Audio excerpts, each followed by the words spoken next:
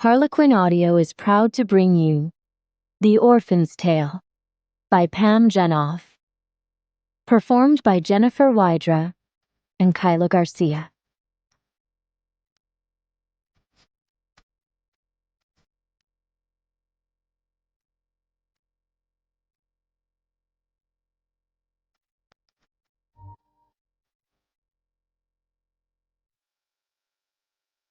Prologue. Paris. They will be looking for me by now. I pause on the granite steps of the museum, reaching for the railing to steady myself. Pain, sharper than ever, creaks through my left hip, not perfectly healed from last year's break. Across the avenue, Winston Churchill, behind the glass dome of the Grand Palais, the March sky is rosy at dusk. I peer around the edge of the arched entranceway of the Petit Palais. From the massive stone columns hangs a red banner 2 stories high. Dieu sans en de magie de cirque. 200 years of circus magic. It is festooned with elephants, a tiger and a clown, their colors so much brighter in my memories. I should have told someone I was going. They would have only tried to stop me, though. My escape, months in the planning since I'd read about the upcoming exhibit in the Times, had been well orchestrated. I had bribed an aide at the nursing home to take the photo I needed to mail to the passport office. Paid for the plane ticket in cash. I'd almost been caught when the taxicab I'd called pulled up in front of the home in the pre-dawn darkness and honked loudly. But the guard at the desk remained asleep. Summoning my strength now, I begin to climb again, taking each painful step one by one. Inside the lobby, the opening gala is already in full swing. Clusters of men in tuxedos and women in evening gowns mingling beneath the elaborately painted dome ceiling.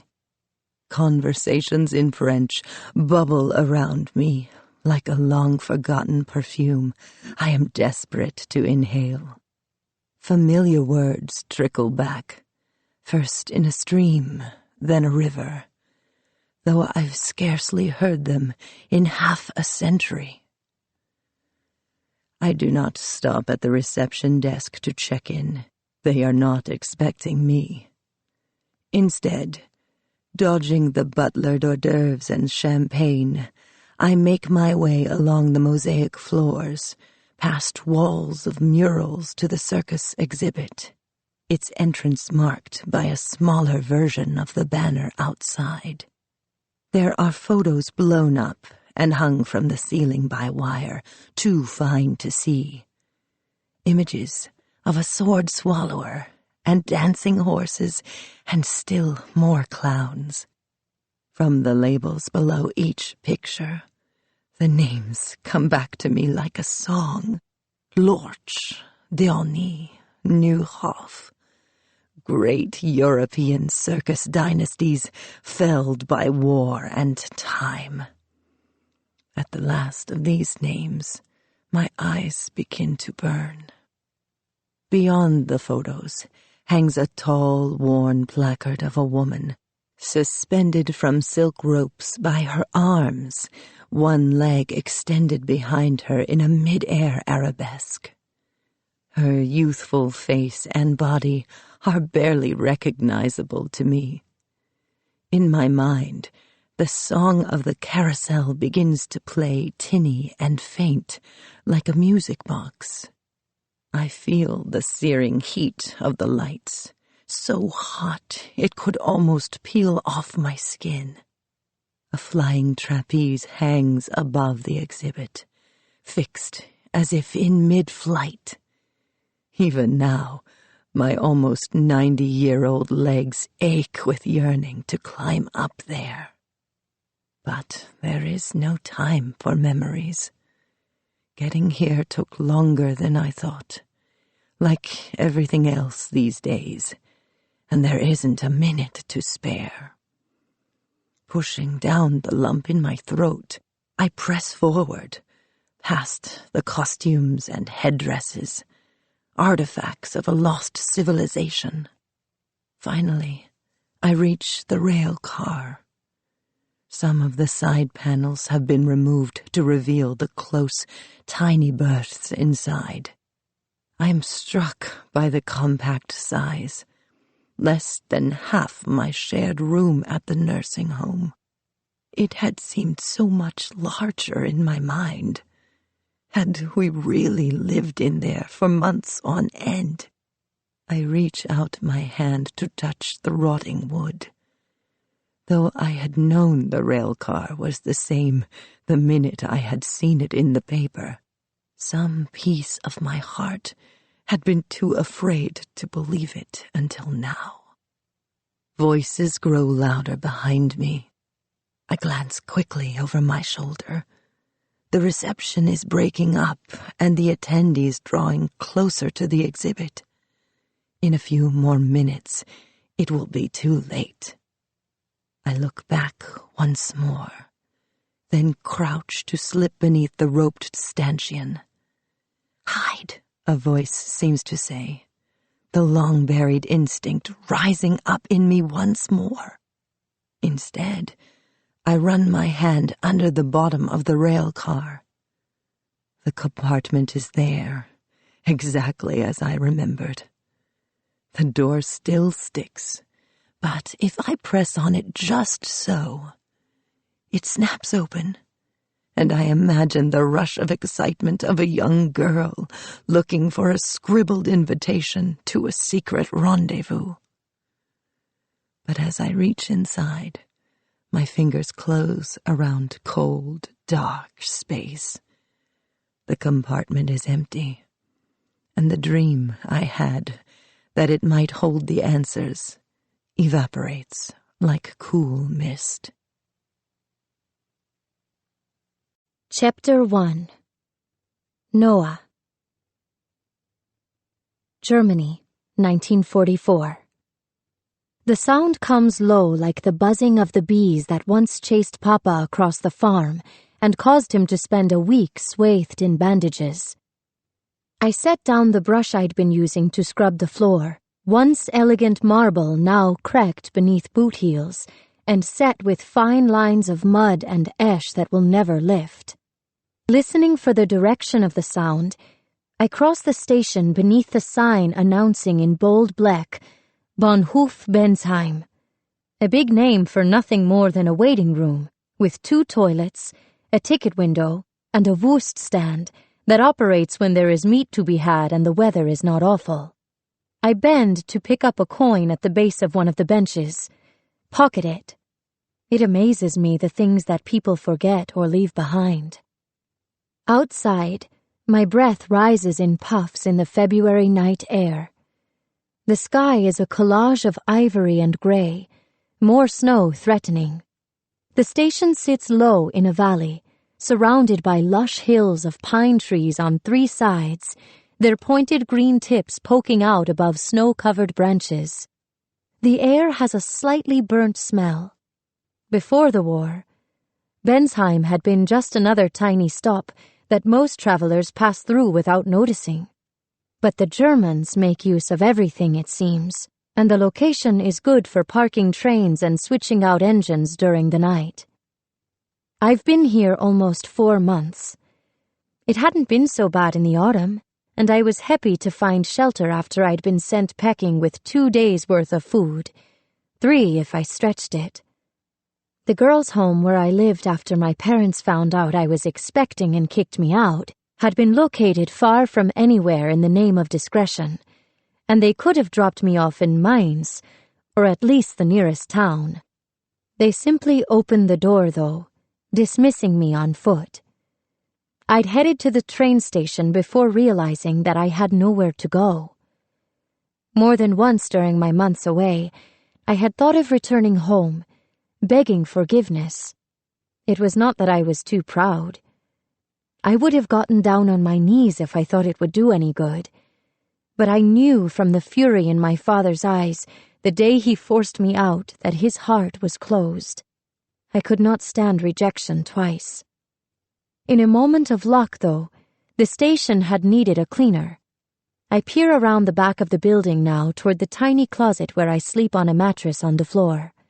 The maternity dress is the same one I wore the day I left the home, except that the full front now hangs limply.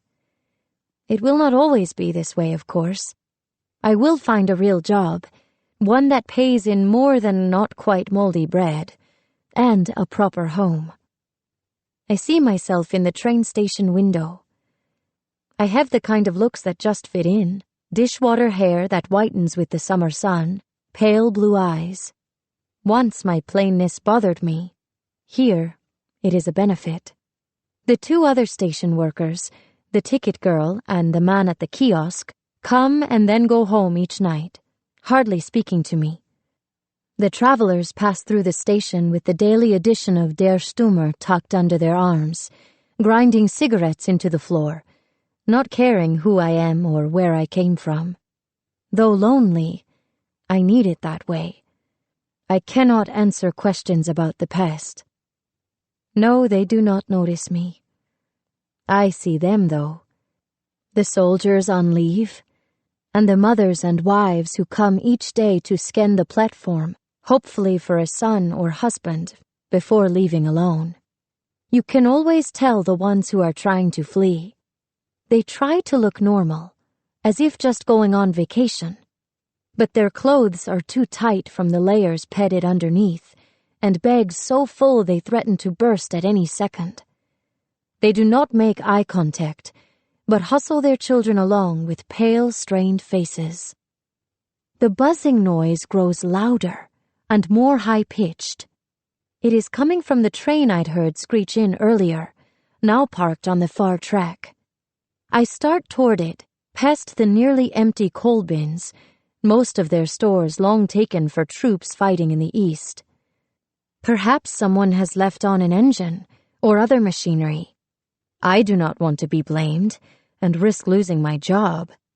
Despite the grimness of my situation, I know it could be worse, and that I am lucky to be here. Lucky.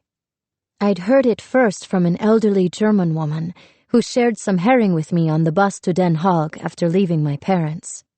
"You are the Aryan ideal," she told me, between fishy lip smacks, as we wound through detours and cratered roads. I thought she was joking. I had plain blonde hair and a little stump of a nose. My body was sturdy, athletic, until it had begun to soften and grow curvy. Other than when the German had whispered soft words into my ear at night, I had always considered myself unremarkable. But now I'd been told I was just right. I found myself confiding in the woman about my pregnancy and how I had been thrown out. She told me to go to Wiesbaden and scribbled a note saying I was carrying a child of the Reich. I took it and went. It did not occur to me whether it was dangerous to go to Germany or that I should refuse. Somebody wanted children like mine. My parents would have sooner died than accepted help from the Germans. But the woman said they would give me shelter. How bad could they be?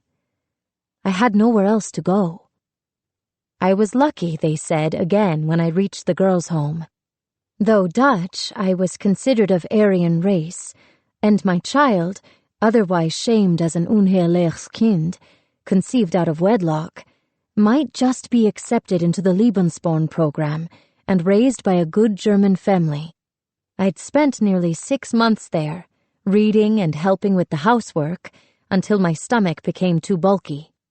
The facility, if not grand, was modern and clean, designed to deliver babies in good health to the Reich.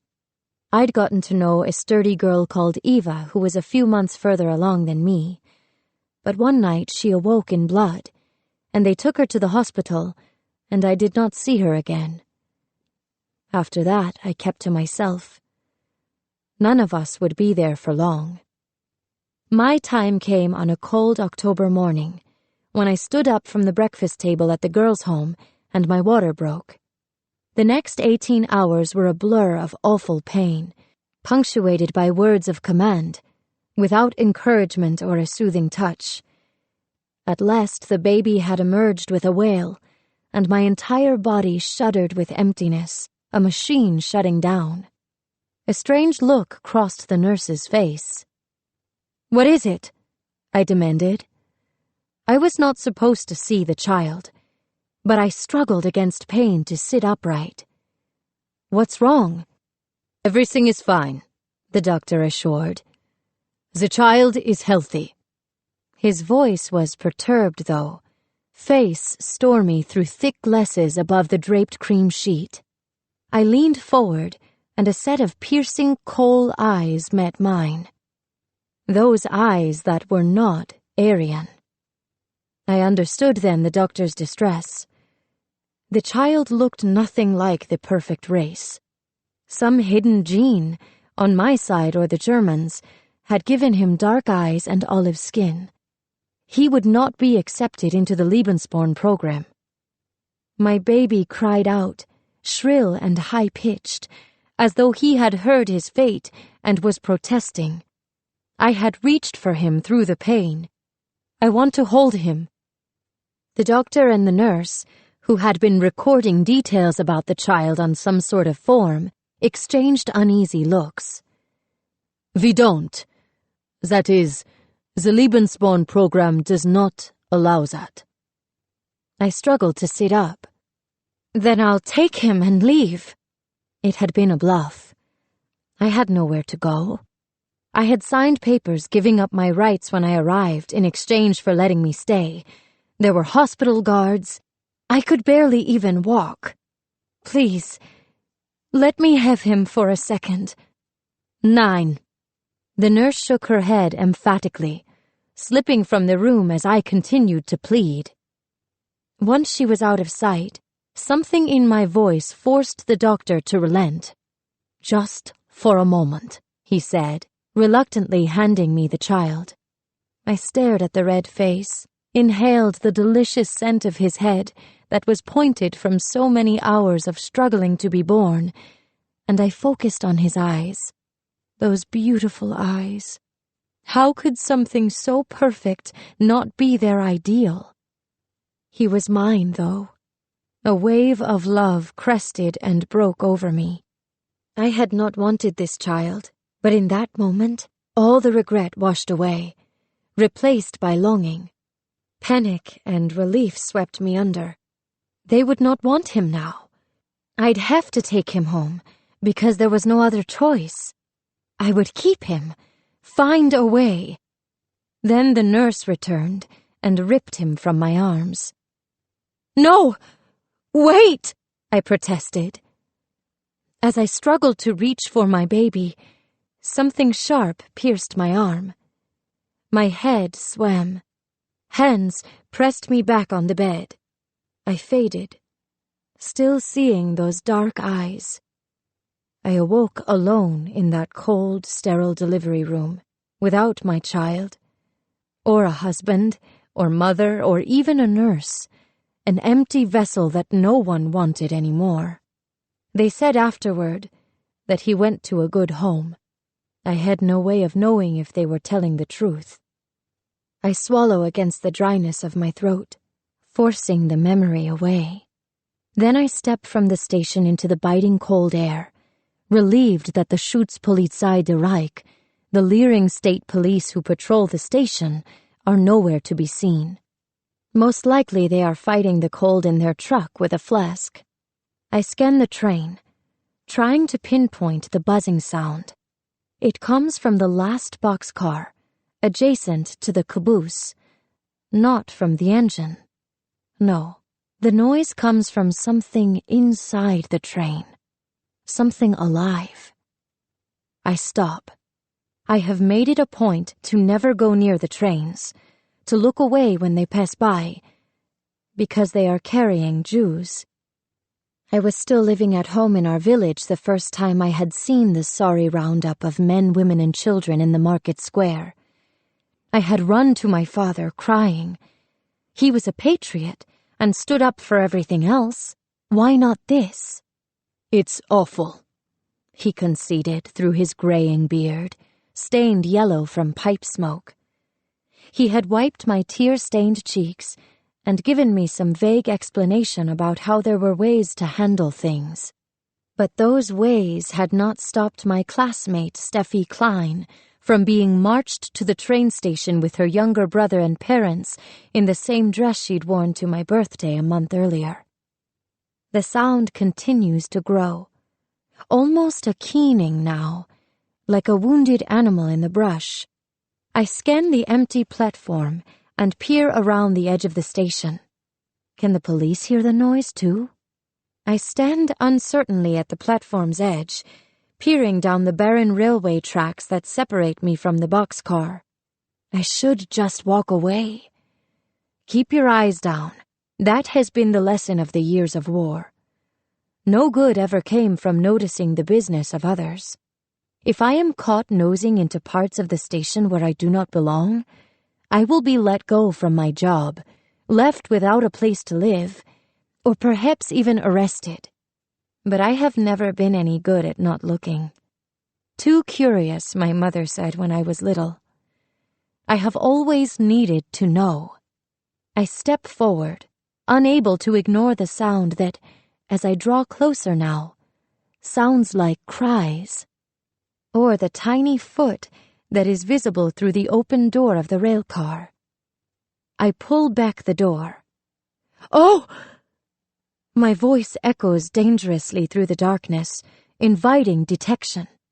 There are babies, tiny bodies, too many to count, lying on the hay-covered floor of the railcar, packed close and atop one another. Most do not move, and I can't tell whether they are dead or sleeping. From amid the stillness, piteous cries mix with gasps and moans like the bleating of lambs. I grasp the side of the railcar, struggling to breathe over the wall of urine and feces and vomit that assaults me. Since coming here, I have dulled myself to the images, like a bad dream or a film that couldn't possibly be real. This is different, though. So many infants, all alone, ripped from the arms of their mothers. My lower stomach begins to burn. I stand helplessly in front of the boxcar, frozen in shock. Where had these babies come from? They must have just arrived, for surely they could not last long in the icy temperatures. I have seen the trains going east for months, people where the cattle and sacks of grain should have been. Despite the awfulness of the transport, I had told myself they were going somewhere like a camp or a village, just being kept in one place. The notion was fuzzy in my mind, but I imagined somewhere maybe with cabins or tents like the seaside campsite south of our village in Holland, for those who couldn't afford a real holiday or preferred something more rustic. Resettlement.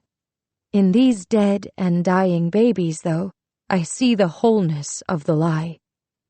I glance over my shoulder. The trains of people are always guarded. But here, there is no one, because there is simply no chance of the infants getting away. Closest to me lies a baby with gray skin, its lips blue. I try to brush the thin layer of frost from its eyelashes, but the child is already stiff and gone. I yank my hand back, scanning the others. Most of the infants are naked or just wrapped in a blanket or cloth, stripped of anything that would have protected them from the harsh cold. But in the center of the car, two perfect pale pink booties stick stiffly up in the air, attached to a baby who is otherwise naked. Someone had cared enough to knit those, stitch by stitch. A sob escapes through my lips. A head peeks out among the others. Straw and feces cover its heart-shaped face.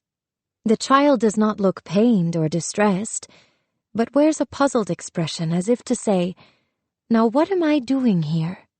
There is something familiar about it. Cold dark eyes piercing through me, just as they had the day I had given birth. My heart swells. The baby's face crumples suddenly, and it squalls. My hands shoot out, and I strain to reach it over the others before anyone else hears. My grasp falls short of the infant, who wails louder. I try to climb into the car, but the children are packed so tightly I can't manage for fear of stepping on one. Desperately, I strain my arms once more, just reaching. I pick up the crying child, needing to silence it. Its skin is icy as I pluck it from the car, naked save for a soiled cloth diaper. The baby, in my arms now, only the second I'd ever held, seems to calm in the crook of my elbow. Could this possibly be my child, brought back to me by fate or chance? The child's eyes close, and its head bows forward. Whether it is sleeping or dying, I cannot say. Clutching it, I start away from the train. Then I turn back. If any of those other children are still alive, I am their only chance. I should take more. But the baby I am holding cries again, the shrill sound cutting through the silence. I cover its mouth and run back into the station. I walk toward the closet where I sleep. Stopping at the door, I look around desperately. I have nothing. Instead, I walk into the woman's toilet, the usually dank smell hardly noticeable after the boxcar. At the sink, I wipe the filth from the infant's face with one of the rags I use for cleaning. The baby is warmer now, but 2 of its toes are blue, and I wonder if it might lose them. Where did it come from? I open the filthy diaper. The child is a boy, like my own had been. Closer now, I can see that his tiny penis looks different from the German's, or that of the boy at school who had shown me his when I was 7. Circumcised. Steffi had told me the word once, explaining what they had done to her little brother. The child is Jewish, not mine. I step back as the reality I had known all along sinks in. I cannot keep a Jewish baby, or a baby at all, by myself and cleaning the station 12 hours a day. What had I been thinking? The baby begins to roll sideways from the ledge by the sink where I had left him. I leap forward, catching him before he falls to the hard tile floor. I am unfamiliar with infants, and I hold him at arm's length now, like a dangerous animal. But he moves closer, nuzzling against my neck. I clumsily make a diaper out of the other rag, then carry the child from the toilet and out of the station, heading back toward the rail car. I have to put him back on the train, as if none of this ever happened. At the edge of the platform, I freeze. One of the guards is now walking along the tracks, blocking my way back to the train. I search desperately in all directions.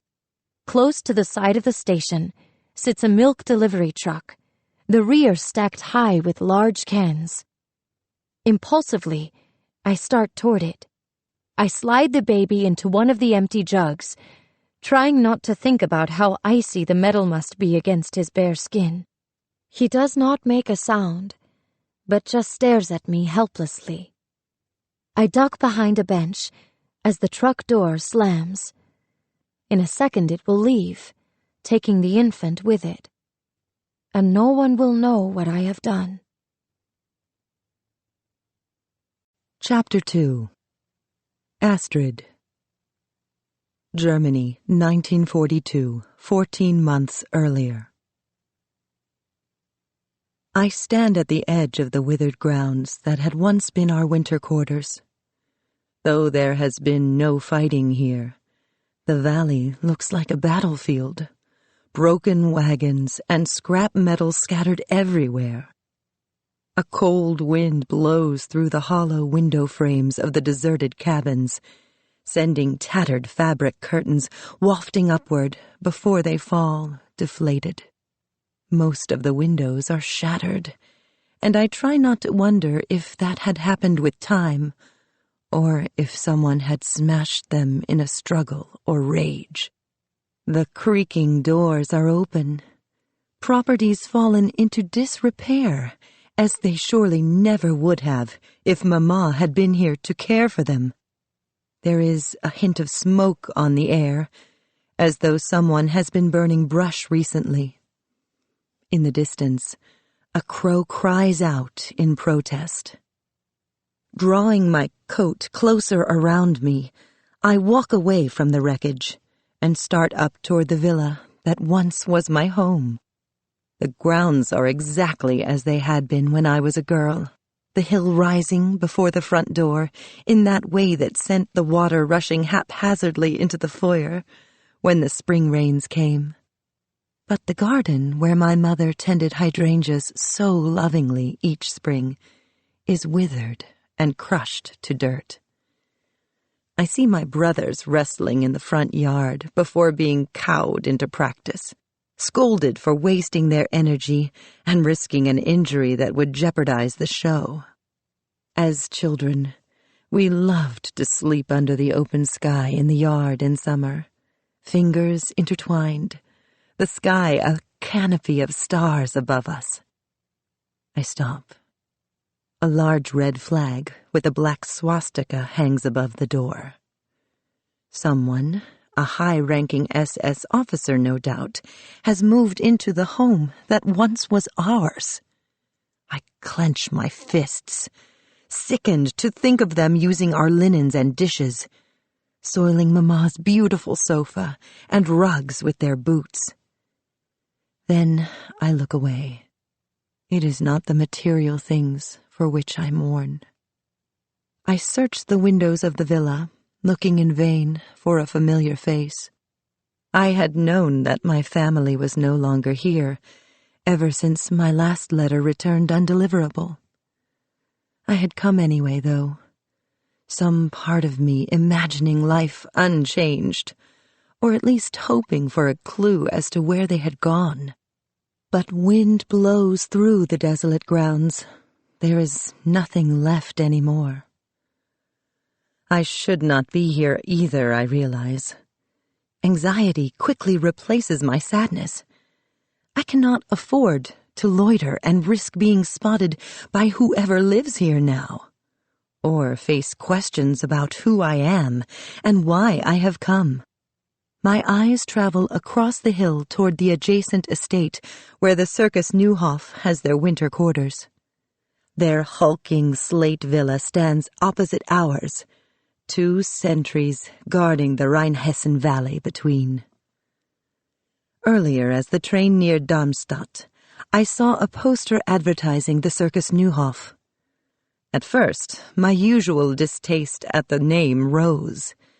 Klempt and Neuhof were rival circuses, and we had competed for years, trying to outdo one another.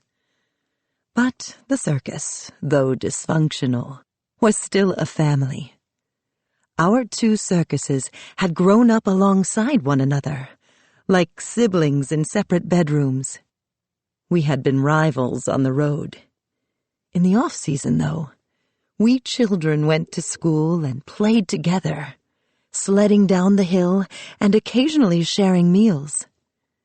Once, when Herr Neuhof had been felled by a bad back and could not serve as ringmaster, we sent my brother Jules to help their show. I have not seen Herr Neuhof in years, though, and he is Gentile, so everything has changed. His circus flourishes, while ours is gone. No, I cannot expect help from Herr Neuhof, but perhaps he knows what became of my family. When I reach the Neuhof estate, a maidservant I do not recognize opens the door. "Guten Abend," I say. "Ist Herr Neuhof here?" I am suddenly shy, embarrassed to arrive unannounced on their doorstep like some sort of beggar. "I'm Ingrid Klempt." I use my maiden name. The woman's face reveals that she already knows who I am, though from the circus or from somewhere else, I cannot tell.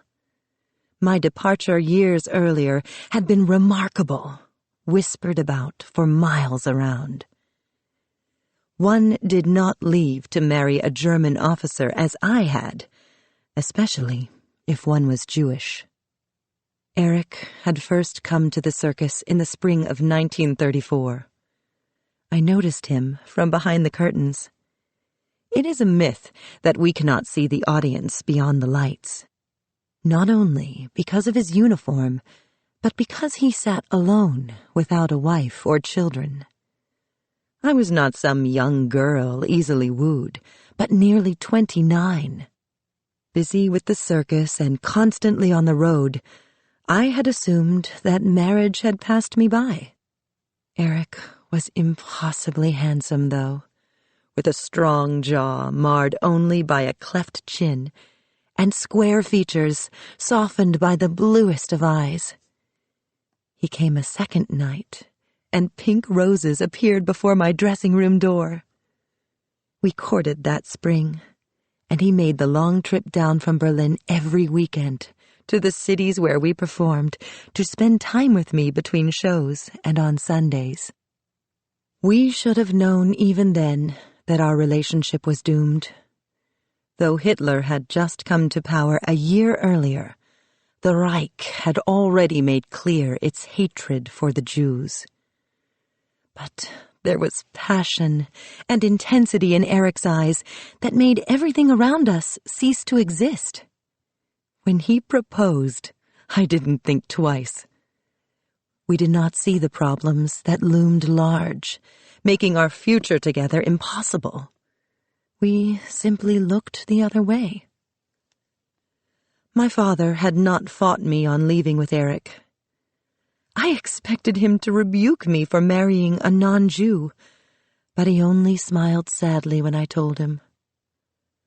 "I always thought you would have taken over the show for me," he'd said, his sad chocolate eyes a mirror of my own behind his spectacles. I was surprised.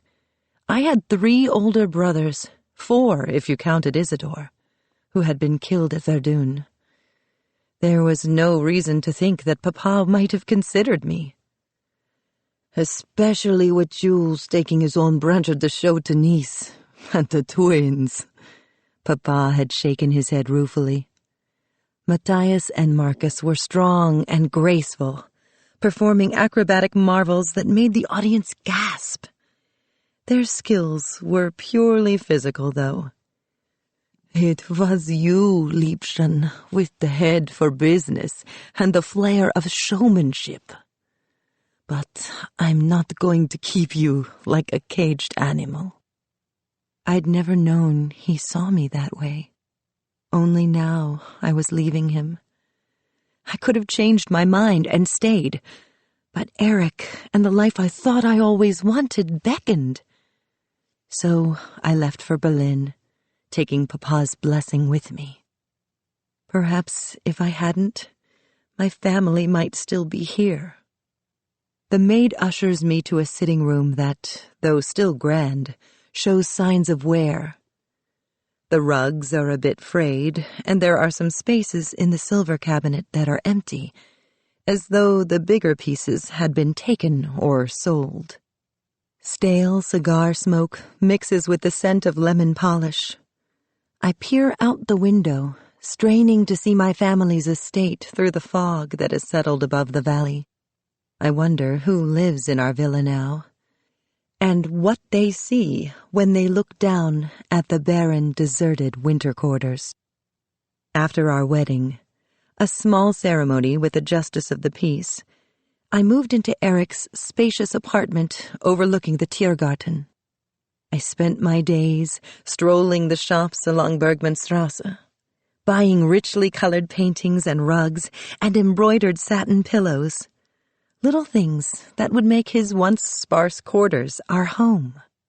Our biggest dilemma was which cafe to frequent for Sunday brunch. I'd been in Berlin for almost 5 years when the war broke out. Eric received a promotion to something I didn't understand, having to do with munitions, and his days became longer. He would come home either dark or moody, or heady with excitement about things he could not share with me. It will all be so different when the Reich is victorious. Trust me. But I didn't want different. I liked our life just as it had been. What was so wrong with the old ways? Things had not gone back to the way they had been, though. Instead, they worsened rapidly. They said awful things about Jews on the radio and in the newspapers. Jewish shop windows were broken and doors painted. My family, I'd fretted to Eric over brunch in our Berlin apartment after I'd seen the windows of a Jewish butcher shop on Orienburgerstrasse shattered. I was the wife of a German officer. I was safe. But what about my family back home? Nothing will hurt them, Ina, he soothed, rubbing my shoulders. If it's happening here, I pressed, then Darmstadt can be no better. He wrapped his arms around me. Shh, there have just been a few acts of vandalism in the city, a showing. Look around you. Everything is fine.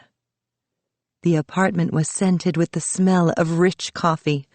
A pitcher of fresh orange juice sat on the table. Surely it could not be so much worse elsewhere. I rested my head on the broad shelf of Eric's shoulder, inhaling the familiar warmth of his neck. The Klempt family circus is internationally known, he reassured. He was right. Our family circus had been generations in the making, born from the old horse shows in Prussia. My great-great-grandfather, they said, had left the Lipizzaner stallions in Vienna to start our first circus. And the next generation had followed, and the one after that, the very oddest sort of family business. Eric continued. That's why I stopped to see the show on my way back from Munich that day. And then I saw you. He pulled me onto his lap. I raised my hand, cutting him off. Normally, I loved his retelling of how we met, but I was too worried to listen. I should go check on them. How will you find them on tour? He asked, a note of impatience creeping into his voice. It was true. Midsummer, they could be almost anywhere in Germany or France. And what would you do to help them? No, they would want you to stay here, safe, with me. He nuzzled me playfully. He was right, of course, I had told myself, lulled by his lips upon my neck. But still, the worry nagged. Then one day, the letter came. Dearest Ingrid, we have disbanded the circus. Papa's tone was matter-of-fact, no plea for help, though I could only imagine his anguish at taking apart the family business that had flourished for more than a century. It did not say what they would do next, or if they would leave, and I wondered if that was by design. I wrote immediately, begging him to tell me what their plans were, if they needed money. I would have brought the whole family to Berlin and fit them into our apartment. But that would have only meant drawing them closer to the danger. In any event, the point was moot. My letter came back unopened. That had been 6 months earlier, and there had been no word. Where had they gone? Ingrid! Herr Neuhoff booms as he enters the sitting room. If he is surprised to see me, he gives no indication. Herr Neuhoff is not as old as my father, and in my childhood memories, he had been dashing and handsome, if portly, with dark hair and a mustache. But he is shorter than I remembered, with a full stomach and just a gray fringe of hair. I rise and start toward him. Then, seeing the small swastika pin on his lapel, I stop. Coming here had been a mistake. 4 appearances, he says hastily. Yes, of course. But I am not sure whether to believe him. I should just go. His face appears genuinely glad to see me, though. I decide to take a chance. He gestures to a chair overlaid with lace, and I sit, perching uneasily. Cognac? He offers. I falter. That would be lovely. He rings a bell, and the same woman who answered the door brings in a tray. One house servant where there used to be many. The Circus Neuhof has not been left untouched by the war. I feign a sip from the glass she offers me. I do not want to be rude, but I need to keep my head about me to figure out where I am going from here. There is no resting place for me in Darmstadt anymore. You've just come from Berlin? His tone is polite, one step short of asking what I am doing here. Yes. Papa wrote that he disbanded the circus. Herr Neuhof's brow creases with his unspoken question. The circus broke up months ago. Why have I come now? More recently, I lost contact, and my letters came back unanswered, I add. Have you heard from them? I'm afraid nothing, he replies. There were only a few of them left at the end. All of the workers had gone. Because it was illegal to work for the Jews. My father had treated his performers and even the manual laborers like family, caring for them when they were sick, inviting them to family celebrations, such as my brother's bar mitzvahs.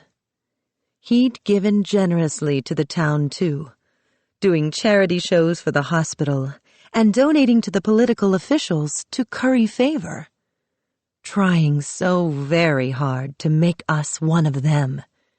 We had nearly forgotten that we weren't. Herr Neuhof continues. I went looking for them, after. But the house was empty. They were gone, though whether they went on their own or something had happened, I couldn't say. He walks to the mahogany desk in the corner and opens a drawer. I do have this. He reveals a kiddush cup, and I rise, fighting the urge to cry out at the familiar Hebrew letters. This was yours, no? I nod, taking it from him. How had he gotten it? There had been a menorah as well, and other things. The Germans must have taken those. I run my finger along the edge of the cup. On the road, my family would have gathered in our rail car just to light the candles and share a bit of whatever wine and bread could be found. A few minutes of just us. I see shoulders pressed close to fit around the tiny table. My brothers' faces illuminated by candlelight. We were not so very religious. We had to perform on Saturdays and had not managed to keep kosher on the road. But we clung fast to the little things. A moment's observance each week. No matter how happy I had been with Eric, some part of my heart always drifted from the gay Berlin cafes back to the quiet Sabbaths. I sink down once more. I should never have left. The Germans still would have put your father out of business, he points out. If I had been here, though, perhaps the Germans would not have forced my family from their home, or arrested them, or done whatever had caused them to not be here any longer. My connection to Eric, which I had held up like such a shield, had in the end proved worthless. Herr Neuhof coughs once, then again, his face reddening. I wonder if he is ill. I'm sorry I can't be of more help, he says when he has recovered. You'll go back to Berlin now? I shift awkwardly. I'm afraid not. It has been 3 days since Eric returned unexpectedly early from work to our apartment. I threw myself into his arms. "I'm so glad to see you," I exclaimed. "Dinner isn't quite ready yet, but we could have a drink." He spent so many nights at official dinners or buried in his study with papers. It seemed like forever since we'd shared a quiet evening together. He did not put his arms around me, but remained stiff. "Ingrid," he said, using my full name and not the pet name he'd given me. "We need to divorce." Divorce? I wasn't sure I had ever said the word before. Divorce was something that happened in a movie or a book about rich people. I didn't know anyone who had ever done it. In my world, you married until you died. "Is there another woman?" I croaked, barely able to manage the words. Of course there was not. The passion between us had been unbreakable until now. Surprise and pain flashed over his face at the very idea. No. And in that one word, I knew exactly the depths of his love, and that this awful thing was hurting him. So why would he even say it? "The Reich has ordered all officers with Jewish wives to divorce," he explained. How many, I wondered, could there possibly be? He pulled out some documents and handed them to me, with smooth, strong hands. The papers carried a hint of his cologne. There was not even a spot for me to sign. My agreement or disagreement irrelevant. It was fait accompli. "It has been ordered by the Führer," he adds. His voice was dispassionate, as though describing the day-to-day matters that went on in his department. "There is no choice." "We'll run," I said, forcing the quaver from my voice. "I can be back in half an hour." Improbably, I lifted the roast from the table, as though that was the first thing I would take. "Bring the brown suitcase." But Eric stood stiffly, feet planted. "What is it?" "My job," he replied. "People would know I was gone." He would not go with me. The roast dropped from my hands, plate shattering, the smell of warm meat and gravy wafting sickeningly upward. It was preferable to the rest of the immaculate table, a caricature of the perfect life I thought we'd had. The brown liquid splattered upward against my stockings, staining them. I jutted my chin defiantly. "Then I shall keep the apartment." But he shook his head, reaching into his billfold and emptying the contents into my hands. "You need to go now." Go where? My family was all gone. I did not have papers out of Germany. Still, I found my suitcase and packed mechanically, as if going on holiday. I had no idea what to take.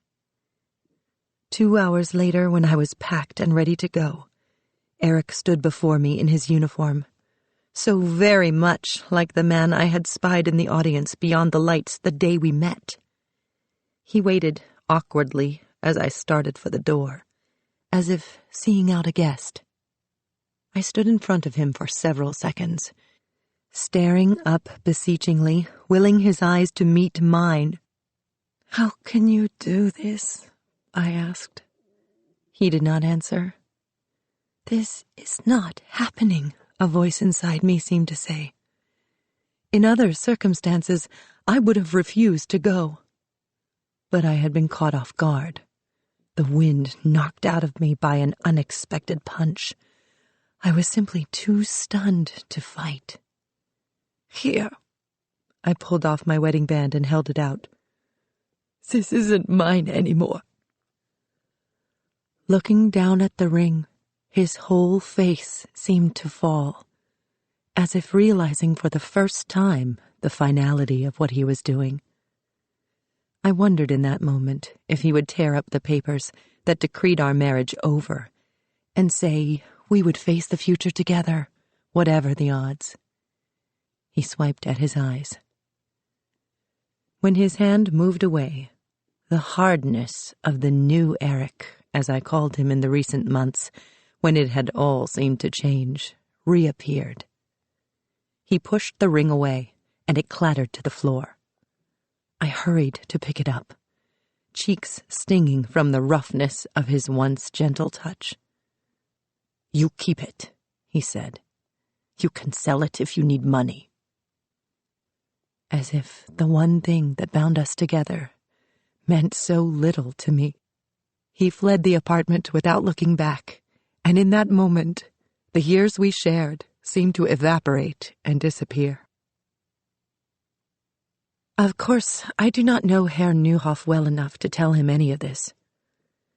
"I've left Berlin for good," I say, firmly enough to foreclose further discussion. I run my finger over my wedding band, which I had put on once more as I'd left Berlin, so as to attract less attention while traveling. "So where will you go?" Herr Neuhoff asks. I do not answer. "You should leave Germany," he adds gently. Leaving. It was the thing that no one talked about anymore. The door that had closed. I'd heard Mama suggest it once, years earlier, before things had gotten bad. Then the idea had seemed laughable.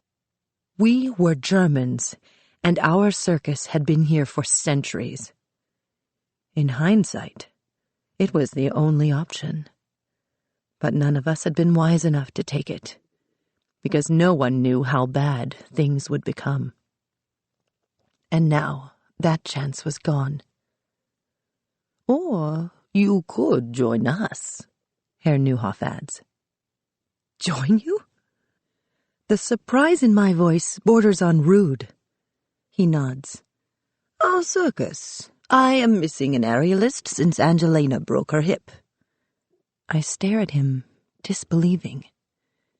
Though the seasonal workers and even performers might transfer between circuses, one circus family working for another is unheard of. I can no more imagine myself part of the Circus Neuhoff than a leopard changing its spots. The suggestion makes sense, though, and the way he phrases it does not sound as if he is offering me charity, but rather that I would be filling a need. Still, my spine stiffens. I couldn't possibly. To stay here would mean being beholden to Herr Neuhoff, another man. After Eric, I will never do that again. "Really, you would be doing me a huge service." His voice is sincere. I am more than just a spare performer. Having a Klimt join his circus, well, that would be something. At least to the older folks who remembered our act at its heyday. With my name and reputation as an aerialist, I am like a collectible, an item to be had. "I'm a Jew," I say. To employ me now would be a crime. Why would he take on such danger? "I'm aware." His mustache twitches with amusement. "You are circus folk," he adds quietly. That transcends all else. Still, my doubts linger. "You have SS living next door now, don't you? It will be so dangerous." He waves his hand, as if this is of no consequence. "We'll change your name."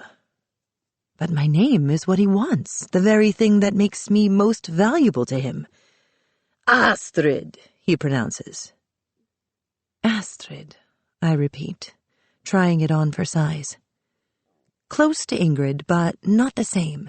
And it sounds Scandinavian, vaguely exotic. Perfect for the circus. "Astrid Sorrel." His eyebrows rise. "Wasn't that your husband's surname?" For a second, I falter, surprised that he had known. Then I nod. Eric had taken everything from me, but that he would never know. Plus, I could use your good sense about the business, he adds. It's only me and Emmett. Herr Neuhoff had been dealt a cruel blow. In the circus, large families are the norm. Ours had 4 brothers, each more handsome and talented than the next. But Herr Neuhoff's wife had died birthing Emmett, and he had not remarried, leaving him alone with just one shiftless heir who had neither the talent to perform nor the head to run the business. Instead, Emmett spent his time gambling in the cities on tour and ogling the dancing girls. I shudder to think what might become of this circus when his father is gone. So, you'll stay? Herr Neuhoff asks. I consider the question. Our 2 families had not always gotten along. My coming here today had been a change. We were rivals, more so than allies, until now.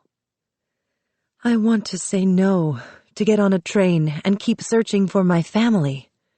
I've had enough of depending on others.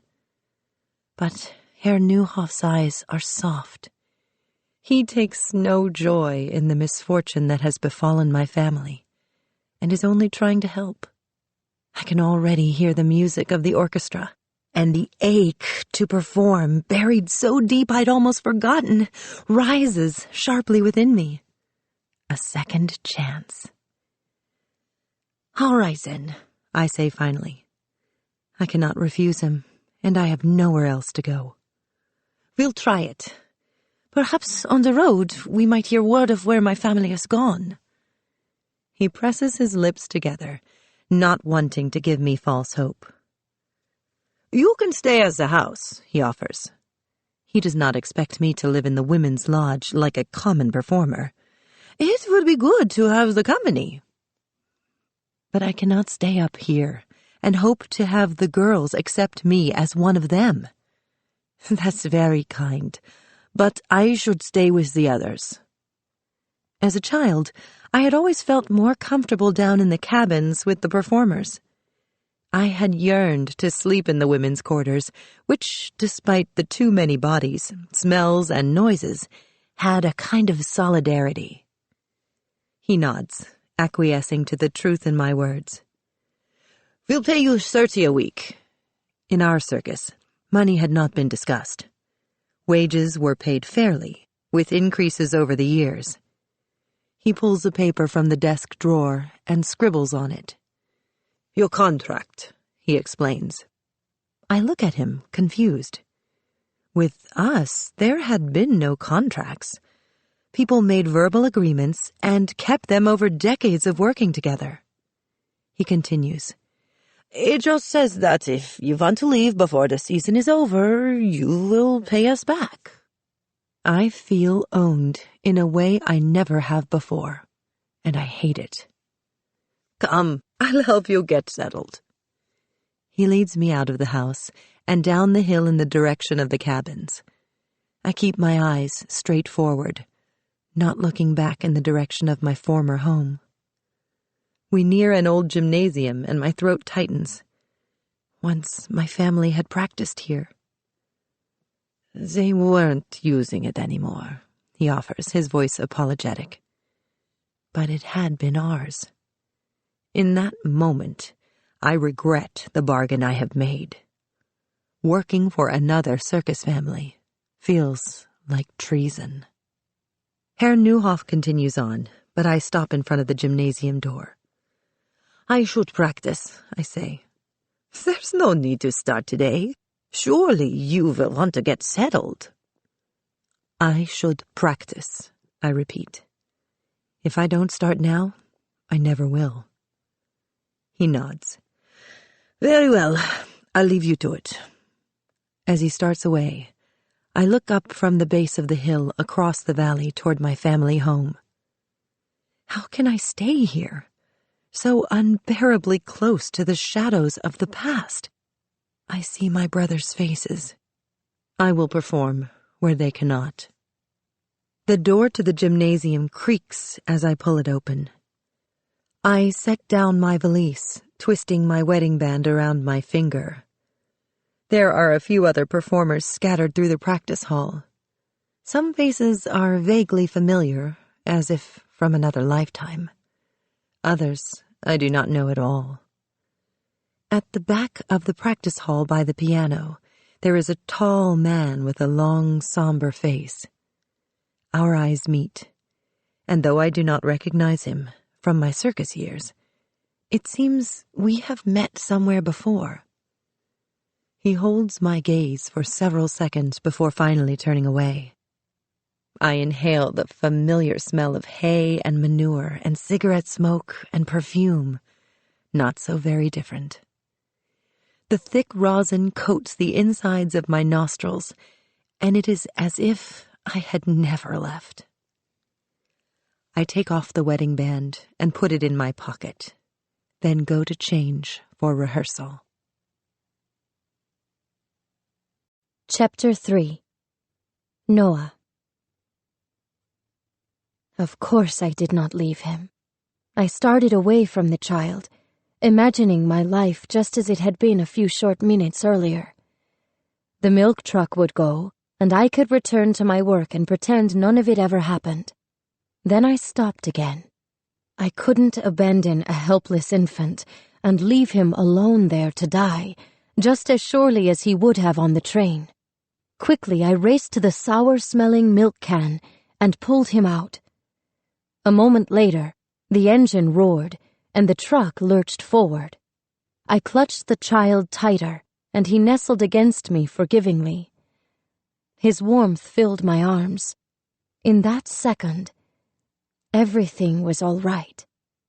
The policeman near the train yelled something I couldn't make out. A second guard appeared on the station platform, holding a snarling Alsatian on a leash. In my panic, I jumped, and the child nearly slipped from my arms. Tightening my hold on him, I ducked around the corner as they raced past me to the train. They couldn't have possibly noticed one baby missing amid so many. They were pointing, though, from the boxcar door I left open in my haste to my telltale footprints in the snow. I ran desperately into the station, toward the closet where I slept. At the back of the closet, there was a rickety ladder leading to the attic. As I reached for it, my foot tangled around a threadbare blanket on the floor. Shaking it off, I started to climb the ladder. But I had only one arm to hold on, and I slipped from the second rung, nearly dropping the baby, whose wail rang out, threatening to expose us. Recovering, I started upward again. The voices grew louder, broken by a sharp bark. I reached the attic, a space with a low ceiling smelling of dead rodents and mold. I hurried through the tangle of empty boxes toward the lone window. My nails ripped as I pried it open. A blast of icy air smacked my face. I leaned forward and put my head through the window, but it was too small. I could not make it past my shoulders. Below, I heard the guards, inside the building now. I pushed the baby quickly through the window and placed him on the sloping, snow-covered roof that overhung the station platform. I steadied him there, praying he did not roll downward or cry out from the iciness against his skin. I closed the window and hurried down the attic steps, grabbing my broom. As I walked out of the closet, I nearly slammed into one of the guards. "Guten Abend," I stammered, forcing myself to meet his eyes. He did not respond, but stared at me piercingly. "Entschuldigen Sie bitte." Excusing myself, I walked around the guard, feeling his eyes on me, bracing for his command to stop. I slipped outside and pretended to sweep the coal-tinged snow from the platform until I was sure he wasn't watching me. Then I raced around the side of the station, staying close to the shadow of the building. I looked up at the low roof, searching for a foothold to reach it. Finding none, I climbed the drain pipe, iciness soaking through my torn tights. As I neared the top, my arms burned. I reached up, praying that the infant was still there, but my fingers closed around emptiness. My stomach dropped. Had the Germans found the baby? I stretched again, arms straining farther, and finding a bit of cloth. I pulled on it, trying to draw the child toward me. But he rolled past my fingertips. I reached for him frantically, grabbing the edge of the cloth diaper just before he fell. I drew him close to me and scampered down, nearly slipping myself as I struggled to hold on with one hand. At last I reached the ground and tucked the baby securely in my coat. But the Germans were just around the corner, their voices close and angry. Not daring to linger another second, I ran, footsteps breaking the smoothness of snow. Hours have passed since I fled the station. I don't know how many, only that it is deepest night and snowing again, the sky a muted gray. Or it would have been, if I could look up. The storm has grown heavier, though, sharp bits of ice cutting at my eyes and forcing me to tuck my chin once more. I'd gone in the direction away from the hills and toward the shelter of the woods, but the ground that appeared flat in the distance rolls and dips, straining my legs. I cling instead to a smoother path that runs too close to the edge of the forest. I glance nervously at the narrow road that runs parallel to the trees. So far, it has thankfully remained deserted.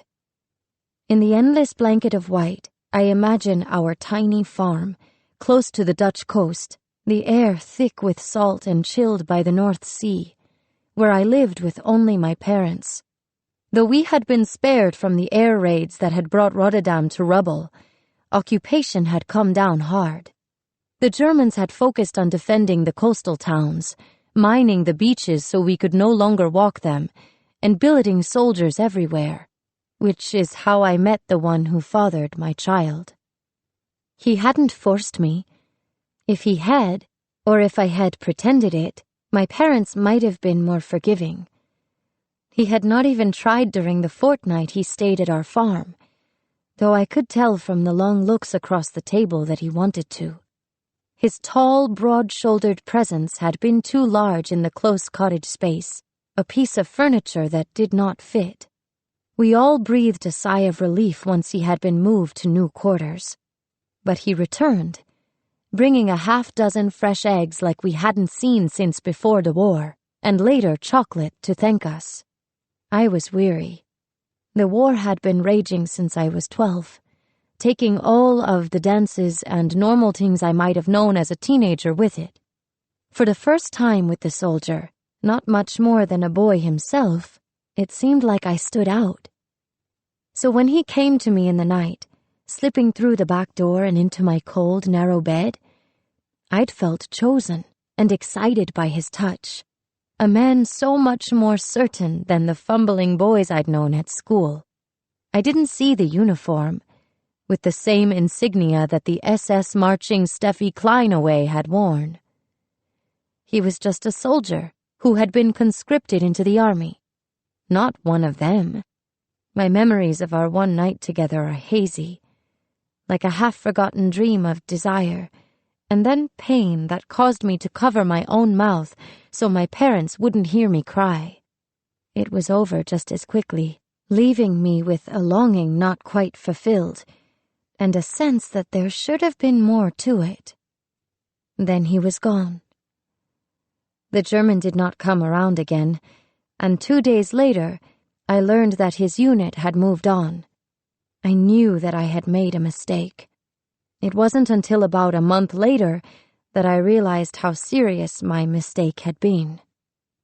The end came without warning, on a spring day warmer than most. Morning sun bathed our seaside village of Scheveningen, and gulls called to one another above the inlet. Lying in my bed, it had almost been possible to forget about the war for a few minutes. Then my bedroom door swung open, and the knowledge of the truth raged in my father's bulging eyes. "Out!" I stared at him in disbelief. How could he possibly have known? I had told no one. I had not expected to be able to keep it a secret forever, but surely for another month or so, long enough to figure out what to do. Mama, who had walked in while I was dressing a few days earlier, must have seen the slight curve of my stomach. The rest, the timing of when the German had been with us, would not have been so very hard to figure out. Papa was proud and staunchly Dutch, with a limp from the Great War to prove it. My affair with the German was the greatest betrayal. Surely, though, he did not mean for me, his only daughter and just 16, to leave. But the same man who had once laced my boots and carried me on his shoulders now unrelentingly held the door open for me to walk through a final time. I braced for him to strike me or berate me further, but he simply pointed to the door. "Go." His eyes did not meet mine. "No!"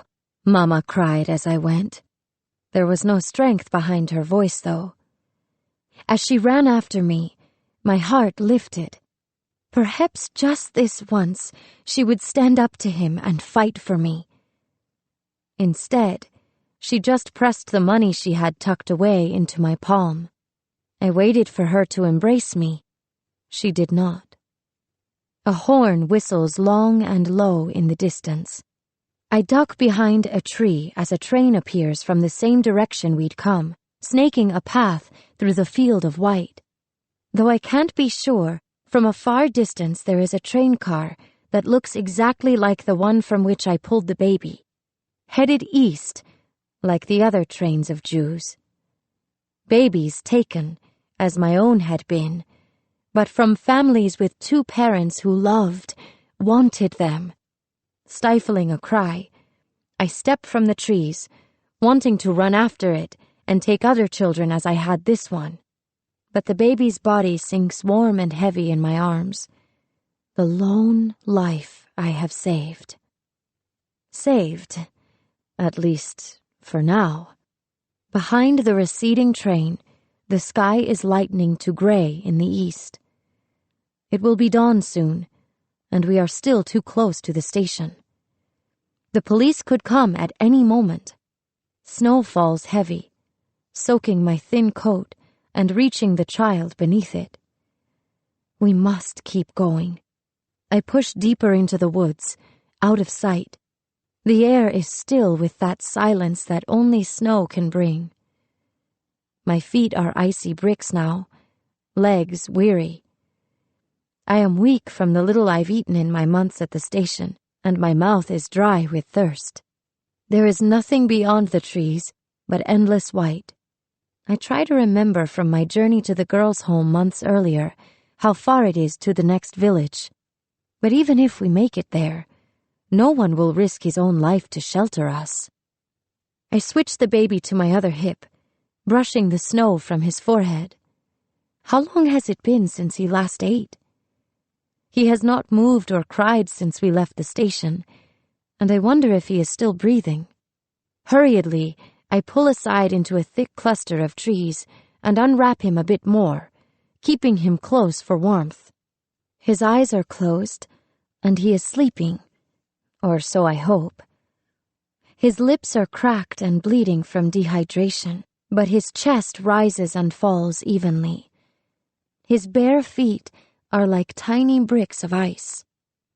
I scan the forest desperately, remembering the other babies on the train.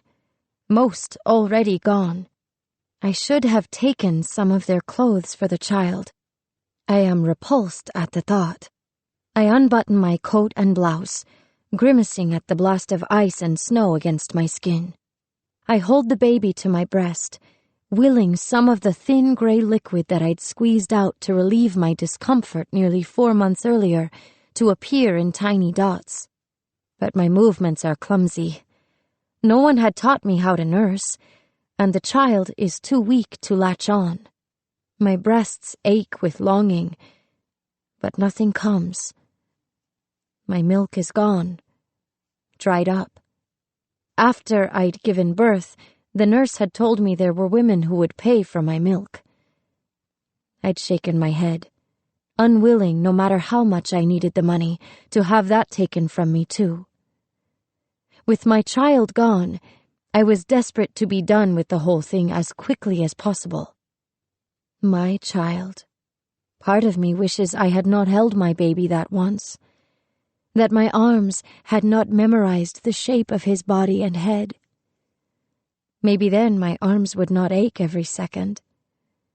Once I had considered what I would have called him, but as names appeared in my mind, a knife of pain shot through me, and I had clamped down on the thought. I wonder what he is called now. Praying he had reached people who cared enough to give him a really good, strong name. Pushing thoughts of my own child aside, I study the baby in my arms. His face is squared off a bit around the full cheeks and perfectly pointed at the chin. The shape is distinct, and I just know there is a whole family out there. Please let them still be out there, with faces exactly that same shape. Something crackles behind me in the distance beyond the trees. I turn back, squinting to see through the falling snow, but the way we've come is obscured by the tangle of branches and brush. My heartbeat quickens. It might be a car engine. Though we are well hidden by the trees now, there is a road not far from the edge of the woods. If the police followed us, my footprints in the snow would easily lead them here. I hold my breath, feeling like a hunted animal as I strain to listen through the stillness for voices or other sounds. Nothing, at least for now. Closing my coat, I press forward through the trees. I hold the baby clumsily in one arm, using the other to clear a low branch in front of us. Snow shakes from it and falls down the collar of my coat, icy and wet.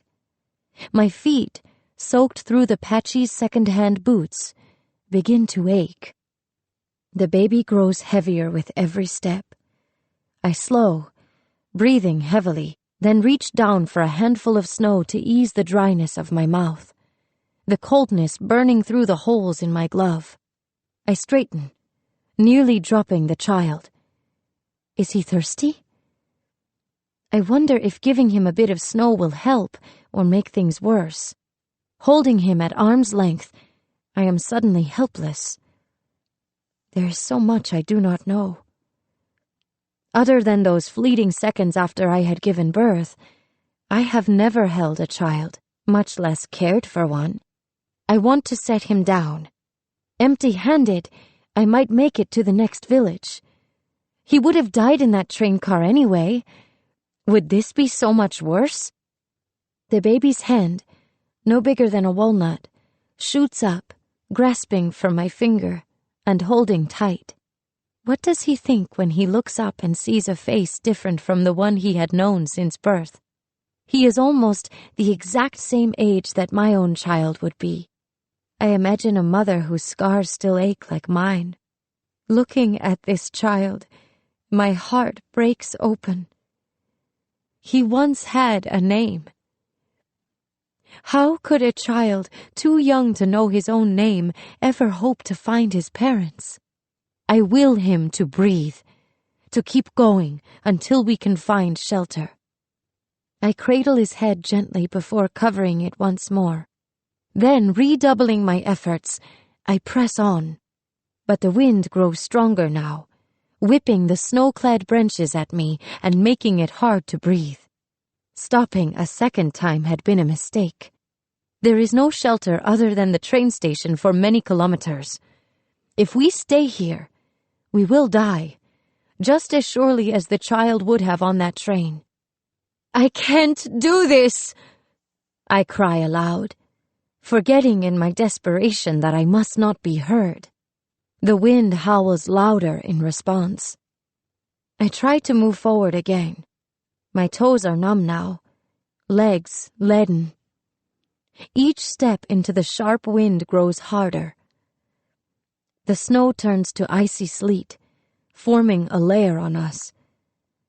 The world around us has turned strangely gray at the edges. The child's eyes are closed, and he is resigned to the fate that has always been his. I take a step forward, and stumble, and stand again. "I'm sorry," I say, unable to hold him any longer. Then I fall forward, and everything goes black. Chapter 4. Astrid. The squeak of a doorknob turning, hands pressing against hard wood. At first, they seem part of a dream I cannot quite make out.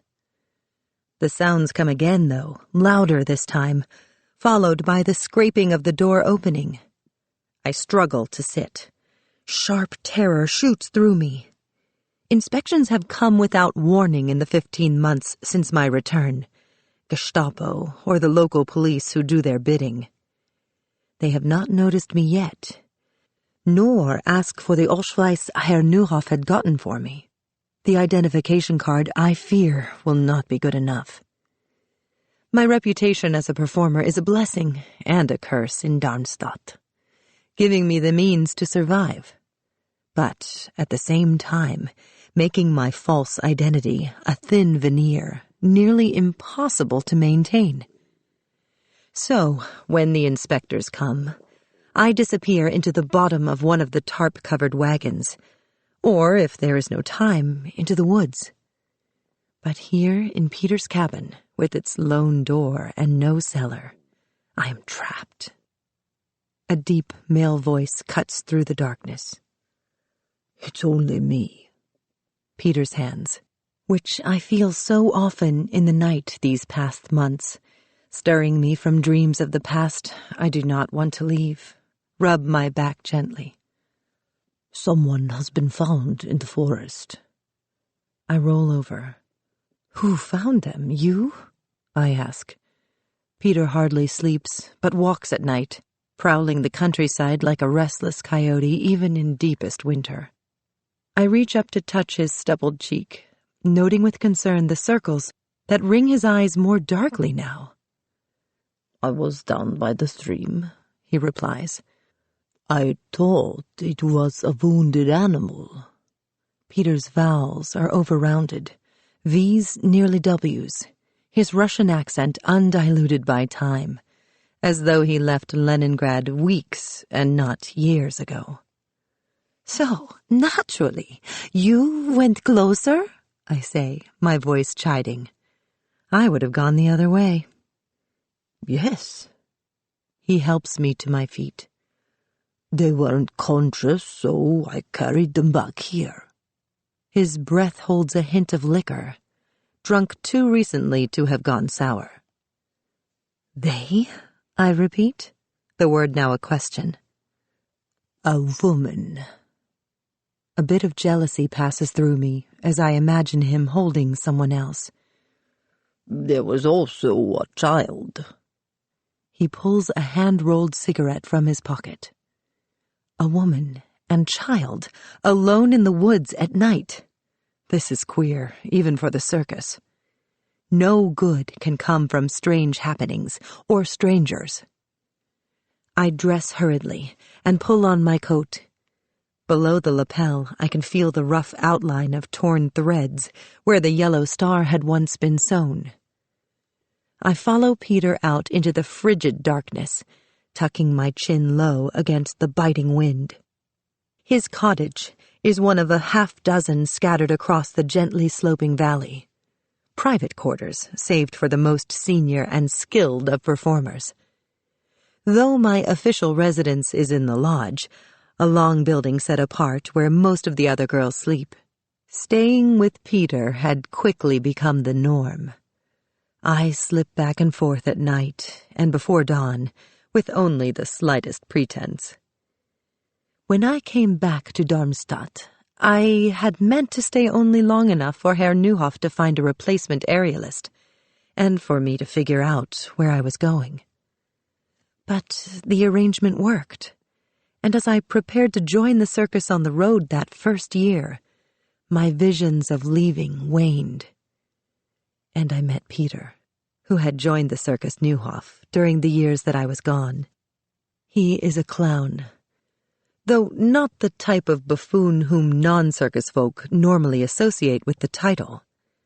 His performances are original and elaborate, and they combine comedy, satire, and irony with an artistry that even I have never seen before. I had not expected to be with anyone again, much less fall in love. Peter is a decade older and different from the rest of the performers. He had been born to the Russian aristocracy when there was one. Some said he was the cousin of Tsar Nicholas. In another life, we never would have met. The circus is a great equalizer, though. No matter class or race or background, we are all the same here, judged on our talent. Peter fought in the Great War. He had not sustained injuries, at least none that were visible, but there is a kind of melancholy that suggested he has never recovered.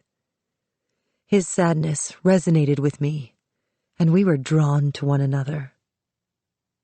I start toward the women's lodge. Peter shakes his head and guides me in a different direction. Up there. The light of his cigarette gleams like a torch as he inhales. The newcomers are at Herr Neuhoff's villa, also rather unusual. They can't stay, I whisper, though there is no one else around to hear. Of course not, Peter replies. Just temporary shelter so they wouldn't die from the storm. His shadow looms over me. It is not only Peter's sorrow that makes his greatness as a clown so improbable. He told me once that the first time he had tried to join a circus, they sent him away, saying he was too tall to be a clown.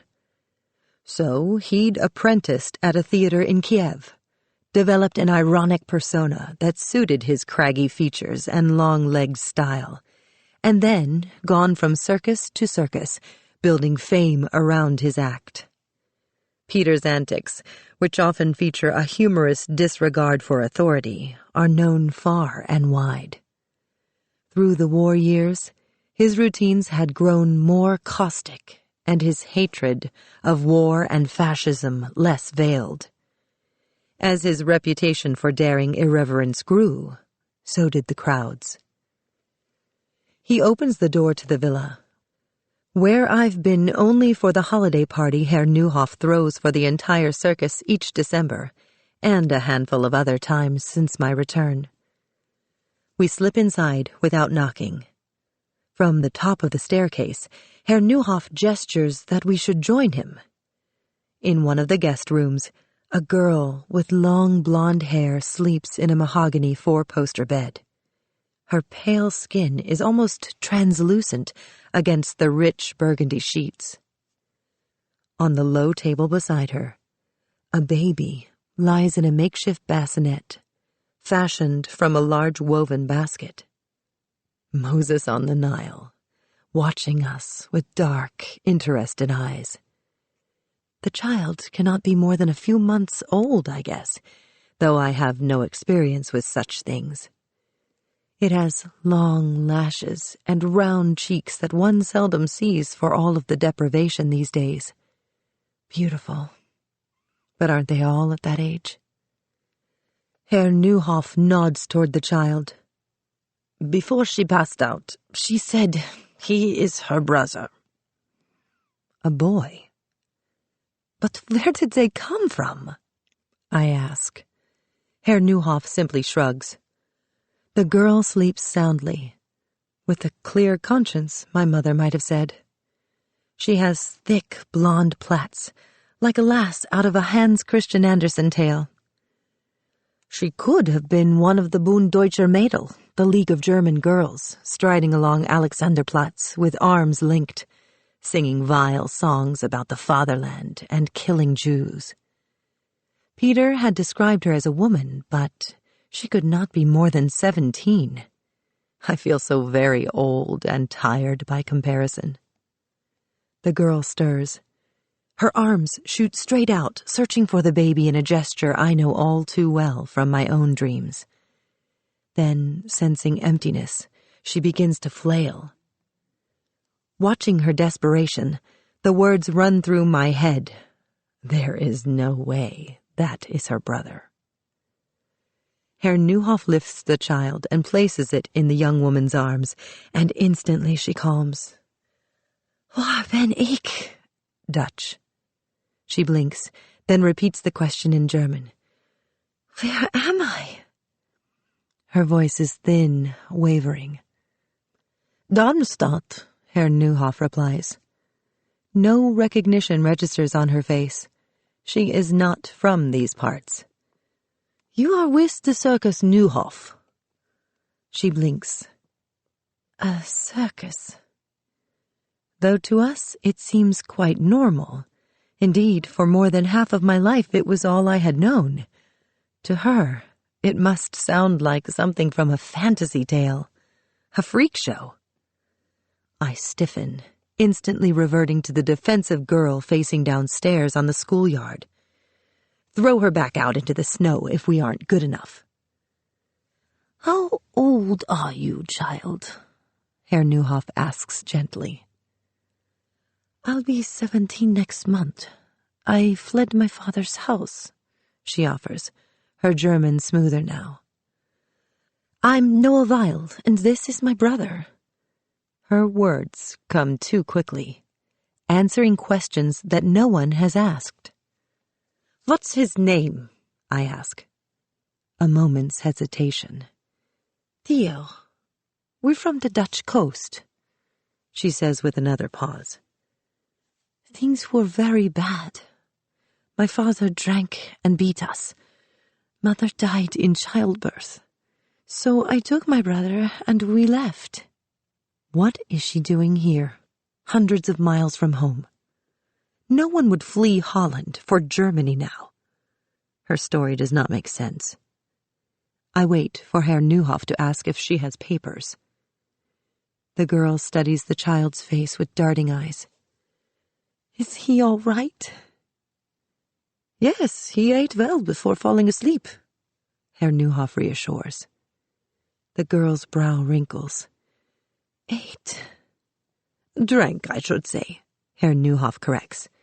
Some formula or cook made from sugar and honey. Surely the girl would know that if she had been caring for the child. I step back toward Peter, who reclines in a chair by the door. She's lying, I say in a low voice. The fool girl had probably gotten pregnant. One does not speak of such things, though. Peter shrugs with detachment. She must have her reasons for running. We all do. You are welcome to stay, Herr Neuhoff says. I stare at him dumbfounded. What can he be thinking? He continues. You'll have to work, of course, when you're well enough. Of course. The girl sits up, spine stiffening at the suggestion that she might expect charity. I can clean and cook. I scoff at her naivete, imagining her in the cookhouse making pancakes and peeling potatoes by the hundreds. Herr Neuhoff waves his hand. Cooks and cleaners we have. No, with your looks, that would be a waste. I want you to perform. Peter shoots me a puzzled look. New performers are recruited from across Europe and beyond. The spots are competitive and hard-fought, possible only with a lifetime of training. One does not simply find talent on the street or in the forest. Herr Neuhoff knows that. He turns to me. You need a new aerialist, yes? Over his shoulder, the girl's eyes widen. I hesitate. Once the act might have had a dozen or more aerialists, throwing parallel passes and somersaulting past one another in midair. But we have only 3 now. And since my return, I'd been largely reduced to the Cordelice and Spanish Web. Of course, but she has never performed. I can't simply teach her the flying trapeze. Perhaps she could ride a horse or sell programs. There are dozens of easier jobs she can do. What is making Herr Neuhoff think that she can perform? Usually I can scout talent a mile away.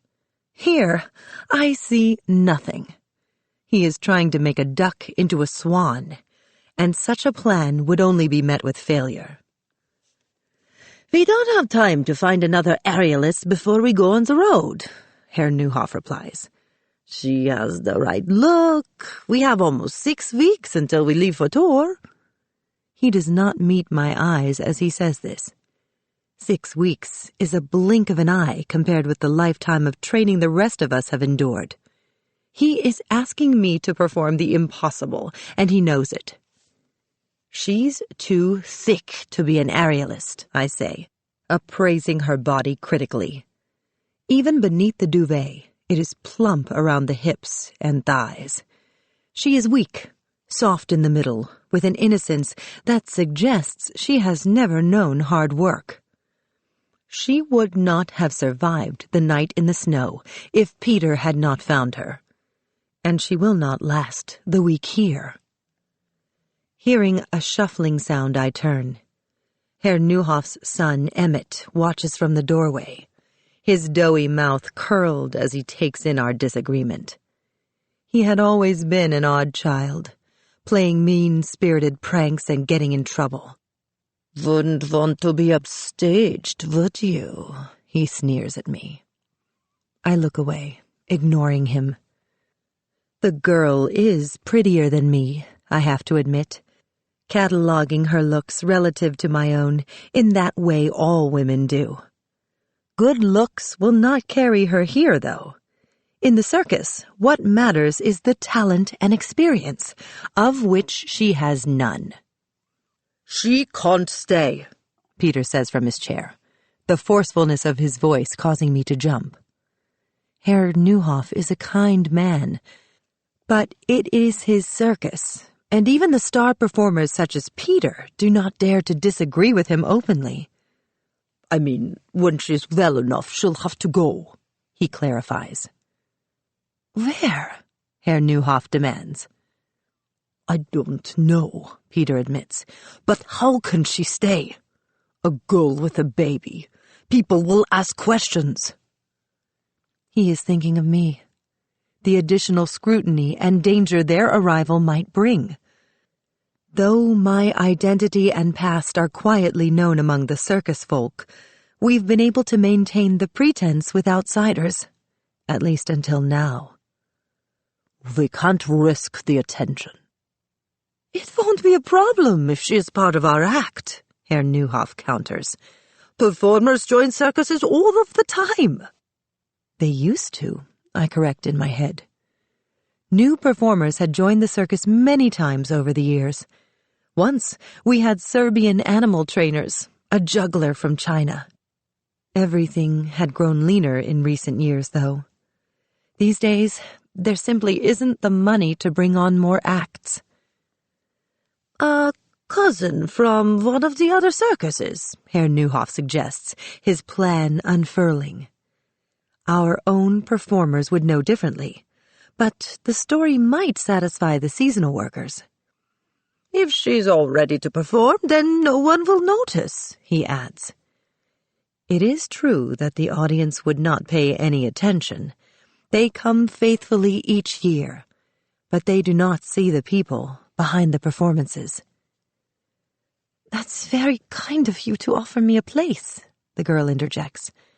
She struggles to rise from the bed without letting go of the baby, but the very effort seems to wind her, and she leans back once more. But we wouldn't want to be a burden. As soon as we've rested and the weather breaks, we'll be on our way. I can see the panic in her eyes. They have nowhere to go. Vindicated, I turn to Herr Neuhoff. You see, she can't do it. I didn't say that. The girl straightens again, lifting her chin. I'm a hard worker, and I'm sure that with enough training, I can. Suddenly, she seems eager to prove herself, where a minute earlier she had not even wanted to try. A kind of defiance I recognize from myself. I wonder if she even knows what she is getting herself into. "But we can't possibly have her ready," I repeat, searching for another argument to persuade him that this will not work. "You can do this, Astrid." There is a new forcefulness to Herr Neuhoff's words. He stops a step short of ordering, instead willing me to agree. "You found shelter here. You need to do this." His eyes burn into me. So, this is how my debt is to be repaid. The whole circus has risked themselves to hide me. Now I am to do the same for this stranger. His face softens. "Two innocents. If we do not help them, they will surely die. I won't have that on my hands." He could no sooner turn her and the baby away than he could have me. My eyes meet Peter's, and he opens his mouth to protest once more that we would be risking everything. But then he closes it, knowing as I do that arguing further will do no good. "Fine," I say at last. There are limits to what Herr Neuhoff can ask of me, though. 6 weeks, I say. I will try to have her ready by the time we go on the road, and if not, then she must leave. It is the most I have ever stood up to him, and for a second, it is as if we are equals once more. But those are bygone days. I meet his stare, willing myself not to blink. "Agreed," he relents, surprising me. "We start tomorrow at dawn," I pronounce. 6 weeks or 6 years, it does not matter. She will not be able to do it. The girl watches me closely, and I wait for her to protest. She remains silent, though, a hint of gratitude in her wide, fearful eyes. "But she was nearly frozen," Herr Neuhoff protests. "She's exhausted. She needs time to recover." "Tomorrow," I insist. She will fail, and we will be done with her. Chapter 5. Noah. She comes for me before dawn. I am already awake, wearing a dressing gown that is not my own. Moments earlier, I bolted upright, shaken. I dreamed that I had gone back to the railcar at the station a second time, not just to save more babies, but because I somehow knew that my own child was among them. But when I pulled open the door to the train car, it was empty. I reached into the pitch blackness and shrieked as my arms closed around nothing. I'd awoken from the dream, hoping I had not screamed aloud and startled others in the strange house. I fought to close my eyes again.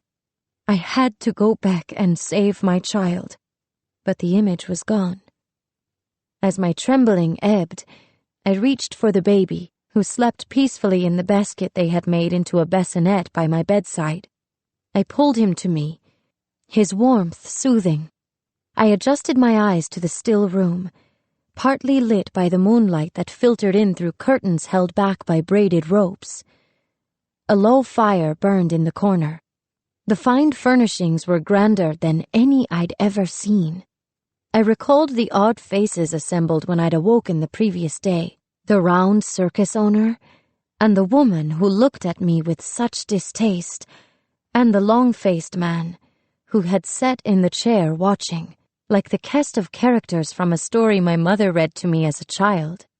The circus, they said. It is hard to believe that such a world still exists even during the war. I might have been less surprised to find myself on the moon. I had been to the circus only once when I was 3, and I cried at the glaring lights and loud noises until my father had taken me out of the tent. And now here I am. It is strange, but no stranger than finding a boxcar full of infants, or any of the things that have happened to me since leaving home. I gazed down at the baby, freshly bathed and nestled in my arms. Theo, I'd called him without thinking when they asked. I don't know where the name had come from. He sleeps in the crook of my elbow, and I hold still so as not to disturb him. His face is peaceful, cheeks now rosy. Where had he slept before being put in the train? I imagine a warm crib, hands that patted his back to soothe him. I pray that my own child is sleeping somewhere just as safe. The previous evening, they had spoken about me as though I was not there. "She's got a circus look about her, don't you think?" the circus owner had said, when my eyes were closed and they thought I wasn't listening. They were sizing me up like a horse they were about to buy. I wanted to stand and say thank you, but no thank you, to pick up the baby and walk into the night. But the fierce wind still howled, and through the window the hills were an unbroken sea of white. If I started out with Theo again, we would not make it to another shelter. So I let them talk about me. This isn't our place, though. We will stay long enough to save some money and then leave. Where we will go exactly, I don't know. "You'll be paid 10 marks a week," the circus owner had said. The price seemed shrewd, but not so low that he was taking advantage. Should I have asked for more? Perhaps it was a generous sum for one who had never performed. I know so little about money, and I am hardly in a position to bargain. After the circus, people had finished talking about me. They had left the room, and I'd fallen asleep.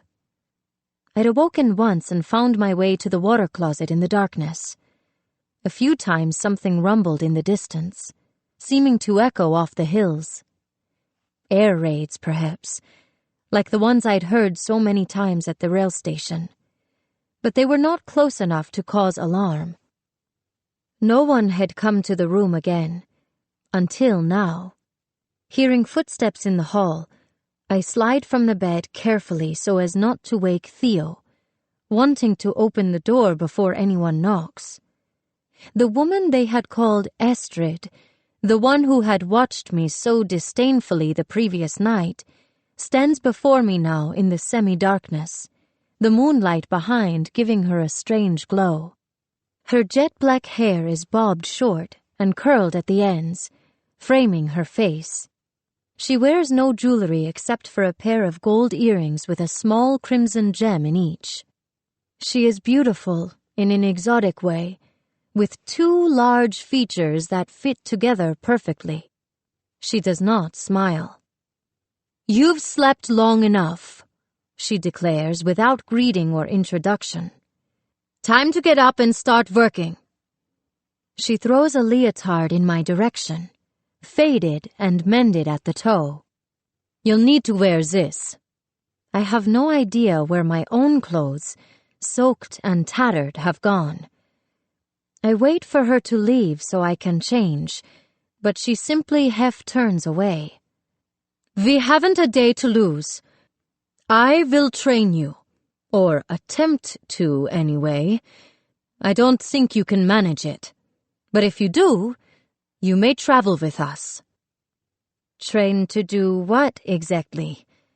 I ask, wishing I had thought to ask the previous evening before saying I could do it. "Learn the flying trapeze," she answers. I had heard them discuss this the previous evening. They used the word aerialist, I recall now. Through the fog of my exhaustion, I had not contemplated what it really meant.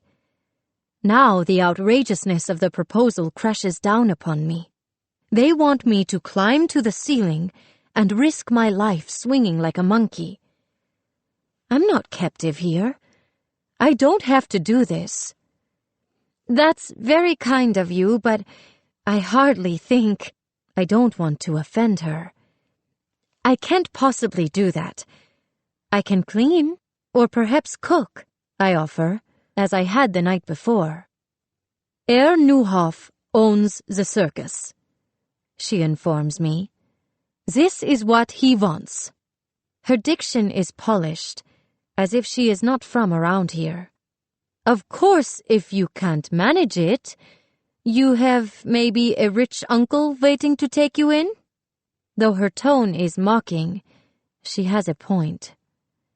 I cannot go back to the station, where surely the baby and I have both been noticed missing by now. On my own, I might have kept running.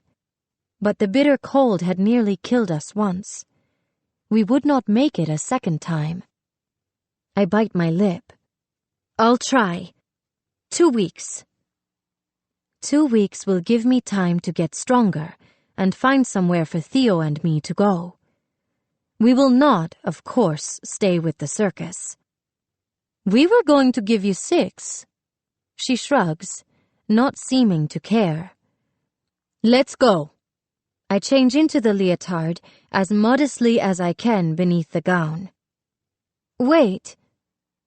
I hesitate, looking at Theo, who still sleeps on the bed. Your brother, she says, emphasizing the second word. Theo, isn't it? Yes. She hesitates for a beat, watching me. Then she picks him up. I fight the urge to protest, the notion of anyone else holding him unbearable. She places him into the makeshift bassinet. I've asked the housemaid Greta to come up and watch him. He's colicky, I say. Greta has raised 8 of her own. She'll manage. Still, I hesitate. It is more than just Theo's care that concerns me. If the maid changes his diaper, she will learn that he is a Jew. I take in his clean outfit and realize it's too late. Someone already knows the truth about his identity. I follow Estrid down the stairs of the darkened house, the air musty and burnt. Then I put on my still damp boots, which stand by the front door. She hands me my coat, and I notice that she does not wear one. Her figure is flawless, lean legs that belie her strength, and a perfectly flat waist, like I'd had before the baby. She is shorter than I thought the previous day, but her body is like a statue, elegant lines seemingly carved from granite. Outside, we pad silently across the open field, our footsteps crackling against the ice. The air is dry and milder, though. Had it been like this a day ago, I might have made it farther into the woods without collapsing. Moonlight shines down brightly. The night sky is filled with stars, and for a second it seems that each is for one of the infants on the train. Somewhere, if they are still alive, Theo's parents are wondering where their child has gone, hearts crying out in anguish, just as my own does. I look at the sky and send up a silent prayer, wishing they might know their son is alive. Estrid unlocks the door to a large building. She flicks a switch, and lights splutter on overhead. Inside, it is a run-down gymnasium that smells of sweat, old tumbling mats rotting in the corner. It is dingy and worn, worlds away from the glamour and sparkle I'd always associated with the circus. Take off your coat, she instructs, stepping closer. Her bare arm brushes mine. My own pale skin is marred 1,000 times with moles and scars, but Astrid's is a smooth, unbroken canvas of olive, like a lake on a day without wind. She produces beige tape that she wraps around my wrists slowly and methodically, then kneels and covers my legs with chalk, taking care not to miss a single spot. Her nails are perfectly polished, but her hands are lined and coarse, unable to hide the years the way her face and body can. She must be close to 40. Finally, she pats a thick powder onto my hands. Rosin, you must keep your hands dry always. Otherwise, you will slip. Do not assume the net will save you. If you hit too hard, it will drop to the floor or you'll be thrown off. You must land in the center of the net, not by the edge. There is no warmth in her voice as she rattles off instructions, practiced over time, that will help to keep me from falling or killing myself if I do. My mind reels. Does she actually think I can manage this? She gestures that I should follow her to a ladder that stands close to one of the walls, bolted perfectly upright.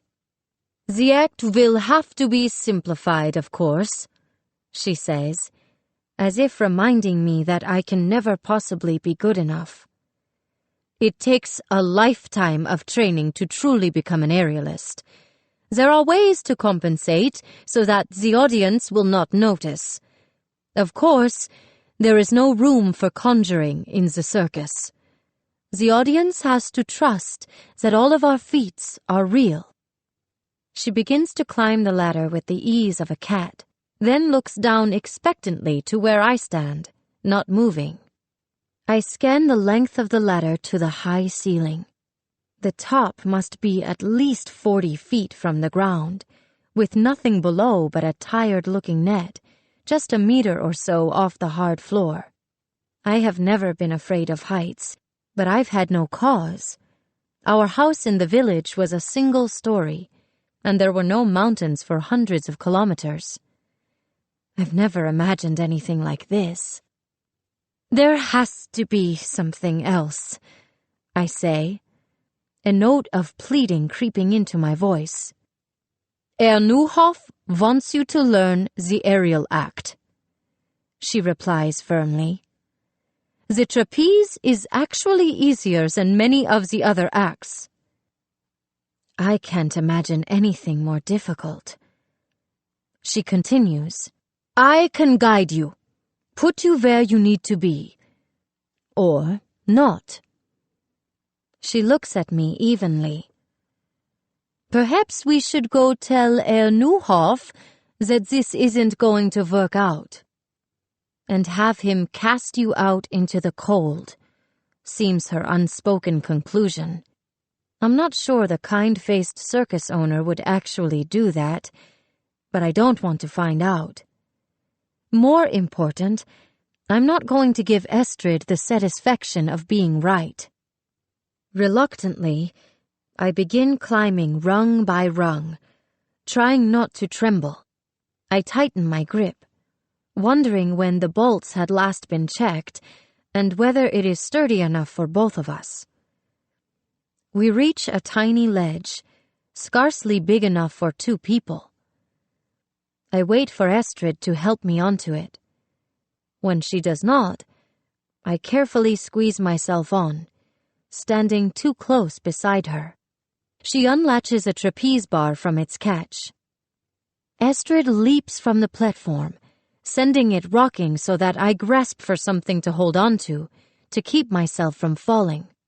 I marvel at how she swings easily through the air, somersaulting around the bar, twirling with just one hand.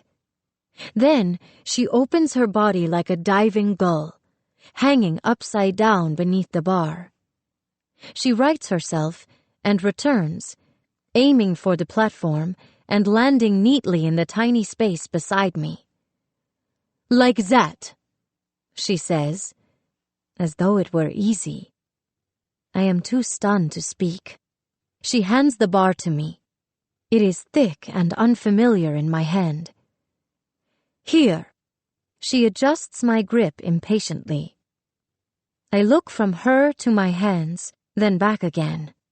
I can't possibly. I'm not ready. Just hang on and swing, she urges. I stand frozen.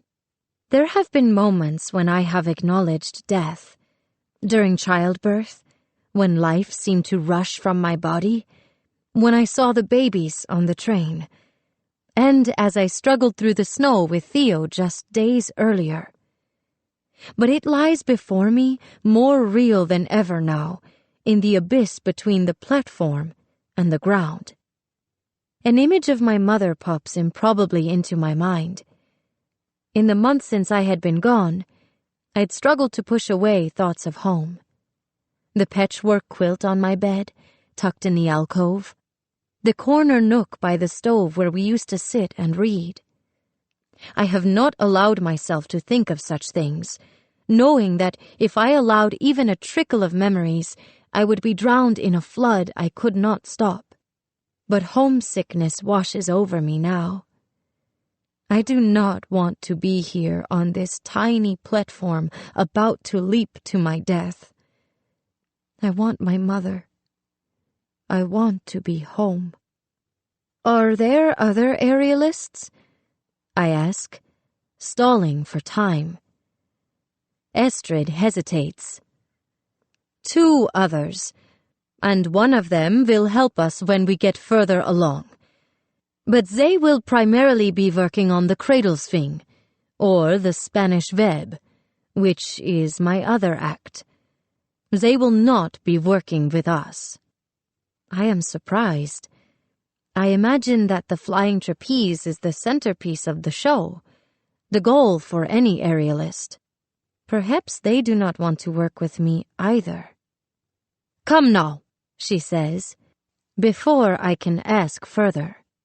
You can sit on the swing if you aren't ready. Pretend you are on a playground. Her tone is condescending. She takes the bar and draws it close to me. Balance just below your backside, she instructs. I sit on it, trying to get comfortable. Like that. Good. She lets go. I swing out from the platform, grasping the wires on either side so tightly that they cut into my hands. There is a kind of natural flow to it, like getting your feet under you on a boat. Now lean back. Surely she is joking, but her voice is serious, her face unsmiling. I lean back too fast and upset my balance, nearly slipping from the seat. As I swing back closer to the platform, she reaches out and grabs the ropes above the bar, pulling me onto the board and helping me off. She sits on the bar and swings out, then lets go. I gasp as she starts to fall, but she catches herself by her knees and swings upside down. Her dark hair fans out beneath her, and her inverted eyebrows arch toward the ground. She rights herself and climbs back onto the platform. Hook hang, she informs me. How did you come to be with the circus? I ask. I was born into a circus family nearby, she replies. Not this one. She hands me the bar. Your turn. For real this time. She puts the bar in my hand, adjusting my grip. Jump and swing by your arms. I stand motionless, legs locked. Of course, if you can't do it, I can just tell Herr Neuhoff that you quit. She taunts once more. No, I reply quickly. Give me a second. This time you will swing by your arms. Hold the bar down here. She indicates a spot just below my hips. Then raise it above your head when you jump off to get height. It is now or never. I take a deep breath, then leap. My feet flail, and I flop helplessly like a fish on a line, the furthest thing from Estrid's own graceful movement. But I am doing it. Use your legs to take you higher, Estrid calls, urging me onward. It's called the kick-out, like on a swing when you were a child. I shoot my legs out. Keep your ankles together. It is working, I think. No! No! Estrid's voice rises even louder, her dissatisfaction echoing across the practice hall. Keep your body in a line when you return. First, in the neutral position, head straight. Her instructions are rapid fire and endless, and I struggle to keep them all in my head at once. Now kick your legs back.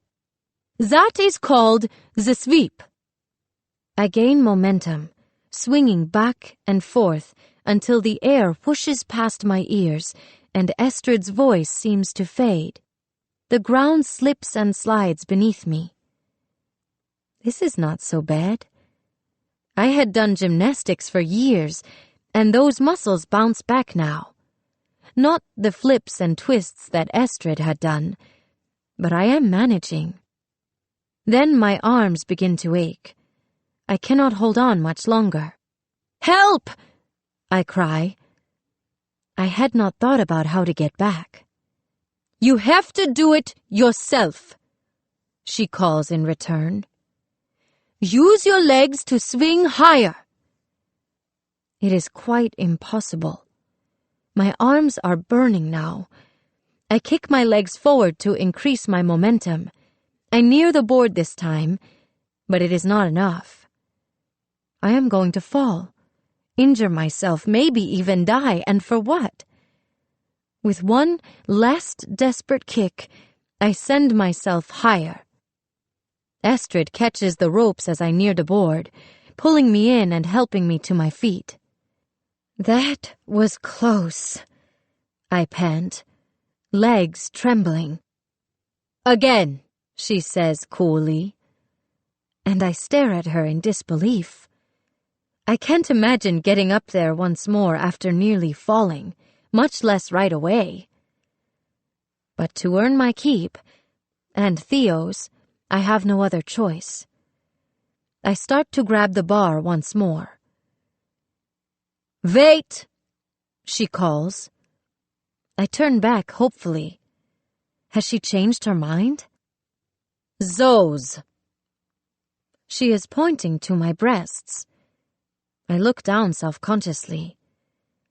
They had grown fuller since I'd given birth, even though the milk had since dried up and gone away.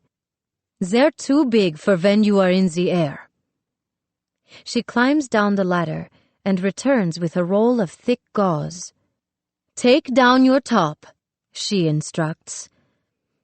I look down at the practice hall below to make sure no one else is there. Then I lower the leotard, trying not to blush as she binds me so tightly it is hard to breathe.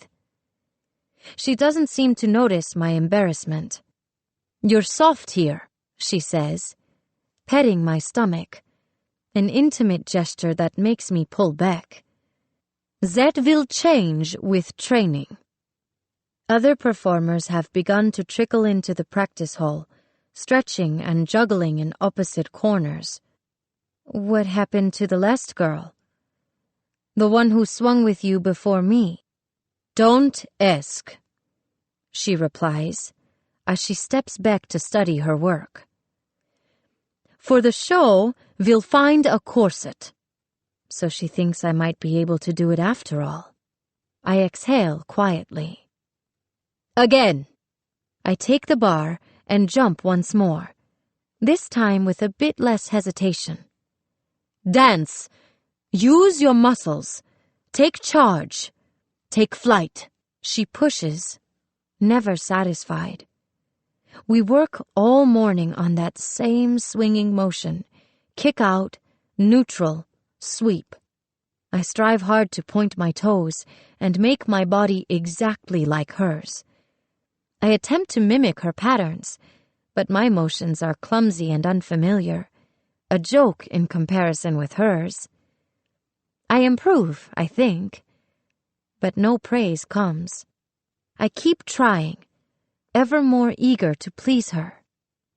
That was not awful, Estrid concedes at last.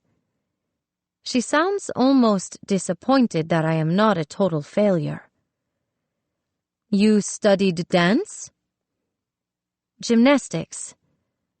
More than studied, actually. I practiced 6 days a week, more when I could.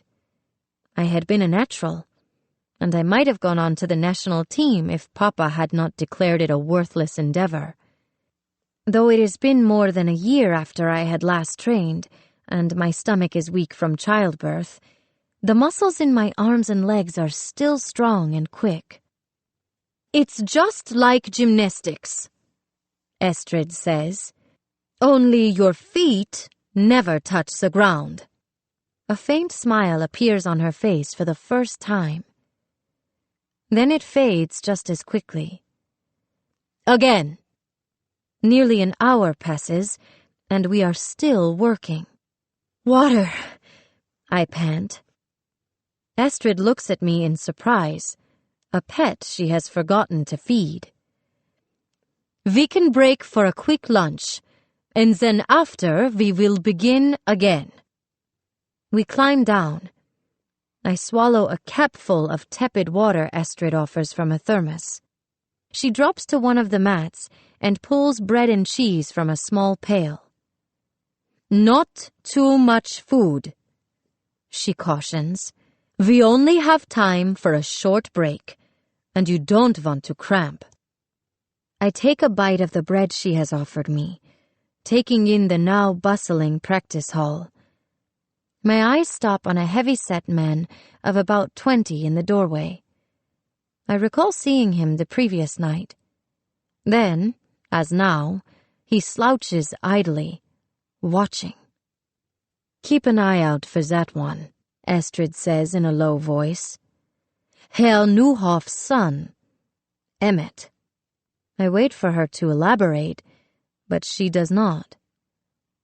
Emmett has his father's paunchy build, and he does not wear it well. He is stoop-shouldered, pants gapping a bit where they meet the suspenders. His expression is leering. Unsettled, I turn back to Estrid. Is it always this hard? The training, I mean. She laughs. Hard? Here in the winter quarters, this is rest. Hard is 2 and sometimes 3 shows a day on the road. The road?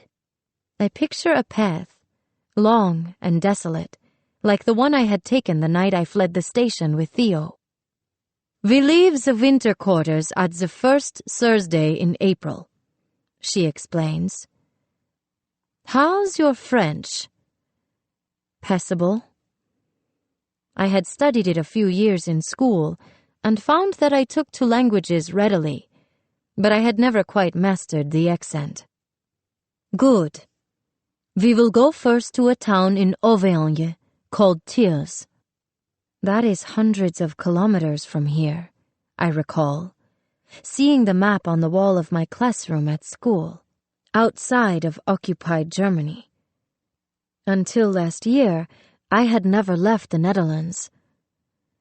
She continues rattling off several additional cities in France where the circus will perform. My head swims.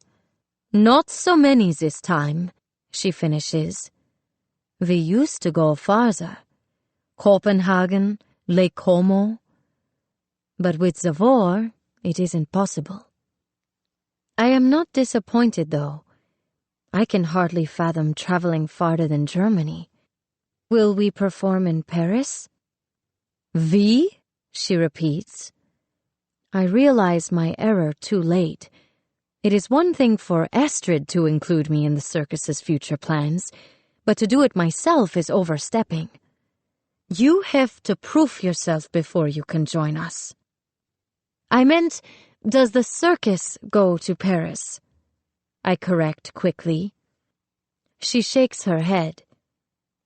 Too much competition from the French circuses there, and too expensive. But when I lived in Berlin, I thought you grew up in Darmstadt. I interrupt.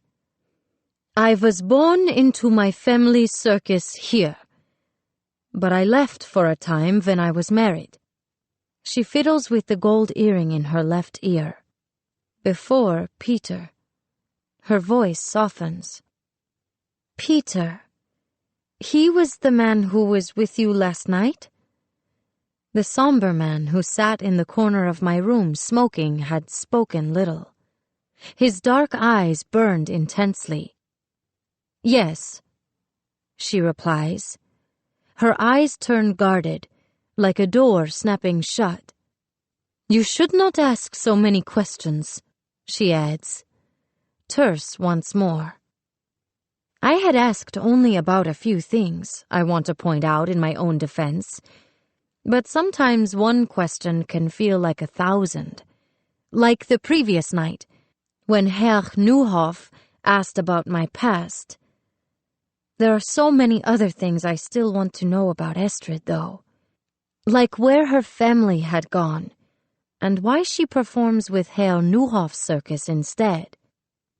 Peter is a clown, Estrid says. I look across the practice hall at the handful of other performers who have come in. A juggler and a man with a monkey, but I do not see him. I picture his large Cossack features, the sloped mustache and drooping cheeks. He could not have been anything but a sad clown. So fitting for these dreary times. As if on cue, Peter enters the practice hall. He does not wear the makeup I would have imagined for a clown, but baggy trousers and a floppy hat. His eyes meet Estrid's. Though there are others here, I suddenly feel like an intruder in the space between them. He does not come over, but I can feel his affection for her as he studies her face. He walks to a piano in the far corner of the hall and speaks with the man seated at it, who begins to play. When she faces me, Estrid's expression is hard and businesslike once more. Your brother, she says. He looks nothing like you. I am caught off guard by the abrupt shift of topic. My mother, I feign. She was very dark-skinned. I bite my tongue, trying to counter my natural instinct of offering too much information. I brace for an onslaught of additional questions, but Astrid seems content to leave it alone, and continues eating in silence. At the end of the theater, Peter is rehearsing an act, goose-stepping with legs straight out, imitating with great exaggeration the march of the German soldier. Watching him, I grow nervous. I turn to Estrid. Surely he isn't planning to do that for the show. She does not answer, but stares at him, her eyes narrow with fear. Herr Neuhoff enters and crosses the hall with more speed than I would have thought he could manage, given his age and weight. He barrels toward Peter, face stormy. Had he seen Peter rehearsing through one of the windows, or had someone told him about the routine? The music stops abruptly with a clatter. Herr Neuhoff confers with Peter. Though his voice is low, he gestures wildly with his hands. Peter shakes his head vehemently. Estrid's brow wrinkles with concern as she watches the two men. A minute later, Herr Neuhoff clambers toward us, red-faced. You must talk to him, he thunders at Estrid. This new act, mocking the Germans. Estrid raises her palms plaintively upward. I can't stop him. That's who he is as an artist. Herr Neuhoff will not let the matter go. We keep our heads low. Stay out of the fray. That's how I've been able to keep this circus going and protect everyone. From what? I want to ask, but I do not dare. Tell him, Estrid, Herr Neuhoff urges in a low voice. He'll listen to you. Tell him, or I'll pull him from the show. Alarm crosses Estrid's face. I'll try, she promises. Would he? I cannot help but ask, after Herr Neuhoff has walked from the building. Pull Peter from the show, I mean. She shakes her head. Peter is one of the circus's biggest draws, and his acts are what holds the whole scene together. Without him, there is no show, she adds. But she is still upset. Her hand shakes as she puts her sandwich away, largely uneaten. We should keep going and rehearse the next bit. I take a bite, swallow hurriedly. There's more? You think people will pay just to see you hang there like a monkey? Astrid laughs harshly. You've only just started. It is not enough to simply swing back and forth. Anyone can do that. We need to dance in the air, do things that seem impossible. Don't worry. I will line up your trick so that when you release and fly, I'm in place to catch you. The bread I've just eaten sticks in my throat as I remember the way she tumbled through the air. Fly? I manage. Yes, that's why it is called the flying trapeze. You are the flyer, and you will release and come to me. I will be the catcher. She starts for the ring. But I remain in place, feet planted. Why must I be the one to let go? I dare to ask. Because I would never trust you to catch me. Her voice is cold. Come. She heads for a ladder on the other side of the room, parallel to the one we'd climbed earlier, but with a sturdier-looking swing. I follow, but she shakes her head. You go on that side with Goethe. She gestures to another aerialist whom I hadn't seen come in, and who is already climbing the ladder Astrid and I had used previously. I follow her. At the top, Astrid and I stand on opposite platforms, an ocean apart from one another. Swing just like before, and when I say, you let go. I will do the rest. And Goethe? I ask, stalling. She will send the bar back for you to catch on the return. Astrid replies. I stare at her, not believing. So I have to let go twice? Unless you have wings, yes. You have to get back somehow. Astrid grabs the opposite bar and leaps, then swings around so she is hanging by her legs. Now you, she prompts. I jump out, kicking my toes high. Higher! Higher! She urges, her arms extended toward me. You have to be above me when I tell you to let go. I force myself upward, driving with my feet. Better. On my cue. 3, 2, 1, now! But my hands remain stuck to the bar. Fool! She cries. Everything in the circus depends upon timing, synchronicity. You must listen to me. Otherwise, you will get us both killed. I manage my way onto the board, then climb down the ladder and meet Astrid back on the ground. You let go in gymnastics, surely, she says, clearly frustrated. That was different, I reply. By about 35 feet, I add silently. She folds her arms. There's no act without the release. There is no way that I can do this, I insist. We stare at each other for several seconds, neither speaking. You want to go, so go. No one expected more. Her words shoot out at me like a slap. Least of all you, I retort. She wants me to fail. She does not want me here. Estrid blinks, her expression somewhere between anger and surprise. "How dare you?" she asks, and I fear I have gone too far. "I'm sorry," I say quickly. Her face softens somewhat. "But it's true, isn't it? You don't think I can do it?" "No, I didn't think this would work when Herr Neuhoff suggested it." Her tone is neutral, matter of fact.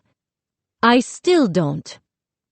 She reaches out and takes my arm, and I hold my breath, hoping for a reassuring word. Instead, she rips the tape off my wrist. I let out a yelp, my skin screaming at the burn. We stare at each other hard, neither blinking. I wait for her to tell me I will have to leave here as well. Surely they will make us go. "Come back tomorrow," she relents, "and we will try it again one last time." "Thank you," I say. "But, Estrid," my voice sounds pleading, "there must be something else I can do." "Tomorrow," she repeats, before walking away. Watching her retreat, my stomach leadens. Though grateful for the second chance, I know it is hopeless. Tomorrow, or a year from tomorrow, I will never be able to let go. Chapter 6. Noah. Theo lies across my chest, the way he likes to sleep, the warmth of his cheek pressed against me. "You should lay him down," Greta, the housemaid who watches Theo while I rehearse, has scolded more than once in the 2 weeks we have been here. "If he doesn't learn to soothe himself, he'll never sleep well." I don't care. During the day, whenever I am not practicing, I hold Theo until my arms ache. I sleep with him close each night, so I can feel the beating of his heart, like one of the dolls I had as a child come to life. Sometimes it seems as if without him, I cannot breathe. Lying now in the stillness of the women's lodge, I watch him rise and fall atop me on the narrow bed. He stirs, lifting his head as he has just learned to do. Theo's gaze follows me wherever I enter a room. A wise old soul, he seems to listen intently, missing nothing. Our eyes meet now and he smiles. A wide, toothless grin of contentment. For a few seconds, it is only us in the world. I wrap my arms more tightly around him. There is that moment each evening when Estrid frees me from practice, just before I enter the lodge, when joy and anticipation at seeing Theo rises in me. Part of me fears that he might have been a figment of my imagination, or have disappeared because I had been gone so long. Then I pick him up and he melts into my arms and I am home. Though it has been only a few weeks, I feel as if Theo has been mine forever. There could be 2 boys, I remind myself, if I found my child again. Could such a thing be possible? I picture the boys together at 3 or 4. They would be like brothers, close in age, almost twins. These are dangerous thoughts, the kind I have not allowed myself to have until now. I draw the blanket more closely around myself. I dreamed of my own family last night. My father had appeared at the edge of the winter quarters, and I ran up to hug him and plead with him to bring me home. But I had awoken to the cold light of day seeping in. Going home is a dream I've held on to for all of my months in exile. When I arrived at the circus, I imagined staying a few weeks to get my strength back, and then finding a normal job to earn enough money to go back to Holland. My parents were not able to accept me with a child of my own, though. They will never welcome me back with Theo. No, I cannot go home. I still need to get Theo out of Germany somehow, though. We cannot stay here. The crashing of metal stirs me from my thoughts. The sounds of the circus come early in the morning. The laughter and arguing of the performers as they go to practice, workers fixing wagons and other equipment, animals whinnying in protest. Once, if I had given it any thought, I might have imagined joining the circus to be fun. But it is an act, and behind the careful choreography is hard work.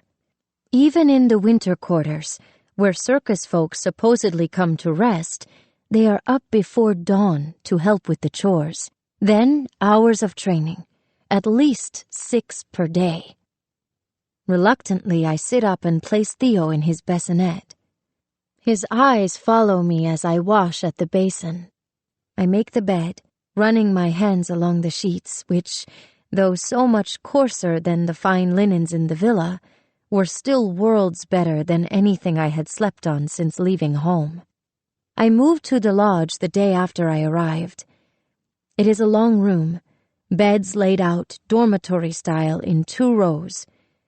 The lodge is nearly empty, most of the other girls already gone to practicing and chores. I dress quickly, then start for the door with Theo. I do not want to appear lazy. I need to work hard to earn my place here. I carry Theo to the front of the lodge, where a handful of toddlers play on the ground. Reluctantly, I hand him to Greta, who draws him close, tickling his chin until he coos. Jealousy nags at me, and I fight the urge to grab him back. I still do not like sharing him. I tear myself away and set out from the lodge toward the practice hall. Winter has begun to ease. There is a little less bite in the air, and the snow has begun to melt, leaving the ground muddy and smelling of peat moss. The birds that hunt seeds call out merrily.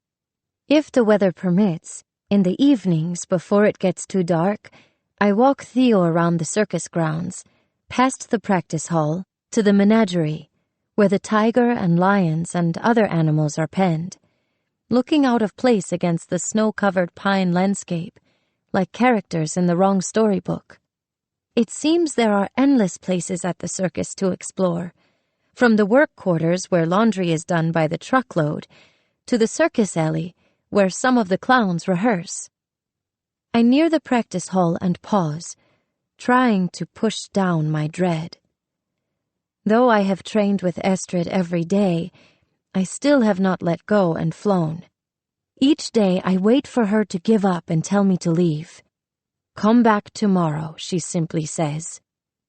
She has not kicked me out yet, but she treats me like a nuisance, makes it clear that she would rather not have me around and is only tolerating me until I go. I puzzle over again what brings out such dislike. Is it because I am new and lack talent? And yet, she is not always mean. A few days after I arrived, she had brought me a small box. Inside were folded clothes for me and Theo. Everyone had contributed something. Lifting out the faded baby caps and socks, the blouses for me that had been darned many times over, I was touched, not only by the generosity of the circus folk, who themselves had little to spare, but by Astrid, who had thought to gather the items. Perhaps she did not want us to leave after all. The previous day, as I neared the practice hall, though, I'd heard her and Herr Neuhoff speaking in low voices. "I'm doing all I can," Estrid said. "You must do more," Herr Neuhoff countered. "I cannot get her ready if she will not let go," Estrid pressed. "We have to find someone else before it is time to go on the road." I walked away then, not wanting to hear what would happen if the arrangement did not work out. I had originally said I would try for only 2 weeks, but now that time has passed, I find myself wanting to stay longer and keep trying, and not just because we have nowhere else to go. When I enter the training hall, I am surprised to find Astrid already atop the highboard, where I usually stand. Am I late? I brace for her to berate me, but she grabs the bar and leaps off. Hup! Gerda swings from the far board to catch her. A strange lump forms in my throat as I watch Astrid work with someone else. But I see how much she misses it, being the one to fly through the air. She must hate me for taking her place. Gerda sends Astrid flying back, then swings to her own board. Astrid soars now like a rider taming a wild beast, bending the trapeze to her own will.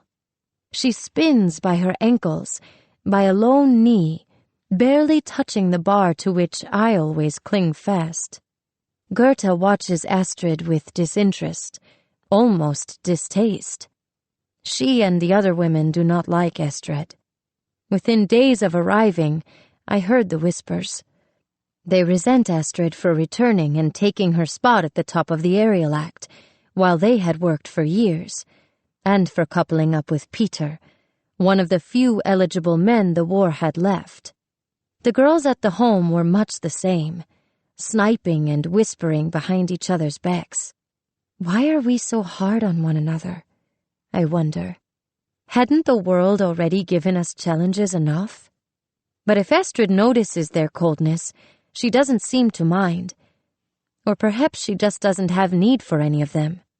She certainly doesn't need me. She's magnificent, isn't she? A deep voice asks. I had not heard Peter come up behind me. We stand silently watching as Astrid swings higher. Taking her in, his eyes seem to dance with wonder. Peter's breath catches slightly as Astrid flings herself into the air and spins not once, not twice, but 3 times. She circles upward, defying gravity. But then she starts to drop downward at great speed. Peter steps forward, then stops, powerless to help her. He exhales quickly when Gerda, who has swung out, grabs her by one ankle, catching her before she catapults to the ground. The triple somersault, he says, recovering from his fright. Only a few people in the world who can do that. Though he tries to sound nonchalant, a faint sweat has broken out on his brow, and his face has gone slack with relief. She's amazing, I reply, my voice full with admiration. In that moment, I do not just want to be like her. I truly want to be her. If only she wasn't such a danger to herself, Peter says, so low under his breath, I'm not sure I am meant to hear. Astrid reaches the board and climbs down the ladder to us. Her skin is coated with sweat, but her face glows. She and Peter stare at each other with a hunger that makes me embarrassed to be in the room. Though they had surely been together just a few hours earlier, since Astrid's bed in the lodge had been empty all night. Ready? She asks, seeming to remember that I am there, without taking her eyes off Peter. I nod and start up the ladder. Below, a half-dozen or so other performers rehearse, twirling hoops, doing flips and walking on their hands. My schedule with Astrid is the same every day as it had been the first, training from 7 until 5 with a brief break for a bucket lunch. I've gotten better, I think. Still, for all of the practice, I have not let go and actually flown. It is not for lack of trying. I swing endlessly to strengthen my arms. I hang upside down until the blood rushes to my head and I cannot think. But I cannot let go. And without that, Astrid has said over and over, there is no act. We start with the moves we have already practiced, swinging by my hands, then the hawk and ankle hangs. Pay attention to your arms, even when they are behind your back, Astrid commands. This is not merely performance. Theater is two-dimensional, like a painting. There, the audience sees only the front. But in the circus, the audience is all around us, like sculpture. Sink graceful, like ballet. Don't fight the air. Make friends with it. We work all morning around the moment I had been dreading. Ready? Astrid asks finally after a break. I can avoid it no longer. I climb the ladder, and Goethe follows, taking her place beside me on the board. You have to release at the height of the swing, Astrid calls from the far board. And then I will catch you just a second later on the way down. It makes perfect sense, but I leap, and as with all the times before, I cannot let go. It's useless, I say aloud. As I swing helplessly from the bar, I catch a glimpse of the horizon through one of the high practice hall windows. Beyond the hills, there is a way out of Germany, a route to safety and freedom. If only Theo and I could swing out of here and fly away. A thought pops into my head then. Go with the circus to France. Farther from Germany, Theo and I will have a chance to flee to somewhere safe. But that will never happen unless I can learn to let go. You're done then? Astrid asks as I swing back to the board. She tries to keep her voice neutral, as if she has been disappointed too many times to let anyone do it again. But I can hear it. That faint note of sadness buried deep. At least some part of her thought I could do it, which makes my failure even more awful. I look out the window once more, my dream of escaping with Theo seeming to slide further from reach. The circus is our ticket out of Germany, or would be if I could manage. No, I blurt. That is, I'd like to try once more. Astrid shrugs, as if she has already given up on me. Suit yourself. As I jump, Astrid leaps from the opposite board and swings by her feet. Hup, she calls. I do not release on the first pass. Astrid swings higher, drawing close to me a second time. Do it, she orders. I recall Astrid's conversation with Herr Neuhoff the previous day and realize that time is running out. It is now or never. The entire world hangs in the balance. I lock eyes with Astrid on the opposite trapeze, and in that instant, my trust is complete. Now, she commands. I let go of the bar. Closing my eyes, I hurtle through space. Forgetting everything Astrid has taught me, I flail my arms and legs, which only makes me drop faster. I fall in her direction, but too low. She misses me, and I tumble forward. There is nothing now between me and the ground, which grows closer as I fall. In that instant, I see Theo. Wonder who will care for him after I am gone. I open my mouth, but before I can scream, Astrid's hands lock around my ankles. She has caught me. But it is not over yet.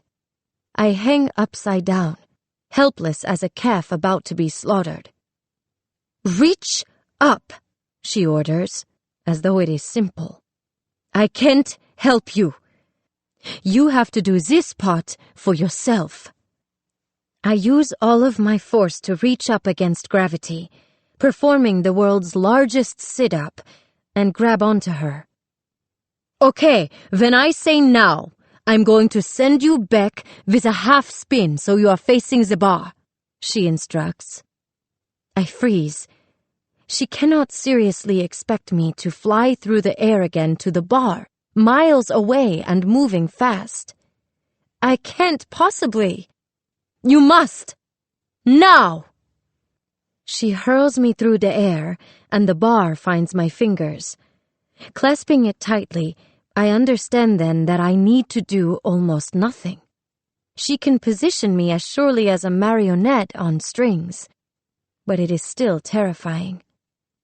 I reach the platform with shaking feet, and Goethe helps steady me before climbing down the ladder. Astrid, who has come down from her own side, waits until Gerda has gone, before starting up to me. "That was close," I say when she nears me. I wait for her to praise me for finally letting go. But she is staring at me, and I wonder if she is angry and will fault me for panicking. "Your brother," she says. Anger that she has been holding back blazes in her eyes, suddenly set free. I am caught off guard by the sudden shift in topic. I don't understand. She hasn't brought up Theo since the first day we practiced. Why is she asking now? "The thing is, I don't believe you." She speaks through gritted teeth, her fury unmasked. "I think you are lying. Theo's not your brother." "Of course he is," I stammer. What would make her suspect this now? "He looks nothing like you. We've given you a place here, and you are taking advantage of us and lying to us." "That's not true," I start to protest. She continues, unconvinced. "I think you got into trouble.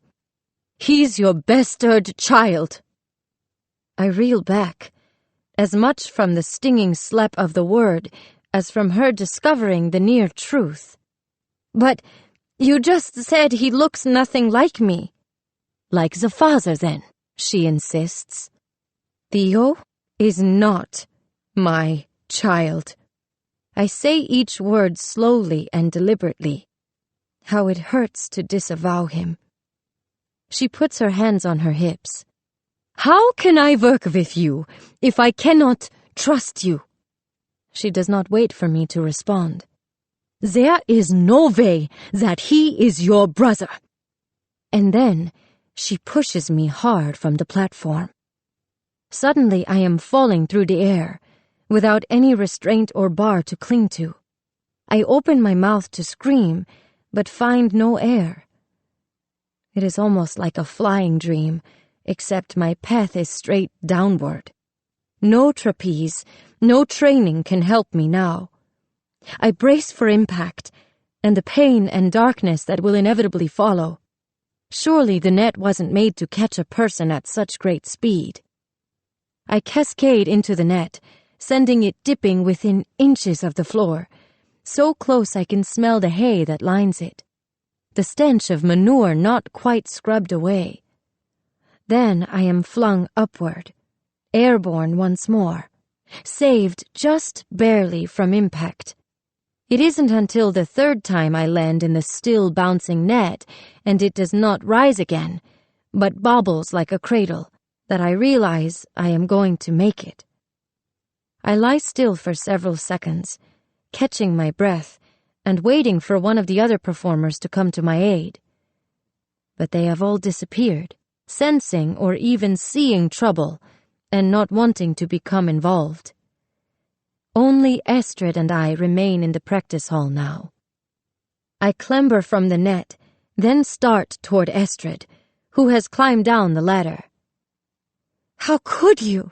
I demand. It is my turn to be angry. "You almost killed me!" I know she does not like me, but I had not actually thought she would want me dead. She smiles smugly. "Even I would have been terrified. I won't blame you for giving up." I square my shoulders defiantly. "I'm not quitting." After what just happened, I would never give her the satisfaction. Herr Neuhoff rushes in, having heard the clatter as I fell from outside. "My dear, are you okay? Such a calamity." Seeing I am fine, he steps back and folds his arms. "What happened? We can't afford an accident or the questions it might bring. You know that," he says, aiming these last words at Astrid. I hesitate. Astrid watches me uneasily from the side. I could tell him the awful truth about what she had done. He might not believe me without solid proof, though. And what would that solve? My hands must have slipped, I lie. Herr Neuhoff coughs, then reaches in his pocket and takes a pill. It is the first time I have seen him do this. Are you ill? Estrid asks.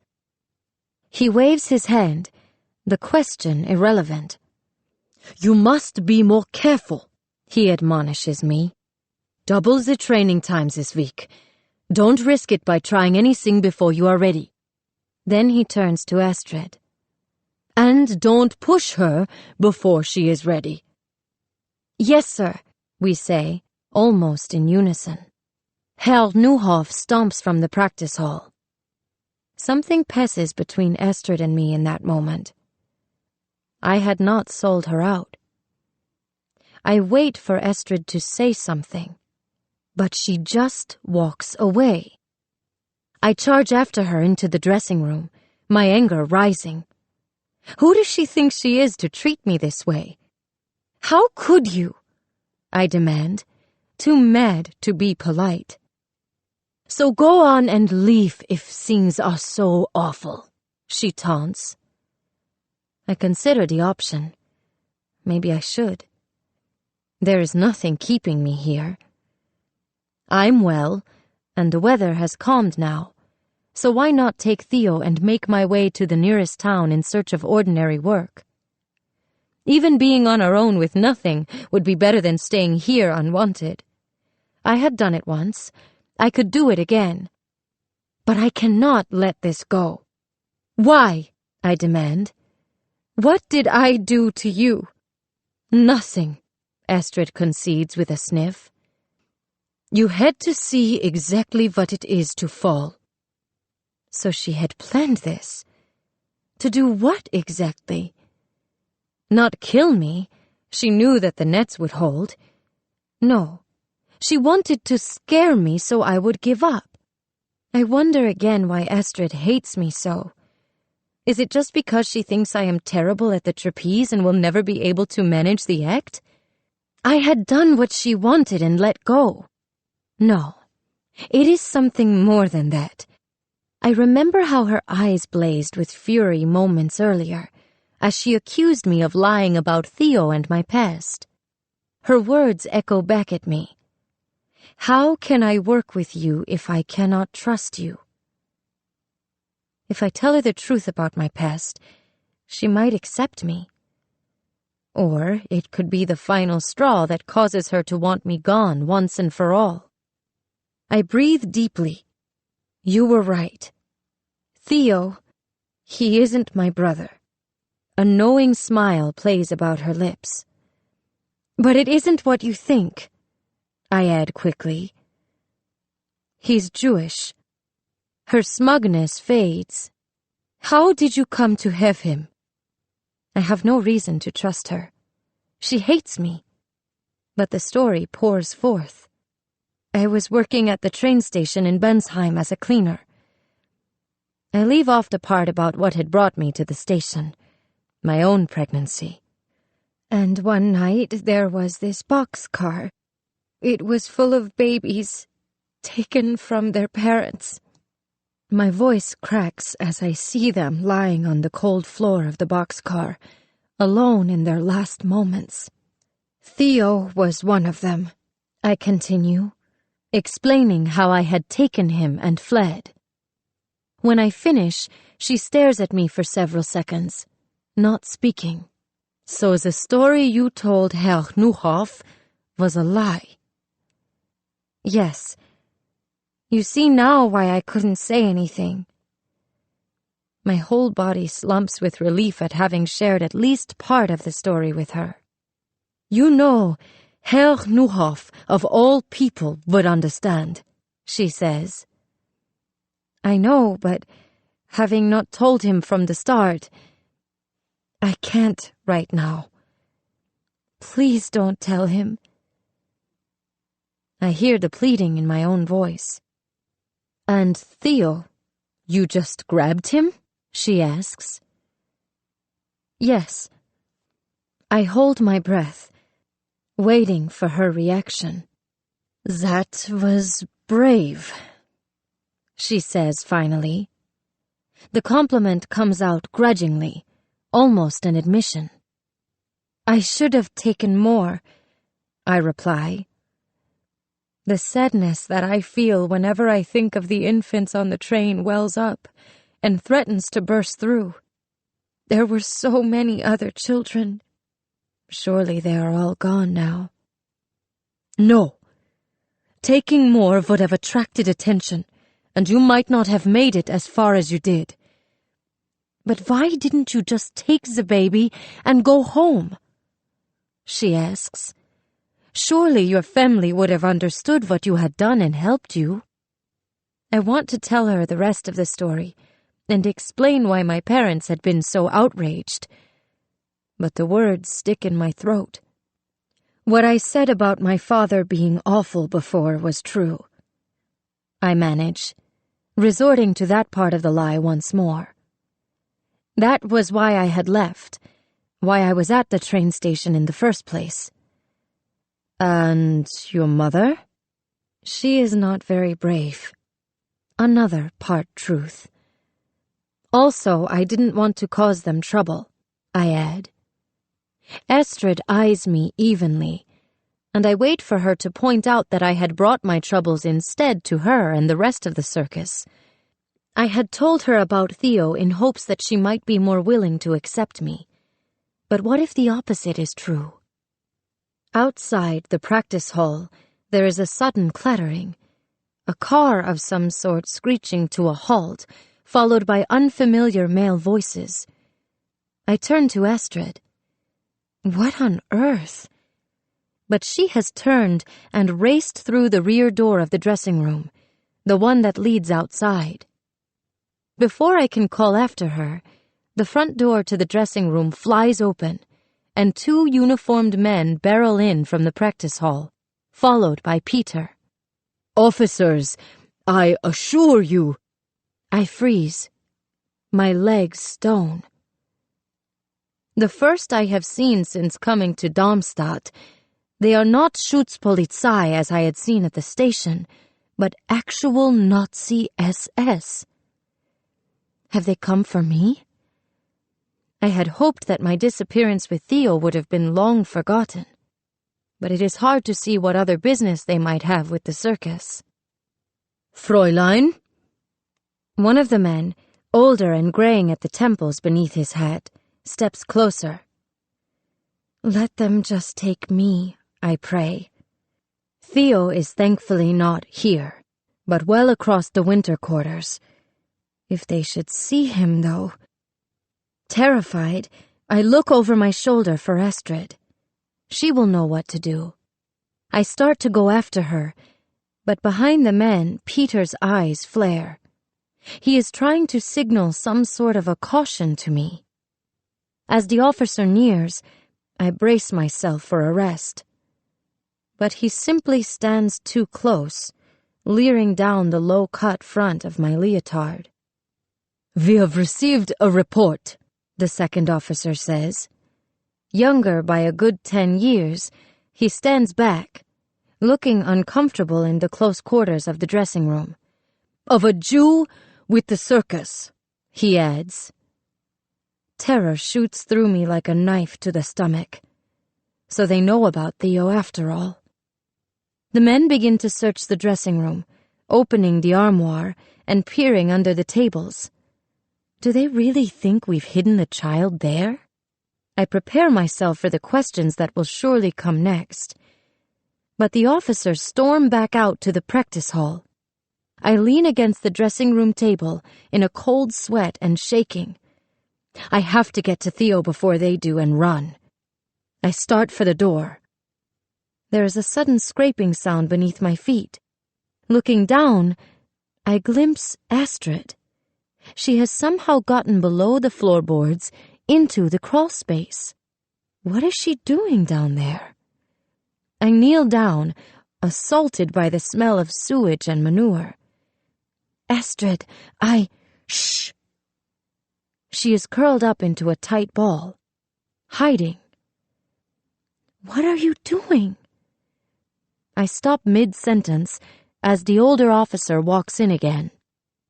I straighten, smoothing my skirt and stepping on the crack through which I'd seen Astrid. "Excuse me," I cry, feigning modesty. "This is the women's dressing room and I need to change."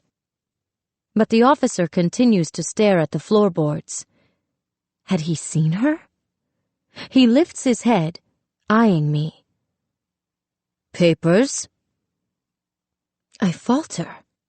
I'd fled the train station hastily the night I found Theo, leaving my identity card behind. Herr Neuhoff would get me papers Astrid had promised before we went on the road, assuming I managed the act.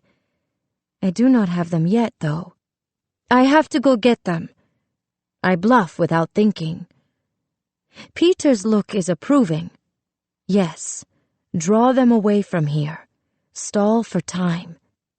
I start for the door from the dressing room into the practice hall. "Follow her," he instructs the younger officer, who lingers just outside the doorway. My panic worsens. If the men follow me, they will see Theo and ask questions. "Really, that isn't necessary. It will just take a minute." "Fine," the older man says. "But before you go, I have a few questions."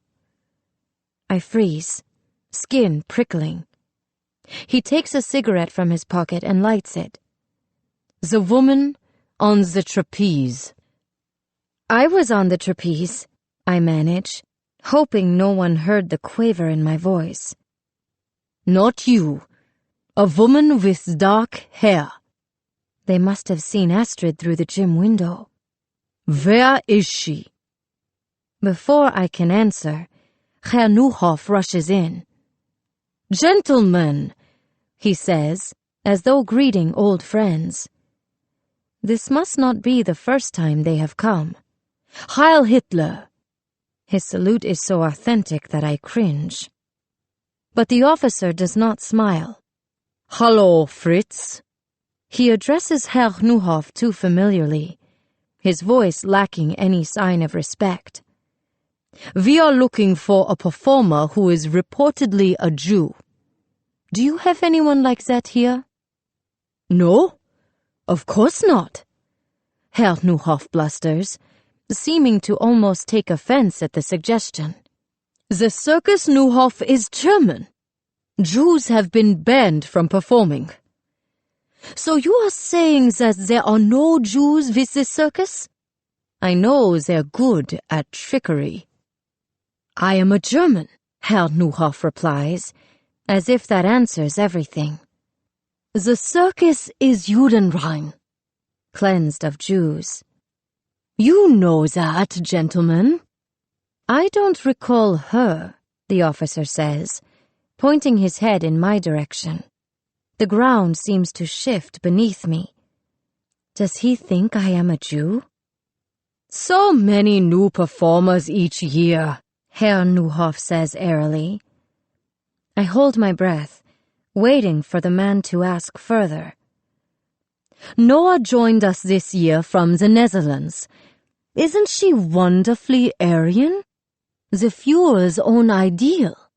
I admire the skilled way Herr Neuhoff makes the argument, but hate that he has to do so.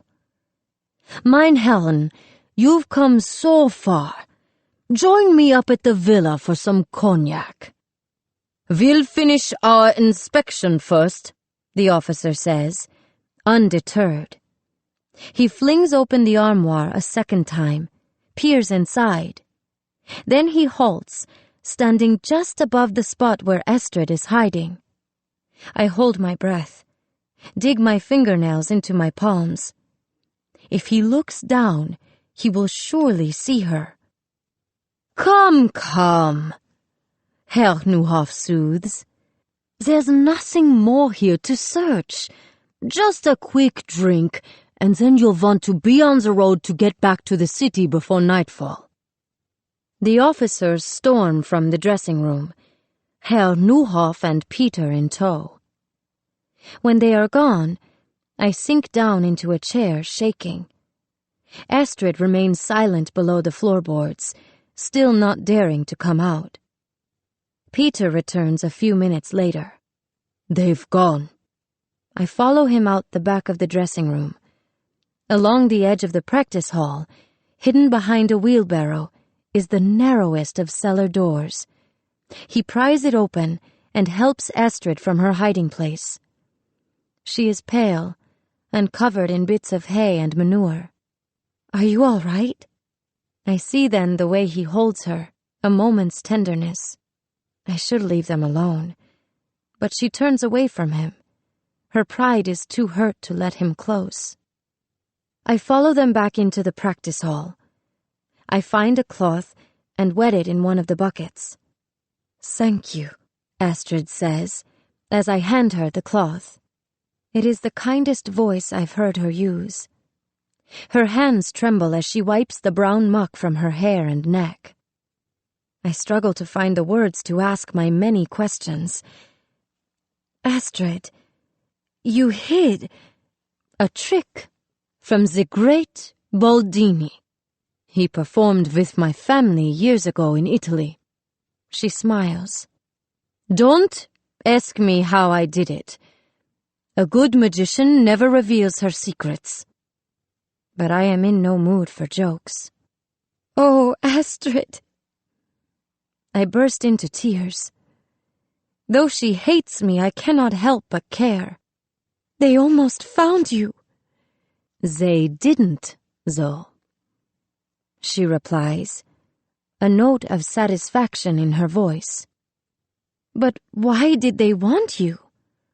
I persist, even though I know my questions are too much for her right now. Why did you hide? Darling, Peter interjects with a note of caution. I can trust her, Astrid says. I straighten with pride. She will find out soon enough anyway. But she bites her lip and studies me, as if still deciding whether to confide in me. You see, Theo is not the only Jew with the circus. I am also a Jew. I am stunned into silence. I had not imagined that Astrid could be Jewish, though with her dark hair and eyes, it made sense. I exhale, thanking God in that moment that I had not told her everything about my past and the German soldier.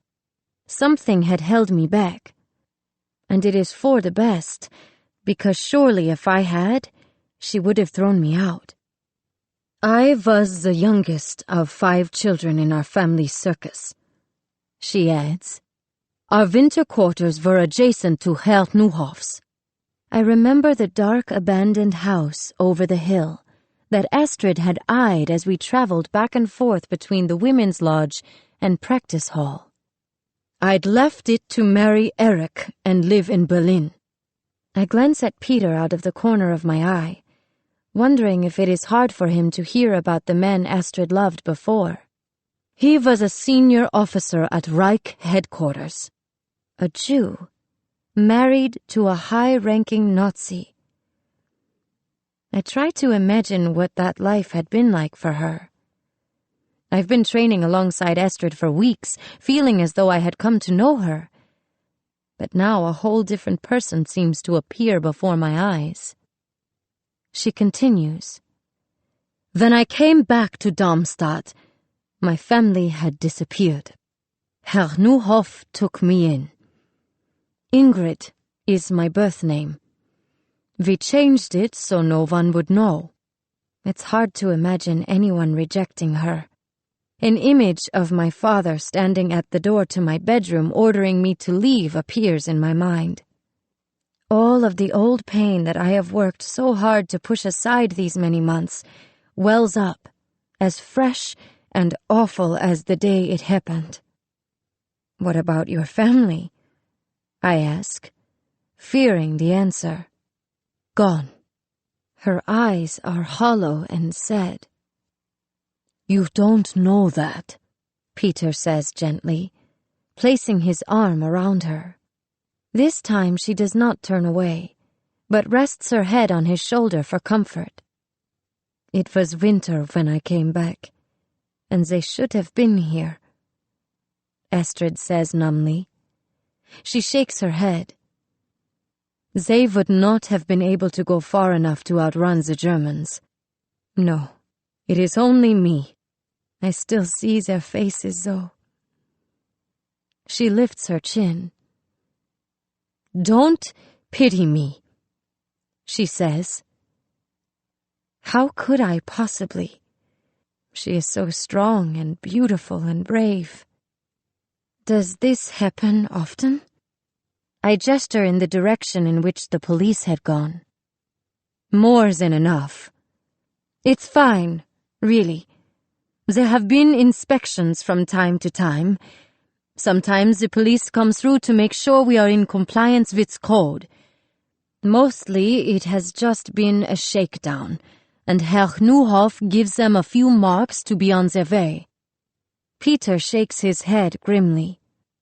This was different. SS, and they were looking for you. Her face grows somber. Yes, we have to go, Peter says, his face stony. Though I have seen him rehearse, it is impossible to imagine the dark, brooding man bringing levity to a crowd. Leave Germany. His words come in staccato bursts, breath urgent. He is thinking of Astrid. She needs to be out of the country immediately, just as surely as I must get Theo to safety. A few more weeks, she says, soothing him. Then we'll be in France, I offer. You think France is so much better? Peter demands. It won't be, really, Astrid explains, answering for me. Once we might have found some safety in the Zone Libre, but no more. In the early years of the war, Vichy had not technically been occupied, but the Germans had all but done away with the puppet regime 2 years ago, taking control of the rest of the country. I need to go speak with Herr Neuhoff, Peter says. Astrid, you'll be all right? Though he speaks to Astrid, he looks at me, as if asking me to care for her. I hesitate. I am desperate to go check on Theo and make sure the Germans had not seen him. But I cannot leave Astrid alone. Come, I urge, reaching out my hand. I've got some questions about what we practiced today, and a sore ankle that needs taping. I make it sound as though I need her help instead. Here, I say, taking the now soiled cloth from her once Peter has gone. I return the cloth to the bucket where I had found it, kneeling to rinse it and wring it out. When I straighten, Astrid is staring out the window across the valley. I wonder if she is thinking of the SS coming, or her family, or both. Are you all right? I ask. I'm sorry, she replies. What I did to you was wrong. It takes a moment before I realize she is talking about the trapeze earlier, pushing me. With all that has happened, I had nearly forgotten. I understand now. You didn't want me to be afraid. She shakes her head. Only a fool is not afraid. We need fear to keep our edge. I wanted you to know the worst that would happen, so you could be prepared and make sure it does not. My father did the same thing to me when I was 4. I tried to grasp the idea of someone pushing a toddler off a platform 40 feet in the air. Anywhere else it would be a crime, but here it was training, accepted. Do you have a trunk? Astrid asks, changing subjects. I shake my head. I had left Bensheim with nothing, and have only the bits of clothing she had gathered for Theo and me. Well, We'll have to get you one. That is, if you'll stay." There is fear in her eyes, and a kind of vulnerability that had not been there before, or perhaps I had not seen it. "We can't perform on the flying trapeze without a third aerialist, and I must perform." With the Germans having come, the table seemed to have turned, and she is begging me now, needing me for the act in a way I might not have imagined possible. I hesitate, considering my response. Later that night, I lie awake. Astrid, who had not gone to Peter for the first night since my arrival, snores beside me. I think about all that she's been through. We had both been cast out by people we loved, me by my parents, her by her husband. And we both lost our families. Perhaps we are not so very different after all. But Astrid is a Jew. I shiver, feeling the danger that is so much worse for her than it is for me. In 1,000 years, I would never have imagined it.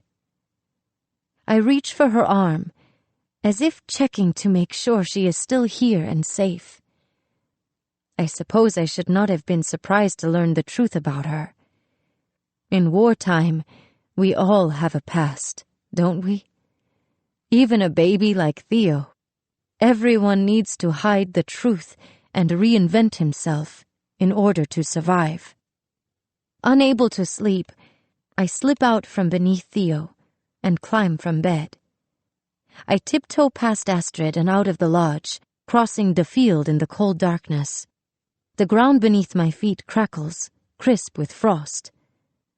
Inside the practice hall, the air is thick with rosin and dry sweat. I look up at the trapeze, but I do not dare to practice alone. Instead, I walk into the dressing room, staring at the spot where Astrid had hidden. What had it been like for her? I slip out the back door of the dressing room, into the cold night air once more, then walk to the cellar door and pull at it. The latch sticks, and I marvel that Astrid had been able to put herself in the tiny space so quickly. I cannot open it. My heart pounds. Suddenly it is as if I am running for my life from the Germans, about to get caught. The door swings open, and I climb inside. Then I shut the door and lie in the darkness. The space is long and shallow, with enough room for only one person to lie flat. And perhaps a child. Could we hide Theo here with Astrid if the police came again? He might cry out. A baby, though smaller, is not as easy to hide. I inhale the air, which is choked with the fetid smell of decay. My mind reels back to earlier, when Astrid had asked me to stay with the circus. I had not answered right away. My burden seemed heavier for knowing her secret, and I could not help but wonder whether Theo and I would be safer on our own. Then I saw it, the pleading look in her eyes, needing help, but not wanting to ask. "I'll stay," I promised. I could not abandon her now. "Good," she replied, with more relief in her voice than she surely intended. "We need you more than ever." The words seemed to stick a bit in her throat. "We'll begin again tomorrow." She turned and walked away.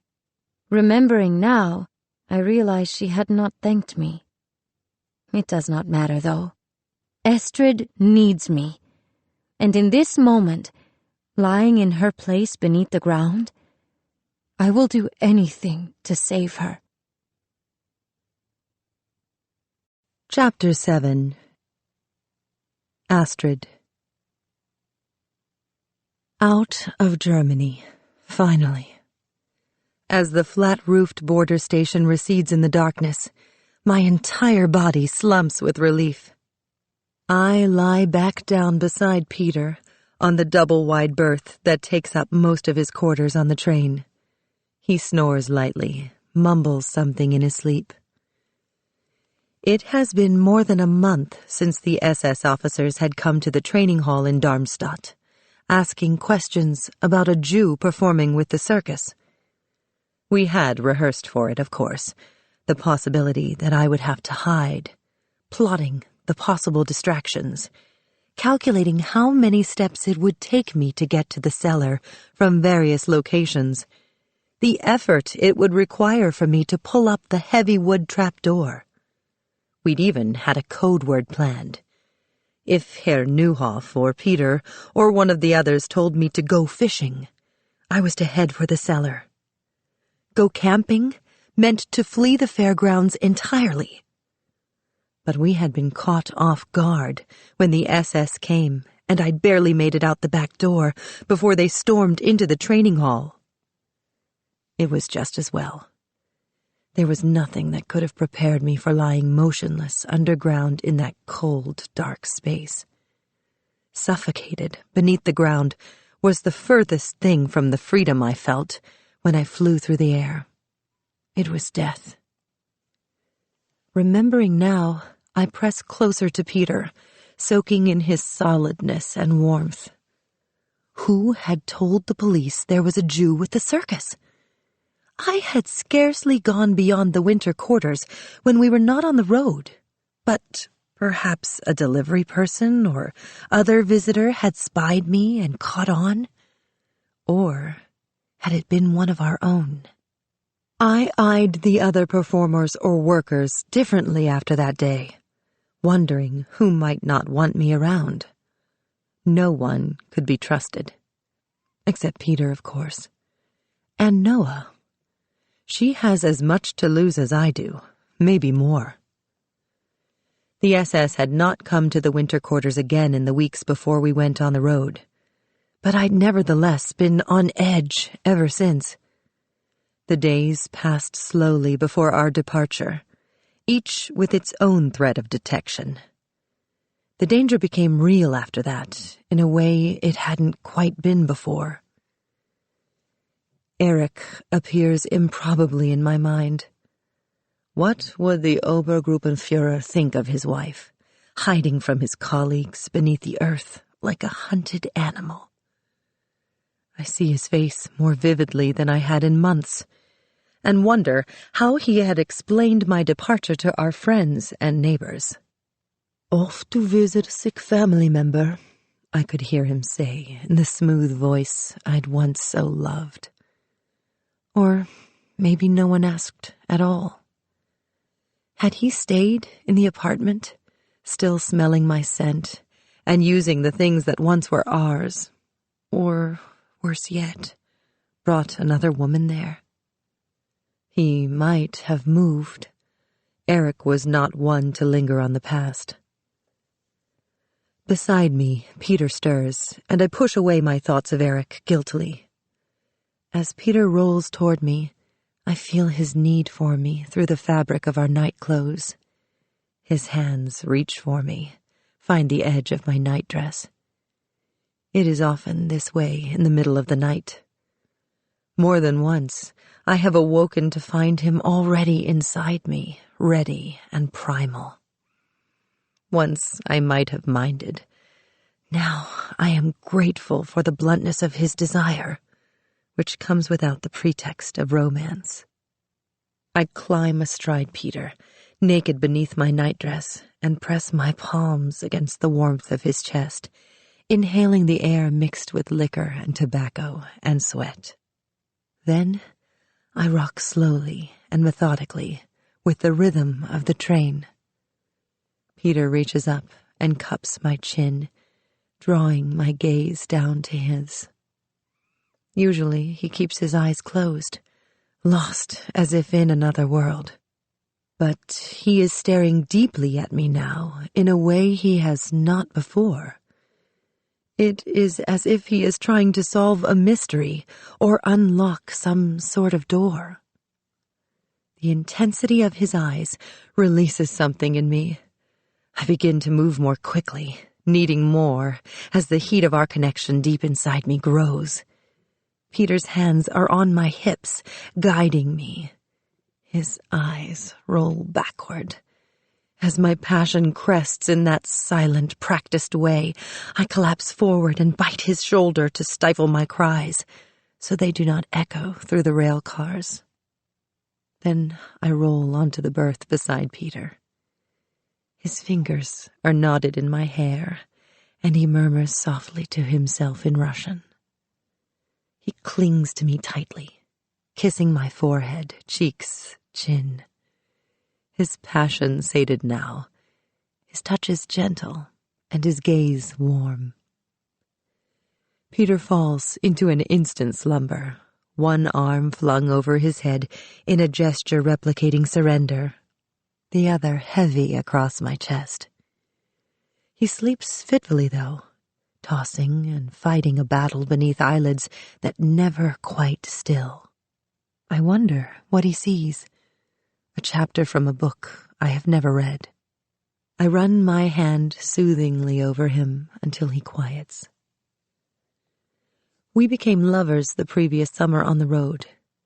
At first, we would spend evenings sitting by the fire in the backyard behind the big top, long after the others had gone to bed.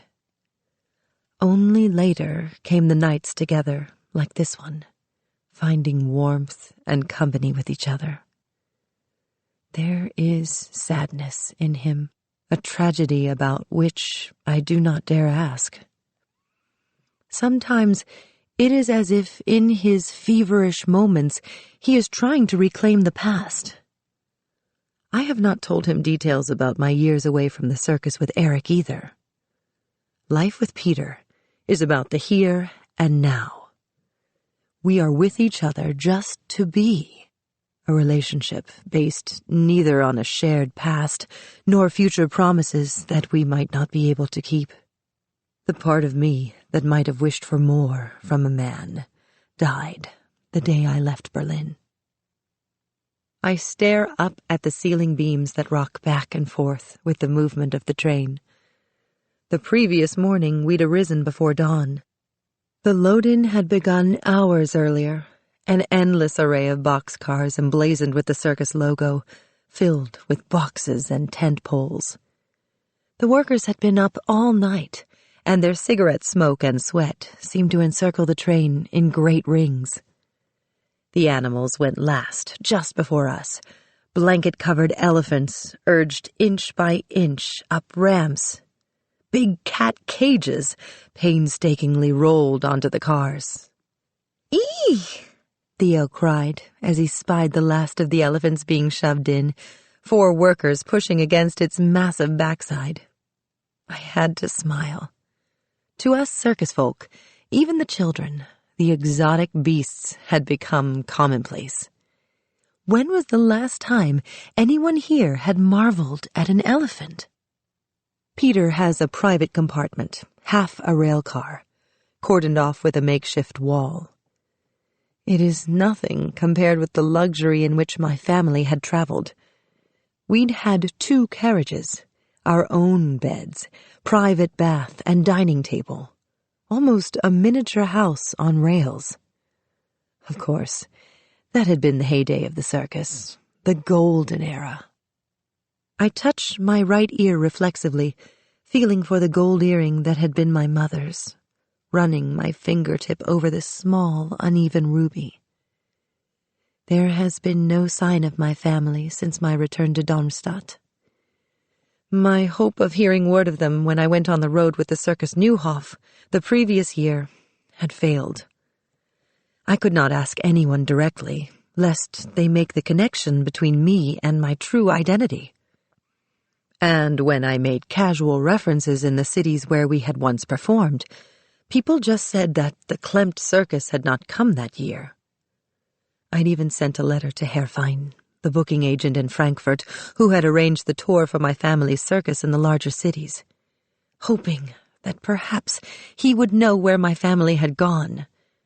But it had returned with a scrawl across the front. Unzerstillbar. Undeliverable.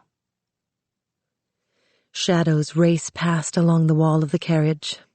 We've been on the train for 30 hours, longer than we should have been, but for the detours around where stretches of track have been damaged or destroyed. The train sat motionless for hours somewhere close to the border, while British warplanes roared overhead and bombs fell so close that they shook our bags from the racks. But now we amble easily across the rolling countryside.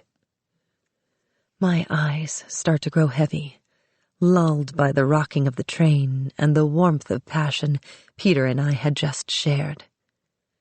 I draw his blanket around me as cold air seeps through the cracked window. It's too cold to be on the road. The rail cars are poorly heated, the cabins at the fairgrounds meant for summer. The program had been set, though. We had started out on the first Thursday in April as we had the previous year. Once, the circus would have gone where the money was plentiful. The wine-soaked valleys of the Loire and wealthy villages of the Rhone-Alps. Now we perform where we are permitted, a schedule the Germans set. That the Reich has agreed the circus may continue still all these years is no small thing. They trot us through occupied France as if to say, "See, life is still normal. How bad can it all be if such fun still exists?" But we represent everything Hitler hates. The freaks and oddities in a regime that is all about conformity. They will not permit us to go on forever. The train slows, screeches to a halt. I sit upright, disentangling myself from Peter's arm. Though we had crossed the border into France hours earlier, checkpoints might come at any time. I jump up, fumbling for my Ausweis and other documents. We begin to move again, the slowdown temporary. I sit on the edge of the bed, my heart still pounding. We are close to the line that once divided Vichy from occupied France. Though both are now controlled by the Reich, there will surely still be an inspection of the train. When, not if, the guards come, I want to be one among a dozen girls in the sleeper car, not in Peter's cabin, risking more scrutiny of my identity and papers than if I simply blend in with the others. I climb from the bed, dressing quickly in the icy air. Tiptoeing quietly so as not to wake Peter, I slip into the next car, second-hand and frayed and stale-smelling, where the girls sleep. Berths stacked atop each other 3 high. Despite the cramped quarters, there are real linens, not bedrolls. Beneath the bunks, small steamer trunks are lined up neatly, one for each of us. Noah sleeps on one of the low bunks, clutching the baby to her chest like a stuffed animal. Her face seems even younger in slumber, unlike the night she had come to us. She is backfisch, my mother would have said, on the verge of womanhood. Watching her embrace Theo, something tugs inside me. We had both been abandoned, exiled in our own way from the lives we had known. But this is no time for sentimentality. Whether she will be able to perform as we need her to, that is the only thing that matters. As an aerialist, it is not enough to be technically good. It is personality, flair, the ability to make the audience hold its breath, as if fearing for their own lives right along with ours. Similarly, mere appearance and personality would not suffice. Even the most beautiful woman would not survive a season on the circuit without the pure physical grace, agility, and strength to back it up. Noah has surprised me so far. I had thought she would give up after the first day, that she would never fly. I had not counted on her gymnastics training, though, or her tenacity. She has worked hard, and she is smart and capable. And brave. Her rescuing Theo from the Nazi car had more than proved that. She's as good as she can possibly be, though it will all hang on whether she can perform under the lights in front of hundreds of people 2 and 3 times per day. Another girl has taken the berth where I was meant to have slept, so I squeeze into the narrow strip of berth beside Noah. But I cannot sleep. Instead, I rehearse our opening performance that evening, marking the movements in my mind. Beside me, Noah stirs and shifts in a slow, practiced way so as not to wake Theo. Are we there yet? Soon, a few more hours. We lie beside each other, our sides bumping gently as the train sways. Talk to me, she says, her voice hollow with loneliness. I hesitate, not sure what she wants to hear. I was born in a rail car just like this one, I offer. I feel her surprise through the darkness. My mother stepped from the stage and had me. Only my father's protest, the story went, had kept her from returning to the show immediately after. What was it like growing up in the circus? With Noah, questions seem to endlessly beget more questions. She is so curious to know and learn it all. I contemplate my answer. I hated circus life when I was younger. I longed for a normal childhood, the permanency of staying in one place and having a real home. To be able to own more things than could fit in a single steamer trunk. Even at our winter quarters during the months when I was allowed to go to school, I was different from the other girls, an outsider and an oddity. When Eric appeared, it was the escape I'd been looking for my whole life. I tried to dress the part, mold my accent so I sounded like the other officers' wives. But long after we settled down in Berlin, something was still missing. The apartment was empty, without the sounds and smells of the winter quarters. I missed the noise and excitement of performing on the road. How could people live in one place all of the time and not get bored? I loved Eric, and after a while, my longing began to fade like a not quite healed scar. But I remained haunted by the world I had always wanted to escape. My life with Eric, I see now, had been temporary, like another act in one of our shows. When it ended, I had not shed a tear.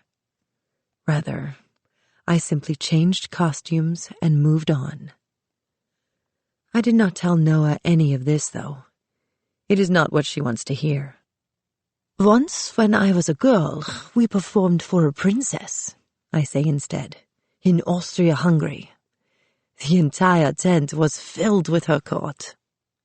Really? Her voice is awe-filled. I nod. Empresses are gone now, replaced by parliaments and votes. Better for the people, perhaps, but somehow less magical. Would the circus fade into history as well? Though no one speaks of it, I sometimes wonder if we are marching toward extinction with each performance, too busy dancing and flying through the air to see it. I open the locket around my neck, revealing in the moonlight a tiny photo of my family, the only one I have. My mother, I say. She was a great beauty. At least before Isidore had been killed and she had taken to the bottle. Magnificent, where I am plain. Her features Romanesque.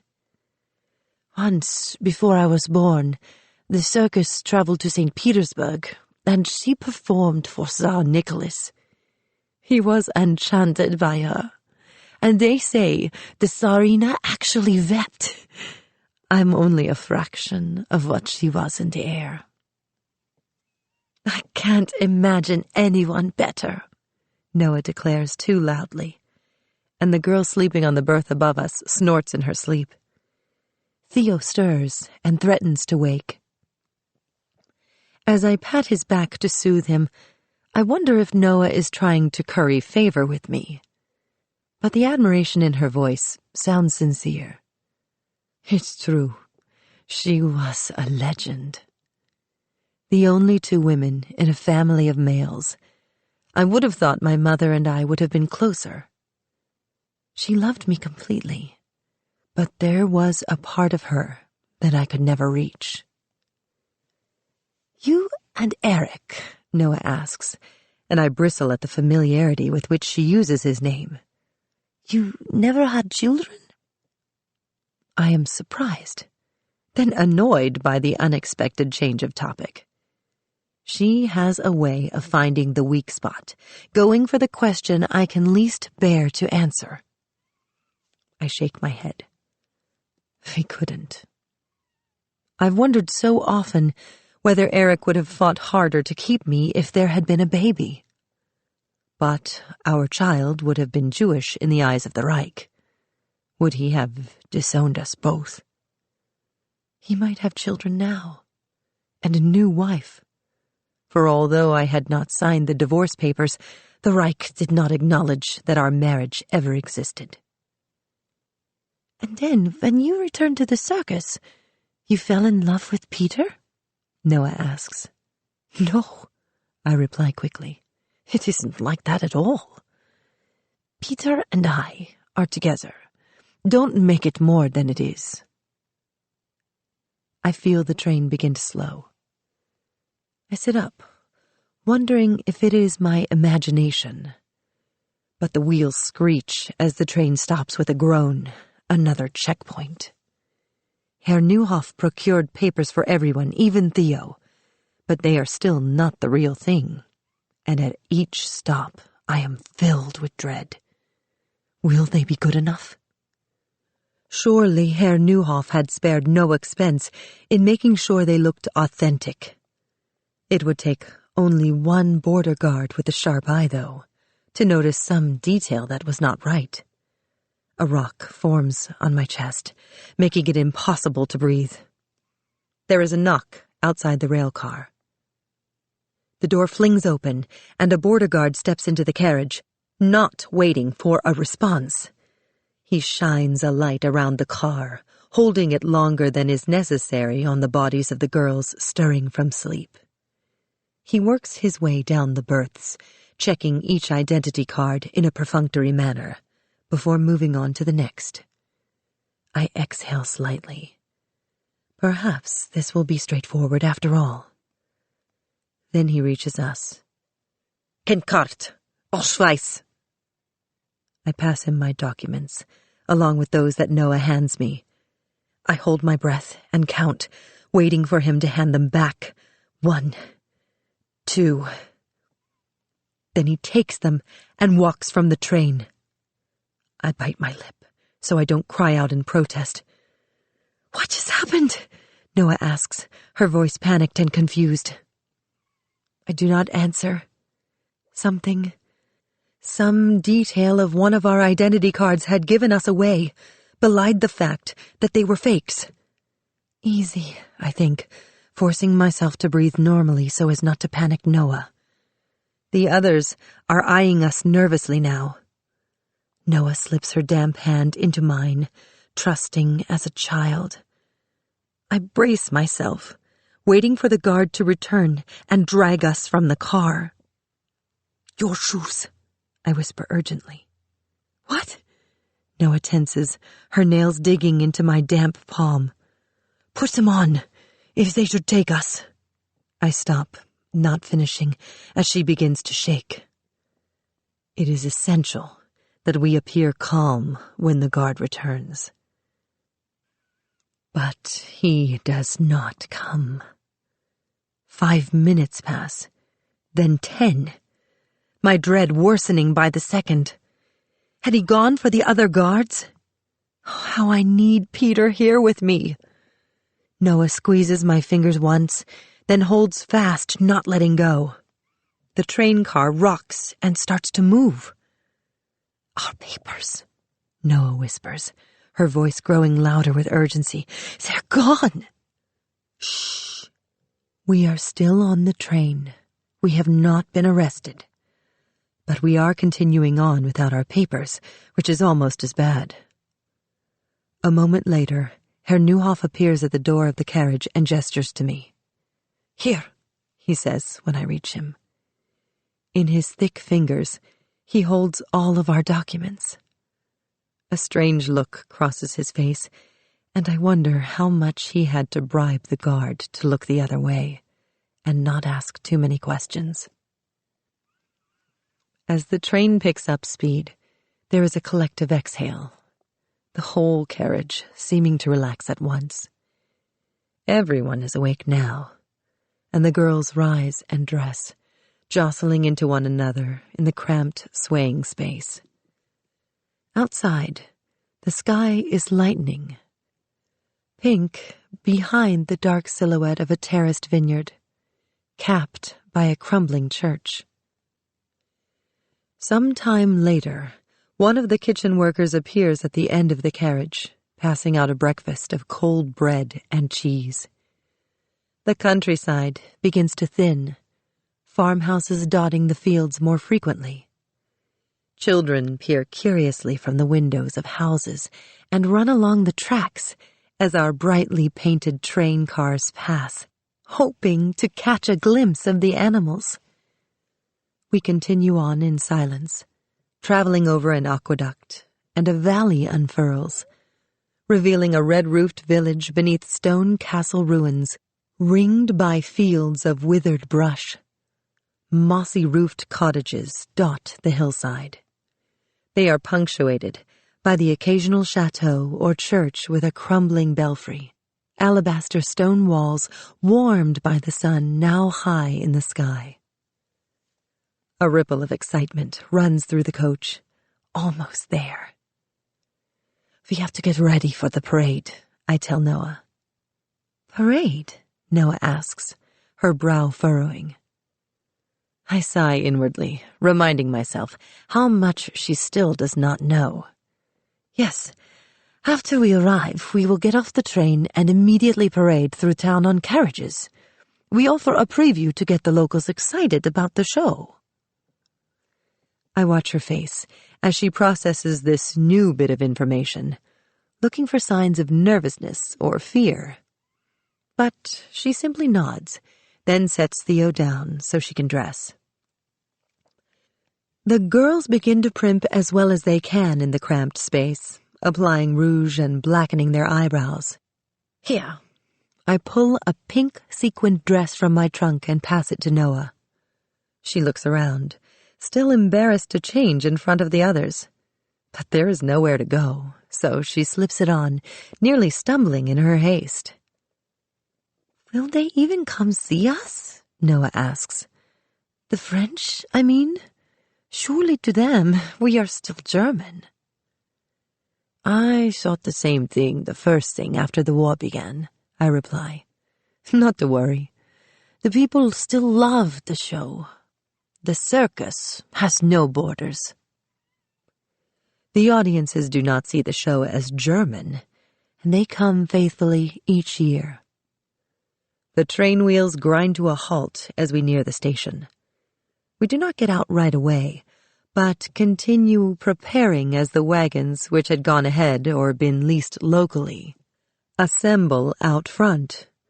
The animals are unloaded first, their cages placed on wheeled platforms. We shuffle toward the exit, the space becoming cramped, and the midday air warm as we await our cue. At last, the door to the carriage is flung open, and cool, fresh air wafts in. The station is nearly as packed as the rail car had been. Dozens of spectators pressed close, waiting to welcome the circus to town. Flashbulbs pop from cameras in rapid succession.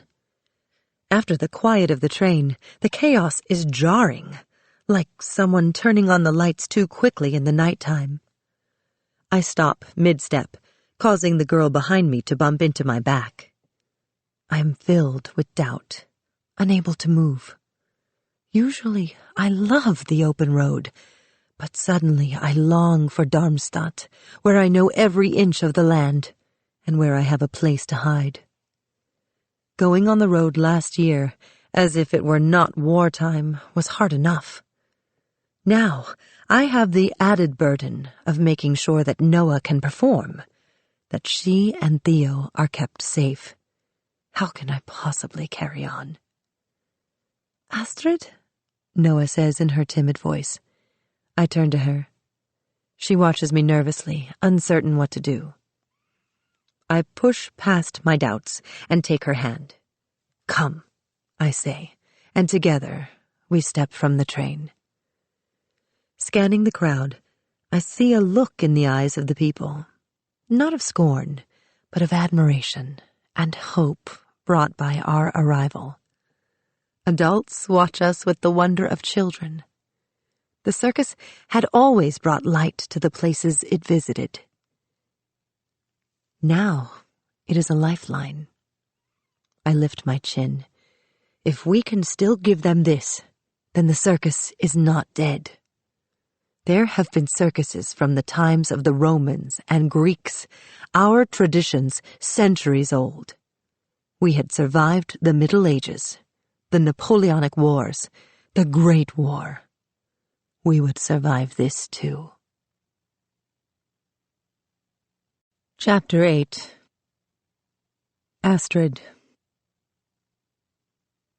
We make our way across the station platform.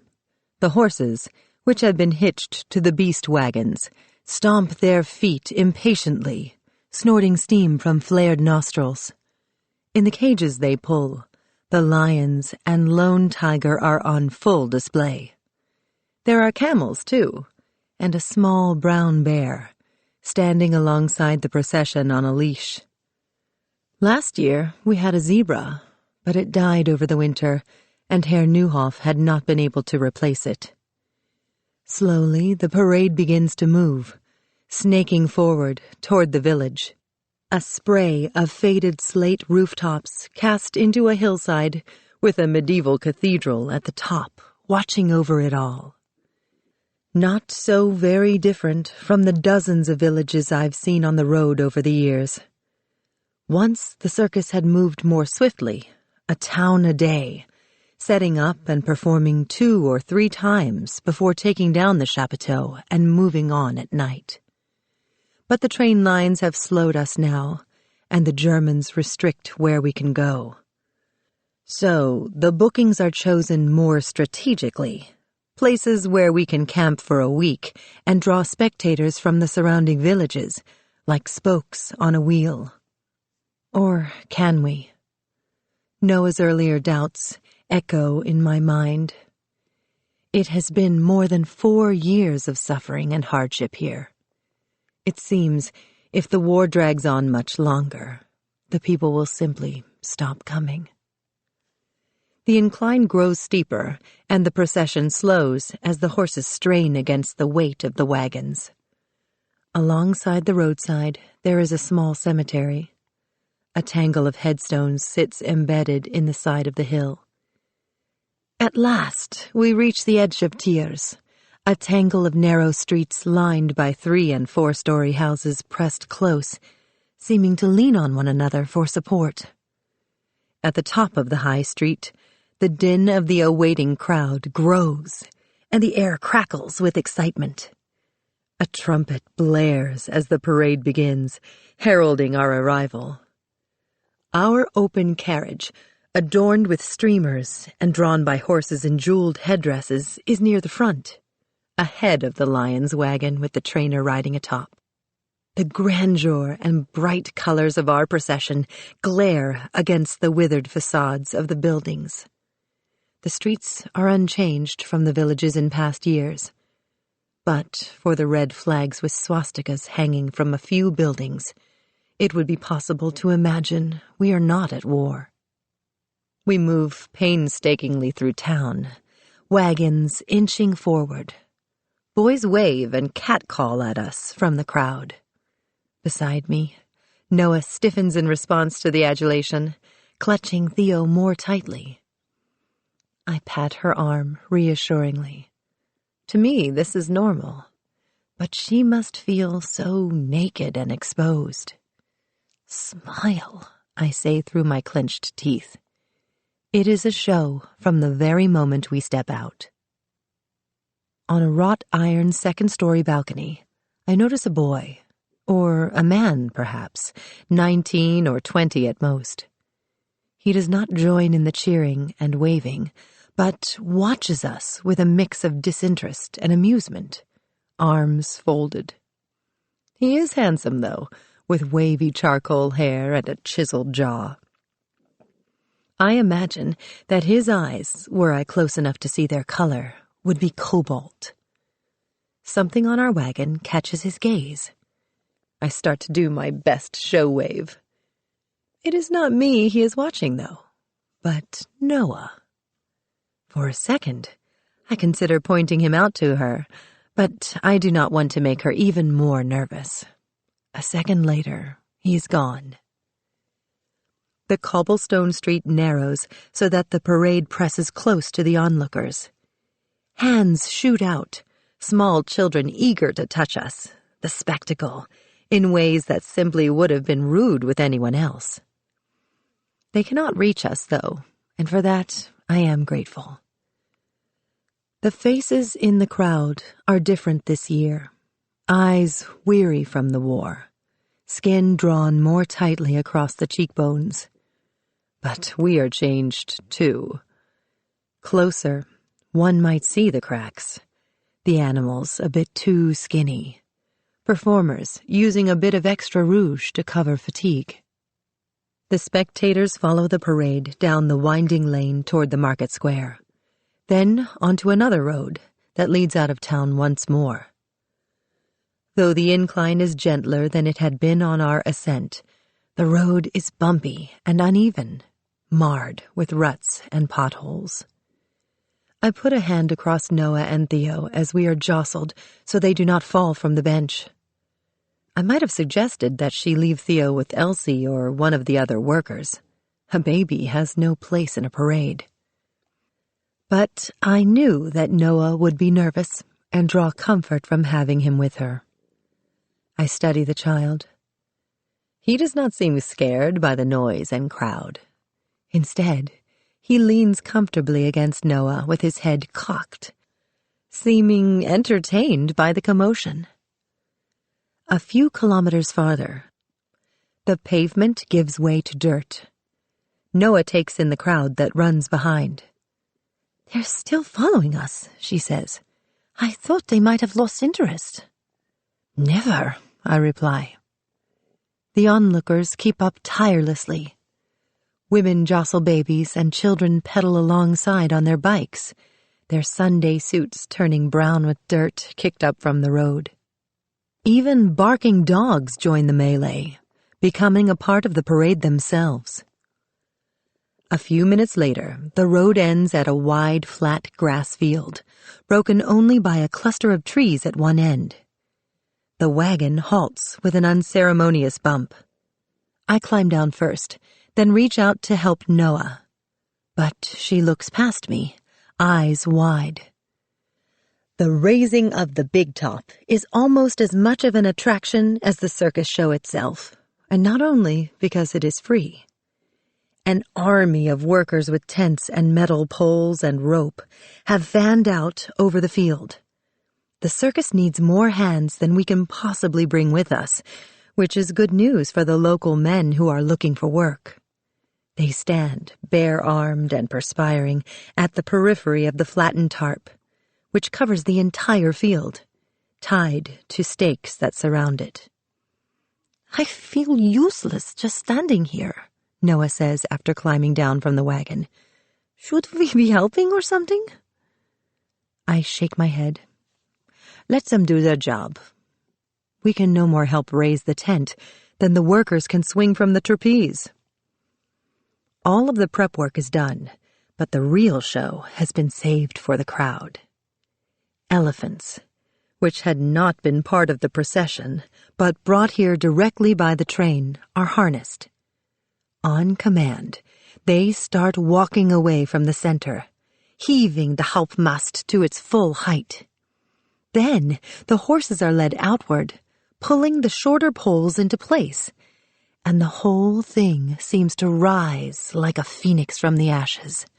A tent the size of the massive gymnasium at Darmstadt, where seconds ago there had been nothing.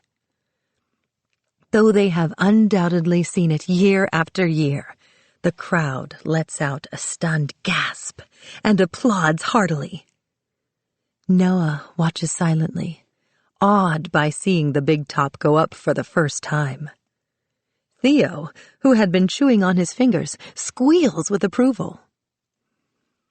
The crowd begins to dissipate as the workers move to secure the poles. "Come," I say, starting in the direction of the big top. "We need to practice." Noah does not move, but looks hesitantly from me to the child and back again. "We've been on the road for almost 2 days, she complains. "I'm aware," I reply, growing impatient. "But we only have a few hours before we get ready for the first show. You have to rehearse at least once in the big top before then."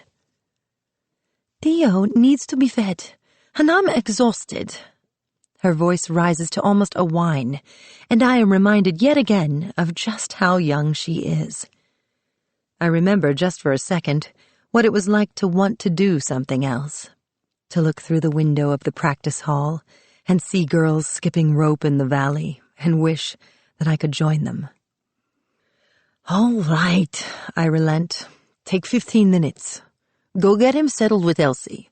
I'll meet you in the big top." I expect her to protest again, but she does not. Her face breaks into a wide smile of gratitude, as though given a great gift. "Thank you," she says, and as she carries Theo in the direction of the train, I look back over my shoulder toward the big top. Acquiescing was not entirely for Noah's benefit. The workers are still tightening the poles. The trapeze is not quite ready. And she will rehearse better if she can concentrate on flying instead of worrying about Theo. As Noah disappears into the train, my doubts rise anew. Since she first let go and flew last month, she has grown stronger in her training. But she is still so inexperienced. Will she hold up day after day in front of the lights and the scrutiny of the crowd? I walk into the big top, inhaling the moist earth and damp wood. This is one of my favorite moments each season, when everything at the circus is fresh and new. Other performers, jugglers, and a few contortionists have trickled in, working on their own acts. Peter is not here, and I wonder if he is rehearsing privately, out of view, so as not to be rebuked for the political act Herr Neuhoff forbade him from performing. Peter had mentioned it a few days earlier. "Herr Neuhoff is trying to persuade me to water down the act. Bury it." "I know," I replied. "He spoke to me about it as well." "What do you think?" Peter was normally so self-assured, but his face was troubled, and I could see he really did not know what to do. It was only because of me that he was considering acquiescing at all. "Don't stop yourself on my account." I did not want Peter to have to sacrifice his art for me and resent me after. Now the workers have just finished securing the trapeze. The foreman, Kurt, has them do this before the seats and other apparatuses, knowing that I will want to practice right away. I walk to where he is conferring with 2 laborers about the angle at which the benches are to be set. "Has the ground been leveled?" I ask. He nods. It matters a great deal for the trapeze. The slightest unevenness in the earth could affect the speed at which we fly and destroy the precision of our routine, causing me to miss catching Noah. I walk to one of the ladders and give it a firm tug to make sure it is secure. Then I climb up to the flyboard. From below comes the murmur of some of the dancers, chatting as they stretch. I leap without hesitating. The air rushes beneath me and I stretch forth. As always in this moment, I feel 16 again, the sound of my family's laughter ringing in my ears as I fly. When I first came back to the circus, I wondered if the time away would have made me slower, If I could remember the moves. I was in my late 30s, perhaps too old for this. Others by now had retired to teaching or marriage or seedy cabarets in Dresden or Hamburg. But the air was all I had known. I was good at it still. Why shouldn't I keep going? In a few weeks, my body thinned, the richness of those long dinners in Berlin melting from my midsection. And I was as good as I had ever been. Better even, Herr Neuhoff remarked once. I could not tell him that I flew higher and flipped harder to reach a place in the dark eaves of the big top where I could hear my brother's laughter and where Eric's rejection could no longer find me. As I swing back up to the board a few minutes later, the chatter of the performers below stops abruptly and the tent grows quiet. Noah stands at the entrance to the big top, looking young and scared. The other performers eye her warily. They have not been awful in the weeks since she joined us, but they've been distant, making clear that she does not belong. It is always hard for new performers at the circus. Indeed, they had hardly welcomed me with open arms when I returned. And it is even more difficult for someone like Noah, who is seen as not qualified, too inexperienced to succeed. But am I any better, I wonder? I, too, had treated Noah coldly in the beginning, wished that she would go. Though I have accepted her since the police came to Darmstadt, I have viewed her as a necessity, part of the act. I have not done anything to make her truly welcome. Suddenly guilty, I climb down the ladder to her. I ignore the others, willing her to do the same. Are you ready? Noah does not answer, but looks around the tent. To me, this is normal, almost all I have known. But I see it as she does now. The cavernous space. Rows of seats being assembled endlessly after one another. I take her hand and stare hard at the others until they look away. Come. The ladders are looser here than in the practice hall, and everything shakes a bit more. I keep talking as we climb, partly to ease her nerves, and partly because there are things, important things, she needs to know about the differences between Darmstadt and the big top. After a lifetime, I can perform anywhere. The scenery fades, and it is just me and the bar and the air. For Noah, though, every little detail could make a difference.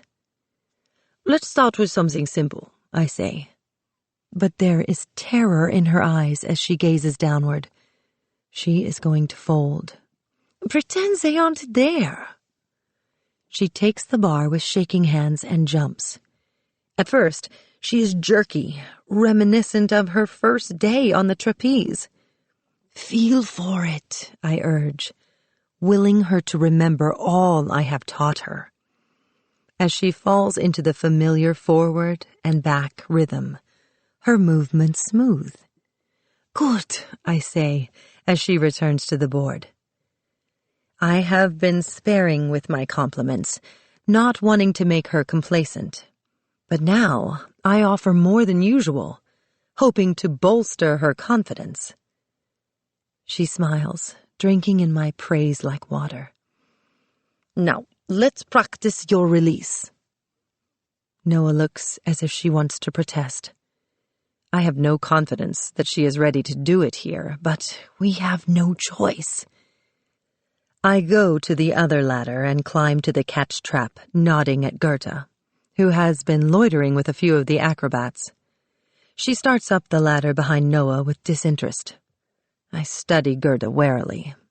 She is no more welcoming to Noah than the other performers, but practical enough to tolerate her, because we need her for the act. As Noah nears the top of the opposite ladder, her foot slips, and she nearly falls. Easy, I call from my board. Though I mean it as reassuring, it comes out sounding like a rebuke. From below come laughs from the other performers, as their suspicions about Noah's lack of skill have been confirmed. Even from a distance, I can see her eyes begin to water. Then her back stiffens and she nods. Noah jumps with more force than I have seen from her. "Hop!" I call. She releases with surprising precision for her first time in the big top. Our hands lock.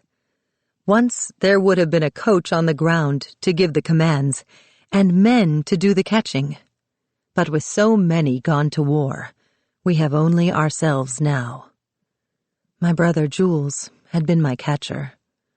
Until these past few weeks of training Noah, I had not fully appreciated his strength and skill. As we swing back, I release her in the direction of the bar, which Gerda has sent out. With every pass, Noah's movements become stronger. She is performing in spite of, no, because of, the skepticism of the other performers. Grudgingly, the expressions below turn to respect. My hope rises. Noah has earned their respect, and she will earn the audience's too. "Bravo!" a voice calls out from below, but the tone is mocking. Noah, who is on the return, nearly misses the far board. Gerda reaches out and grabs her before she falls. I look down. Emmett is holding a mop high in the air, mocking Noah. I climb down the ladder angrily. "You fool!" I hiss. "She's not an aerialist," Emmett replies with exaggerated patience, as though speaking to a small child. "She was a cleaner at the station in Bensheim. That's all she's qualified to do." Emmett, I know now, has been stirring up ill will among the other performers, encouraging them not to accept Noah. He has always needed to pick on others to hide his own weakness. But how had he found out she worked at the station? Surely he does not know the rest of Noah's past. "Fine now," I demand. "The show is in an hour. We need her ready, and you are undermining her confidence." "Because I didn't actually think we would go through with this farce," he replies. "Or that she would be able to do it," I add silently. A part of him, I suspect, is jealous. Noah has been able to manage mightily with just weeks of practice, whereas he has been here a lifetime with no talent to show for it. But it seems unwise to point this out to him now. "This needs to work, Emmett," I say slowly. "For your sake," he sneers. "For all of our sakes," I correct. Noah, who has come down the ladder, watches from a distance. She has heard enough, I know, to be uncomfortable. There is a flash in her eyes as she expects to be rejected yet again. How is it possible, after all that she has been through, that she can still let people hurt her? She stands on one side of me, the rest of the performers on the other. I am an island, caught in between. I take a step in her direction. "We need Noah," I say firmly and loudly enough for the others to hear. It is a calculated risk. I need the good graces of the circus folk as much as she does in order to maintain my identity and hide. No one responds, but I've gone too far to back down now. "In any case, I am with her, and anyone who isn't is against me." Noah's face folds with disbelief, as if it is the first time that someone has stood up for her. The others scatter to rehearse.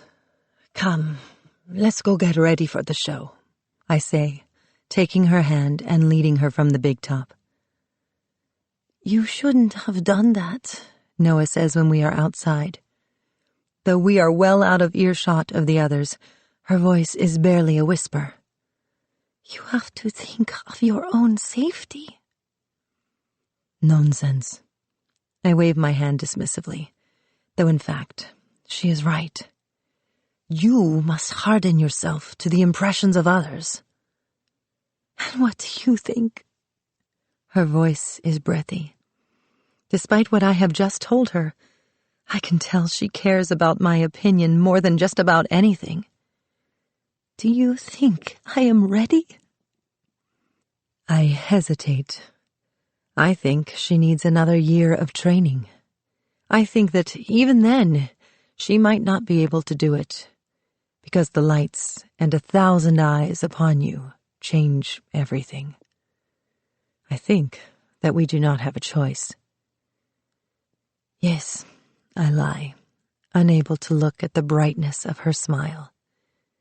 And together, we go prepare to perform. Chapter 9. Noah. I follow Astrid away from the big top. Outside, spectators still mingle, buying tickets at a hastily erected kiosk and watching the workers put up the smaller tents. Crew bosses shout orders, their hoarse voices mixed with the clanging of hammers, driving metal spikes into hard earth. Thank you, I say, referring once more to what had just happened with the other performers.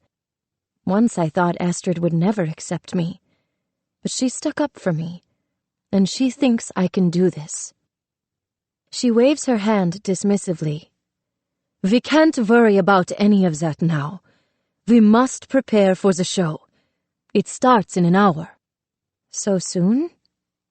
I ask. It's after 4. I had not realized it had gotten that late, or that the parade and tent raising had taken so long. We begin at 6, earlier than we otherwise would have because of the curfew. We need to get ready. I thought we already did. I look down at the dress she had loaned me an hour earlier on the train, so tight that my parents would have a fit if they saw me in it. Ignoring my last remark, Astrid leads me across the crowded field to where the train has come to a rest at the end of the tracks. The fairgrounds were built close to the tracks so we can sleep in the railway cars, Astrid explains. She gestures in the opposite direction toward some trees. There are a few cabins and tents we could use if it was warmer.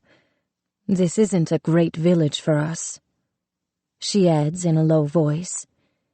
The mayor has become very close to the Germans. He's collaborating?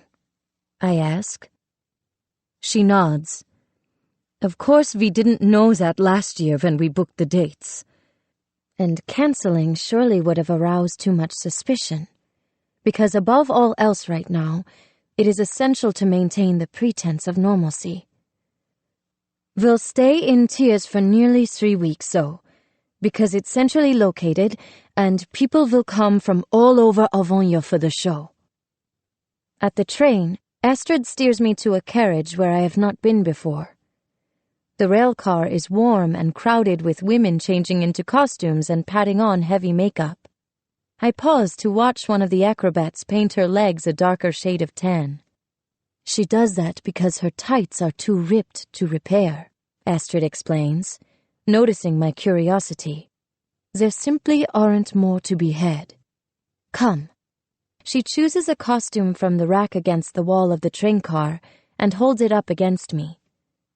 Then she hands it to one of the dressing girls and disappears. I am thrust from one set of arms to the next, like a bundle of laundry, embarrassed by my own stale smell from too many hours on the train without washing.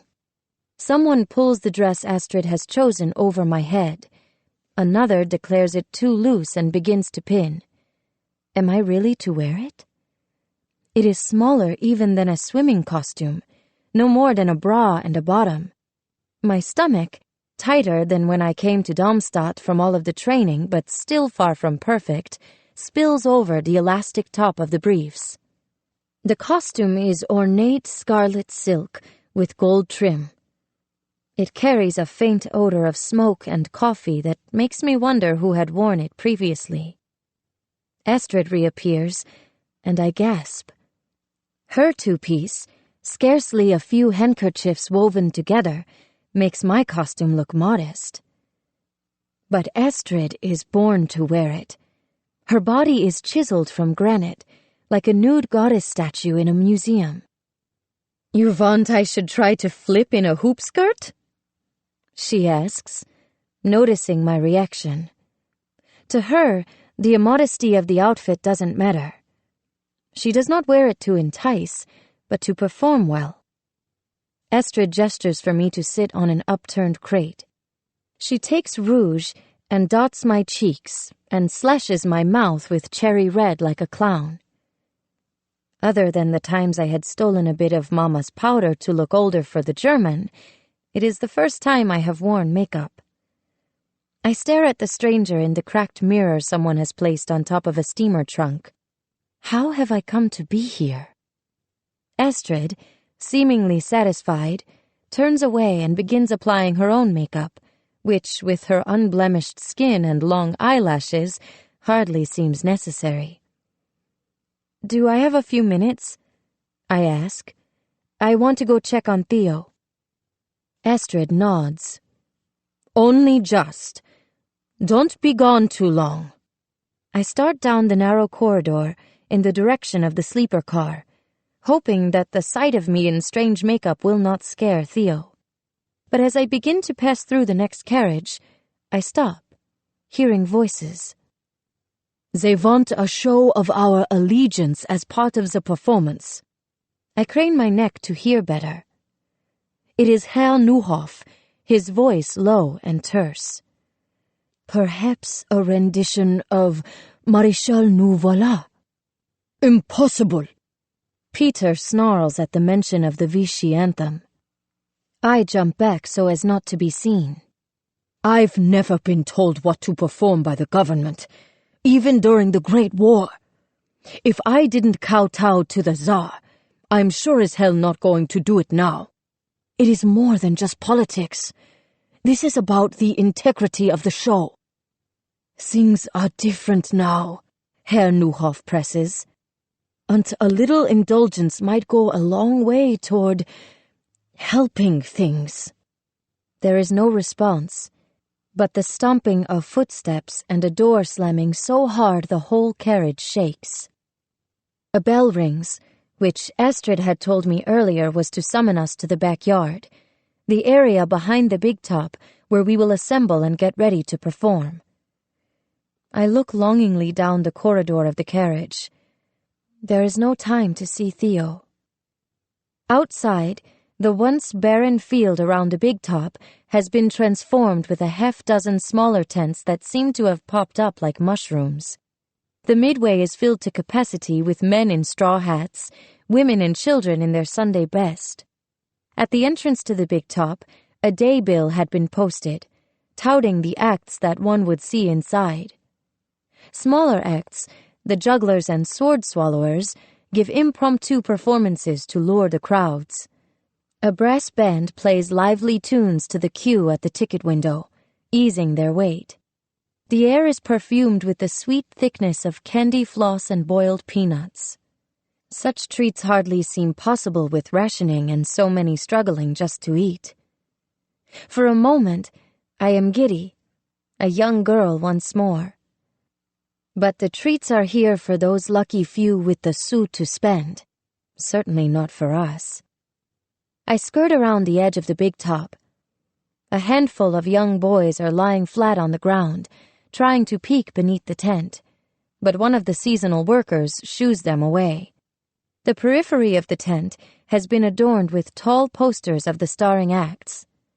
Estrid, in her younger years, looms above me, suspended mid-air by satin ropes.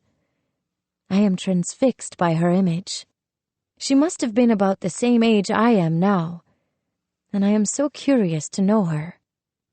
I pass the beer hall they'd erected at the end of the midway, a bookend to the carousel opposite. Boisterous male laughter explodes from within. It is a delicate balance, Estrid had explained, We want to lubricate the audience enough so that they will enjoy the show, but not so much that they will become unruly and disrupt it. Peter, whom I had seen just minutes earlier with Herr Neuhoff, sneaks from the back of the beer tent with a flask in hand. How had he gotten here so quickly? He eyes me uncertainly. "Just a quick one for the road," he says, before ambling away. I am surprised. I had not imagined that performers would be allowed to drink before a show. What would Astrid say? I reach the backyard. My eyes travel nervously toward the top of the tent. It seems impossible that the tent, nothing more than some fabric and poles, can possibly hold the hulking trapeze apparatus. And us. Astrid, seeing my worry, walks to my side. "It's safe." But in my mind, I will always see the time I had fallen toward the earth, ready to die. "How are you holding up?" she asks. Without waiting for an answer, she rechecks my wrist wraps and holds out the box of rosin for me to coat my hands once more. "We don't want you getting killed," she says. "Not after all of the work we've put in." She adds this last bit with a smile, trying to make a joke of it. But her eyes are solemn, concerned. "You don't think I can do it?" I venture, not sure I want to hear the answer. "Of course I do." I listen to her voice, trying to gauge whether it is forced. "You've worked hard. You've got natural ability. But this is a serious business for all of us. There is no room for mistakes." I nod, understanding. The danger is as real for Astrid as it is for me, even after so many years. I peek inside the dark tent, which looms high like a giant cave. There is a ring in the middle, some 40 feet across, set apart from the audience by a low fence. I'd heard from the other performers about the American circuses, great big ones like Barnum that had 3 rings. But here, all eyes would be focused on the main act. The first 2 rows of seats are covered in a ruby velvet cloth with a satin gold star on each, designating that these are the good seats, the important ones. Behind these chairs, crude wood benches rise in concentric circles nearly to the rafters. It is the complete circus of the ring, spectators on all sides, that gets to me. There is nowhere to hide or turn away, eyes from every angle. The crowd begins to trickle into the tent, and I pull back so as not to be seen. The ushers and program sellers are in fact lesser performers who can scoot out as the auditorium fills to put on their own makeup and prepare for the show. I study the spectators as they take their seats, a mix of well-to-do townspeople in the front and workers on the higher benches, freshly scrubbed but a bit ill at ease, as if they do not belong here. Barely a few francs for food, yet they still found a way to get that ticket to the show. These are the lucky ones, who can afford to forget for a few hours the hardships beyond the tent flaps. As the sky grows gray and we near showtime, the chatter in the backyard silences, and everyone grows focused, almost grim. The acrobats have one last cigarette. They are stunning in their sequined costumes and headdresses. Their flawless makeup and coiffed hair give no indication of the primitive conditions in which we dressed. Astrid paces in the far corner, deep in thought. Given the intensity of her expression, I do not dare to disturb her. Of course, I have no pre-show ritual of my own. I stand to one side, trying to act as if I have done this my whole life. Astrid waves me over. "Don't just stand around letting your muscles get cold," she admonishes. "You need to stretch." She bends and gestures for me to lift one leg onto her shoulder, an exercise we've done many times at the winter quarters. She straightens slowly, raising my leg, and I try not to grit my teeth, but rather breathe and ease into the dull, familiar burn that travels up the underside of my thigh. "Do you want me to stretch you?" I ask, when she has helped me with my other leg. She shakes her head. I follow her gaze across the backyard to where Peter rehearses apart from the others. He's changed into an oversized jacket and trousers now, and his face, stubbled minutes earlier, is an unbroken field of white grease paint. "Astrid," I begin. She looks over at me, as though she had nearly forgotten I was there. "What is it?" I falter. I consider telling her about the disagreement I heard Peter having with Herr Neuhoff on the train, or seeing Peter come from the beer tent, but I do not want to worry her right before we go on. "You're nervous," she says evenly. "Yes," I admit. "Weren't you at your first show?" She laughs. "I was so young I can't even remember it. But it is normal to be nervous. Good, even. The adrenaline will keep you on your toes, keep you from making mistakes. Or make my hands shake so badly that I can't hold the bar, I think." Inside the tent, the lights are lowered, and the whole house thrown into darkness. A spotlight comes on, creating a pool of gold on the floor at the center of the ring. The orchestra strikes a stirring chord. Herr Neuhoff appears, majestic in his bow tie and top hat. "Mesdames et messieurs," Herr Neuhoff booms into a microphone. The thunder and lightning polka begins to play, and the plumed horses prance into the ring. Their riders, among the most ornately costumed of the women, have no saddle, but ride bareback, hardly sitting at all, as they scissor their legs from side to side. One rider stands and tumbles from a standing position backward through the air, landing neatly on a second horse. Though I have seen the act in rehearsal, I cannot help but gasp along with the crowd. "The program of the circus," Astrid explained once, "is deliberately designed. A fast act, then a slow one, then fast again. Lions and other dangerous animals, interspersed with human pantomimes. You want the light bits after serious," she'd said. "Like cleansing the palate after each course of a meal." But there are practicalities, too, such as the time needed to bring the animal cages in and out that makes placing them close to intermission a necessity. Watching, I realized that the design of the big top is deliberate too. The angles of the benches are steep to face the gaze downward. The rounded seating makes the crowd play off one another's responses, and the unbroken circle is like a wire for the electricity that fills the tent. The audience sits motionless, mesmerized by the web of color, lights, music, and artistry. Their eyes dance with the arc of the juggler's balls, and they gasp in appreciation as one of the trainers waltzes with a lion. Astrid was right.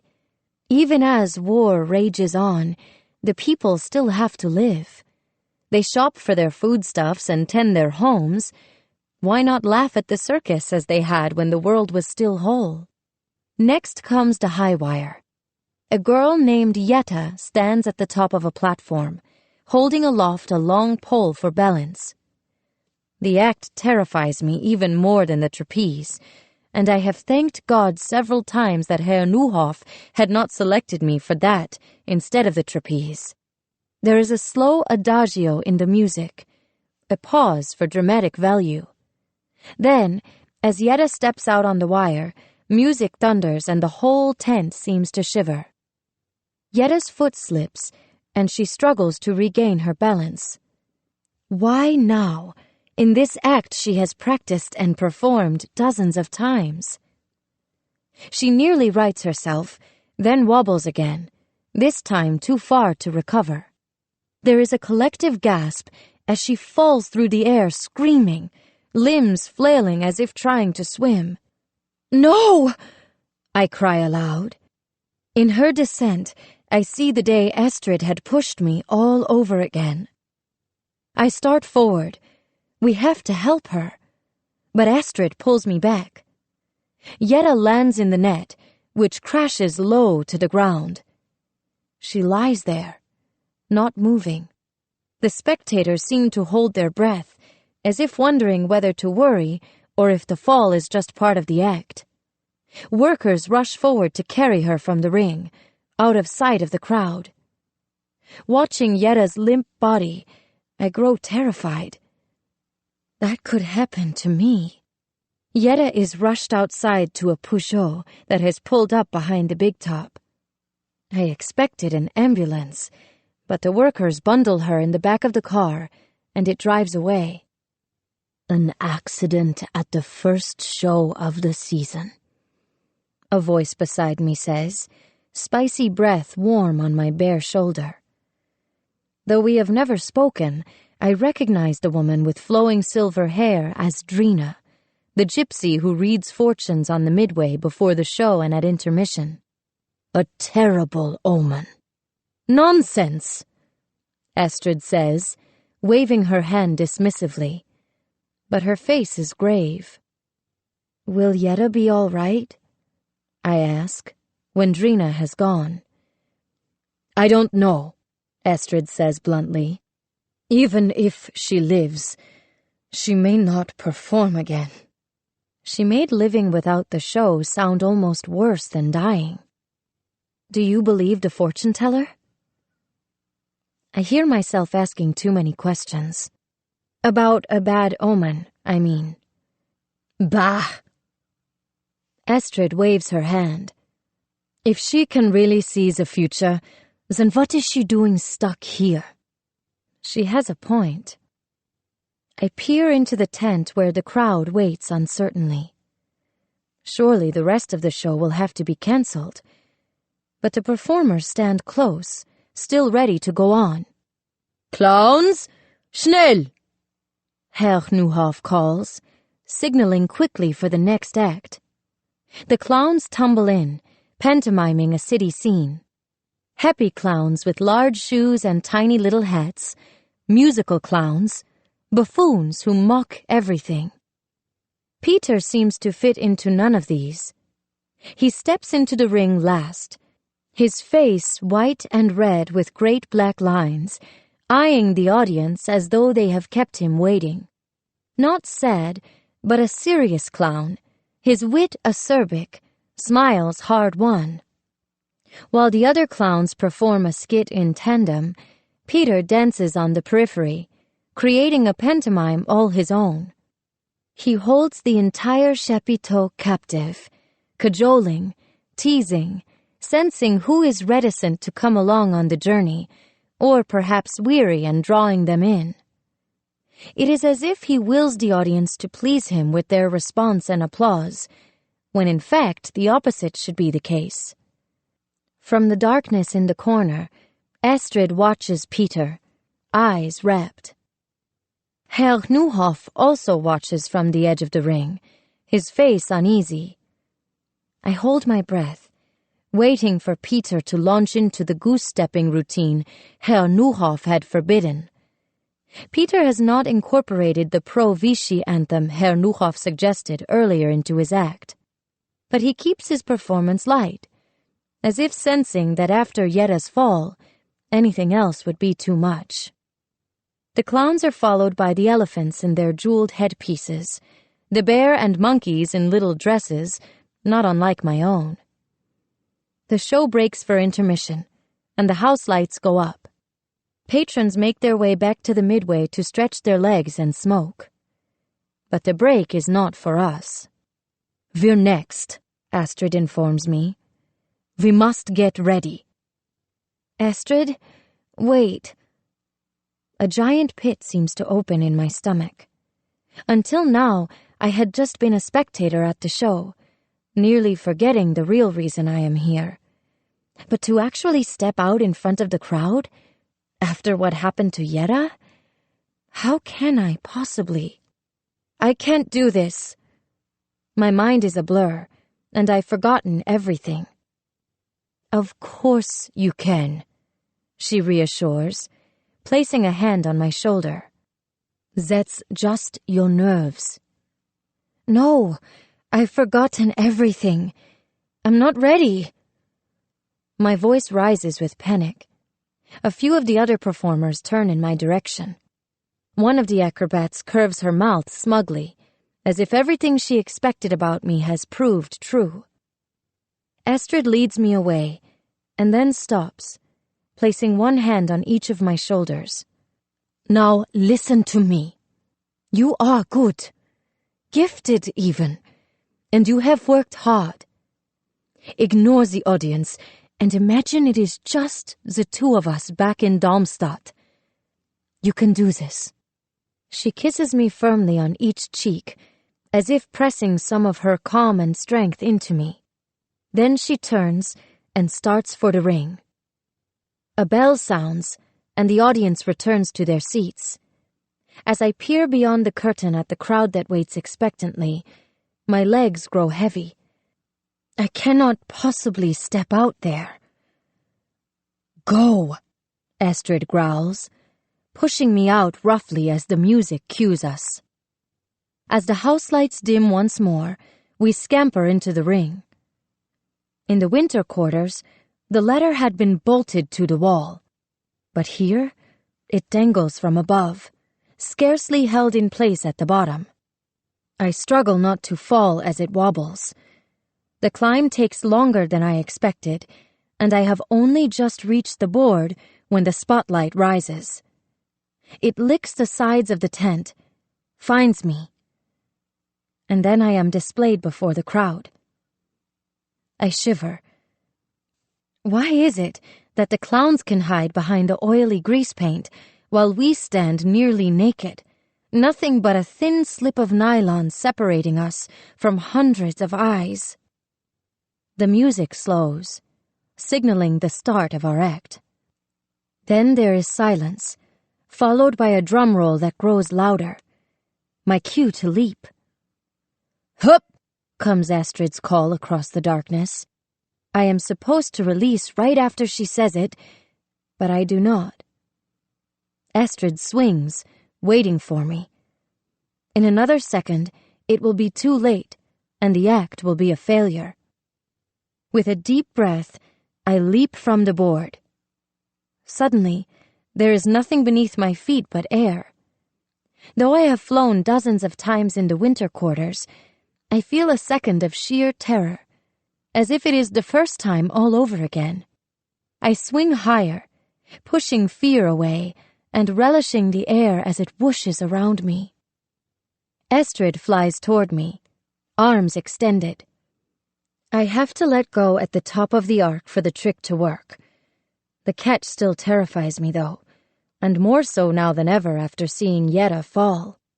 Astrid had let me fall once before, caused it. Would she do it again? Our eyes lock. Trust me, she seems to say. I let go and soar through the air. Astrid's hands clasp mine, swinging me below her for a split second. Relief and excitement surge through me. There is no time to celebrate, though. A second later, Astrid flings me back in the direction I need to go. I force myself to concentrate once more, spinning as she taught me. Then I reach outward, hardly daring to look. Astrid has aligned me perfectly, and the bar falls into my hands, and the crowd cheers. I swing up to the board, the world righting itself beneath my feet. We've done it! My heart fills with joy, and I am happier than I've been since I can remember. The act is not over, though, and Astrid is waiting for me, her face stern, intensity unbroken. We performed the second pass, this time Astrid catching me by my feet. The applause lifts me higher now. Another pass in return, then it is over. For an instant, I am almost more sad than relieved. I straighten as the spotlight finds me on the board. The audience cheers on and on. For me. They haven't seen the work Astrid had done as catcher at all. I understand then how hard it was for her to have given up the limelight, the things she has sacrificed to bring me into the act. The lights go down, and Peter prepares to enter the ring once more, this time for a solo performance. Unlike other performers who appear once or twice during the show, he goes on repeatedly between larger acts, a thread tying the whole show together. Now he distracts the crowd with his routine, giving the workers time to finish positioning the lion and tiger cages, which had been brought in through the darkness beneath our act.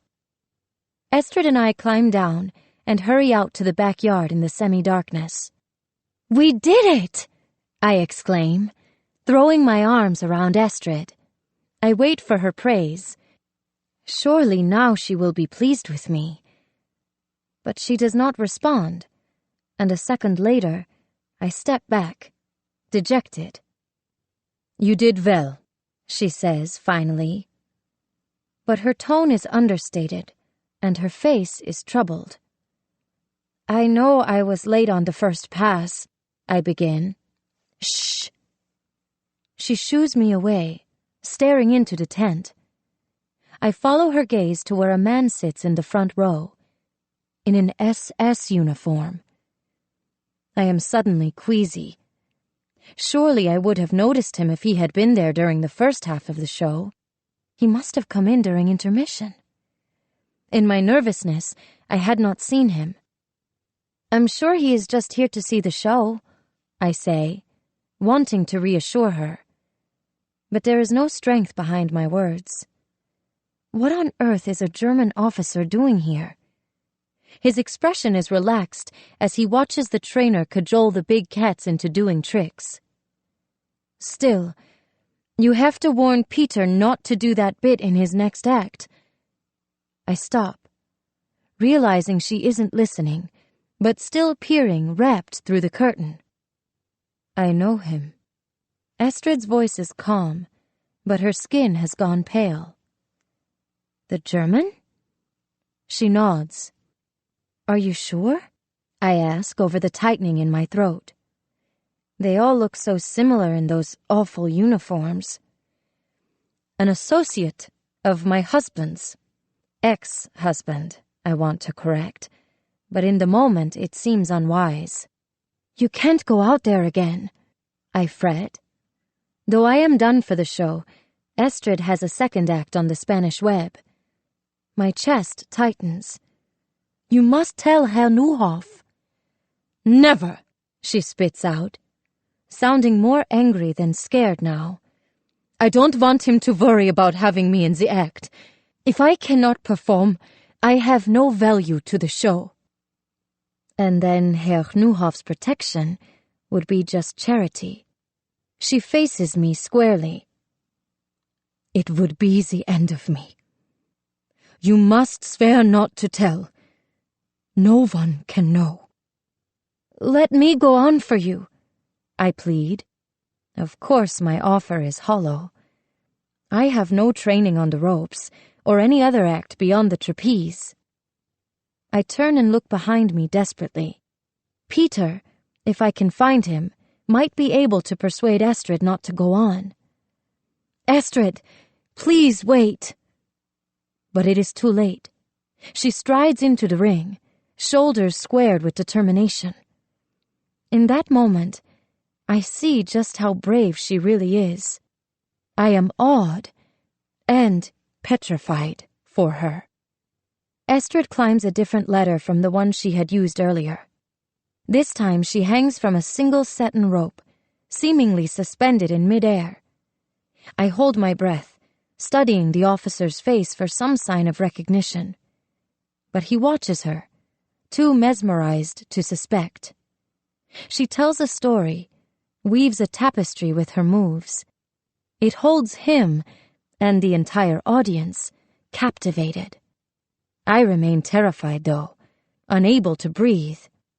Astrid's beauty and the legendary skill of her act scream like a bullhorn, threatening to betray her true identity. Hidden in plain sight, Estrid muses over the thundering applause as she exits the tent. There is a note of self-satisfaction to her voice, a part of her that liked deceiving the German, but her hands tremble as she undoes her wraps. Then, it is over. The entire circus steps out for a final bow, the full panoply of spectacle unfurled for the audience to admire once more. I climb the ladder, as Estrid had instructed me, and we take our final bow from opposing boards, not flying, but simply extending one leg high out into the air like ballerinas. Children wave furiously at the sweat-glistening performers, who bow modestly in return, like actors not breaking from their roles. Afterward, some of the performers sign autographs for the crowd that is gathered at the edge of the backyard. I watch nervously as Estrid accepts praise. Perhaps she should not be out here. But the German officer does not appear.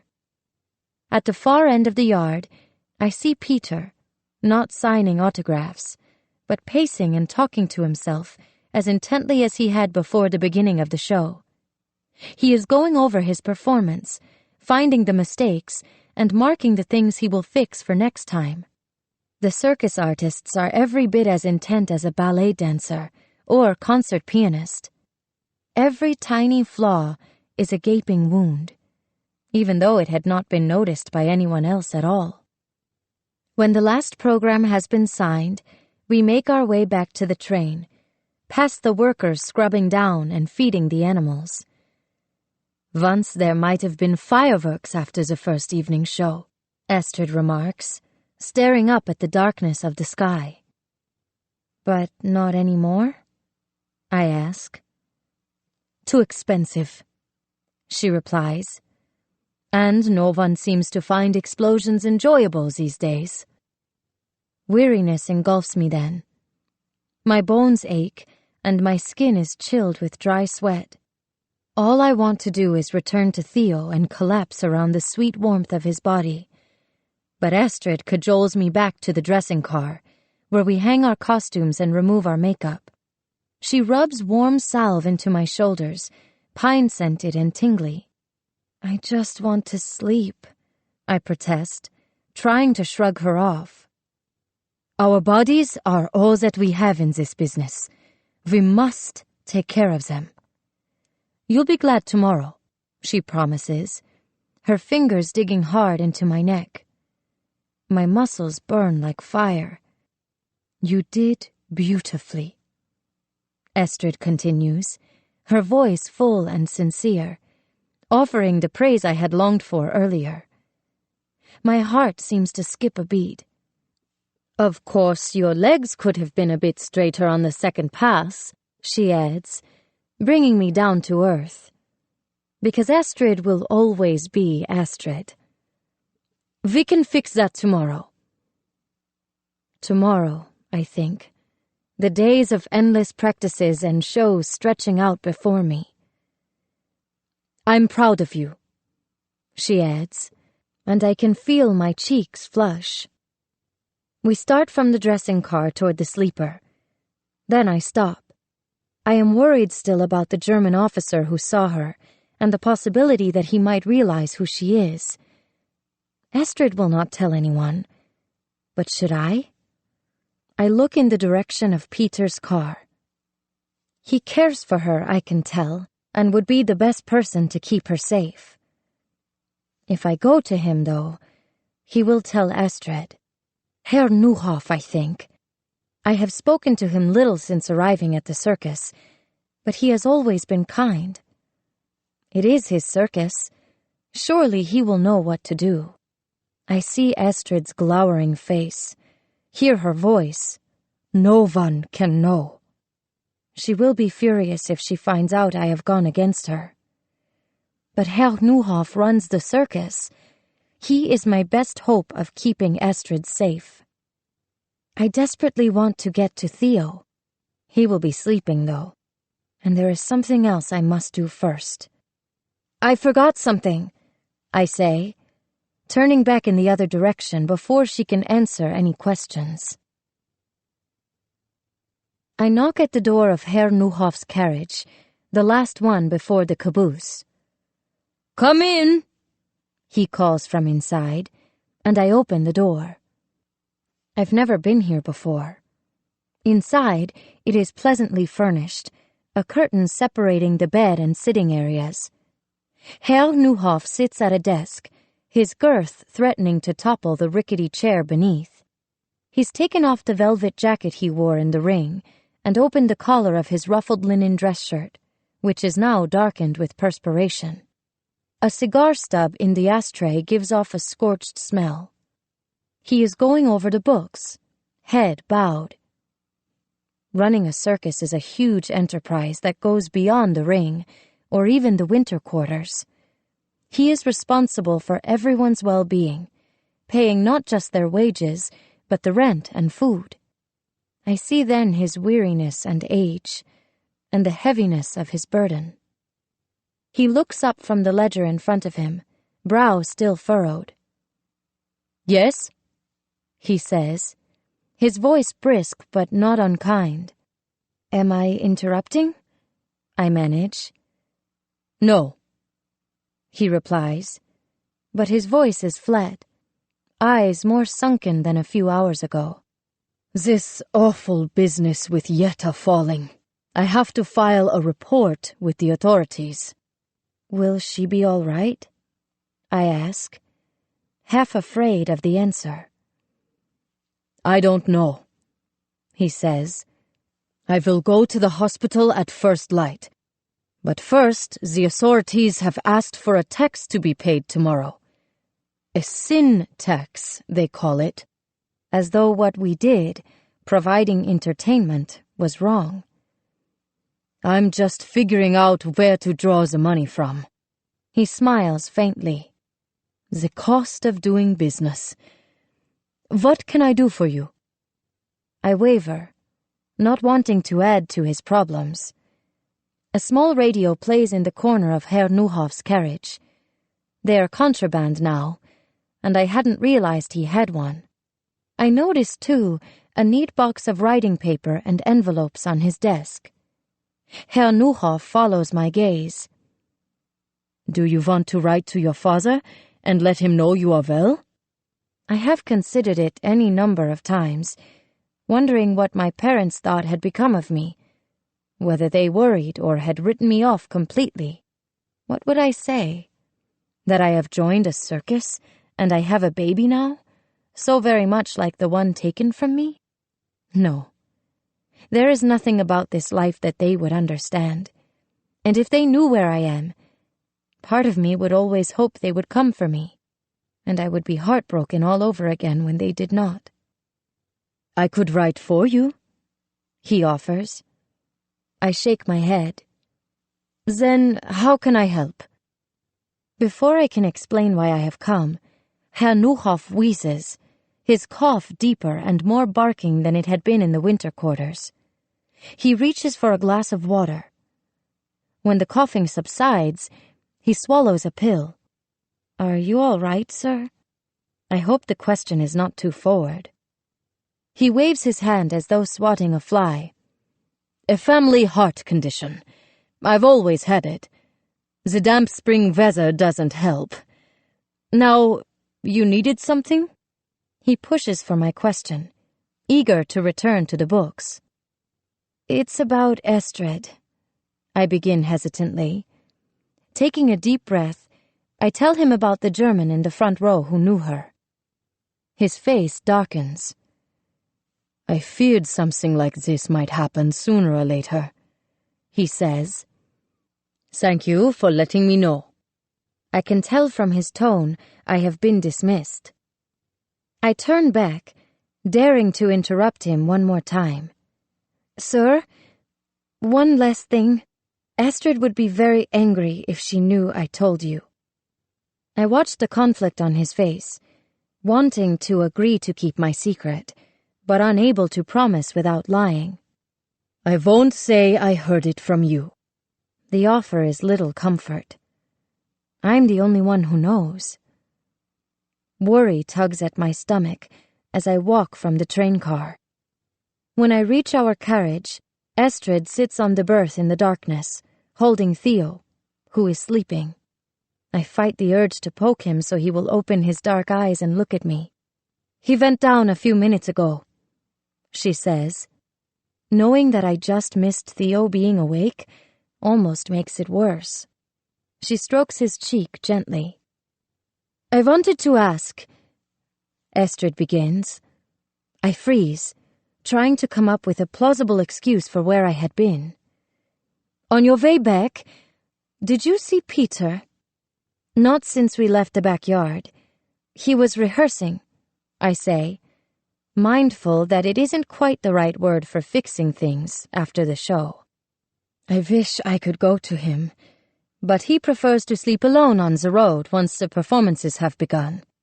Her eyes drift longingly in the direction of Peter's train car. After seeing Eric's colleague, she dips her chin low to her chest.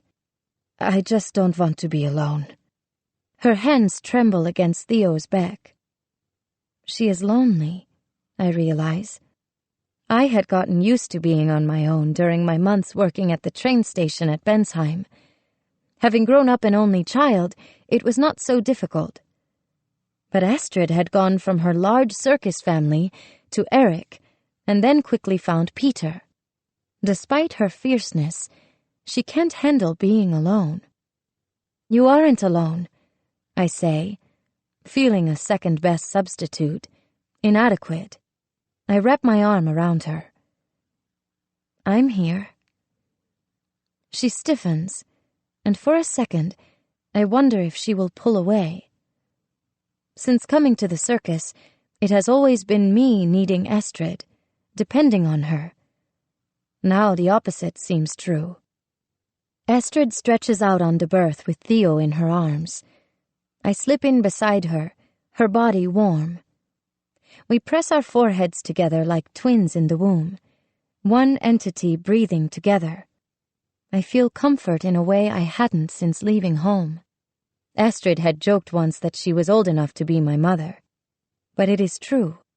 I see my own mother now, as clearly as I had the day she watched me leave. She should have fought for me, protected me with her life. Now, having Theo, I understand what her love should have been, and was not. "What are you thinking?" Estrid asks.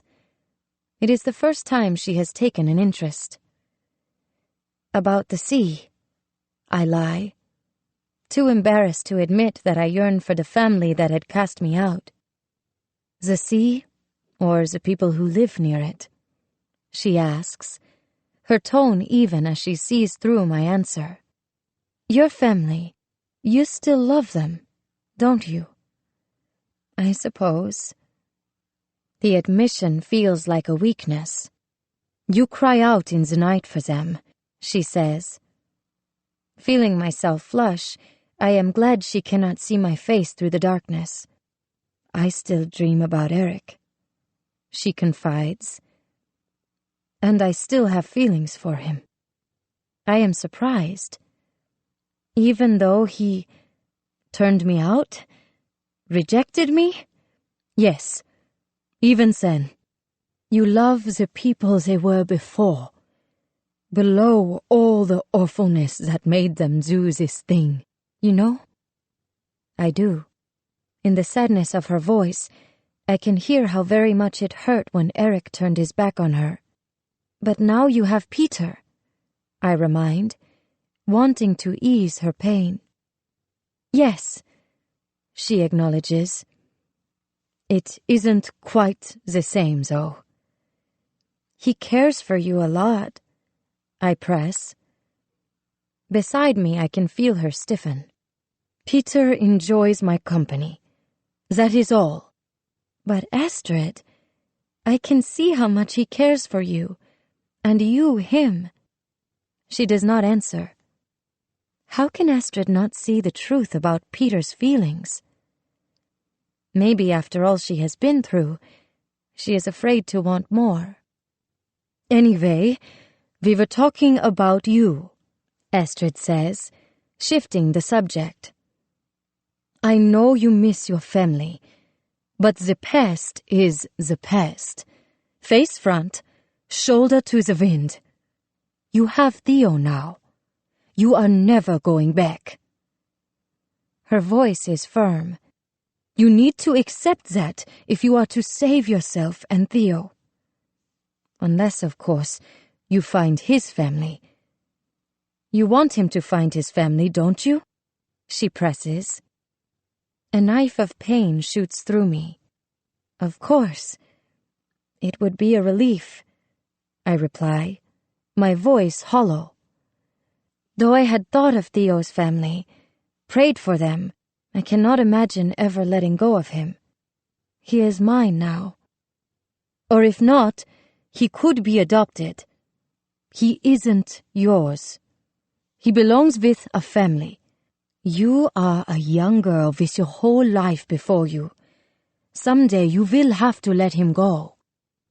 I am his family, I think. I gesture around the rail car in the darkness. This is my life. I do not plan to stay with the circus forever. I need to get Theo farther away, out of Germany for good. But right now, it is hard to imagine anything else. One day you may feel differently, she replies. Sometimes our forever life does not last as long as we think. Her words seem to echo through the stillness of the sleeper. I bite my lip to keep from protesting. I had given up my child once, and it almost killed me. I could not survive that kind of pain again. Of course, Estrid does not know this. My past is still a hidden secret. It seems to grow now in the space between us, pushing us apart, and making every bit of our friendship a lie. Estrid, I begin. I need to tell her right now about how I had come to be at the station the night I found Theo, about the German soldier. This secret cannot continue festering between us. If it is about the act, we can discuss it in the morning, she says drowsily. It isn't that. Then what? She asks, lifting her head. I swallow, unable to speak. Thank you, Estrid says before I can respond. There is a vulnerability to her voice I have never heard before. That is, I don't think I've told you that I appreciate what you are doing. Without you, I couldn't possibly continue to perform. Strictly speaking, that isn't true. She could continue on the Spanish web or another solo act, but her heart is with the Flying Trapeze, and my being here makes that possible. I want you to know that I am grateful, she adds, finding my hand beneath the blanket. A lump forms in my throat, blocking the words I had meant to say. I could push through it, insist on telling the truth. But she squeezes my hand, and there is a warmth between us that has never been there before. My will to tell her evaporates and blows away like dust. What were you going to say? Nothing. That is, it's about Peter. I cannot bear telling her the whole truth about my past now, but in my haste to avoid my secret, I blurt out another. He was drinking before the show. I cringe, unsure whether I should have said this. It is not my business, but some part of me feels that she should know. Estrid does not respond right away, and I feel her stiffen with concern beside me. Are you sure? She asks. He always acts strangely before a performance. Her voice is uneasy, not wanting to acknowledge a truth she already knows. I'm sure. I saw him coming from the beer tent. Oh. She does not sound surprised, only sad. I've tried so hard to stop him. Try harder, I want to say. How could a person as otherwise strong as Estrid not be able to stand up to him. "I just feel so helpless," she declares, her voice cracking. I expect her to cry, but she simply shudders. I move closer, and she falls into my arms, Theo sandwiched between us so tightly I fear he might wake and fuss. "So helpless," she repeats, and I know she is talking about not just Peter. Finally, her shaking subsides, and she huddles closer to me. "The show is the thing," she adds, growing drowsy. "As long as we keep performing, everything will be fine." My mind reels back to my conversation with Herr Neuhoff. I recall his troubled look when I told him about the German recognizing Astrid. And I can't help but wonder if I have made a terrible mistake. Chapter 10. Noah. "I'm going into town," I say to Astrid. I hold Theo on my lap, spoon-feeding him the last of his lunch. It is a banana, a rare find by one of the kitchen workers, that I had mashed together with a bit of milk. When Theo first tasted it, his eyes widened with surprise, and he gurgled at the unfamiliar richness, so different from the usual bland porridge. Good food for Theo is scarce, since I cannot register him for a ration card without raising questions. So I give him whatever I have for myself to eat that is suitable. I set down the bowl, hoping Astrid will not protest. It is almost noon on Sunday, 2 days since our first show, and we have already finished 4 hours of rehearsing. My shoulders ache fiercely, and an earthy smell rises from the dampness of my skin. "I'm going to the hotel to wash," I add. Since there is no running water at the fairgrounds, the circus keeps 2 rooms at a small hotel, one for the men and one for the women, where we can go to bathe each week. Astrid reaches into her trunk and hands me a little cake of soap. "Here," she says, and I take it from her gratefully. The soap that the circus had given us is little more than a scratchy pumice stone, but this bar is smooth and sweet-smelling. "I made it from Sepp," she adds. I am continually amazed by Astrid's resourcefulness and the things she knows how to do from growing up on the road. Then her brow wrinkles. "Be back in an hour. I want to fix your knee hang and work on the split before tomorrow's show." "But it's Sunday," I protest. The one day we do not perform. In the backyard of the circus on Sundays, circus folk practice a bit, or play cards, or simply rest their weary bodies. The children run free playing tag or hoops, enjoying a day where no one corrals them back from the big top or shushes them to be quiet. A day of rest, but not for me.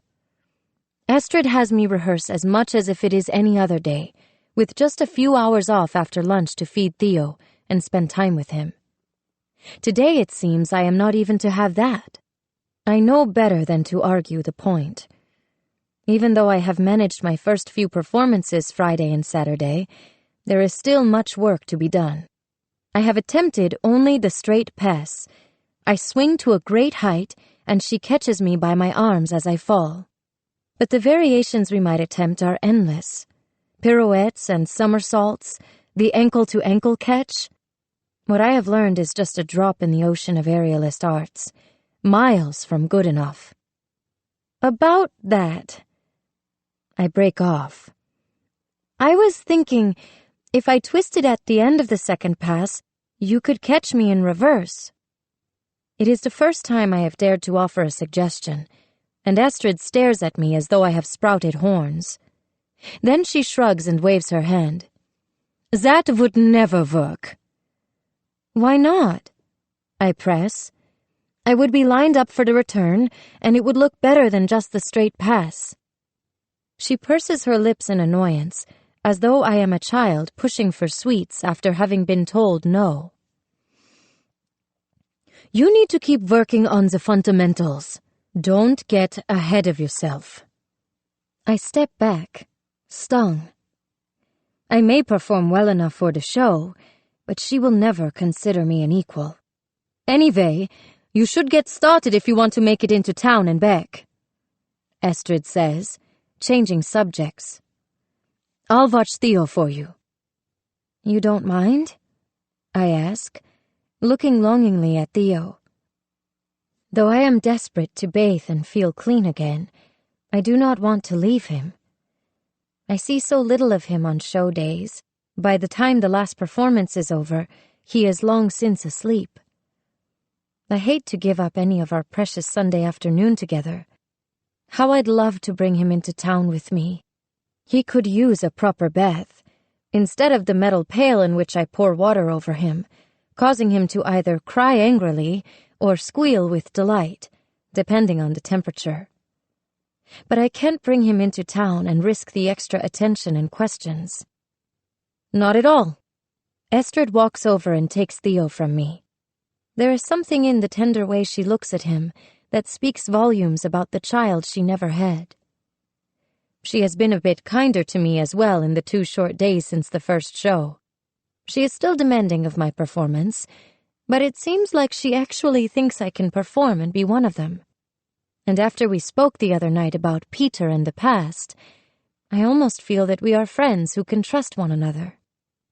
Or at least we could be, if not for the secret I am still keeping from her about my own child and the German who fathered him. I should have told Estrid weeks ago. It might have eased the damage, but I had not, and the truth remains buried between us, festering. Now it is not just the secret itself, but the deception of having kept it from her for which she would hate me. If you go through the woods, along the edge of the stream, it's quicker into Townsend's road, she offers. I tilt my head, trying to envision the route she has described. Other than coming here by the main road the day of the arrival, I haven't left the fairgrounds. The pass is just behind the big top, she continues, sensing my confusion. Why don't we walk with you for a bit, and I'll show you. I follow Estrid, who weaves through the narrow aisle between the berths with Theo. We pass a dancer tinting her hair auburn with a homemade dye. Another darns a hole in her practice leotard. By the door, a heavy-set woman with one of the sideshows changes without modesty, her large breasts indistinguishable from the folds of flesh beneath them. I avert my eyes. With so many women living in one place, there is very little privacy. Just one of the many things about circus life I will never get used to. We step outside. Earlier, when we'd gone to practice, the sky above the big top had been painted in pinks and blues, but now a wreath of fog sits atop the chapiteau, like a cap drawn low across the brow. We cross the backyard of the circus, the open space where tent meets train car, and the circus people spend their time, away from the prying eyes of the audience. Undergarments flap shamelessly on a clothesline. Near the cookhouse, the steamy smell of boiled potatoes wafts out, signaling the menu for dinner. I hear the clanking of dishes, a half-dozen workers washing dishes from the noon meal. As we pass the big tent, the noises from inside are a familiar symphony, a clarinetist practicing, and the grunt of the strong man, mixed with the clanking of swords as 2 clowns engage in a mock duel.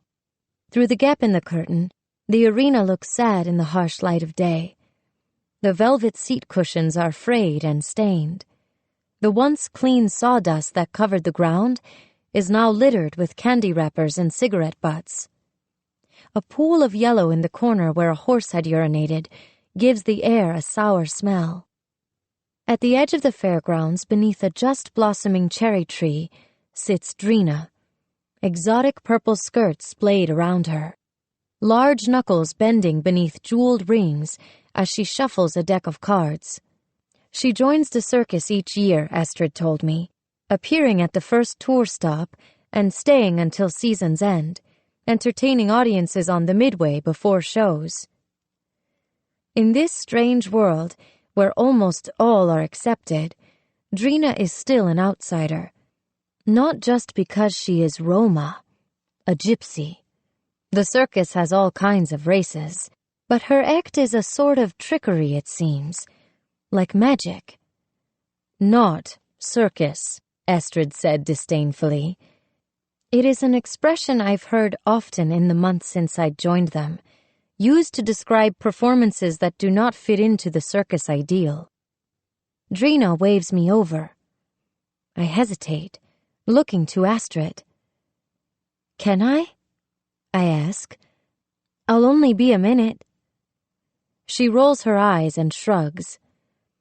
I move closer, curious about the odd-looking deck of cards Drina spreads in front of her, purposefully in a formation. I don't have any money to pay you, I say. She reaches up and grabs my hand without asking, runs her coarse fingers over the lines on my palm. You were born under a lucky star, she says. Lucky. How many times had I heard that before? But you have known deep sorrow. I shift uncomfortably. How can she possibly tell? You will know peace, she adds.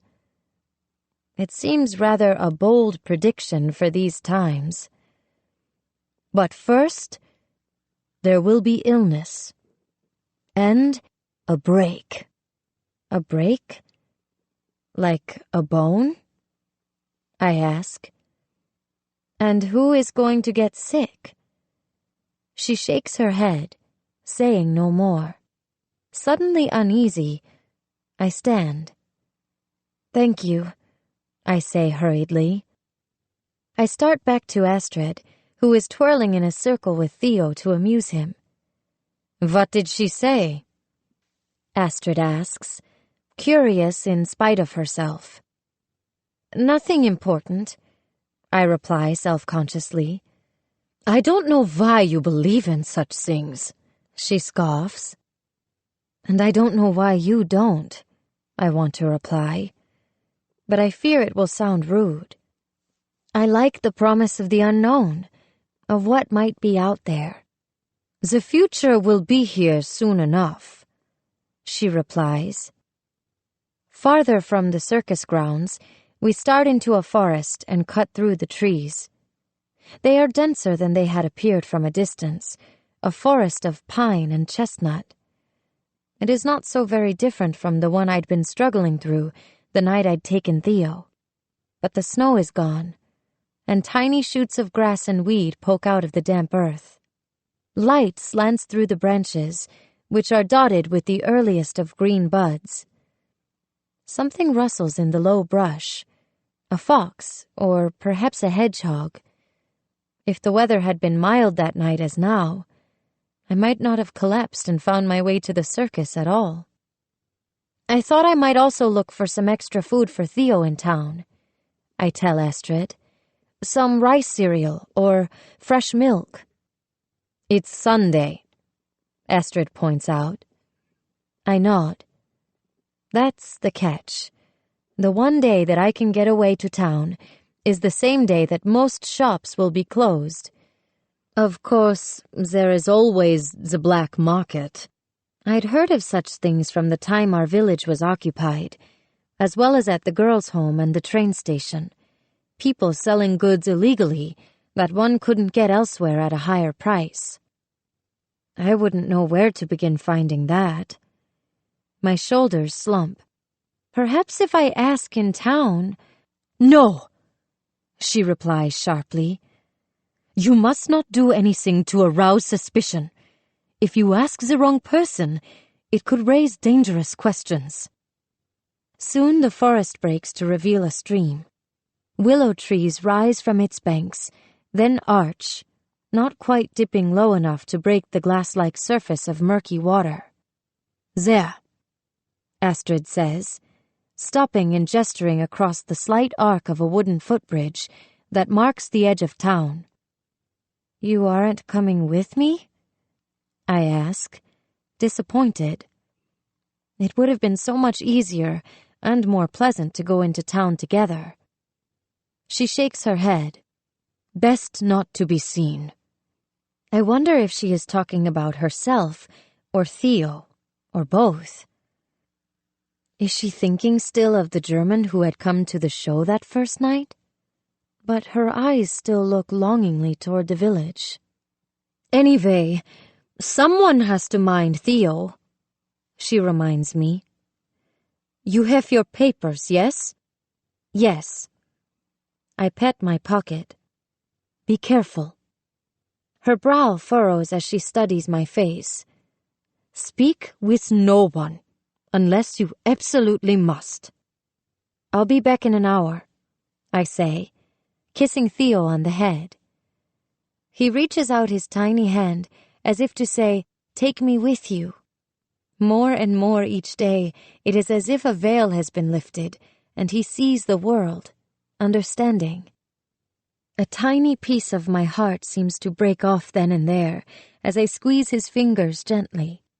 You should go now if you are going at all, Astrid nudges.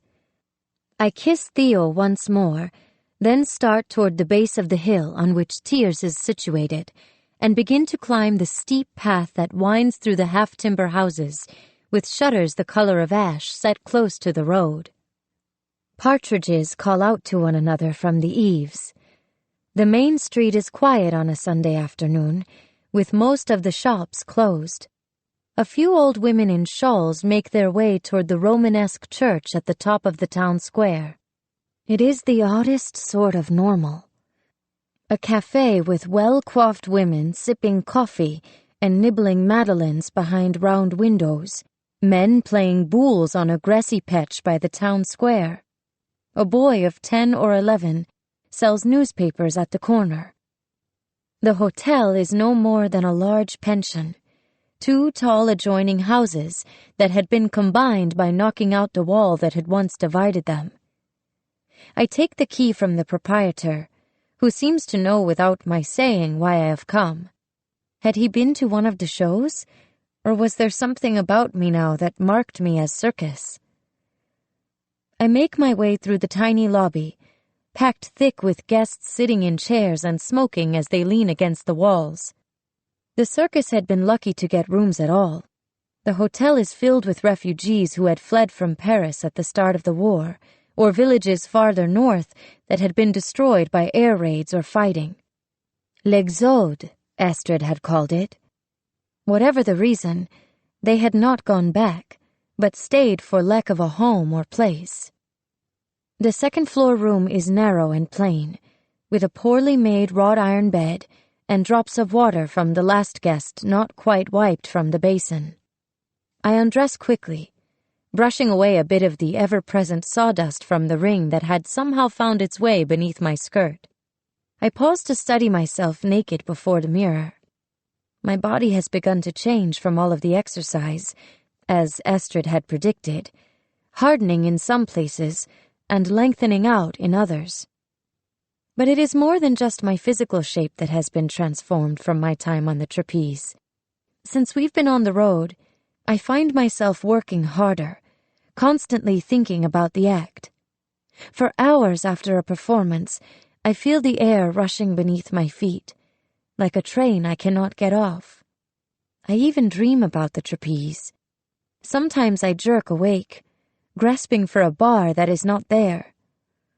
I am obsessed during my waking hours, too. I'd even crept into the arena in the darkness one night. Though the stands were empty, eyes seemed to follow me from all directions. Only a bit of moonlight peeked in. It was foolish to practice alone without anyone to spot or call for help if I fell. But the hours of training during the day simply were not enough. I told Astrid, hoping she would applaud my determination. You might have been killed, she spat. Whatever path I choose, it is always wrong. Too much or not enough. Still, the lure of the harder tricks calls me. If I can just add a pirouette, get a little higher to perhaps manage a somersault. I don't have to do it. I am keeping up my end of the bargain just by performing. But I find myself wanting more, reaching for it. A half-hour later, I step from the hotel, freshly bathed. I eye the row of shops, tempted for a minute to wander and enjoy. Perhaps despite what Estrid said, there might be a store or two open to find some food. Theo will be waiting for me, though. I turn to go. Across the street, a young man of 18 or so, with coal-black hair, loiters in a doorway. He watches me in a way I'd almost forgotten that I had felt only one time before. My skin prickles. Once I might have been flattered, but I cannot afford to have anyone notice me now. Does he mean to make trouble? I lower my eyes and hurry past. At the corner, a man sells fruit on the back of an upturned crate. I see strawberries for the first time since the war. Mottled and too green to be ripe, but strawberries nonetheless. Desire floods my mouth. I imagine Theo's face as he tastes the unfamiliar sweetness for the first time.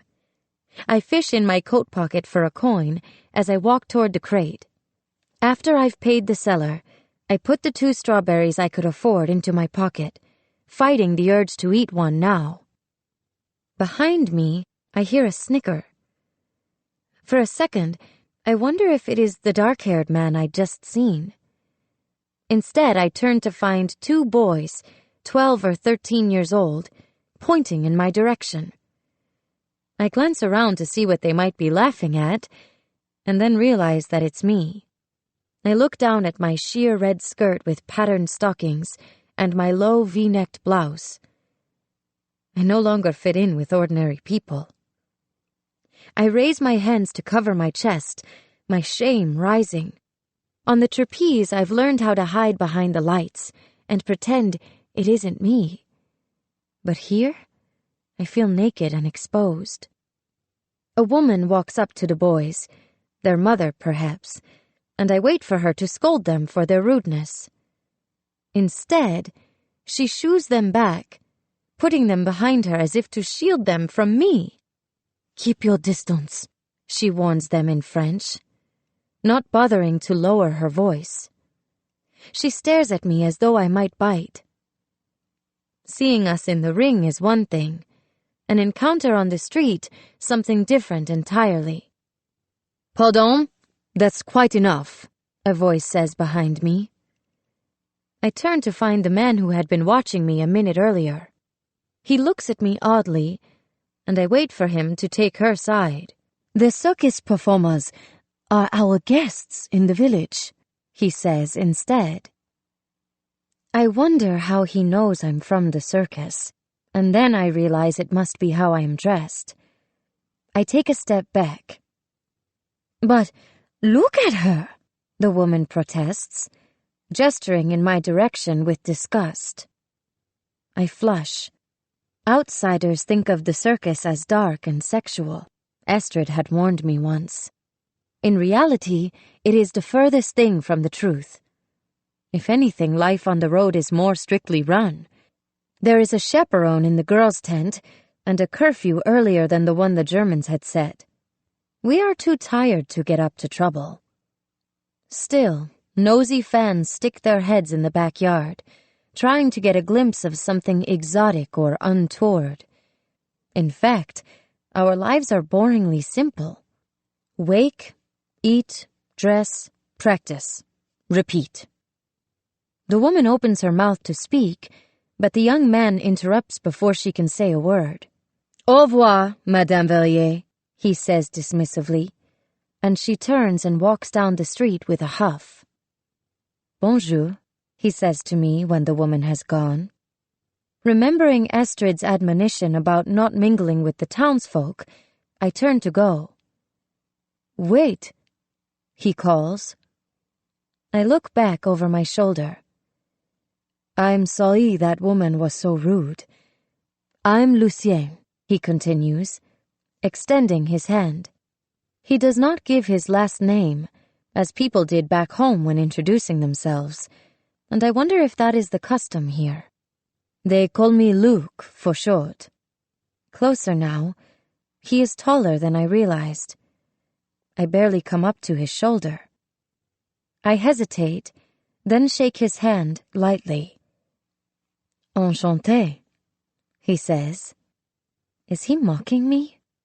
There is no guile in his face, none of the leering of the other townsfolk. Noah, I say haltingly. Like the Ark, he remarks. I cock my head. In the Bible.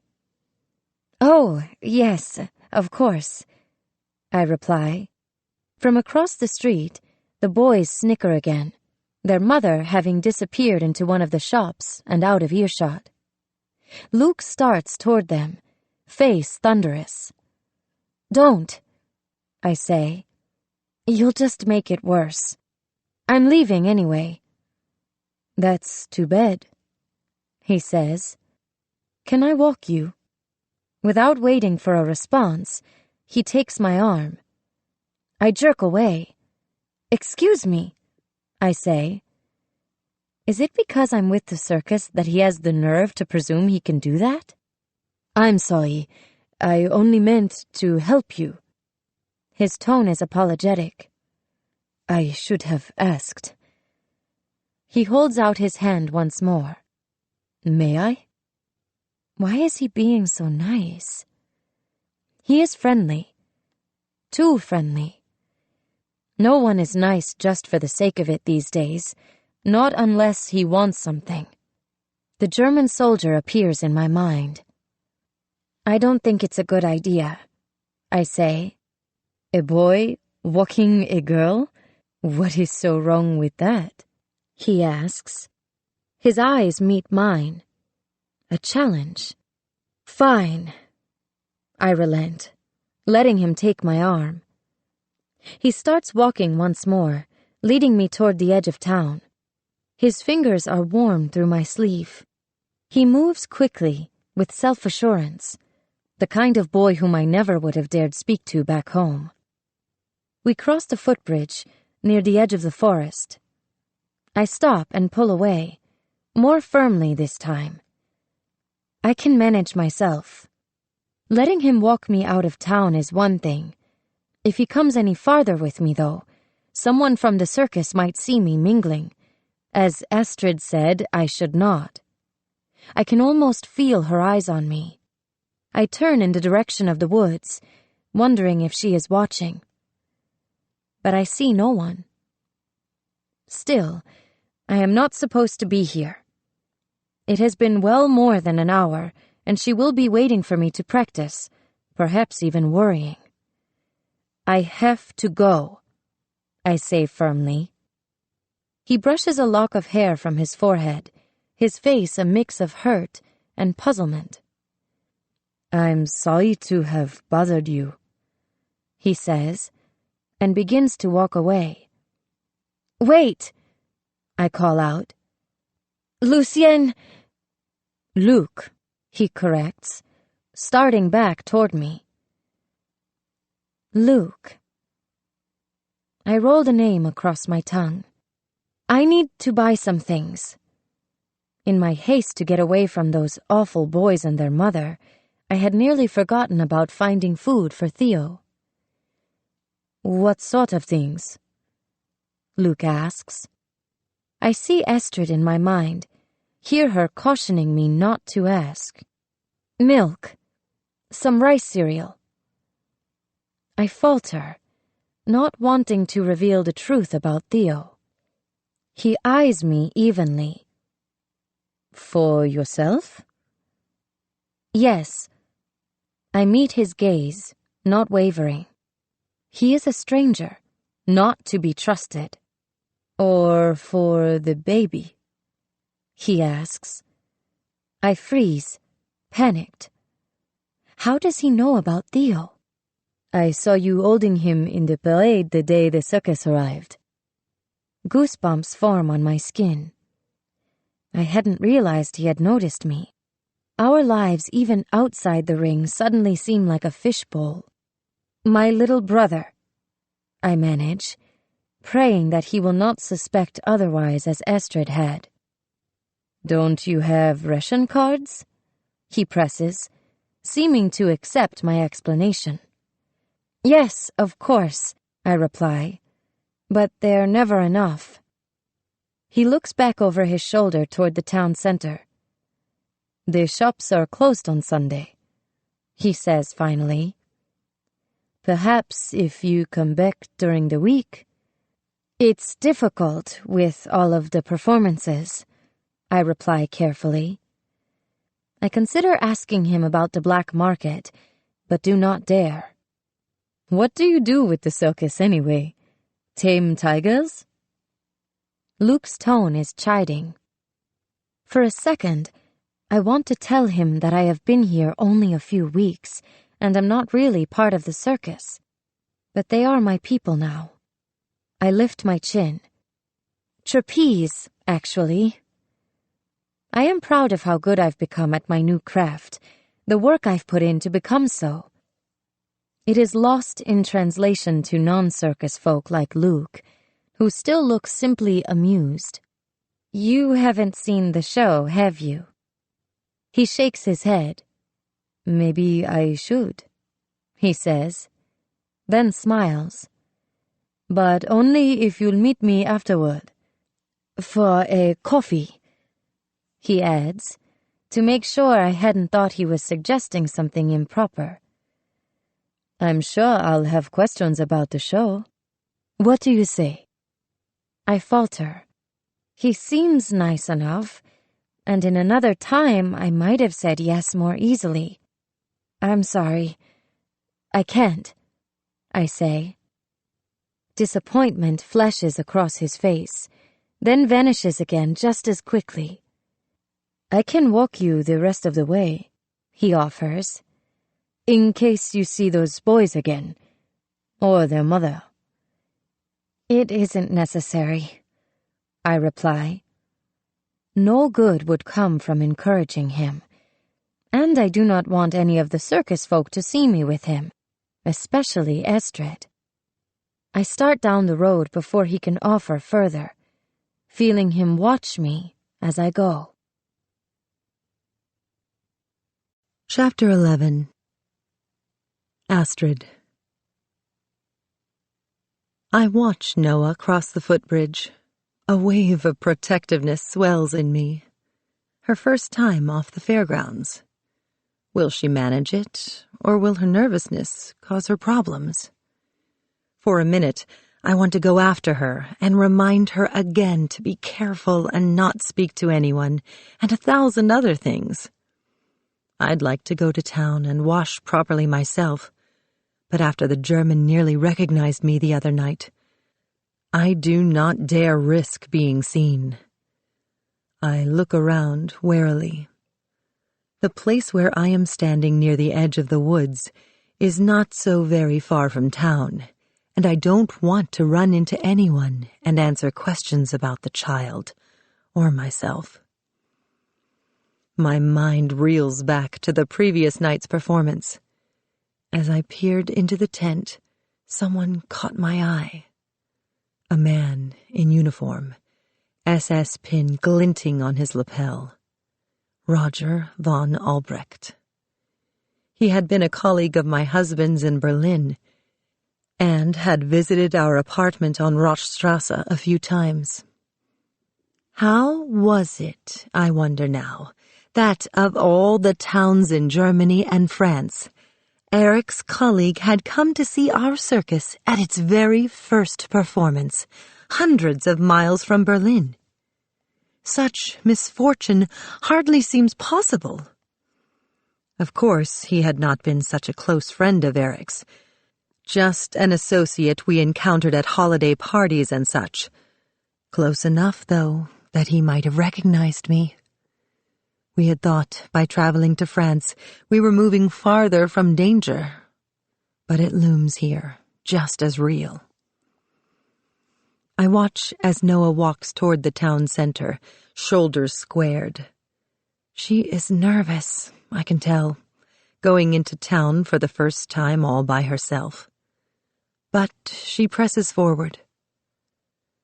"She really is a good girl, you know," I say aloud to Theo as I start back for the woods. I can almost feel him nod in agreement. "She loves you very much." She. What will Theo call Noah when he is old enough to speak?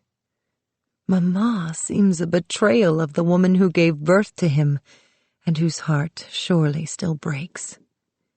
But every child should have a chance to call someone his mother. I shift, and Theo nestles contentedly into my neck. I have never taken to children, but there is something wiser about him, an old soul. I lift him higher on my hip and begin to sing "Do You Know How Many Stars?"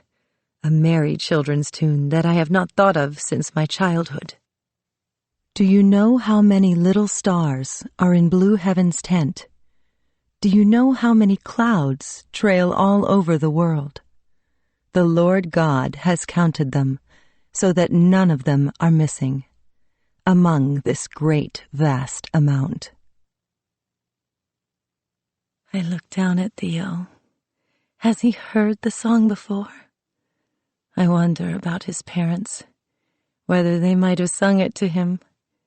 Were they religious Jews, or perhaps not observant at all? I switched to Raisins and Almonds, a Yiddish lullaby, searching his face for some sign of recognition. He watches me with wide, unblinking eyes. It seems so improbable, a Jewish baby finding its way to the circus, and to me, another Jew. What were the odds of that happening? But we are not the only ones, I remind myself.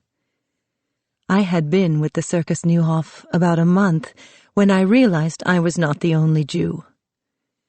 I had spotted an unfamiliar man across the dining hall on the side where the workers sat, a slight, quiet laborer with a trim graying beard and a limp who kept to himself.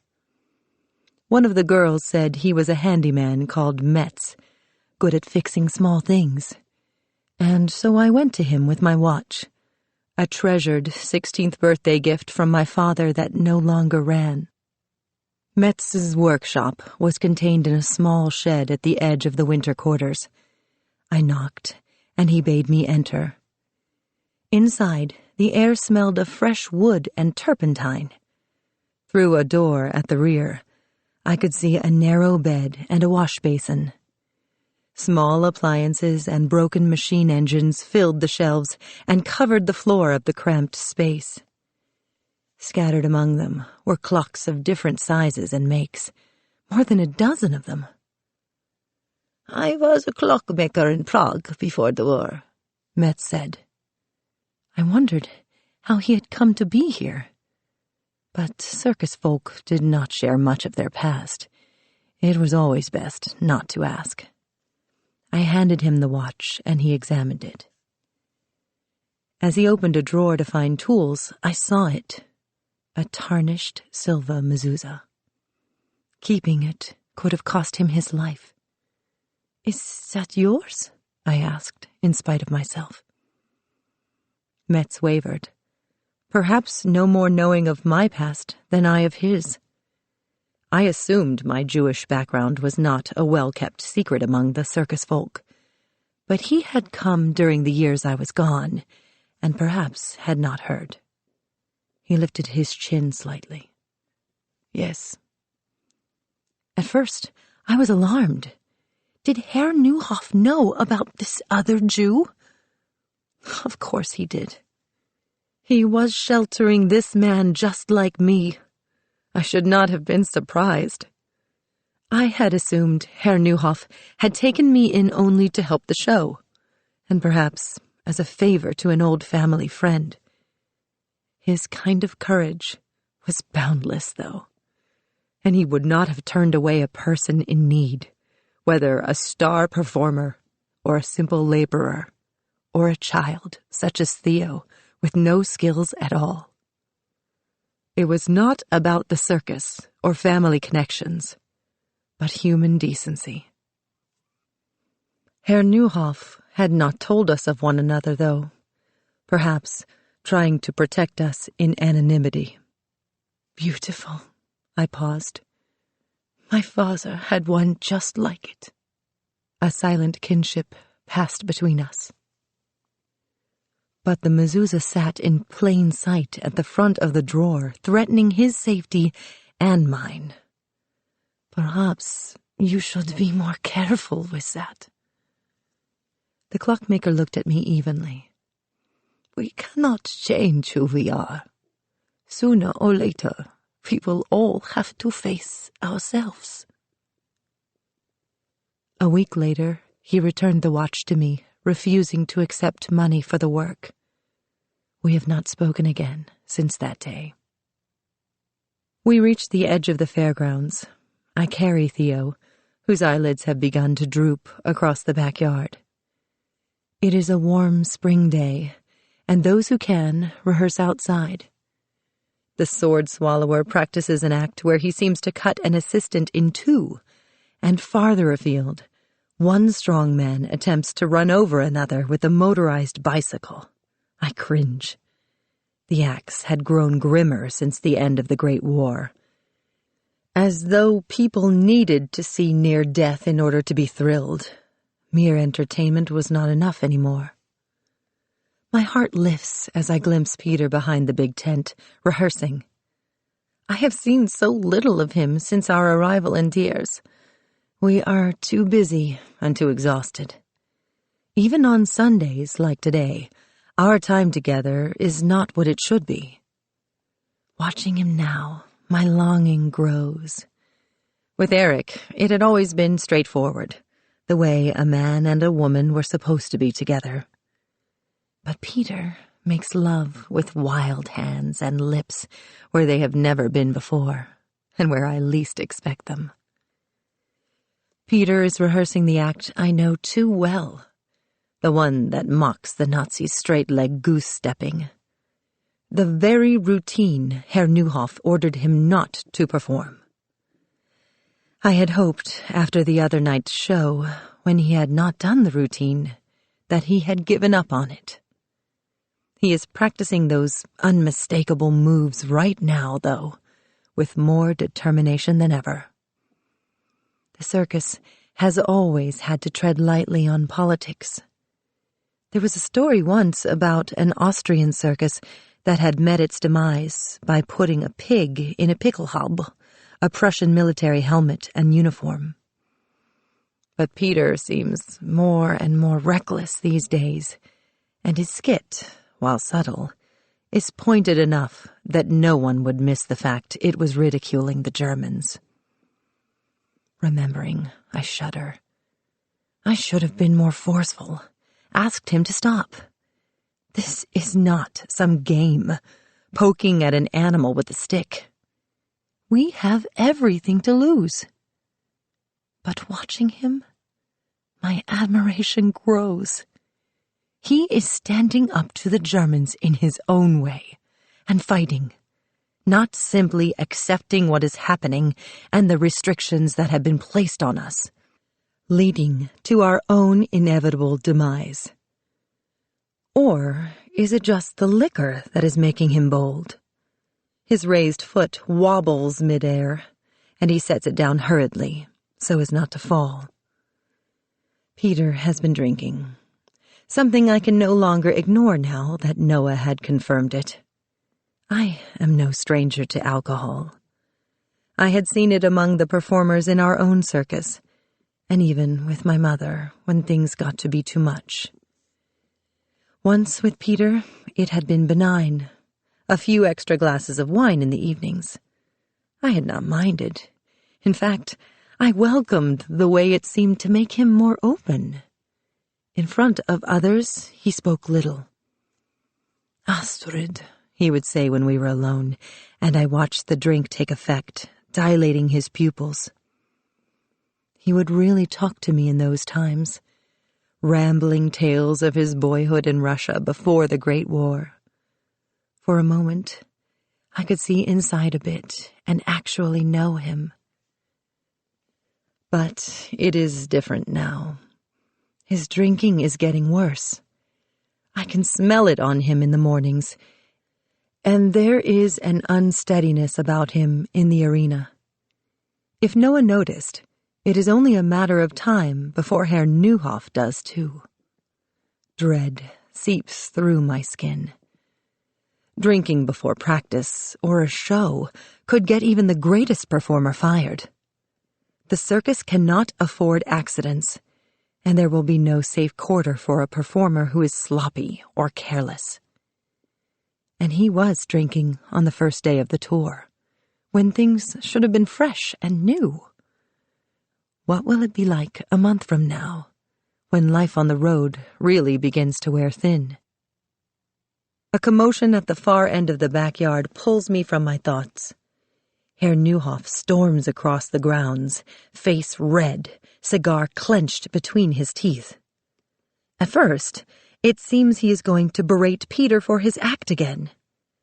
But he is headed toward one of the Polish laborers, Milos, I think he is called, though I do not know him well.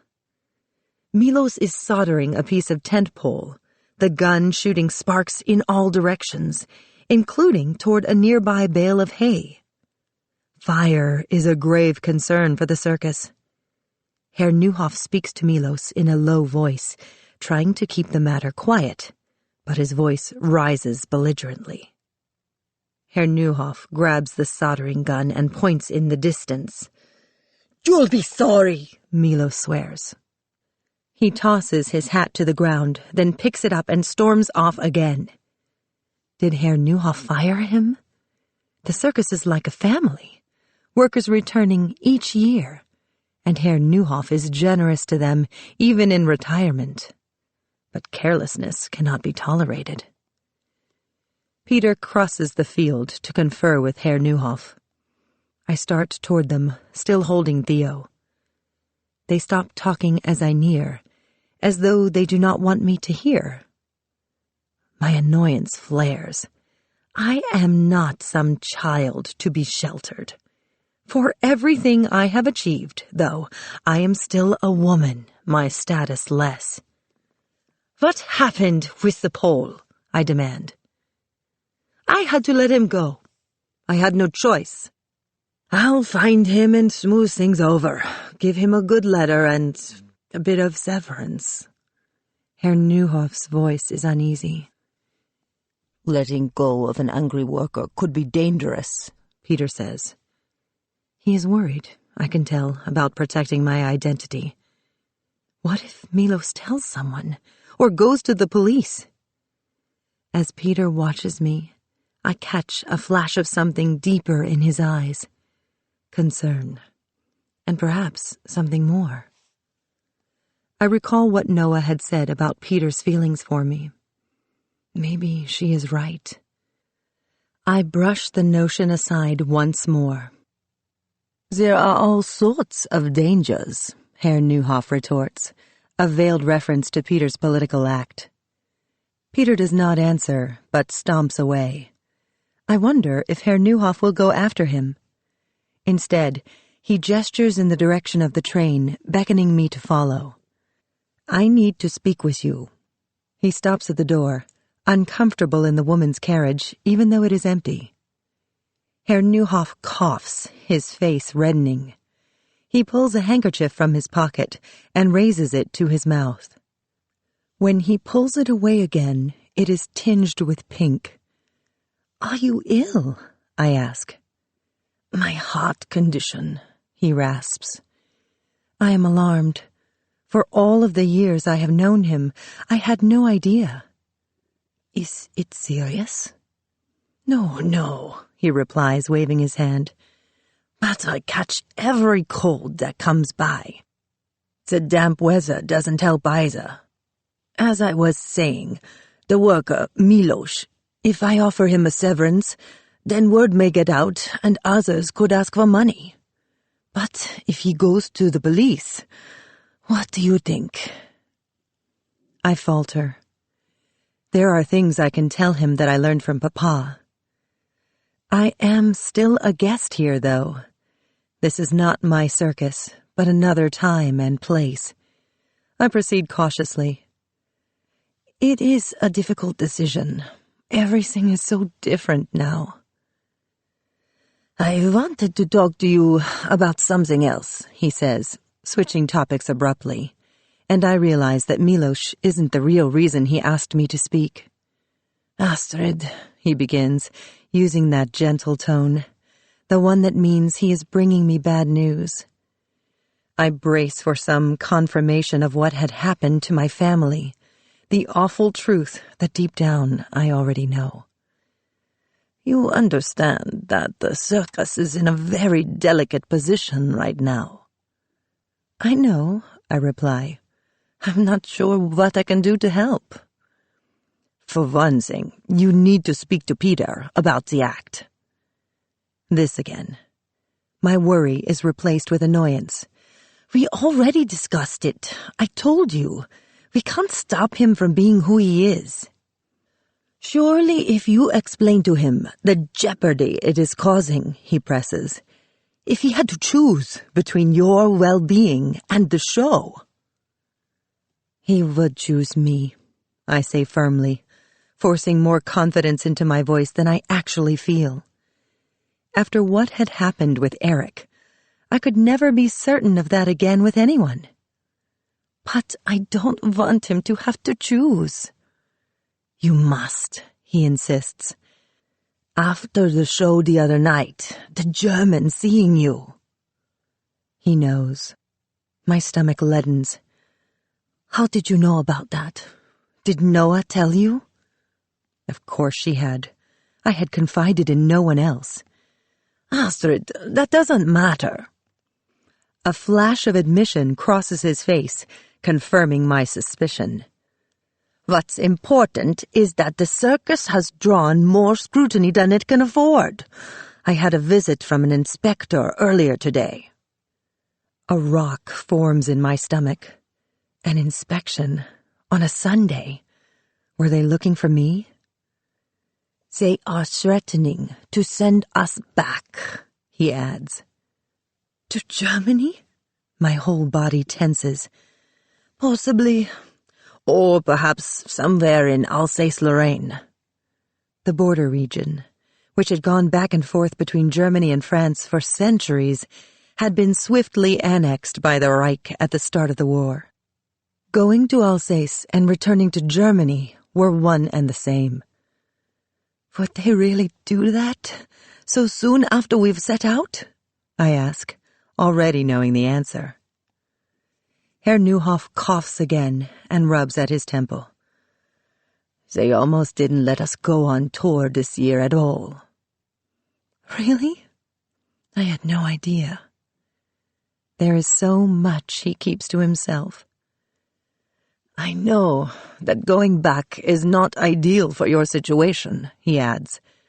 For a second, I wonder if he is threatening me. But his voice is neutral, simply stating the facts. You see now why I need Peter to stop. He continues. I've asked them for an extension, explained that the tour dates are set, and that canceling would be damaging to the business. But as you know, the Reich doesn't care about business. No, I agree. They would not hesitate to punish us for stepping out of line. I have been recognized, and Herr Neuhoff knows it. The audacity of it all dawns on me. How could I have thought I might remain hidden in something as big and public as the circus? I should go, I say slowly. Herr Neuhoff's eyes widen. Leave the circus. I've brought too much danger to the show already. I have no idea where I would go. But I had left once. I could do it again. No, that isn't what I had in mind at all, he protests hurriedly. But if my presence is bringing danger, then I should leave, I persist. Don't be silly. The circus cannot function without you. He cannot function without you. Herr Neuhoff gestures with his head toward the field, to the spot where Peter has returned to practicing. I wonder if what Herr Neuhoff says is true. Then I look down at Theo. He needs me, as does Noah. You will stay. This is your home. He coughs once, then again. If we can just ride out the season here in France. I understand. I will talk to Peter. I promise. That's a start, he says. His face remains troubled. But I'm afraid it isn't all. I don't understand. What more can I do? You see, the status quo is our friend, and we must do whatever we can to preserve it. The circus must be kept going at all costs. So that's why I'm doing it, he says. I tilt my head, puzzled. Since that German soldier saw you, he takes a deep breath, I have no choice but to remove you from the show. Chapter 12. Noah. I hurry toward the fairgrounds, not looking back toward Luke, even when I reach the cover of the trees. Halfway through the woods, I realize that I have been running. I slow to catch my breath. Meeting Luke was strange, and the way he watched me left me with a feeling of lingering discomfort. But it was exciting, too, a spark where I had not expected to feel one again. I imagined telling Astrid, confiding in her like the sister I never had. 20 minutes later, I reached the fairgrounds. As I neared the train, I see Astrid standing by the entrance to the sleeper car, glowering. For a minute, I think she is angry that I was gone so long, or perhaps she saw me speaking with Luke. Her eyes burn with rage as I climb onto the train. Then Herr Neuhoff's bulky silhouette appears in the doorway behind her, and I realize that it is something much more serious than that. "How could you?" she demands. "How could you do it?" She has somehow learned my secret. About the German soldier. About the baby. "I know the truth," Astrid snarls, coming at me. I freeze. "How could you?" Astrid nears, arms raised as though she intends to strike me. I step back, tripping over the edge of a steamer trunk sticking out from beneath a berth. Astrid's face is inches from mine, and I can feel her hot breath and spittle. "He's pulled me from the act." I realize she is talking about the fact that I had told Herr Neuhoff someone had recognized her at the show. She does not know my secret. This is almost as bad, though. All of the trust I have worked to build with Astrid is gone. Her eyes glower like hot coals. "No!" I blurt. Despite his promise, Herr Neuhoff had revealed that it was me who told him after all. Now Astrid is out of the show. "You're a liar," she says, fists clenched. There, Peter murmurs to Astrid, putting a hand on her shoulder to calm her, but he does not step between us or hold her back. "Astrid?" Herr Neuhoff steps forward, trying to intervene. "It wasn't Noah." But she moves around him, still coming at me. "Are you trying to replace me, you little demon?" The idea is so far-fetched, I could almost laugh aloud, if Astrid was not so angry. "Not at all," I protest quickly. Her distrust cuts through me like a dagger. "I would never do that. I was worried about you. I had thought I was doing it for her own good, but I see now how it must look to her." A few of the other girls have gathered in the door of the carriage, and they whisper, eyeing me with unmasked hostility. Performers do not tell on one another. I had broken a cardinal rule. and risked the show. One of the girls is holding Theo, and I take him from her, clutching him close to my chest like armor. Then I turn to Peter, who has been watching the fight. She was in danger. You know that. He shrugs, unwilling to side against Astrid to help me. You shouldn't have done it. The secret was hers to tell or not. But his voice carries no force. Deep down he knows I had done it to protect Astrid, where he had not dared, and is silently thanking me for it. I kept your secret, Astrid growls in a low voice. I glance over my shoulder where Herr Neuhoff stands just behind me, praying he has not heard. This is different, I whisper. Can't she see that? I told in order to protect her. I hold my breath, waiting for her to tell the others that Theo is not my brother. But she turns away, still shaking with anger. We'll need to fix the damage and take precautions. Herr Neuhoff interjects, his voice more authoritative than I have heard. Astrid will sit out the show for the remainder of our performances in tears. But, Herr Neuhoff... Astrid begins to plead her case anew. Then she stops, seeing that she has lost. Can she rejoin us in the next town? I ask hopefully. We'll see, Herr Neuhoff replies, unwilling to promise even that much. Meanwhile, you need to prepare for the show without Astrid. Goethe will catch for you. But I can't, I protest. I've barely managed to fly with Astrid. There is no way I can trust anyone else. I need Astrid.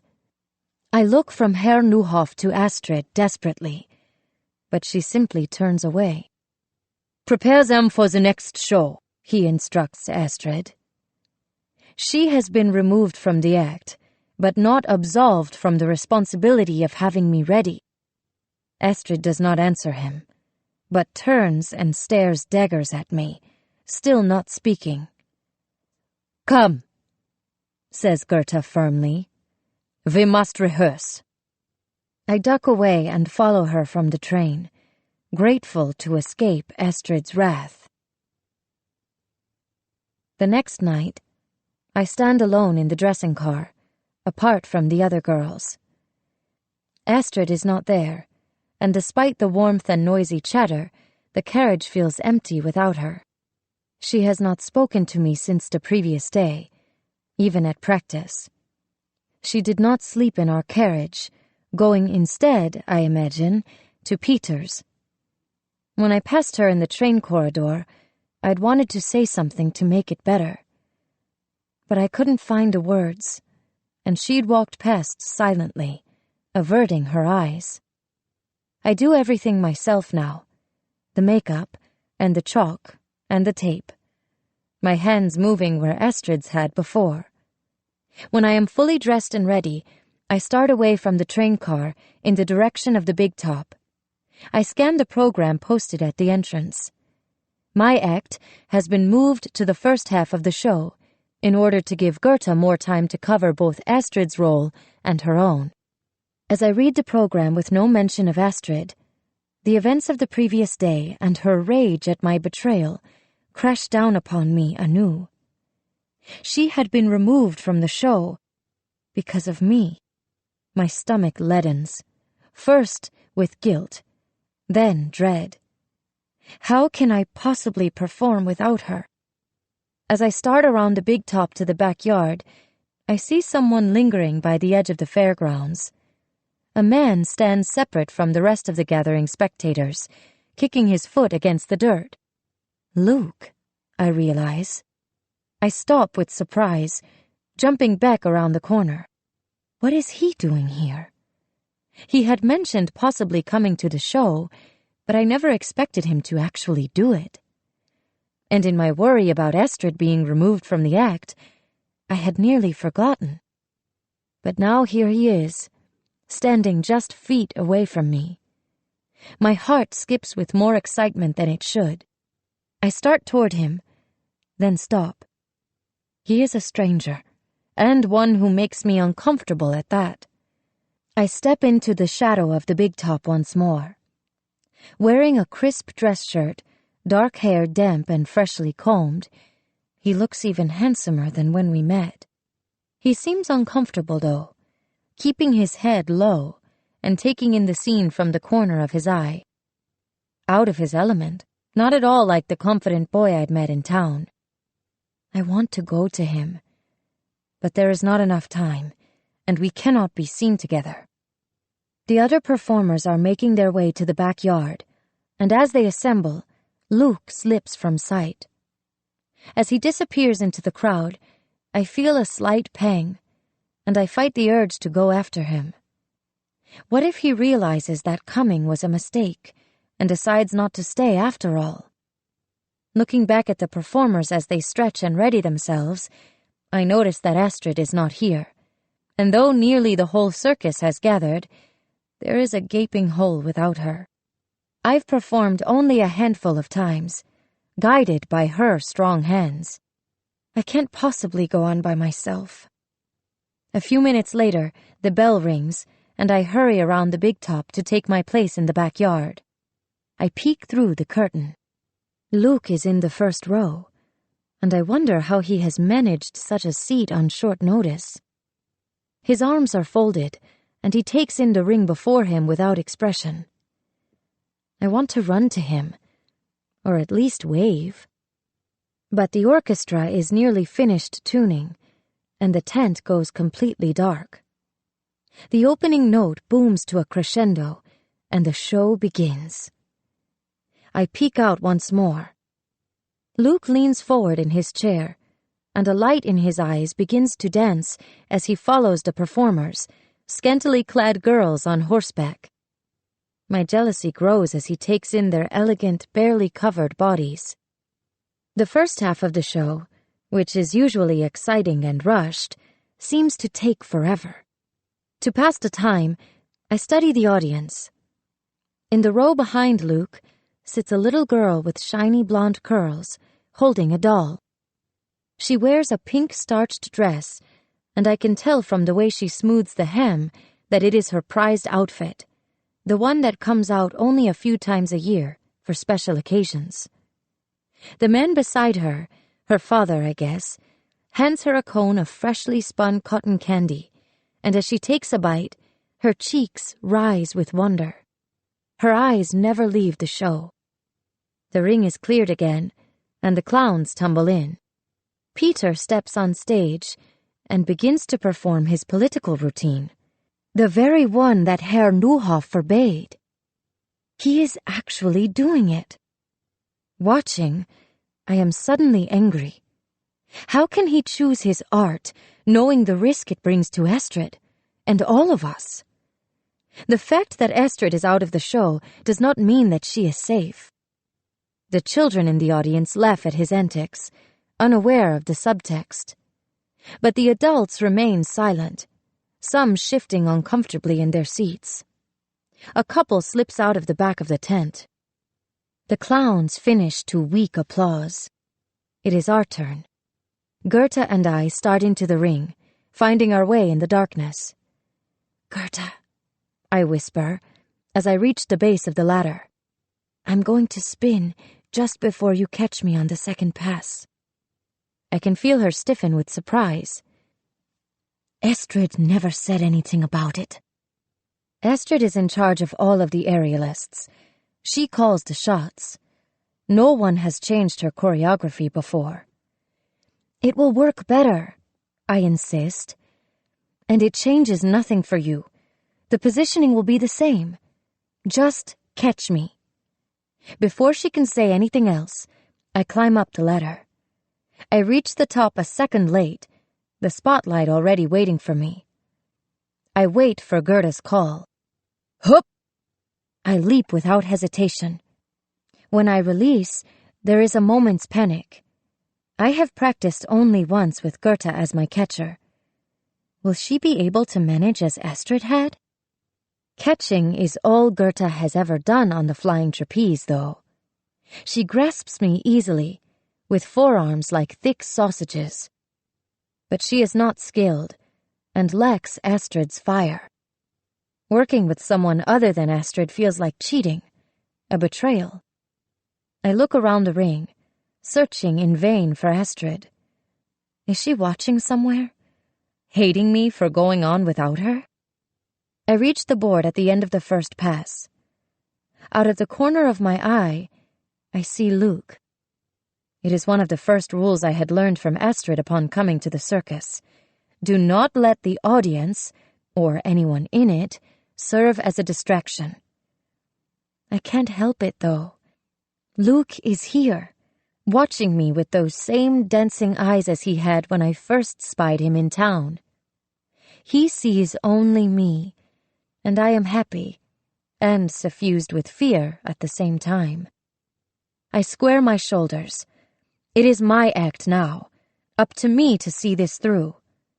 I nod at Goethe. I jump exactly as I had before, only this time, right before I reach Goethe, I pivot mid-air so I am facing away from her. But the move takes a second longer than I planned, and despite my warning, she fumbles. I am low now, almost too low for her to reach me.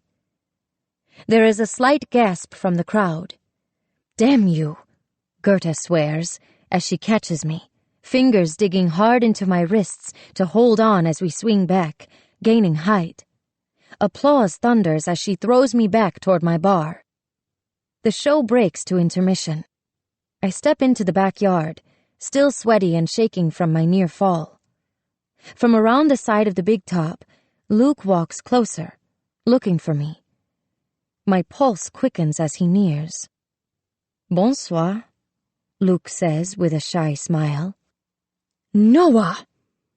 A voice booms before I can respond. It is Astrid crossing the grounds and bearing down upon me, her eyes streaking with fury. "What the hell do you think you're doing?" she demands in German. She is even angrier than earlier when Herr Neuhoff pulled her from the show. Luke steps forward to protect me, but Astrid moves around him as though he is not there. "I told you not to add the twist," she continues to berate me. I raise my chin. The audience loved it. Astrid does not own the show. She does not own me. "You were showing off for him." She jerks her head in Luke's direction. My cheeks flush. "That isn't true." Before I can protest further, Herr Neuhoff walks into the backyard. I hold my breath, waiting for him to ask who Luke is and what he is doing here. "Nice job, Noah," he says instead, smiling. It is the first time he has praised my performance, and I can feel myself standing straighter, vindicated. "That variation was magnificent," he says with a smile. I look triumphantly in Astrid's direction, wondering if she will now finally agree. But she seems to grow smaller. Guilt rises in me, replacing my joy. The ring had already been taken from Astrid. The control over the choreography was the one thing she still had, and I had stolen that too. She turns and storms off. "I'll be back in a minute," I tell Luke. Then I follow after Astrid, who has started away from the backyard and toward the train. I take a deep breath as she turns back to me. "You were right about the move being foolish. It was dangerous and it didn't add anything. That's why I told you not to do it." She sniffs, partially mollified. "But you were showing off for him," she says again. "Him?" Though I know she means Luke, I feign ignorance, stalling for time to respond. She gestures toward the backyard, where Luke is waiting for me. "The mayor's son! How do you know him?" "The mayor's son?" I gasp with realization. I recall then what Astrid had said about the mayor, that he is collaborating with the Nazis. Does that mean Luke is helping the Germans too? It couldn't be. Astrid is still watching me, waiting for an answer. I met him when I went into town, I say finally. I had no idea he was coming to the show. She crosses her arms. I thought I told you to stay away from the locals. You did, but some boys were being rude to me, and Luke helped, I finish weakly. The mayor's son just happened to rush to your rescue? Her tone is mocking. Then she lowers her voice. Noah, we're an hour from Vichy headquarters. The mayor of this town is well connected to the Reich. She stops abruptly as Luke walks over to us. As her words sink in, my blood chills. I had thought Luke was simply being nice. But is there a deeper reason for his interest? Astrid continues. You claimed that you told Herr Neuhoff about Eric's colleague being at the show because you were worried about my safety. And then you do this? Luke, who is now close to where we stand at the edge of the backyard, interjects. I just wanted to see the show, he offers. Peter steps forward in front of Astrid, almost chest to chest with Luke. You need to go back to your seat, he says in French. And you need to stop doing that act mocking the Germans. Luke flares with surprising force. Peter jerks back, stunned that Luke is standing up to him in a way that so few ever have. How dare you? But Luke, not intimidated, squares his shoulders. They'll arrest you, you know. Who will? Your father? Though they had met only minutes earlier, hatred seethes between the two men. Herr Neuhoff reappears. Enough, he orders. We can't afford petty fights. There are officials in the audience. Gendarmes. Herr Neuhoff adds. The fact that they are not German officers is hardly reassuring. The French police are little more than puppets of the Reich these days. Peter and Astrid exchange uneasy looks. It seems too much of a coincidence, just days after the German officer who knew Astrid sat in the audience. My throat tightens. You don't think they've come for you, do you? I don't know, Astrid replies, her voice grim. You need to go, Peter says to Astrid. Now. But where will she go, I wonder? When I turn to ask her, she is already gone. The bell rings, calling the audience back to their seats from intermission. As the house lights dim, I peer into the tent. 2 uniformed men stand at the back. These are not officers on leave looking for a distraction or some entertainment to relax. Their arms are folded, stance, purposeful. They had not been there during the first half of the show. I turn back to find that Peter and Astrid have disappeared from the backyard. What should we do? I ask Herr Neuhoff. Go on, just as we have. To do anything else would arouse suspicion. From the tent comes the music of the next act. The big cats. You should go back to your seat, I tell Luke, who is still standing beside me. You're missing the show. Yes, of course. But still he lingers, brow creased. You'll be all right? I mean, that woman, she seemed so angry at you. It is not the police, but rather Astrid who worries Luke. I take him in uncertainly. He seems so sincere, but he hadn't even told me he is the mayor's son. Could Astrid possibly be right about him? Can I see you after the show? Luke presses. His voice is hopeful, as he tips his head toward the grove of trees beyond the backyard. "Over there, in the clearing, yes? I will wait behind the knotted oak." "You have to go," I say, ignoring his question. I point toward his seat before slipping away. The tiger cage is being wheeled from the stage, and the next act, the high wire, prepared. 2 gendarmes start forward toward the ring. I glance over my shoulder. Estrid is nowhere to be found. Could they possibly be coming for me? It seems impossible that anyone here could know about my taking Theo. But still, I look toward the back exit, desperate to go find him. But the police reach the second row of seats and stop before the man with the little girl who had cotton candy. They crouch low as they speak to him, trying not to interfere with the show. I slink closer along the edge of the big top until I am just a few meters away from the argument, close enough to hear. One of the policemen gestures toward the exit, instructing the man to go with them. "You need to come with us." Luke twists around in his seat to see. I wait for him to say something, to intervene. He does not. "But the show," the father pleads, his voice rising. The orchestra halts mid-song. All eyes are watching the altercation now. "Surely it can wait until the end." He places his hand on his daughter, as if protecting her. The policeman will hear none of it, though. "Now!" One reaches for the man's shoulder, prepared to drag him from the tent. What could they want with him? "Come, darling," the father says, as gently as he can to the little girl. "We will come back to the show another day." His voice breaks at the end.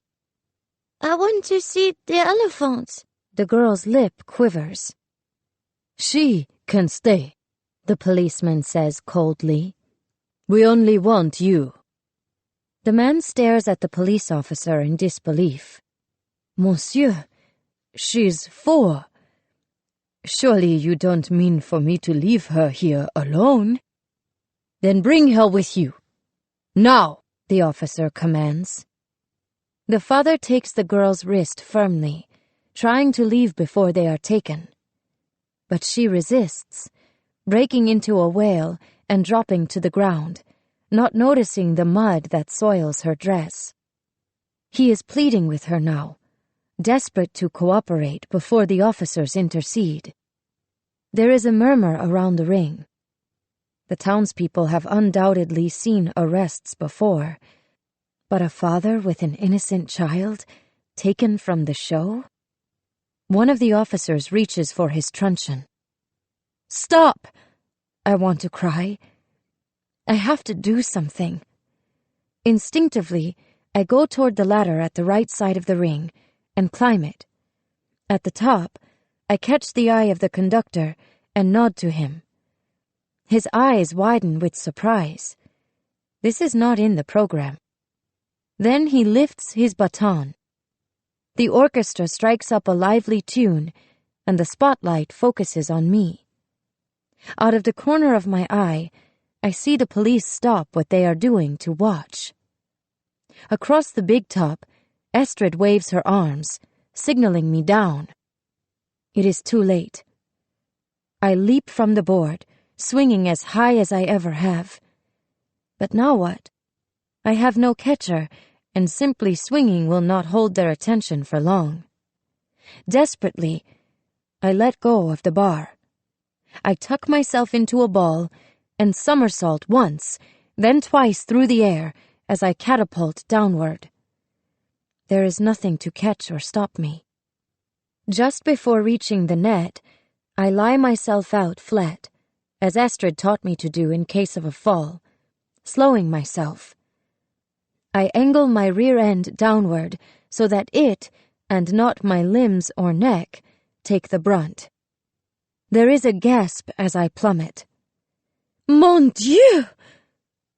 a high-pitched voice in the crowd cries. I hit the net and my head snaps forward and back.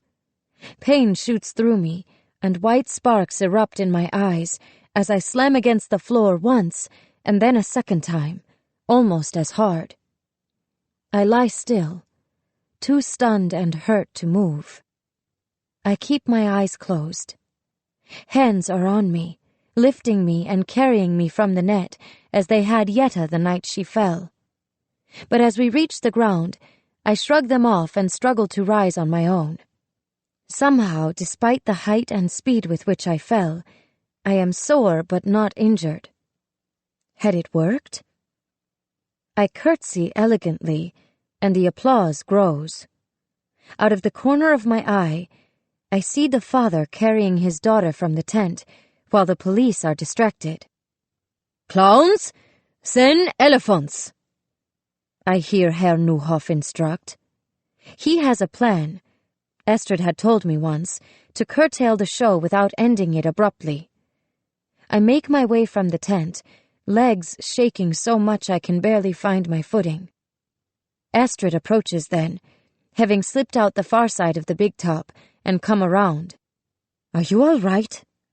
she asks, and I study her unfamiliar expression, somewhere short of anger. Concern. She is worried about me, even after everything that I have done. Tears form in my eyes. She has been so furious with me, first for telling Herr Neuhoff, and then for adding the move. "I'm sorry," I say, my voice breaking. I want so much to make everything between us whole. "I never meant to hurt you." "I know," she says. "It's all right." "Really?" I look up. She nods. "Really." The forgiveness in her eyes is complete. "I'm sorry," I repeat, needing to say it again. I burst into tears, and she draws me close, letting the wetness soak the fabric of her dress without complaint. A moment later, I straighten, drying my eyes. "But Noah, you must be careful," Estrid says once I've collected myself. Her voice is gentle, but her eyes grave. "We have so much to lose now." She is talking, I realize, about Luke and the danger he could bring. Peter approaches us from the big top, and I can tell from his expression that he is angry. "Fool!" he spits at me. "Now you've caused even more trouble for the circus. What were you thinking, inviting that boy?" I am surprised. I had expected him to berate me for what I had done on the trapeze, as Estrid had. But for everything that happened, he is still furious about the mayor's son. Maybe because Luke had the nerve to confront him about his act. He is worried, of course, about the danger to Estrid. I want to point out, as Luke had, that if Peter is so worried about her safety, maybe he shouldn't do acts that mock the Germans. I do not dare. "I didn't," I protest instead. "He came on his own. He wanted to see the show." "Of course he did," Peter retorts, his tone mocking. "The mayor's son comes, and then the police? Pure coincidence. After everything we've done for you." Peter continues, gathering steam. "Taking you in and training you, and this is how you repay the kindness? We should kick you out." Panic grows in me. What if he persuades Herr Neuhoff to do just that? Estrid raises a hand, as if to ward him off. "Enough." Confusion clouds his eyes as she defends me. She puts her hand on his arm gently. "She did the right thing." Estrid looks at me with newfound admiration. "You could have been killed, though," she adds to me, the concern returning to her voice. "I didn't think. I had to do something. That poor man." My voice is trembling. though whether from the fall or Peter's wrath, I cannot tell. "It won't matter," Peter says. "The police will go to the man's house and find him." I hope that the man and his daughter might have had time to flee, just as I had with Theo. I want to believe against all hope that what I had done might have made a difference. But I know that they will probably not be as lucky. Now do you see why I had to tell Herr Neuhoff about the German? I ask Astrid. The arrest tonight, that could have been you. She shakes her head stubbornly. I would have been fine. She considers the circus a shield of armor that somehow makes her immune to the Germans, but it simply isn't true. You can't save everyone, you know. I'm not trying to save everyone, I protest. Just Theo. And you, I add silently. But when I had seen the police about to take that girl, something had stirred me to act, the same as it had the night I had rescued Theo from the boxcar. Then you must think more carefully before you act, Astrid admonishes. Inviting the mayor's son here was foolish. I didn't invite him, I insist again. But I hadn't told him not to come either. I'm sorry. I didn't mean to cause any harm. I know, she replies. But our actions have consequences. Good intentions won't save us from that. The music cues, signaling the final bow. As Astrid helps me to my feet, I feel a sharp pain across my back that I hope is nothing more than a bruise. Limping, I follow her back inside the big top and up the ladder to the perch. The gendarmes have gone. Worry mixes with my relief. Had they followed the girl and her father? Luke has left his seat too, I notice, as I make my sweeping bows to the crowd below. I wonder if he will be waiting for me in the grove as he said. Or maybe after all that has happened, he will have given up. After everything that happened, perhaps it would be for the best. The audience hurries from the ring after the show, not loitering as they usually do, but wanting to make it home and far away from the trouble.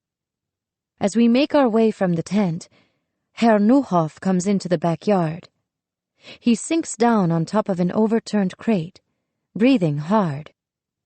An arrest at the circus, he pants. I never would have imagined. Until recently, the circus has been a haven from the war, like being inside a snow globe while the world continues outside. But the walls are thinning. I think back to Darmstadt, recalling Astrid's reaction when I remarked that we would be safe in France. Even then she had known the truth. Nowhere is safe anymore. Mopping at his brow with a handkerchief, he continues. They've gone for now, but I want all of you to go back to your quarters immediately, and stay there. I wait for him to rebuke me for what I had done on the trapeze, but he does not. I look in the direction of the grove, searching for Luke. I spy him, half hidden behind a leaning oak. Still here. Our eyes meet. He had seen me fall, and his face is racked with worry. I start to smile, raising my hand in a low wave to signal to him that I am all right. His expression relaxes somewhat, but his eyes remain locked on me, bidding me to come closer. I take a step forward, but Herr Neuhoff is still sitting on the crate, watching. I cannot go to Luke. I shouldn't want to anyway, I remind myself. He kept from me the fact that he is the mayor's son. Could Astrid be right about him hiding other things as well? Luke is still watching me, seeming to hold his breath, waiting. Several seconds pass. I take a step backward. Even if I wanted to, I would not dare defy Herr Neuhoff's order and go after the police have been here. Luke's face shifts from hopeful to confused, and then disappointed as he realizes I am not coming toward him. I take another step backward and nearly trip on something lying on the ground. By the edge of the big top, a doll lies in the dirt. I picture the girl who had been too upset at having to leave the circus to notice dropping it. Despite her father's promises, she will not be coming back. I pick up the doll and take it with me for Theo.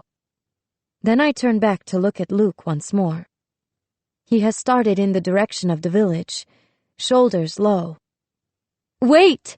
I want to cry, but I do not, and a moment later, he is gone. Chapter 13. Astrid. It is not quite dawn when I climb the ladder to the trapeze in near darkness. The entire chapiteau lit only by a single spluttering bulb that someone had forgotten to turn off. From the benches, the big top appears magnificent. But up here, the fabric is faded, and around the edges, the tassels frayed. Old music, tinny like that of the carousel at the end of the midway, plays in my mind. I see my brothers, teasing one another as they prepared to perform. The air seems to dance with the ghosts of my family. I take hold of the bar and jump, flying through the air. I am ignoring my own admonishment to Noah never to fly alone. I have no choice, though. I can no longer perform, but I cannot stay on the ground. You are addicted to the adrenaline, Peter has accused me more than once. I want to argue, but it is true. There is a moment as I stare down from the board, the split second before I let go, where I am always certain I am going to die. That clarity, the focus of that moment, is what I miss most about not performing, more so than the adulation of the crowd or anything else.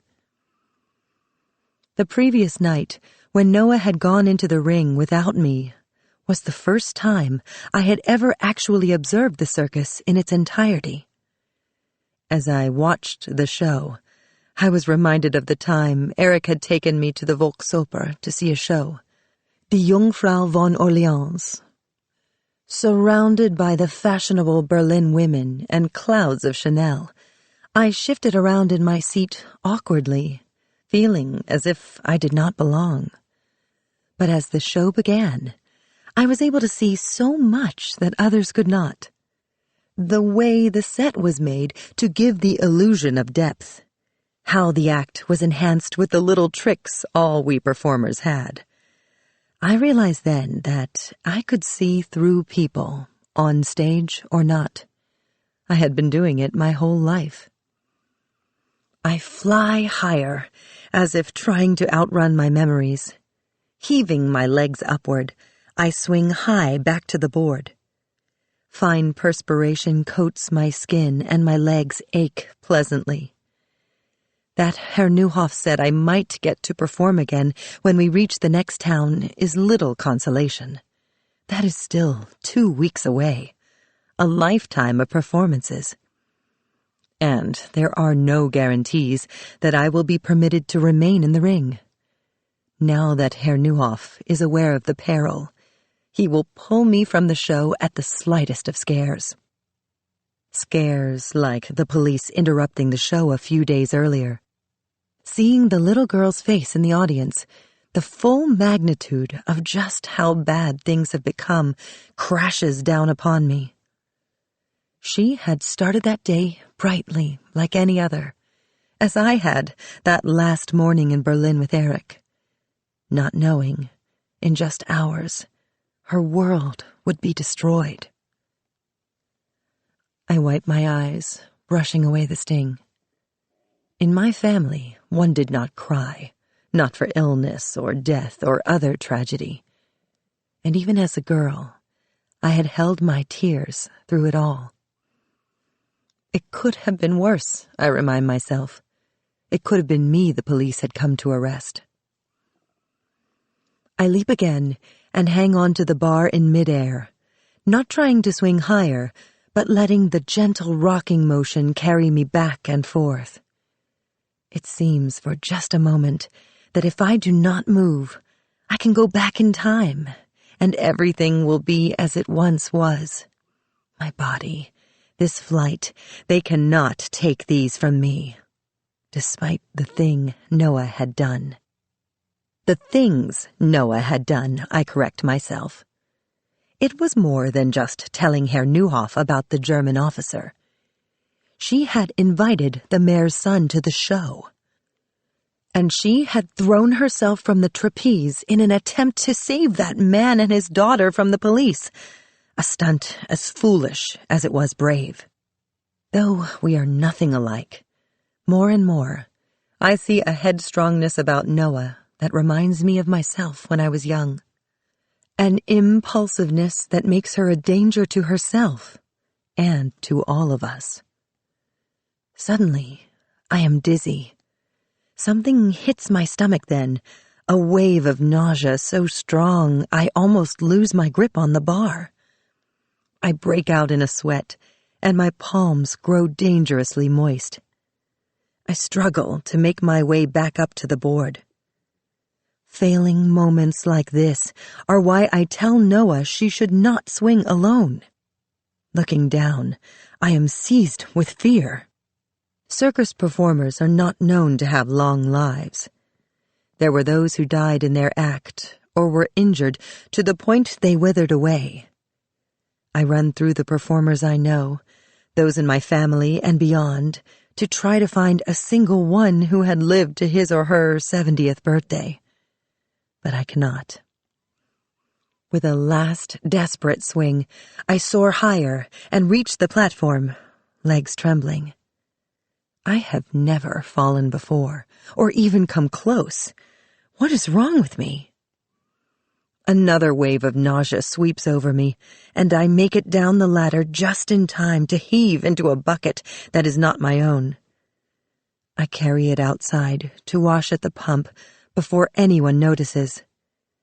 The stench of wet bile causes my stomach to roil anew. I press my hand against my midsection. I had practically been born in the air and have never been sick from it. I've heard other aerialists speak of such things, suddenly being unable to tolerate the height or motion, but that was when they were ill or pregnant. Pregnant. I freeze, stunned by the idea. It simply isn't possible. But it is the only answer that makes sense. There had been a liquor-filled night right before leaving the winter quarters. I had not bled in almost 3 months, but that was not uncommon, and I attributed it to the toll performing and practicing took on my body. Surely, if it were something more, I would have known. I return to the big top and sit numbly on one of the benches, denial whirling through my mind. Eric and I had tried so long to have a child. Before his work became all-consuming, we would make love nearly every night and 2 or 3 times a day on the weekends, but nothing had ever come of it. I had assumed that the fault had all been mine. I'd wondered how my mother could have been fertile enough to bear 5 children and me none. Year after year, it hadn't happened, and eventually we stopped talking about it. The problem had lain with Eric, I realized smugly, not me. His perfect Aryan body was flawed. There would be no family for him with someone else either. But my anxiety quickly eclipses any bit of satisfaction. Pregnancy had been the furthest thing from my mind, a child a long-forgotten dream. I am too old to be starting a family. Peter, with his moods and depression, hardly seems like an ideal father. We are not that kind of a couple, and we have no home. I could take care of it. I have heard whispers of such things more than once during my years with the circus. Even as I think it, though, I know this is not an option. Peter walks in, and it is the one time I am not glad to see him. I swipe a hand across my cheeks to make sure they are dry, then cover my stomach, as though he might see the difference.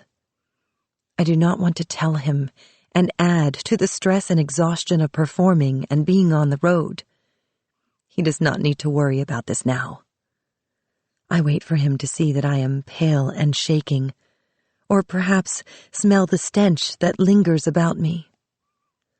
But he is too distracted to notice. "Come, I want to show you something," he says, taking my hand and leading me from the ring to his cabin. It is close to the edge of the fairgrounds, a single, solid room, not much larger than a shed. I stand in the doorway uncertainly, the smell of damp wood and earth mixing with stale smoke.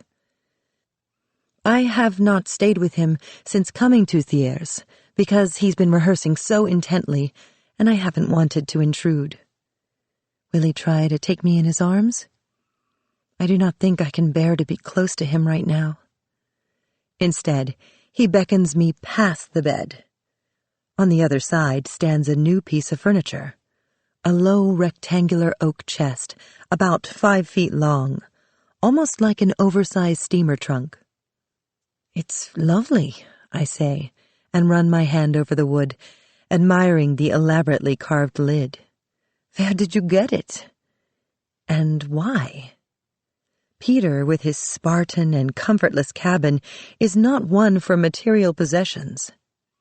"I saw it at the local market and bartered with the woodworker. Don't worry," he smiles. "I got a good price." But it isn't that. The piece is solid and permanent, so impractical and out of place for the circus. What will he do with it when we move on? Peter is not an illogical man, and I wait for the further explanation that will make sense. He opens the lid and runs his hand along the bottom. Then he lifts it up, revealing a secret compartment, maybe a foot deep, just enough for a small person if one laid flat. "Oh," I exclaim. "Just in case," he says. He means for me to hide in it, if the SS or police come again. He watches my face, and I try to control my reaction to the space, suffocating and coffin-like. "We really haven't had a suitable hiding place for you here, so I thought this might do," he explains, trying to sound matter-of-fact. But his face is grave. Seeing the police try to arrest the man at the show had shaken Peter as well. He knows, as I do, that the Germans or the French police will come again, that we must be ready. He is trying to protect me, but there is something in his eyes, more than concern or even just affection. I had seen that look once before, when Eric and I were first married. I turn away, shaken. I recall then what Noah had said about Peter's feelings for me. I had been so quick to deny it, not wanting to see or believe. When I peer back at his hopeful eyes, though, I know that she was right. How had I not seen it before? Until now, it had been easy to just mark this as a relationship of convenience. Then Noah held a mirror up to my face, and I can ignore it no longer. I think back over the months, Peter constantly by my side, trying to protect me. His feelings were not sudden or new. They had been there all the time. How had Noah, so young and naive, seen everything while I had missed it? "You hate it," he says, running his hand over the chest and sounding disappointed. Yes, I want to say, though I had vowed after what happened in Darmstadt that I would never hide again. Not exactly, I reply instead, not wanting to hurt his feelings when he meant well. It's perfect, I add too quickly. In truth, it is smaller than the hiding place in Darmstadt. I could scarcely manage it now, much less when my stomach grows larger. Then what is it? He asks, cupping my chin in his hand and studying my face. You're so pale. Are you ill? Did something happen? His face creases with concern as he sees through my facade, sensing something wrong. Terror seizes me then, not at my pregnancy or the danger of being caught by the police or even the SS. No, I am petrified of this thing between me and Peter. It started as two people who were lonely, drawn to each other to fill a void, and it was meant to stay that way. But at some point, when I was not paying attention, it had turned into so much more, for me as well as for him. I hesitate. Telling Peter will change everything. But I cannot worry him like this by remaining silent, and there is a part of me that desperately wants to share the news with him. Tell him, a voice more Noah's than mine seems to say inside my head. He loves me, and that will be enough. I take a deep breath, exhale. Peter, I'm pregnant. I hold my breath, waiting for his reaction. He does not answer, but stares at me blankly. Peter, did you hear me? I ask. The walls seem to draw closer, and the air is suffocating. Please, say something. That's impossible, he says, his voice filled with disbelief. It's true, I reply weakly. What did he think we had been doing all of those nights in the winter quarters? He stands up and begins to pace, running his hand through his hair. I mean, it's possible, of course, he continues, as though I had not spoken. Just hard to believe. And with everything that is going on right now, it complicates things. My heart sinks. Telling him had been a mistake. You don't sound pleased, I say, and my cheeks burn as though I have been slapped. I didn't plan this. I'm sorry to inconvenience you. He sits again and takes my hands. No, darling, it isn't that at all, he replies, his face softer now, tone gentle. Nothing would make me happier. You mean you want to be a father? I ask, surprised. No, he says quickly, and my heart sinks. He does not want this after all. It's that I already am. His voice is slow and scratchy, every word hard-fought. I don't understand. The room around me begins to spin, and bile rises in my throat once more. I will myself to take short, shallow breaths. What are you talking about? I had a child. Had. His face is more pained than I have ever seen it. Oh, I gasp. I am stunned. I had assumed Peter had a life before me, but a child. Suddenly, it seems I do not know him at all. I was married to a ballerina from Moscow named Anya, he says, looking away, his voice hollow. I try to picture his wife, and imagine with more than a little jealousy, someone tall and willowy, with long, graceful limbs. Where is she now? We had a little girl, Katya. His voice cracks as he says her name. He tries to continue, moving his lips, but no sound comes out. What happened? I ask, dreading the answer, but at the same time needing to know. He sits mutely for several seconds, unable to go on. Spanish flu. The best doctors and hospitals couldn't help her. How old was she? 4. He buries his head in his hands, his back shaking with silent sobs. I sit helplessly beside him, my mind reeling as I try to process it all. A few minutes later, he lifts his head, wiping his eyes. I suppose I should have said something sooner, but it's just so hard. Anya died shortly after Katya, he adds. The doctor said it was also flu. I think it was a broken heart. So it was all gone, you see. His voice catches, and I wonder if he might break down once more.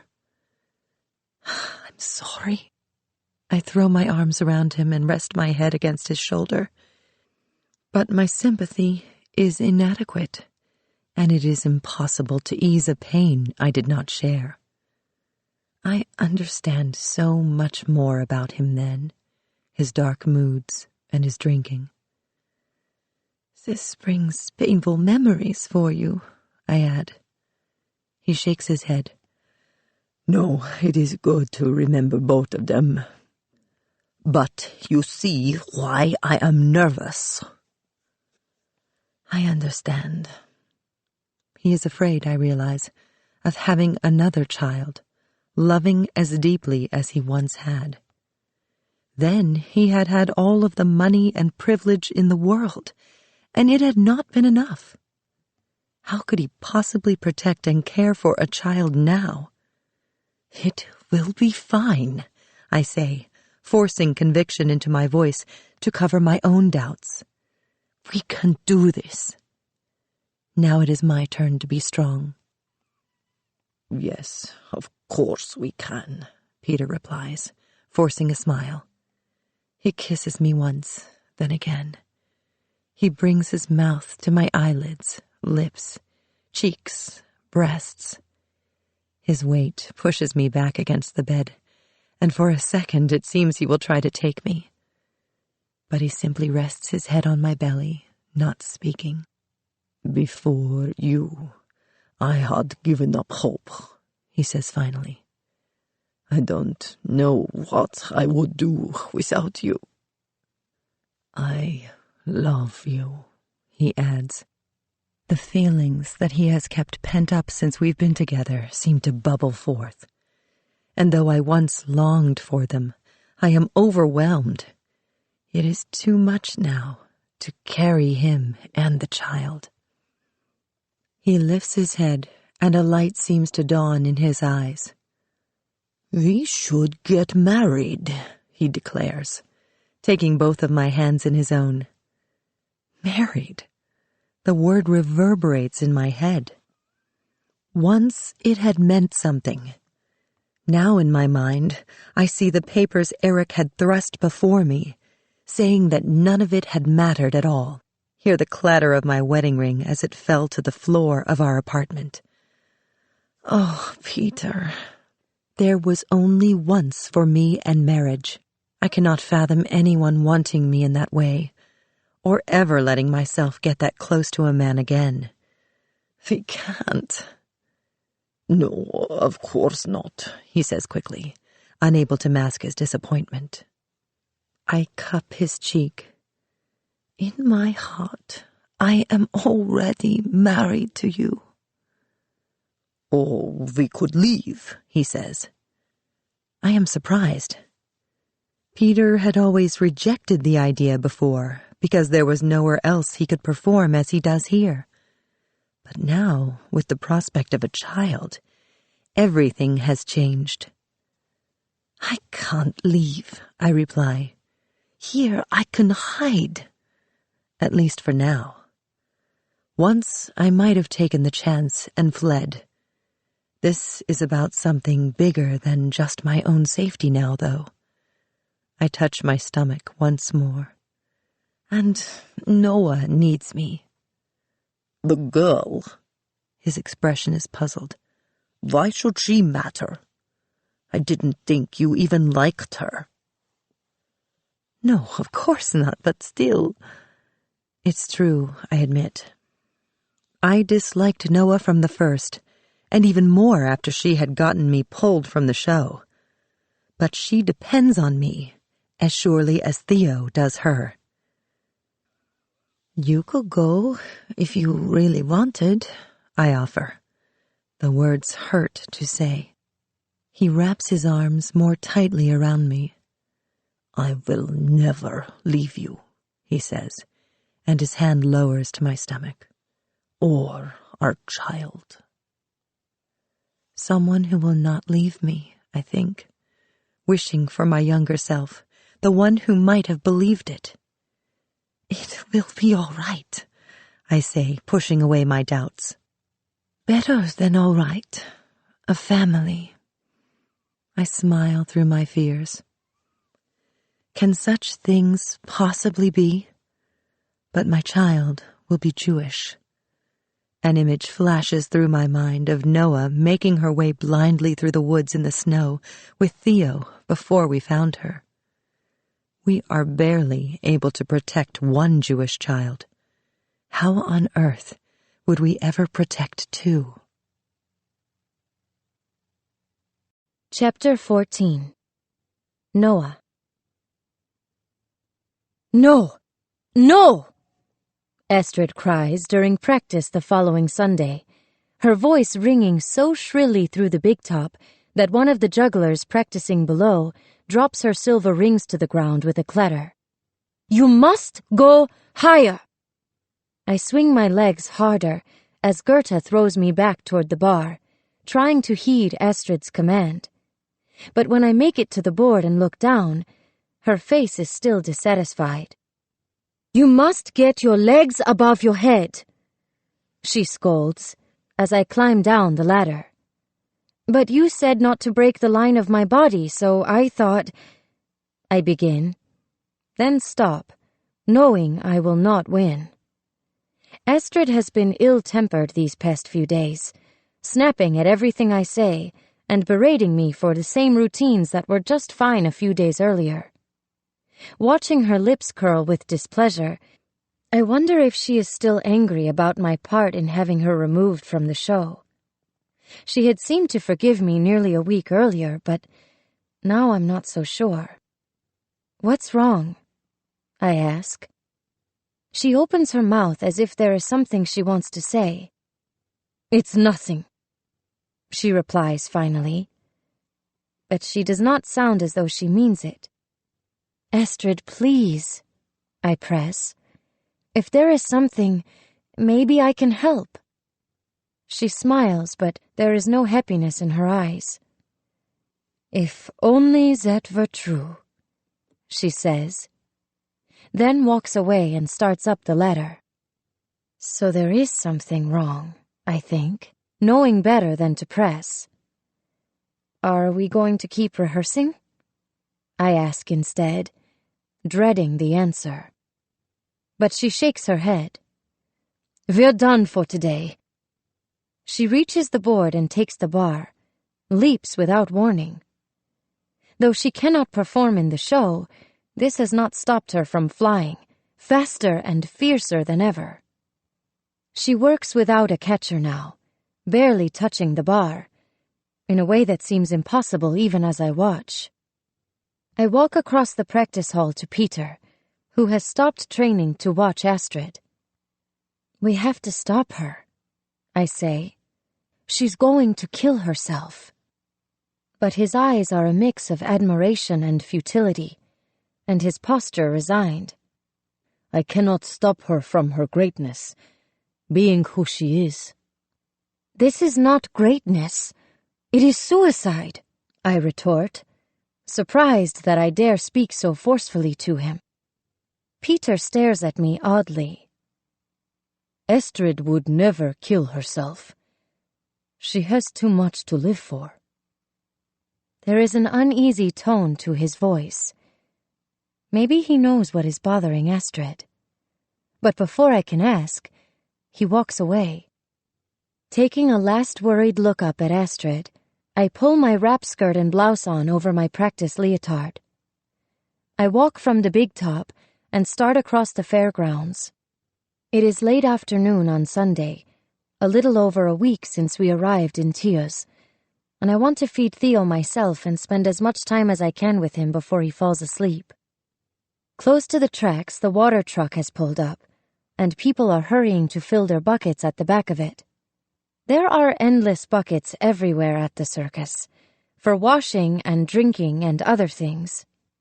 The first time I'd spied two with my name on them, in the row waiting to be filled at Darmstadt, I'd known that I belonged with the circus just a tiny bit more.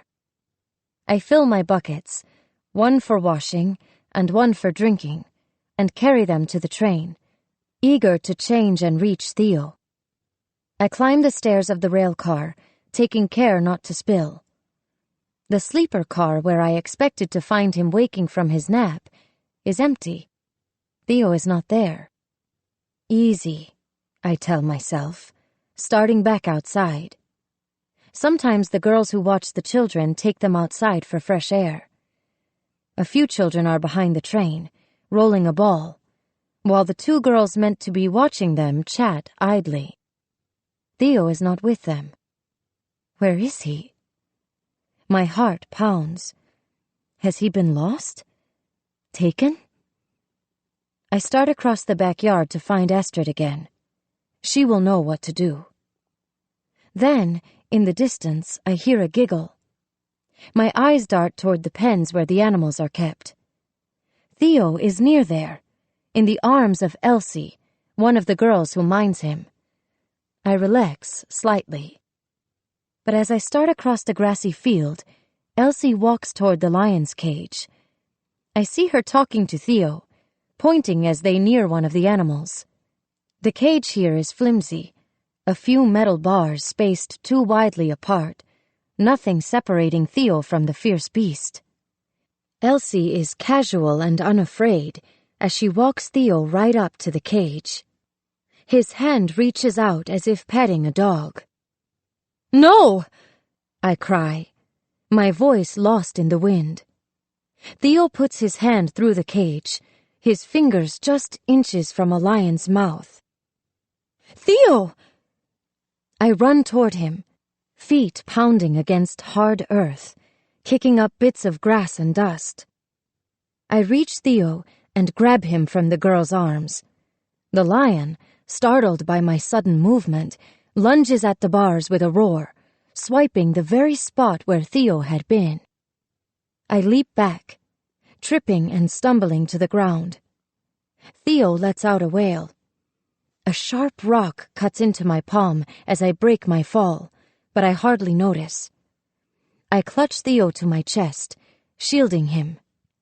I breathe hard, not getting up, trying to comfort Theo, who is more upset than I have ever seen him. Another second, and I would have been too late. "Shh," I soothe, studying Theo. Though his face is red from bawling, he does not seem to be hurt. Then I stand, brush the dirt from my knees. "How could you?" I berate Elsie, whose face is pale. We were just playing," she explains, flustered. "I wanted to show him the lion up close. I meant no harm." But I am still furious. That animal, he could have killed Theo. And this outfit. Holding him close, I notice then Theo is dressed in a sequined leotard, too large and hastily pinned to fit. What on earth is he wearing? Over her shoulder, I see Astrid coming from the big top. She strides across the field, her face a mix of anger and concern. What's the commotion? She was holding Theo right up against the lion's cage, I say, my voice rising as I relive my terror. He might have been killed. She takes Theo from me, and he stops crying, but gulps for air as he recovers. He seems fine. Was he hurt?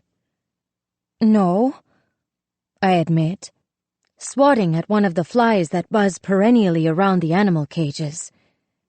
I had expected her to side with me, even through her anger. How can she not be troubled by what Elsie had done? But look at his clothes! Pretty soon he'll start training. She observes mildly. Training? I repeat, puzzled. To perform, she replies. Though we have never discussed Theo joining the act before, Estrid speaks as though it is a given. I stare at her, caught speechless. I had not imagined Theo performing, or thought about a future for him with the circus at all. He's just a baby, I say. Theo squawks, also seeming to protest. I was on the trapeze almost before I could walk, Estrid says. Of course, it was a fixed trapeze. I shudder. In Estrid's world, it is perfectly normal for children to perform. Theo will not learn the trapeze, though, or any other circus act. His life, our life, will be somewhere else. He's too young, I insist, not mentioning the fact that I will never let him perform at all. Estrid does not respond. She is looking over my shoulder, squinting at something across the field that leads to town. Someone's coming. I turn and follow her gaze. Luke, I say aloud, more to myself than Estrid. It has been nearly a week since the night he came to the circus. I thought after that he had given up, or was scared away. I had not expected to see him again. That might have been for the best, I think, as he nears. He is the mayor's son, and, as Estrid had made clear, not to be trusted. What is he doing here? She asks, her voice curling with displeasure. I don't know, I say, suddenly defensive. It is not as if I've done anything to encourage him. My heart lifts in spite of itself as Luke comes toward us, a small bunch of daffodils clutched in one hand, his black hair lifted by the breeze. But I'll find out. I look down at Theo, hesitating. I do not want to let him go so soon after finding him in danger, or give him back to Elsie to watch. I hate asking Estrid for anything right now, but I am too curious. Will you mind Theo for a bit? I muster, knowing how she will respond. I'm already your trainer. Now I'm supposed to be your nursemaid too? She snaps. I do not answer. She is annoyed, but also she adores Theo and cannot deny him. Oh, fine. If I must. Go. Don't be gone long. She takes Theo from my arms and starts back toward the train. I hang back as Luke approaches. You again, I say, trying to sound offhand. I am suddenly mindful of my hair, hastily pulled back, and my cheeks, too red from the strain of rehearsing. You keep turning up. Luke hangs back for a second, looking nervously over my shoulder at Estrid as she walks away with Theo. I hope it is okay that I've come. I suppose, I say matter-of-factly. I didn't think you'd want me to, he says. You didn't meet me after the show. I came as I promised, and I waited to see you after for as long as I could. You never came. I couldn't after everything happened with the police, I say. Besides, we had a curfew. People were watching. I couldn't get out to tell you. That's all right, he says, forgiving me instantly. I brought you these. He thrusts the flowers at me awkwardly. Sweet fragrance wafts over me as I take them, fingers brushing his. I put one in my hair and a second one in the top button of my blouse. Walk with me? Luke starts away, but I stand, feet planted, not following.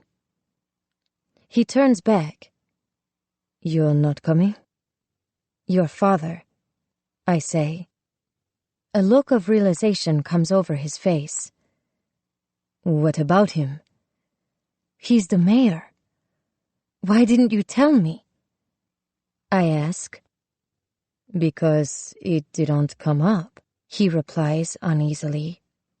How could it not come up? I ask. You're the mayor's son. You're right, of course, he admits, his voice contrite. I should have said something, and I would have if I'd gotten the chance to meet up with you. I guess I was just hoping that it wouldn't matter. Or maybe because he knew it would matter a lot. Does it? He asks. Matter, I mean. I hesitate, considering. I don't care that his father is the mayor, not in the way that Astrid and the others do. If his father is a Nazi sympathizer, though, then what does that make Luke? He seems too nice to possibly be that way himself. Luke is still watching me with worried eyes, seeming to care very much about my answer. I suppose not, I concede finally. But it would have been better to know. Somehow, it is the not telling that matters more. But I have my own secrets, so who am I to judge anyone on that? No more secrets, I promise. I hold my breath. I can hardly promise the same. But he reaches out his hand. Now can we walk? I look uneasily over my shoulder. I shouldn't go with him, I think, hearing Astrid's admonition that getting to know Luke could bring danger. And I want to get back to Theo quickly. I'm hardly dressed, I say, feeling the still damp leotard clinging to my skin. Luke smiles. Then we won't go anywhere grand. All right. I relent. Despite my reservations, I'm curious about him, and eager to escape the chaos and intensity of the circus for just a bit. He leads me toward the edge of the woods, the same path Astrid had shown me the day I went into town. I follow him hurriedly from the circus grounds so as not to be seen. I look back over my shoulder in the direction of the train car, imagining Astrid putting Theo to sleep. I do not want to burden her, and I barely had the chance to see Theo at all.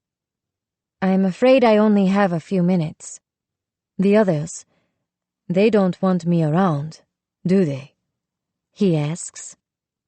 It isn't that. The truth, that they think he somehow brought trouble with him, seems far-fetched and too hurtful to share. They're just a little nervous about outsiders. I suppose everyone is these days. I don't want to cause problems for you, he says. Perhaps I should have stayed away.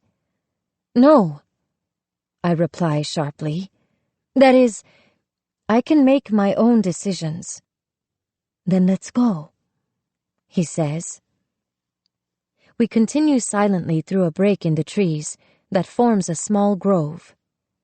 Soon we reach the far side of the forest. We skirt the edge of the stream, this time headed away from the town, which looms behind us, seeming to watch with disapproving eyes. I had wanted to be alone with Luke, but now that it is just the two of us, it is awkward, almost uncomfortable. He stops and sits on a bit of ground that juts out over the stream like a bluff, then clears some reeds and smooths a spot for me to join him. I drop to the damp ground, feeling the chill that has formed in the air now that the sun has fallen low behind the distant hills. I brought you this. He pulls an orange from his pocket. I have not seen miraculous fruit like this since before the war. Thank you, I say graciously. How had he gotten it? Because of his father's position as mayor, a position that hurts others. I hand back the tainted fruit. I can't accept it, though. As I hand the orange to him, I notice that his index finger is bent at a crooked angle, somehow deformed. He puts the orange back in his pocket, his face crestfallen. Then he holds out something else wrapped in brown paper. Take this, then. I bought it with my ration cards, honestly. I open it to reveal a piece of hard Cantal cheese between 2 slices of brown bread. I falter. Refusing food for myself is one thing. Extra sustenance for Theo quite another. Thank you, I say, moved by his generosity and selflessness for me, a stranger. I rewrap the food and stick it in my pocket. A sound interrupts us from behind, the rumble of a truck, growing louder on the road. I stand up hurriedly, not wanting to be seen. I have to go, I say, panicking at the questions that will arise if I am seen with Luke. But he takes my hand, stopping me. Come. He leads me swiftly back into the woods, following a path that shoots off in a different direction. We slow as we reach a clearing, and he looks around. All clear, he says. Still, my heart races, and I am reminded of every reason I should stay away. Those police who came to the show to arrest the man and the girl, they work for your father, don't they? Yes. He lowers his head. I am so sorry. I had no idea that was going to happen. I'm sure it was ordered from somewhere much higher up. He must not have had a choice. There is always a choice. He keeps his eyes low, not meeting my gaze. If you don't want to see me now because of everything that happened, I understand. Not at all, I reply, too quickly. Then come. My fingers warm to his touch as he takes my hand once more and continues to walk. Soon the forest ends, and across an open field, a barn appears, darkly silhouetted against the dusky sky. Luke starts toward the barn. Luke, wait, I say uneasily, as we near the door of the barn. Going for a walk together is one thing, but going inside with him seems like something more, a step too far. I have to get back, I say. I imagine Astrid, knowing exactly where I am, watching the clock angrily. Just for a few minutes, so we are out of sight, he cajoles. The wood door creaks as Luke pulls it open. He steps aside, gesturing for me to enter first.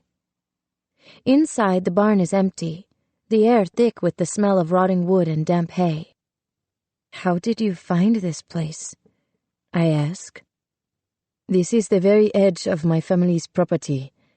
Don't worry, he adds, seeing my alarmed expression. No one ever comes out here anymore but me. He gestures upward toward the loft. No one will find us here. I look up dubiously, suddenly mindful that it is just the two of us alone, far from the circus or anywhere else. I don't know. We're just talking, he says, his voice challenging. What harm can that do?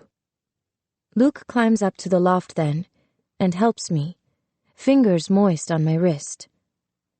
It is a small rectangular area, maybe 2 meters by 3, close to the sloped A-frame roof of the barn. Rough wood boards are covered in hay that tickles my legs beneath my skirt. Luke slides back a slatted wood window panel to reveal the rolling hills that lead to the village, patchwork fields broken by mossy farmhouse roofs. Lights sparkle in some of the windows before blackout curtains fall, seeming to snuff them out like candles.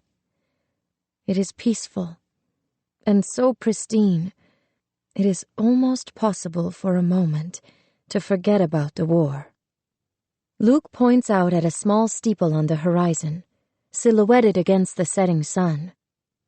"I went to école there," he says, and I smile, picturing him as a young boy. He had lived his whole life right in this village, much as I might have back home had things been different. He goes on, "I have 2 older sisters, both married and living in towns not far away. My grandparents lived with us too when I was a child. There was always so much laughter and noise." There is a longing note to his voice that makes clear those times are far gone. He reaches under a pile of hay and produces a darkened glass bottle, half empty. "A bit of Chablis from my father's cellar," he says, grinning wickedly. He passes it to me, and I take a sip from the bottle. Though I know nothing about wine, I can tell that it is a good vintage, the taste layered, spicy, and deep. In the corner where we had hidden the wine, I notice something still half hidden behind the hay. Curious, I move closer. There is a thick tablet and a set of paints. "You're an artist," I remark. He laughs, wrapping his arms around his knees. "That's a big word for it. I sketch when I can get paper. I paint, though not so much anymore. My mother loved art and was forever taking me to galleries whenever we went on holiday. Once I wanted to go to Paris and study at the Sorbonne." His eyes are animated as he speaks of art and his childhood. "Is it far?" "Paris, I mean." I am embarrassed not to have a better sense of geography. "About 4 hours by train these days with all of the stoppages. I went with my mother to see the museums. She loved art." There is a note of sadness to his voice now. "You still live with your parents?" I ask. "Just my father. My mother died when I was 11. "I'm sorry," I say. Though my own parents are still alive, his loss seems to echo my own, strengthening the ache I have worked so hard to bury. I want to touch his arm in comfort, but it seems I do not know him well enough. "Do you still plan to study art?" I ask instead. "It doesn't seem possible anymore." He gestures to the countryside below, with long tapered fingers. "But you still want it?" I press. "Painting seems so frivolous now," he replies. "I don't know what to do. I don't want to just sit here. Papa wants me to join the LVF, but I don't want to fight for the Germans. He says it doesn't look right for the mayor's son not to go, and I can only hold him off for so long. I'd run away, but I don't want to leave Papa alone." "There has to be another way," I offer, though I am not sure I believe it. "It's just this damned war," he says, his voice rattling with frustration. I am surprised to hear him swear. "It's turned everything on its head." He turns away. "What happened at the show the other day, with the man and the girl, it isn't the first time. There were Jewish families in tears who had been here my whole life. They lived over on the east side of town, just past the market. One of the boys, Marcel, was a friend of mine at école." "Your father, he orders the police to round them up?" I ask. "No!" he snaps, then quickly recovers. "My father follows orders. He maintains a pretense of support in order to protect the village." And to protect himself, I blurt out, unable to hold back. How can you stand it? Really, he isn't like that, Luke continues, calmer now, his voice pleading. Papa was different before my mother died. He once gave a family a house for an entire year, rent-free. Luke needs to believe that his father is a good man, and he is asking me to believe it too. I had done the same. After my own father had kicked me out, I still remembered the mornings when we'd walk into town for fresh bread, just the two of us, him whistling as we went. He had bought me an extra croissant.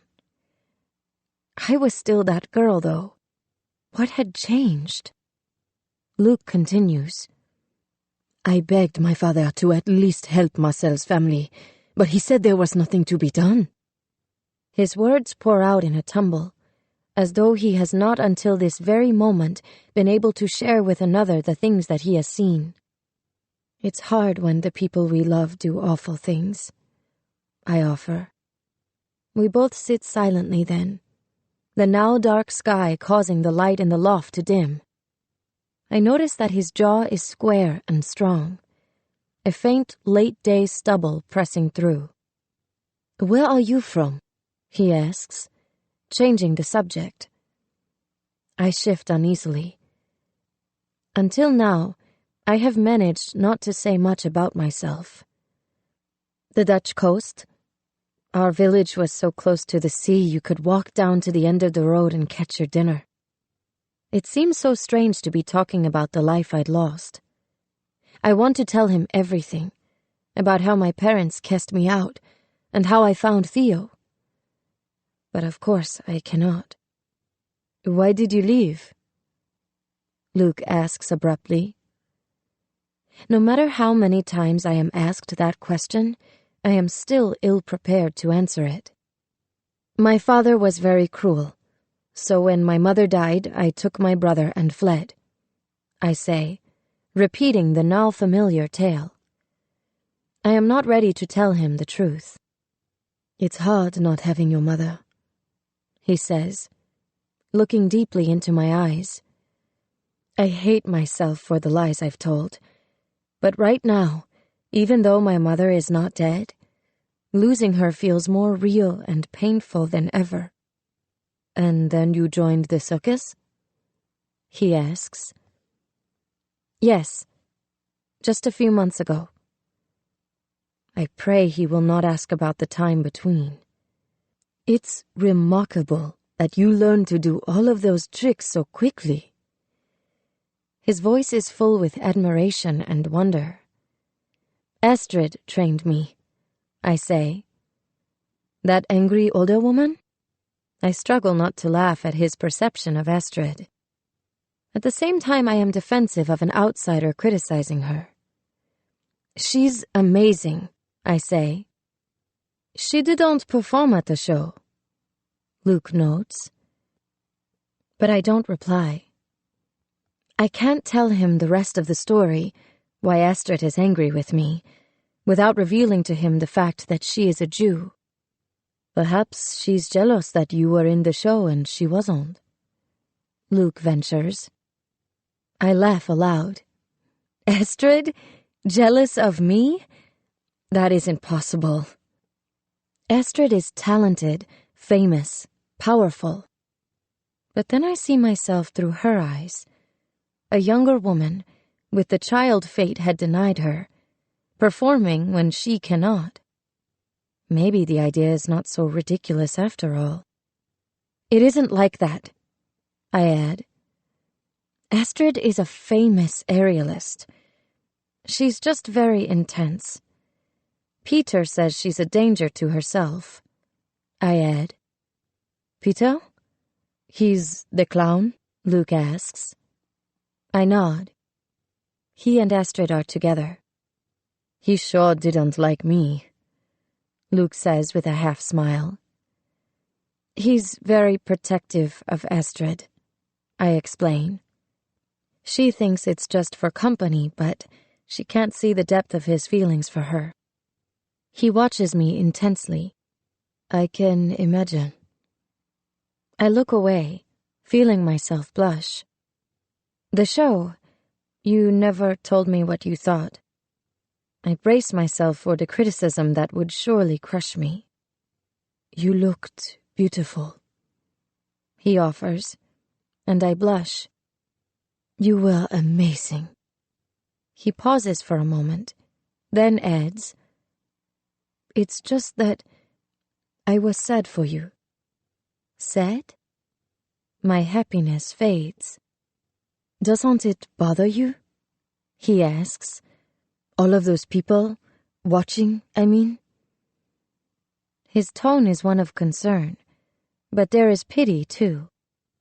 You don't have to do it, you know, he adds. I can't explain that in the spotlight, I am someone else. Still, how dare he judge us? I've found something I'm good at, I say defensively, crossing my arms. A way to take care of myself and Theo. Not that you would understand. Suddenly being alone with him and all of the lies between us are too much. I have to go, I say abruptly. I stand so quickly I lose my balance, nearly tumbling from the loft. Wait! Luke grabs my leg to steady me, his arm warm through the fabric of my dress. I look down. Though it is not nearly as high as the trapeze, there is no net, and I am paralyzed with fright. What am I doing here? Luke draws me down to the hay once more, closer now. He places a hand against my cheek. Noah, he says gently. Our faces are inches apart, his breath warm on my upper lip. Waves of confusion swirl around me. He likes me. I know that now. I cannot pull away. Luke kisses me. For a second, I stiffen. I should say no for a dozen reasons. It is impertinent of him, presumptuous and too soon. Astrid would say I should not be here with him at all. But his lips are tender and sweet with wine. His warm fingers cup my cheek, seeming to lift me from the ground. Our breath mingles. For a moment, I am just a carefree young girl again. I move closer, pushing the past firmly aside as I fall into him. When Luke pulls back, he is breathless, and I wonder if it is his first real kiss. He reaches for me again, eager for more, but I put my hand on his chest, stopping him. Why me? I ask bluntly. You're different, Noah. I've lived in this village my whole life with the same people, the same girls. You make me see the world in a new way. We won't be here for that long, I protest, and then we'll move on, to the next town. No matter how much we like one another, I am leaving, and there is nothing to be done. We have only now. I don't want to go, I blurt, embarrassed to feel my eyes burn. I've lost so much before. My parents, a child. Luke, a boy I hardly know, should not matter at all. You don't have to, he says, drawing me close. We could run away together. I tilt my head upward. Surely I've heard him wrong. That's madness. We've only just met. He nods firmly. You want to leave? So do I. We could help each other. Where would we go? To the south of France, he replies. Nice, maybe, or Marseille. I shake my head, remembering Astrid's tale of her family and their failure to outrun the Reich. Not good enough. We would have to go farther south, across the Pyrenees through Spain. We.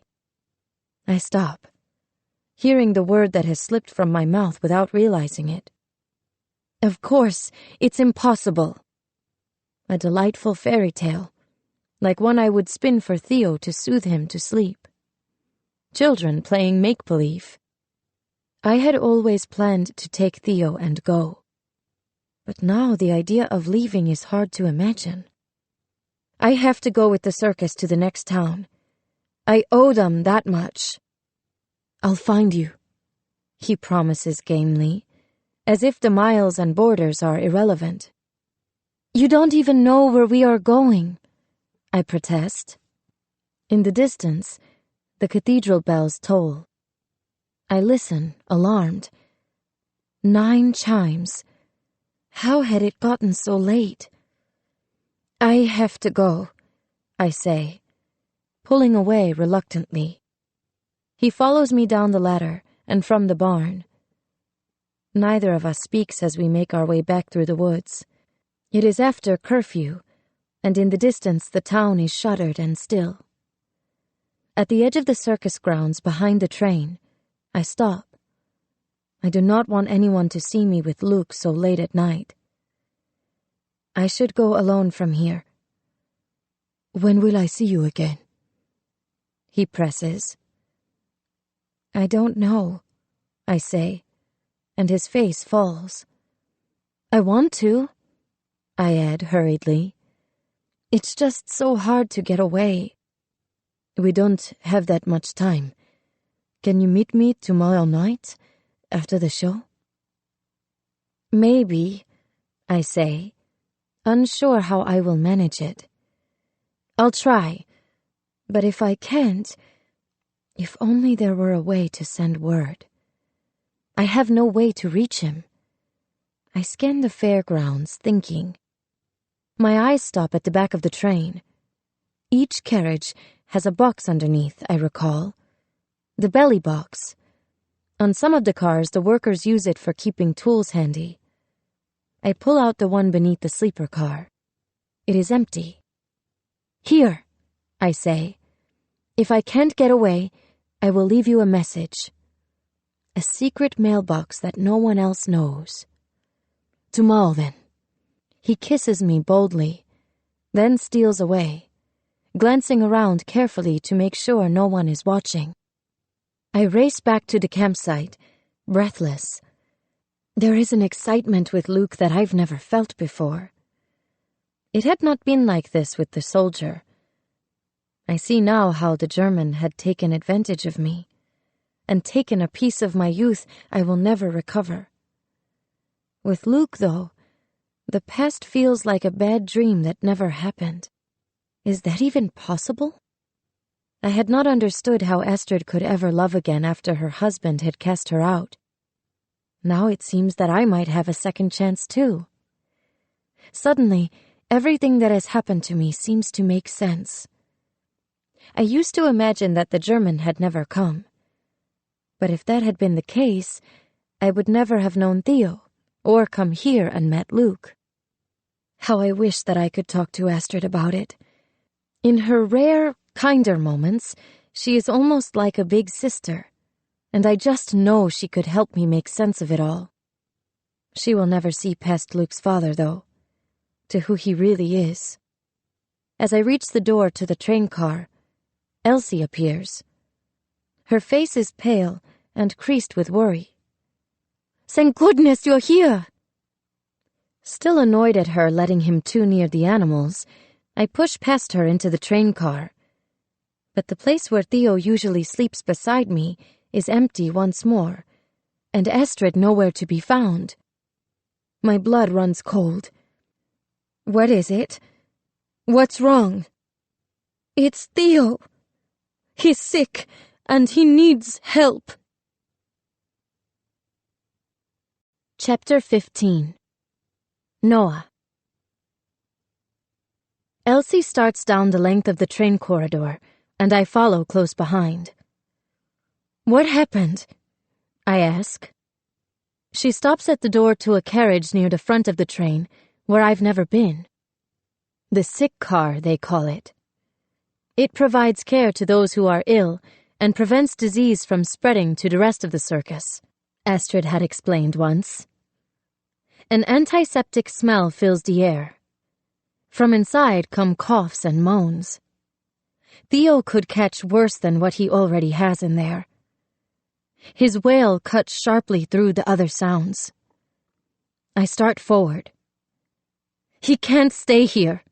I'm taking him with me. Timid Elsie will not stop me. But Berta, the woman in charge of the sick car, appears in front of us, her immense girth blocking my way. You can't come in here, she informs me. Theo's sick, I protest. He needs me. Herr Neuhoff's rules. No healthy performers allowed in the sick bay. Viruses make their way through camp like wildfire. Dysentery, grippe. A bad case of influenza could take down the entire show. I peer over her shoulder. Theo lies on one of the berths, tiny and alone, buttressed by a rolled blanket so he will not fall off. Is he all right? Berta's brow wrinkles with concern. A high fever, she says, not shielding me from the truth. We're doing everything we can to bring it down, but it's so difficult with the little ones. My stomach twists. Please let me help. She shakes her head firmly. There's nothing you can do. She closes the door. Astrid, I think, running for the sleeper car. But her berth is still neatly made, and she is not there. Desperately, I race from the train across the fairgrounds in the direction of Peter's cabin, the only other place Astrid might be at this hour. It is nearly 10, late to be showing up unannounced. Too worried to care about interrupting sleep or whatever else they may be doing, I knock on the door. A minute later, Astrid appears in a dressing gown. It is the first time she has been with Peter at night since we went on the road. Taking in her tousled hair, I am furious. I had left Theo with her. How dare she hand him off to someone else? But I cannot risk angering her now. Help me, I beg. It's Theo. He's sick. Astrid stares at me with cold, blank eyes, then closes the door in my face. My heart sinks. Even if she hates me, surely she won't refuse to help Theo. But then she reappears, dressed, and starts toward the train. I run to keep up. He was fine when I put him down earlier, Astrid says. Elsie was minding him, and you said you would be right back. Her tone is accusing. How long has he been sick? I don't know. They won't let me see him. I follow her onto the train. At the entrance to the sick car, she turns back, holding up her hand. Wait here, she instructs. Theo needs me, I say, grabbing her arm. She shakes me off. You won't be doing him any good if you get sick too. What about you? I press. I'm out of the show at least, she replies. But if you get sick, the act will be ruined. It is about the show, always about the show. None of that matters to me. I just want to see Theo. There's no time to argue, Astrid says. I'll be right back. Astrid closes the door, and I wait outside, hearing Theo wail. Guilt surges through me. How could I have left him? An hour ago I'd been with Luke, secretly glad to be freed for a moment from the burden of taking care of a child. I hadn't meant it, really. And even though I know it is not possible, part of me wonders if that somehow brought him danger. From the corridor between the two rail cars where Astrid has left me to wait, I gaze out the grimy train window, in the direction of the village. We have no doctor, and the only medicines are the home remedies that Berta keeps in her kit. I would ask Luke for help if I thought it would do any good. But we can't risk taking Theo to a town because of the questions it might raise about who he is and where he came from. Surely someone will discover the secrets we've been keeping when they see he is circumcised. Suddenly, the wailing inside the sick car stops. I am at first relieved that Theo has settled down, but I can't help thinking that something is wrong. I throw open the door, not caring about the rules. My heart stops. Theo has gone stiff, and his arms and legs jerk. "What happened?" I cry. "I don't know," Estrid says, her face more scared than I have ever seen. Berta rushes over.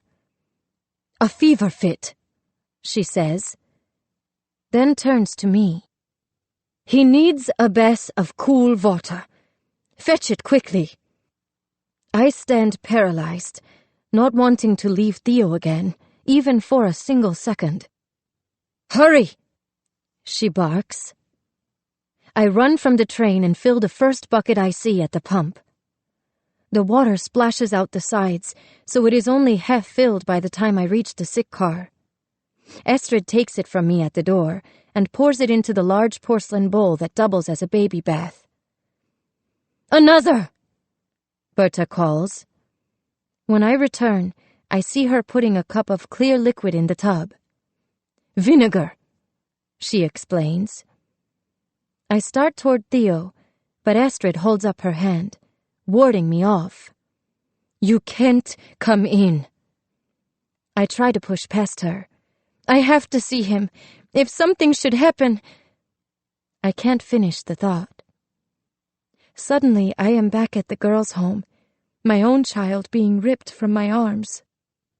Estrid takes Theo from Berta. Seeing the concern on Estrid's face and the tender way she holds him, I know that she loves him as I do. Still, I ache to have him in my arms.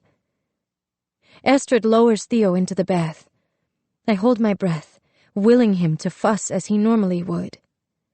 He remains still, but his body seems to relax in the water.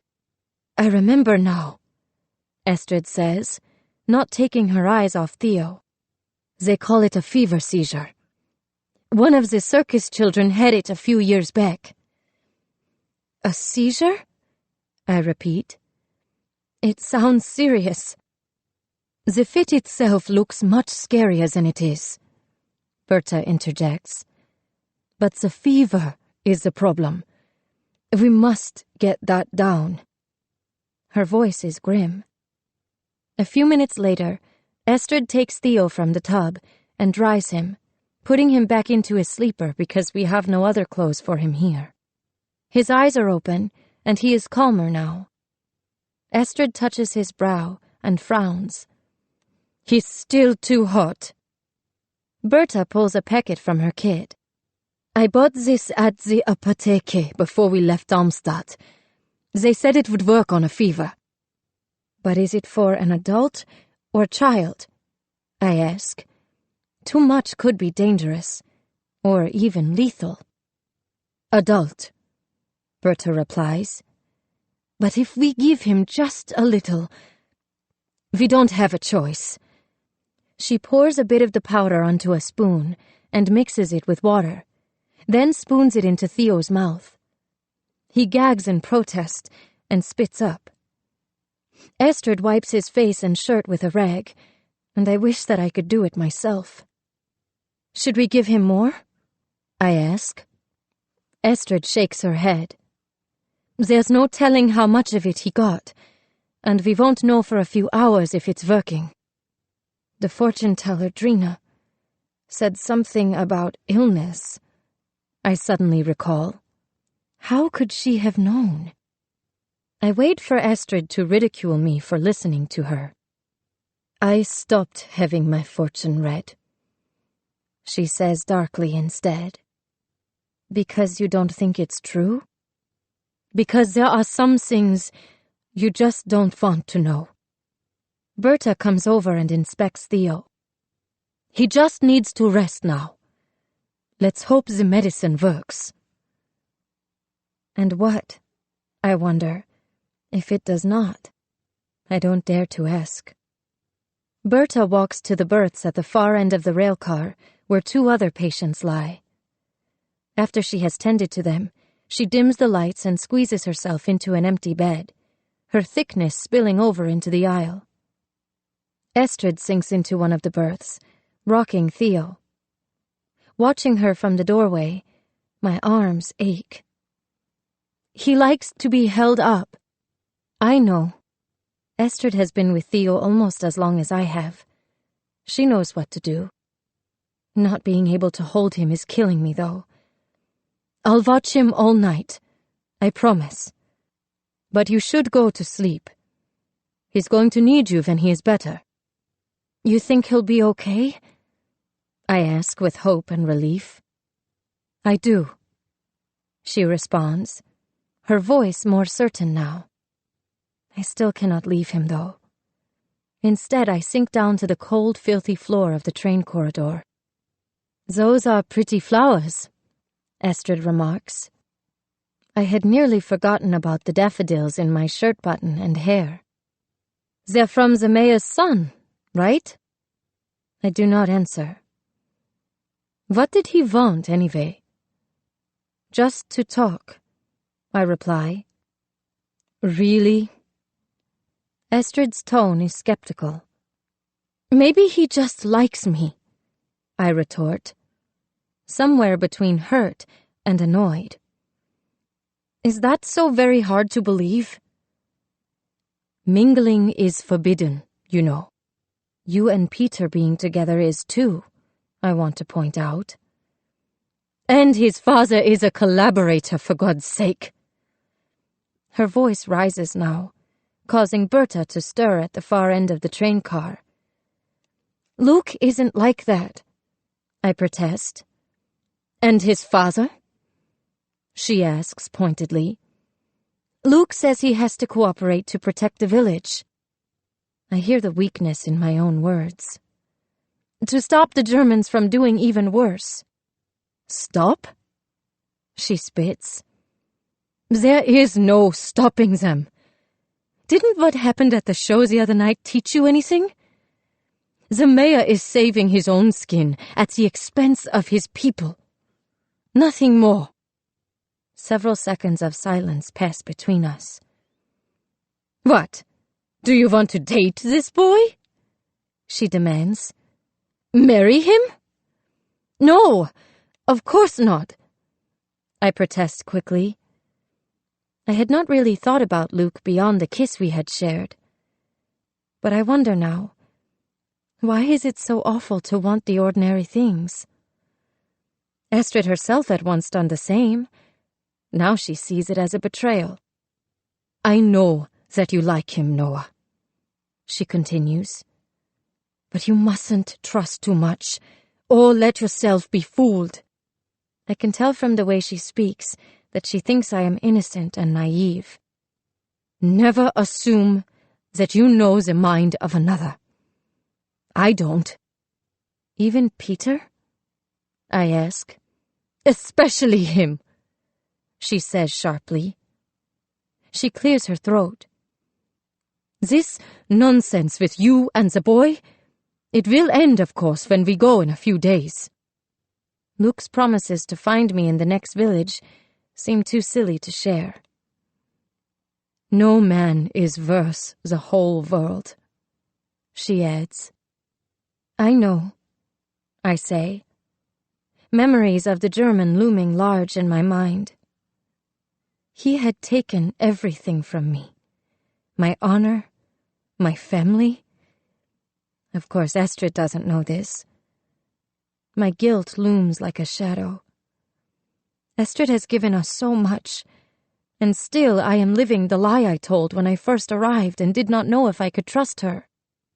Estrid leans back against a berth, still holding Theo. Neither of us speaks further. The floor of the train grows cold and hard beneath me, but I don't want to move. The shadows grow long between us.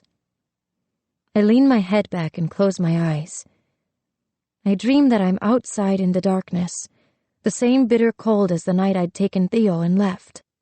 He is not an infant this time, though, but a toddler of almost 2, older and heavier. The ground is icy beneath my feet, and the biting wind fights me every step. There is a bundle on the ground, dark amid the whiteness of the earth. I stop to examine it. Another child. I pick it up, but as I do, Theo falls from my arms. Desperately, I dig through the snow, trying to find him, but he is lost. I awake in a sweat, cursing myself for sleeping. Estrid sits awake, staring out the window in the distance. Behind her, the sky is a lighter gray, signaling that it is almost dawn. She is still holding Theo, who is completely still. I leap to my feet and wait for Estrid to protest as I move closer, but she does not. "His fever has broken," she says instead. Theo has a faint rash on his skin, but otherwise he is fine, his skin cool. My eyes burn with relief. The blanket swaddling him is drenched in sweat. He half opens his eyes and smiles faintly at me. "You should still be careful not to get sick," Estrid admonishes, and I brace myself for her to make me leave once more. Instead, she walks to the far end of the carriage, still holding Theo. I fight the urge to follow as she confers with Berta, who has risen and is feeding one of the other patients. A moment later, she returns with a baby bottle. "Let me see if I can get him to drink a bit." He sucks weakly at the bottle, then drifts back to sleep. Estrid moves to set the bottle down. The color drains from her face suddenly, and she starts to double over, seemingly sickened. "Here," she says, seeming to forget her own caution as she hands Theo to me. I draw his warmth close, gratefully. Estrid sinks limply to one of the berths. "Are you feeling sick?" I pray that she has not caught Theo's virus. "No." Her tone is certain, but her forehead and upper lip are damp with sweat. "Then what?" My concern grows. She has seemed more tired than usual lately, and she has been so very terse. There is something familiar, too, about the grayness of her face. "Estrid, are you—" I hesitate, not wanting to finish the question for fear of offending her if I am wrong. "Are you expecting?" I ask. But she does not answer. "You are, aren't you?" Her eyes widen as she realizes I have guessed her secret. Her hand rises to her stomach instinctively, a gesture I recognize from my earlier self. "Oh!" I exclaim, and suddenly it is a year ago. The realization of my own missed periods and what it all meant coming back like it happened yesterday. Should I offer congratulations? I proceed carefully, as though approaching a snake. There was a time not so very long ago when a child had not been happy news for me. It had been pure dread.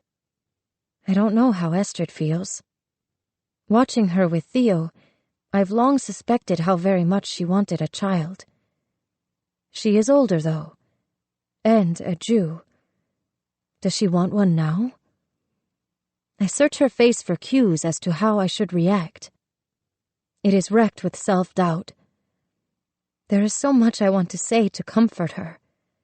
I move closer, put my arm around her. "You will be a wonderful mother. A child is a blessing." "It's more complicated than that," she replies. "Having a child now is just so hard." "I understand," I say too quickly. Her brow wrinkles. "How can you possibly?" I mean, I know you care for Theo, but that is hardly the same. No, it isn't. I agree silently. I love Theo as my own, but having him can never replace that feeling of holding my child in my arms for the first time. But she doesn't know this. And she cannot really know me or understand what I am saying because of my secret. I should tell her. How can I possibly, though? The one thing that makes me who I am will surely make Astrid hate me and want to be done with me for good. The need to tell her wells up in me once more, too powerful to ignore. I can't hold back any longer. Astrid, I need to tell you something. Remember when I told you about my working at the train station? She nods. Yes, after you left your family. I didn't really explain why I had to leave. You said your father was unkind. Her voice is uneasy. It was more than that. I tell her then in my own words everything about the soldier and the baby whom I bore by him, without trying to justify what I had done, the way I should have months earlier. When I finish, I hold my breath, waiting for Astrid to tell me it is all right. But she does not. Her face is a thundercloud. You slept with a Nazi, she says darkly. Though it had all happened so long before I had met her, my actions still seem a betrayal. It hadn't been like that, though. To me, love had been love, or what I supposed love felt like, and I hadn't understood that there were other things. I wait for her to scream at me, ask how I could have done it. Looking back, I'm not sure myself, but it had felt so natural at the time. I did, I say finally. Eric was a Nazi too, I add. Even as the words come out, I know I have overstepped. That was different. Her eyes blaze.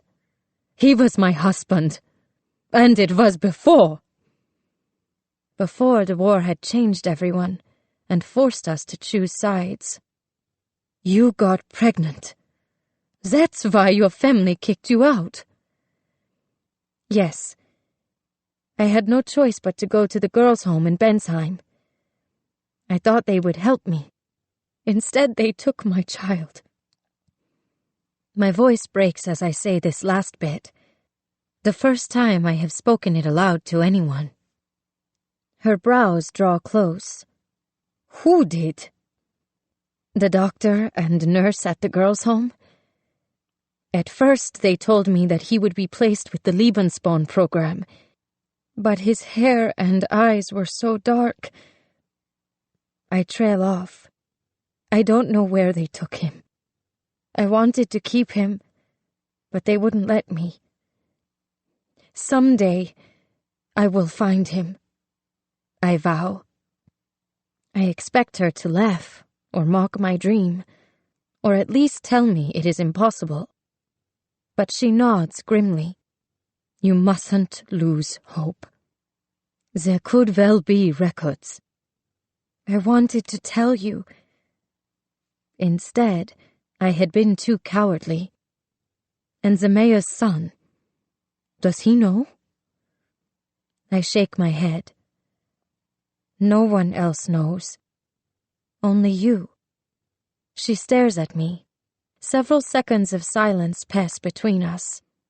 Will she order me to leave the circus? It is the worst possible timing, of course. Theo is too sick to travel, and I won't go without him. Are you mad? I ask finally. I want to be, but it isn't my place. You made a mistake, as we all do, and you paid dearly for it. My shoulders slump with relief. She has forgiven me. My worries bubble up again. Just one more thing, I say, and she braces, as though I am about to reveal another secret, even worse. You won't tell the others, will you? No. They cannot know. She agrees. Others might not be so understanding. No more secrets, though. I nod gratefully. Agreed. But Noah, Astrid says, you need to stop seeing him. I understand the mistake you made in the past. You were young, and you could not help it. This thing with the mayor's son is different, though. Surely you can see the danger you are bringing to Theo, and to all of us. I open my mouth to protest. I want to tell her again that Luke is nothing at all like his father. But outsiders spell danger for Astrid, and the others at the circus.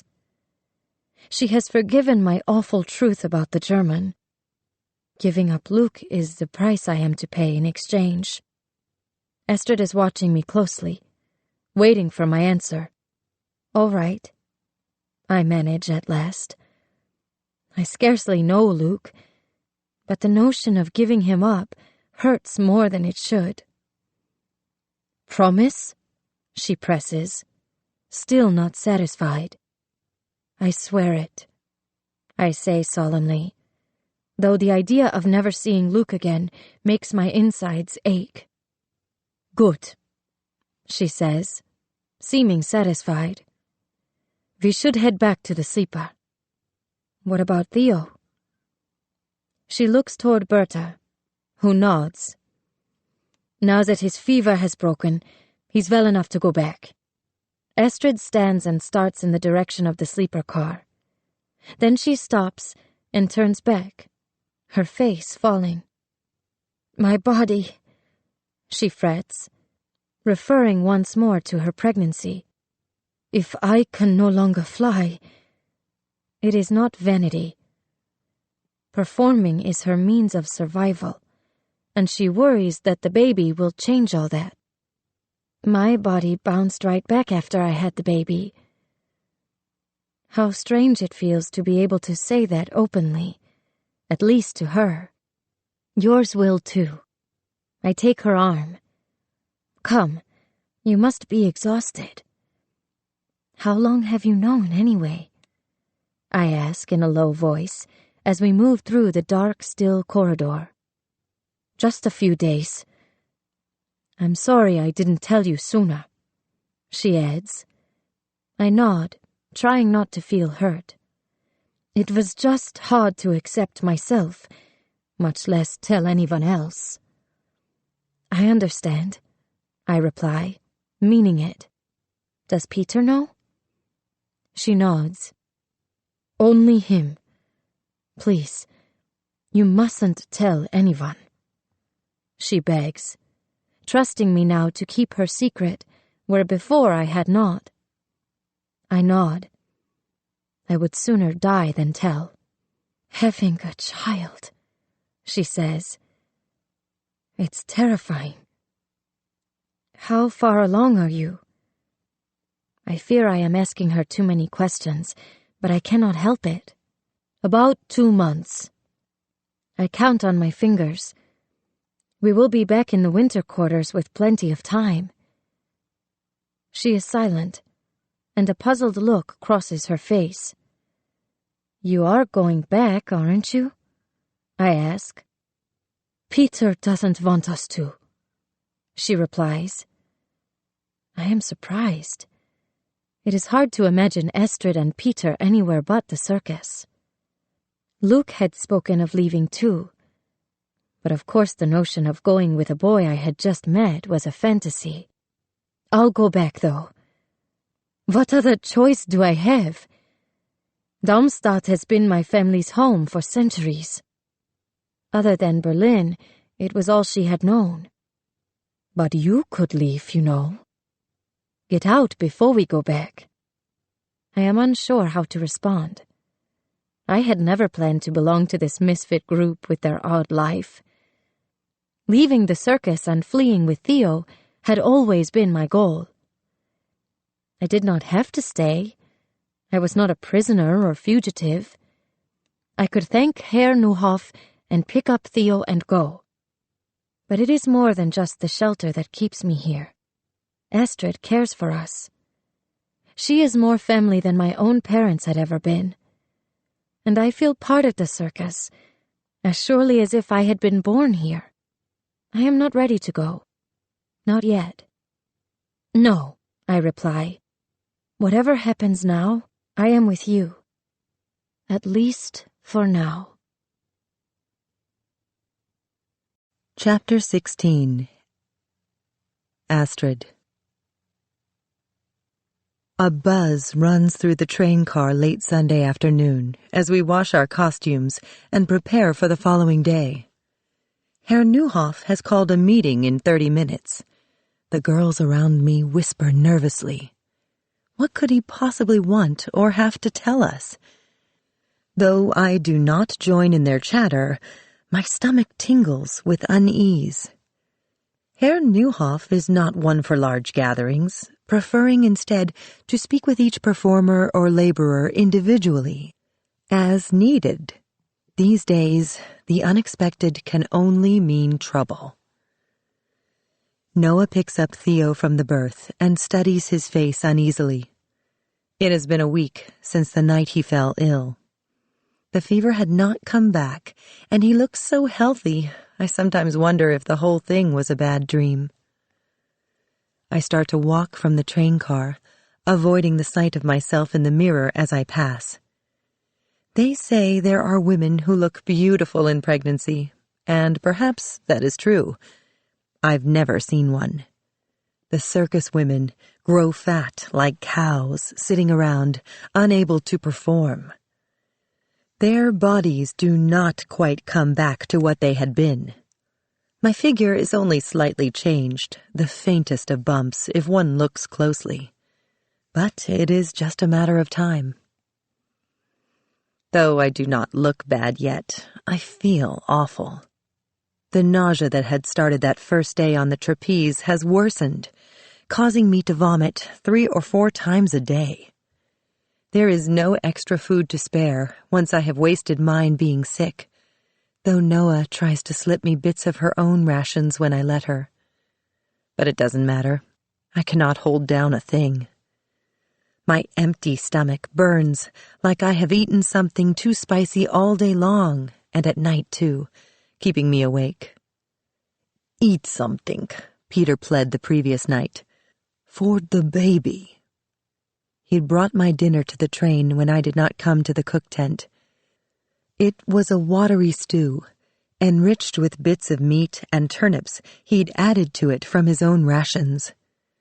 But the once appetizing aroma of onions made my stomach turn, and I pushed it away, gesturing in Noah's direction. Give it to Theo.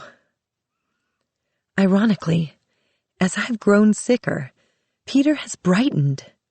The baby has changed everything for him. I haven't seen him drink at all since I told him, and the melancholy in his eyes is gone, replaced by merriment and hope. I pull out my valise to put on some powder to conceal my paleness before the meeting. The other girls hurry from the carriage, but Noah lingers behind with Theo. I pat my hair and start out. Wait, Noah says. I turn back. She is biting her lip as if she wants to say something. Instead, she thrusts the baby at me awkwardly. Can you hold him while I change? He never fusses at you. I take him. It is true that while I had never cared for a baby before, Theo seems to warm to my arms. Ready, Noah says a few minutes later, her voice a bit pinched, as if nervous or excited. She is dressed more smartly than I would expect for a Sunday, too, her skirt and blouse crisply pressed. I carry Theo outside. The late-day sky is an eggshell blue. The air is balmy and fragrant, the first real spring evening. We pass the big top. Despite feeling ill and having no appetite, I have not stopped flying. I swing harder and higher than ever, perhaps harder than I should. I am not, of course, trying to jeopardize the pregnancy I had so dearly wanted all my life. The baby would have to understand, though, that this is our life as well. I need to know that they can exist together. Closer to the backyard, I can hear the murmur of the others gathered. But as we round the corner of the tent, the voices hush. The full circus is present, performers and laborers intermingled. They stand not in the main part of the backyard close to the big top. Rather, they have assembled at the far edge, where the trees meet the clearing in a kind of semicircle, forming a grove. A canopy of leaves has been prepared, branches secured across the outstretched limbs of 2 oak trees. Peter waits beneath it, beside Herr Neuhoff, face bright with anticipation, regal in a dark suit and top hat I've never seen. I wonder if he brought it with him from Russia. The crowd seems to part as I near into 2 distinct clusters, forming a sort of aisle down the middle between them. My skin prickles. What is going on? I turn to Noah. She smiles, a faint twinkle of excitement in her eyes, and I realize she had stalled me with the baby on purpose. She hands me some wildflowers, wrapped with string. I don't understand, I say. Noah takes Theo from me and brushes back a lock of hair that has fallen close to my face. Every bride needs a bouquet, she replies, and her eyes dart toward Peter. As if unsure she should have spoken. Bride? I look at Peter questioningly, but his gaze is unflinching and intent. He means to marry me here in front of the circus. A wedding. The ground seems to wobble beneath my feet. There can't really be one, of course. Our union is against the law in France, just as surely as my marriage to Eric had been in Germany.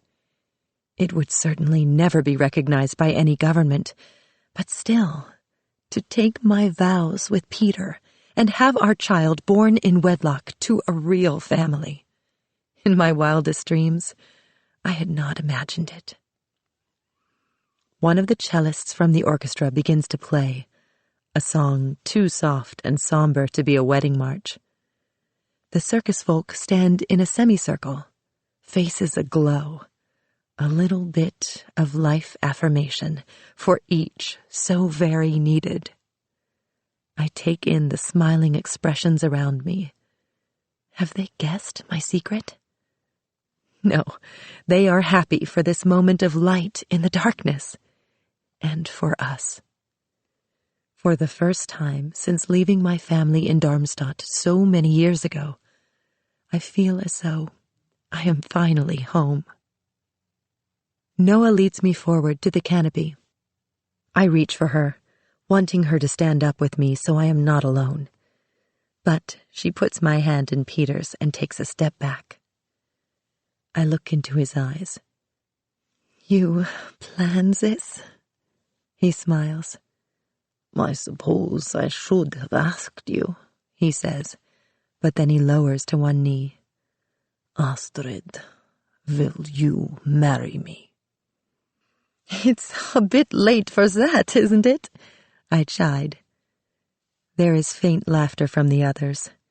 My mind whirls. I had not planned to get married again, to Peter or anyone else. Marriages are about forever, and there is nothing certain about that anymore. I had not planned for the baby or any of this either, though. Peter is kneeling before me, his face so hopeful. He wants to make us a family. And so do I realize. I see then, as if watching a movie, my life with Peter since I had joined the Circus Neuhoff. How he has protected me, and how close we have grown day by day. The nights without him are empty, and no space complete until he is there. Noah had been right, not just about Peter's feelings, but mine. He had gotten into my heart when I wasn't even looking. Part of me curses myself for letting it happen. At the same time, though, I would not want to go forward any other way.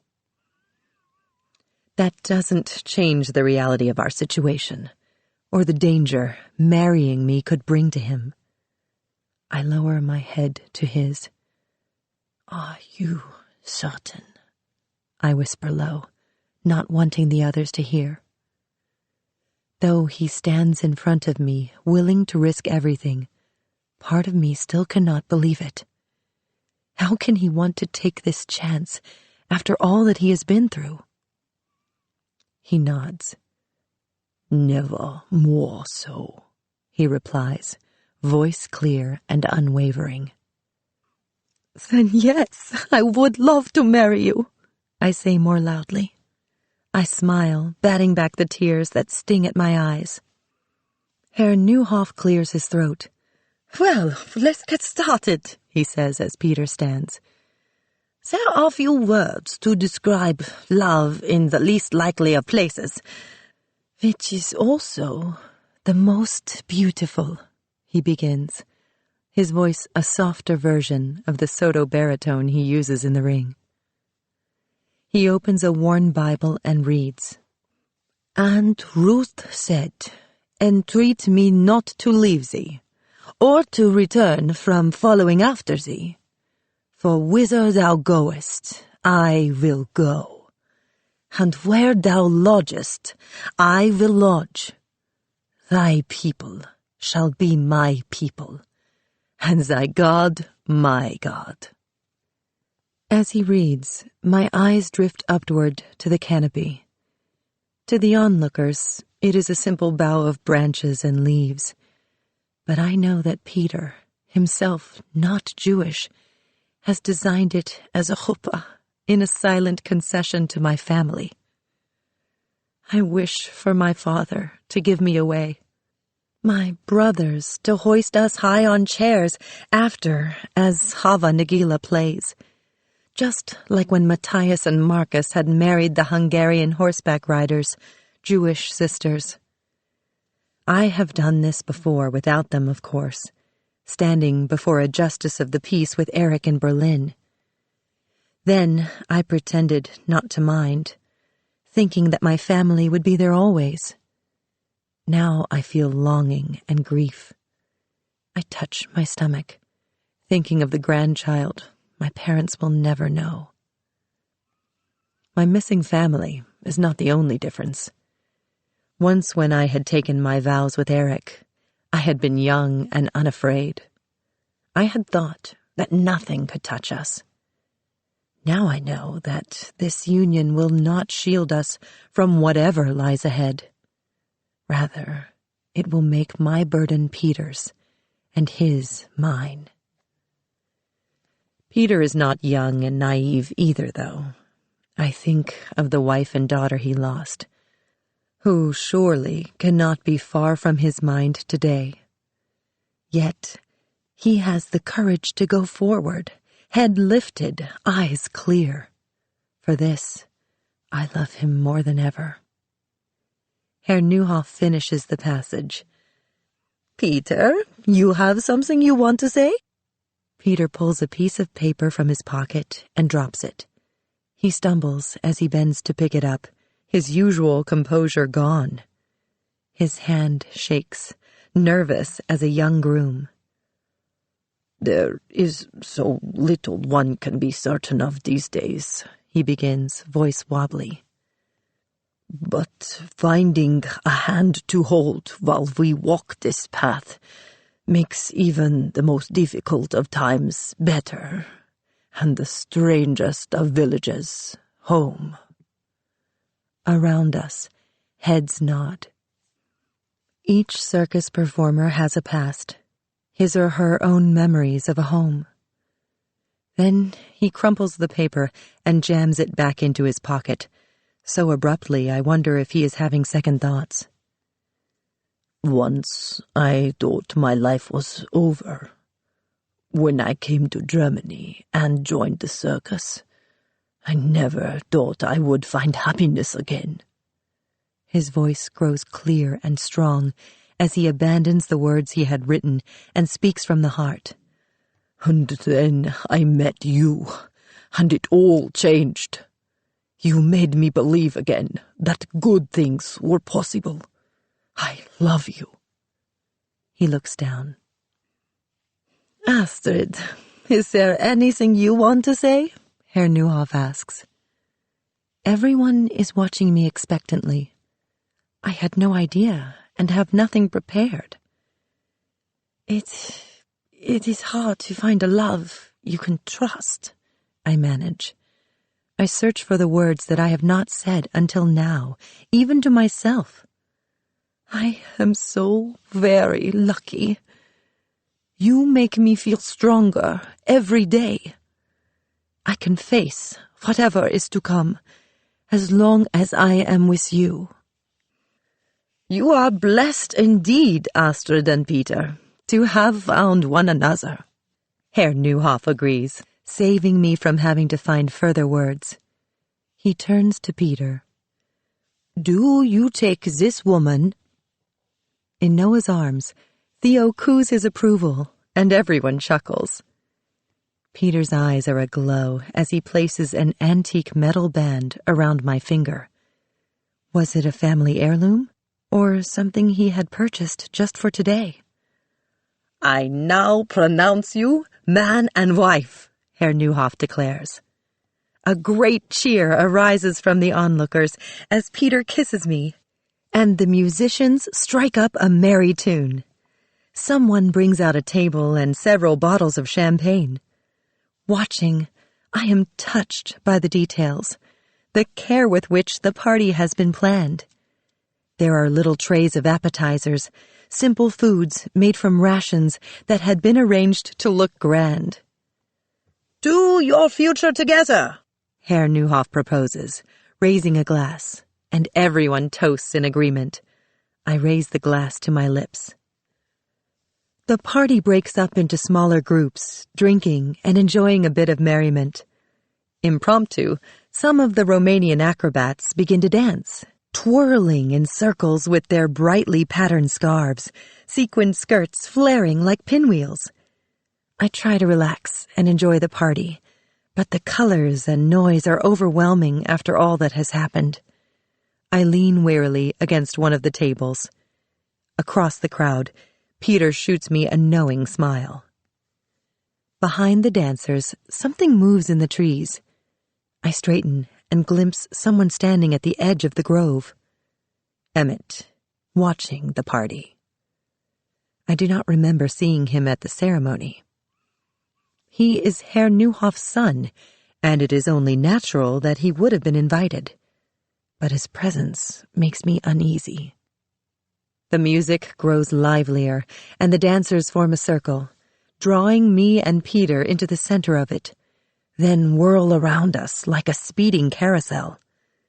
Peter takes my hands and begins to spin me in the direction opposite those who have gathered around us.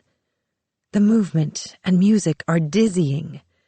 As we twirl, I see Noah, standing alone on the outside of the circle, seeming to want to join in, but not quite sure how. I break away from Peter and burst through the circle.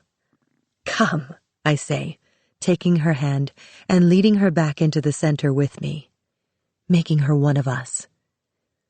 She clasps my fingers gratefully. I hold her hand and Peter's too as we begin to dance, not caring if the others think it strange. I do not want Noah to be left out. But as we spin and I grow dizzy, I find myself clinging more tightly to her, needing her as much as she needs me to keep the world upright. The dance ends, and a slower song begins. It is an old Romanian song, the anniversary waltz. Noah and the others step away, and I know I am meant to dance only with Peter. He draws me close. He waltzes with more skill than I might have expected. But his movements are slowed and a bit clumsy from drink. As he hums the familiar tune, his lips buzzing against my ear, I can hear my mother singing the lyrics as my brother Jules played them on his violin. Oh, how we danced on the night we were wed. My eyes burn. I need to rest, I pant in Peter's ear when the song has ended. Do you feel all right? He asks, touching my cheek with concern. I nod. I'll get you some water. I'm fine, darling. You go enjoy the party, I say, not wanting him to fuss over me. He starts off in the direction of the champagne. I lean against a chair, suddenly weak. A faint sweat breaks out on my brow, and my stomach begins to wobble. Not now, I think. I walk around to the side of one of the train cars, out of sight, in search of a moment's quiet. Then I stop, hearing voices on the other side. The ceremony was lovely, Noah says to someone I cannot see. Her tone is uneasy. Then I hear Emmett. If only it was real, he says sarcastically. How dare he insult my marriage to Peter? It is real, Noah protests with as much courage as she can muster, even if the government is too foolish to recognize it. Best to get married here, Emmett remarks. Before we go back, you know. His tone is conspiratorial. There is a pause. Back? Noah's voice is filled with surprise. I hadn't mentioned my conversation with Herr Neuhoff, or the possibility that we would not be allowed to remain in France. To Germany? Astrid hasn't told you? Of course she has, Noah lies poorly. Tries to sound as though she is not surprised, but she cannot maintain the facade. It isn't true, she exclaims, and I wonder if she will cry. My father says the French tour is being curtailed. Your father tells you nothing. I am surprised by the strength in Noah's voice. Maybe you should just go home, Emmett sneers. Oh, that's right. You can't. I stifle a gasp. How much does he know about Noah's past? I step into the light. That's enough. Emmett's eyes flicker at the realization that I heard what he'd said. For a second, I wonder if he will back down.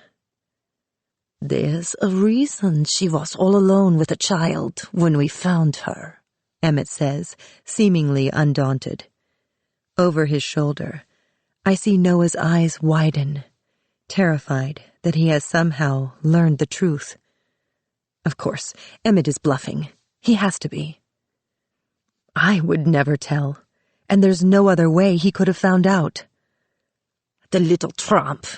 The child has got to be hers. Emmett spits in Noah's direction. Without thinking, I reach out and slap him so hard my palm stings. He steps away, staring at me in disbelief, the imprint of my hand bright red across his cheek. You'll pay for that, he swears. Get lost before I call your father, I say. Emmett slinks away, still clutching his cheek. Thank you, Noah says to me when he is out of earshot. I don't understand. How could he possibly know about me? I don't think he actually does, I say, and Noah seems to relax with relief. I certainly didn't tell him. Most likely he was just fishing for information. The truth is that secrets don't stay buried for long in the circus. They have a way of coming out. But telling Noah this would only worry her further. Noah casts her eyes downward. Is it true, what Emmett said?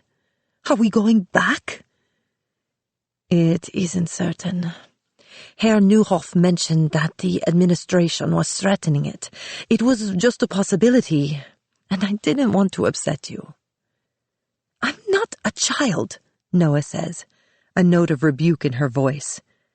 I know, I should have said something, but you don't have to go back, you know. How could I leave the circus? She asks earnestly, doubt clouding her eyes. I could never go without you. I smile, touched by her loyalty.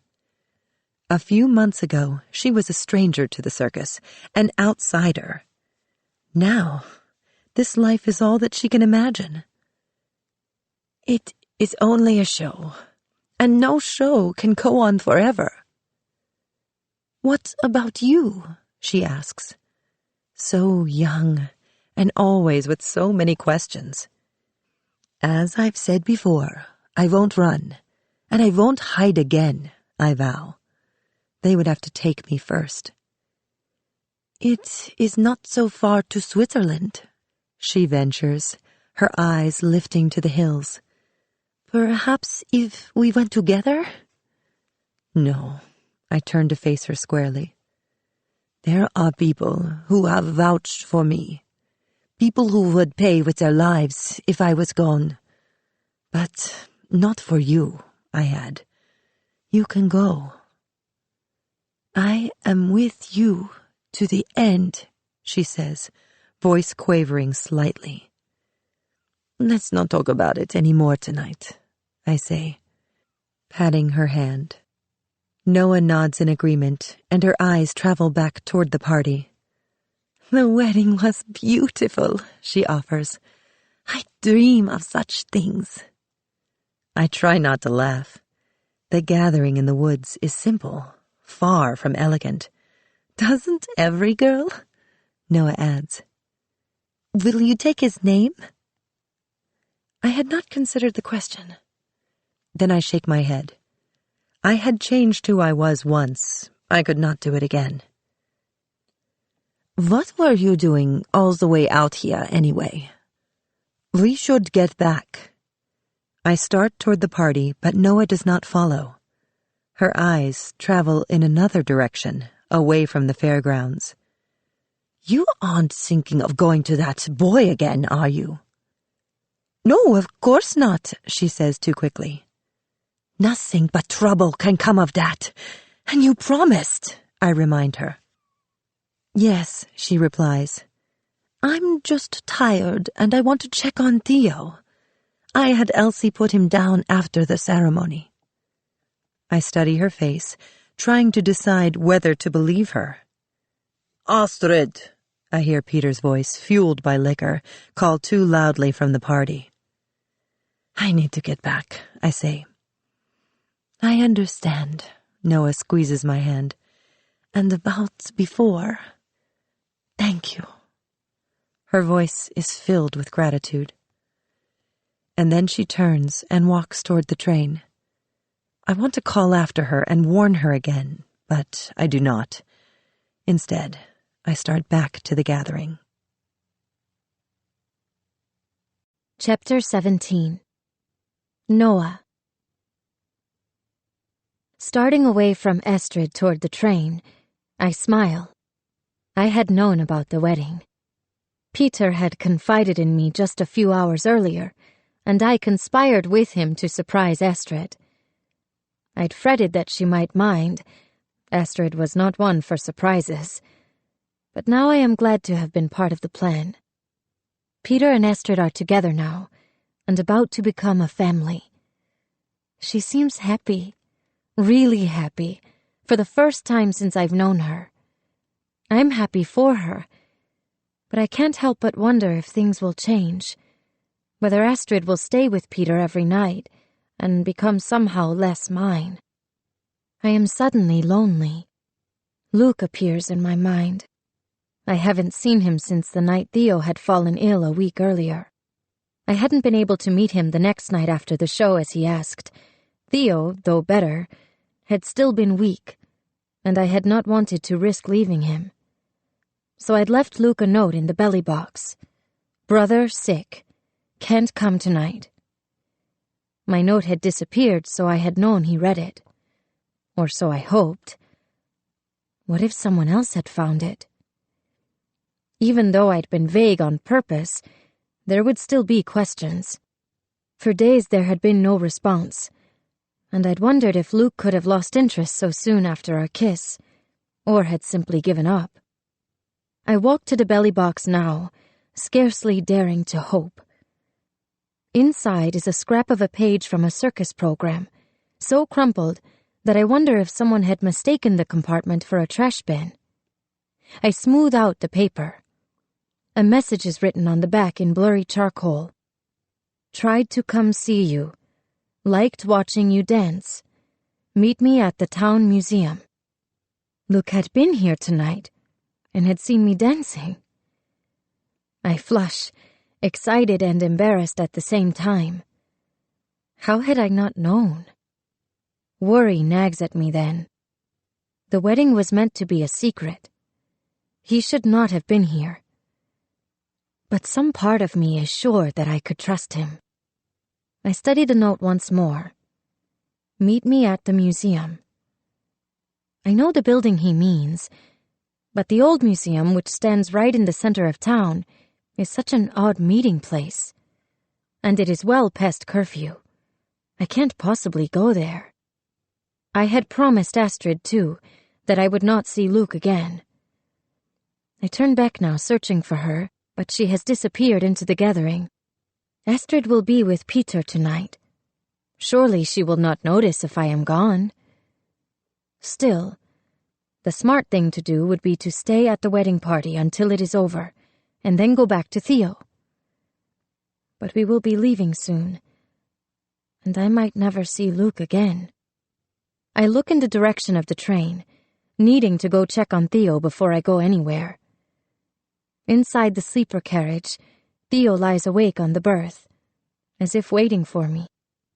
I pick him up and hold him to me, inhaling his warm, sleepy smell.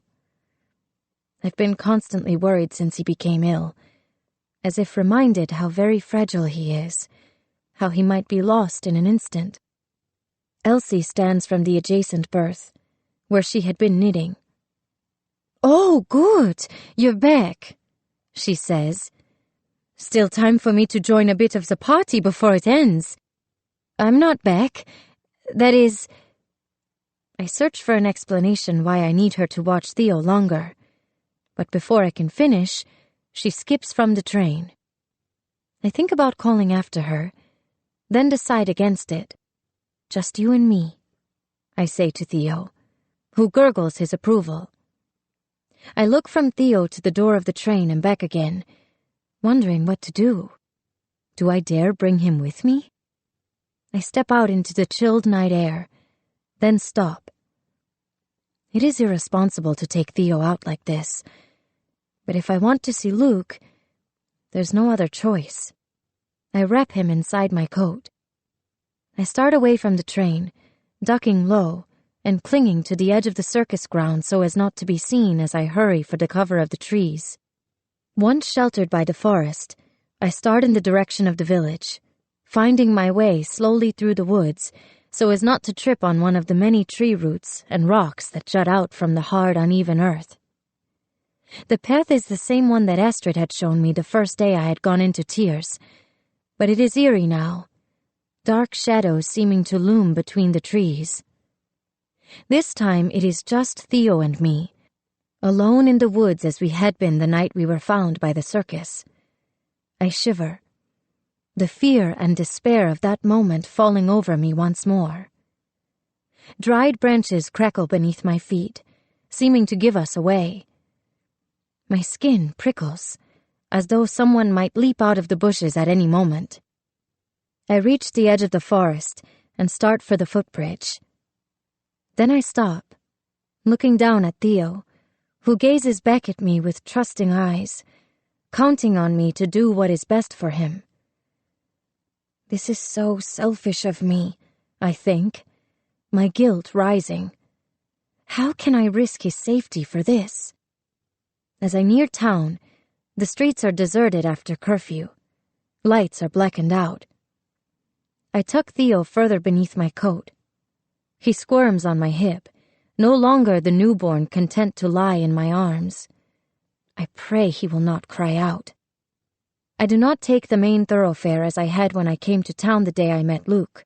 Instead, I follow the side streets that run parallel to it, clinging to the shadows of the crumbling stone wall that runs along a climbing path. The museum sits on the northern edge of the town center. It is a small castle that was converted to show the town's history, now shuttered for good. The road leading to the gate is exposed, bathed in moonlight. I stop uncertainly, my skin prickling. Meeting in the middle of town like this is foolish, I think, seeing Astrid glaring at me with disapproval in my mind. A heavy chain is wrapped around the gate of the museum, locking it. I step back angrily. Is this some kind of joke? Noah, Luke calls through the darkness, signaling me around the side of the museum to a door. Inside, the cavernous main gallery is damp and musty. In the moonlight, I can see that the once grand hall has been pillaged. A torn painting hangs off the wall, and pieces of armor lie broken on the ground. Behind shattered glass displays, exhibits are empty, their valuables taken by the Germans or looters. Something, a bird or bat perhaps, flutters in the darkness beneath the high ceiling. You came, Luke says, as though he had not expected me to go through with it. He puts his arms around me, and I deeply inhale his scent, a mix of pine and soap, burying my nose against his neck. Though it is only the second time he held me, his embrace feels like home. His lips near mine, and I close my eyes with anticipation. But Theo squirms between us and I pull back. Is this safe? I ask, as he leads me into a small anteroom to one side. There he lights a candle, which flickers, illuminating our long shadows on the wall. There is a scratching sound as something scurries from the corner, seeking darkness. No one comes here, Luke says. It used to be the pride of the town. Not so much to be proud of anymore. He looks down. Is this your brother? He asks, and I nod. There was no one to mind him. I hear the apology in my voice. I search Luke's face for a sign of annoyance, but there is none. Is he better now? Luke asks with genuine concern. He's fine, but it was a high fever. Terribly scary. That's why I couldn't meet you last Sunday, I add. Luke nods solemnly. I would have tried you sooner, but I knew it would be impossible until he was well. He reaches into his coat. Here, I brought this. In his smooth, open palm lies a cube of sugar. Real sugar. I fight the urge to grab it and shove it in my mouth. Instead, I touch it to my tongue, shivering at the taste I'd almost forgotten. Then I lower it to Theo's lips.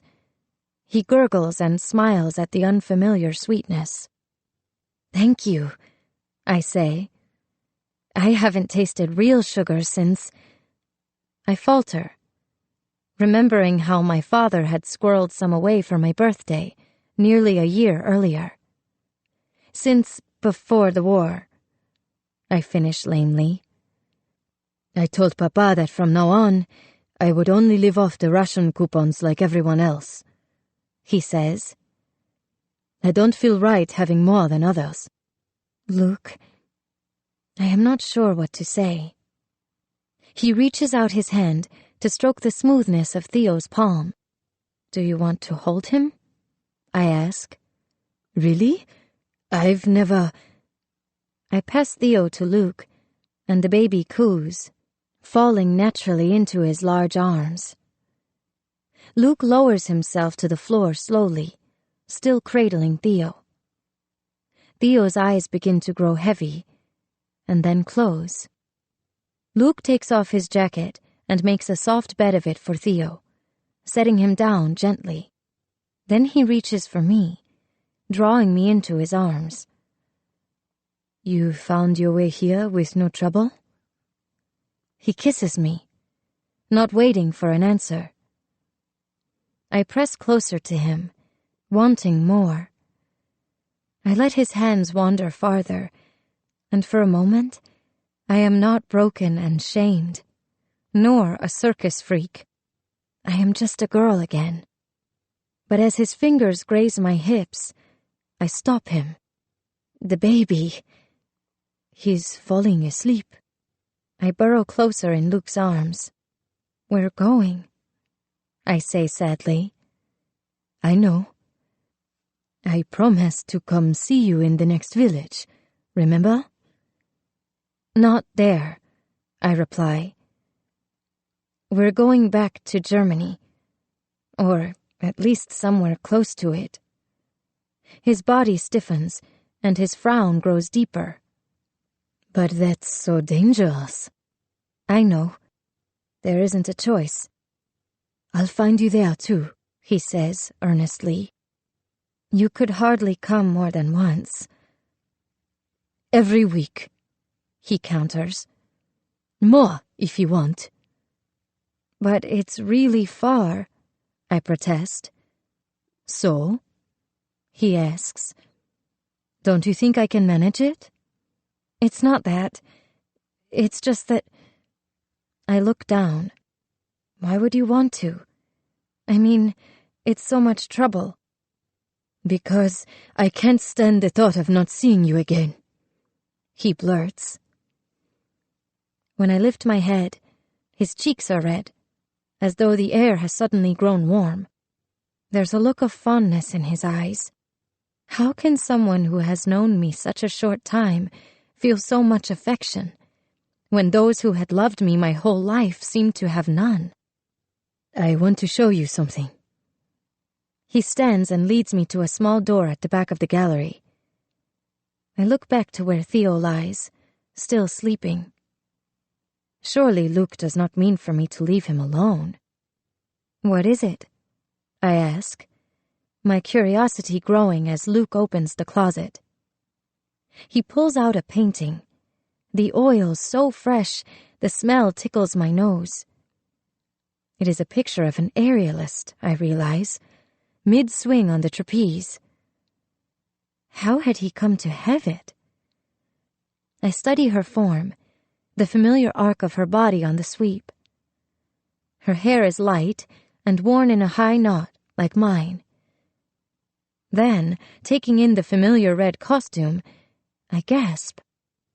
It is a portrait of me. No, not exactly me. A more beautiful version.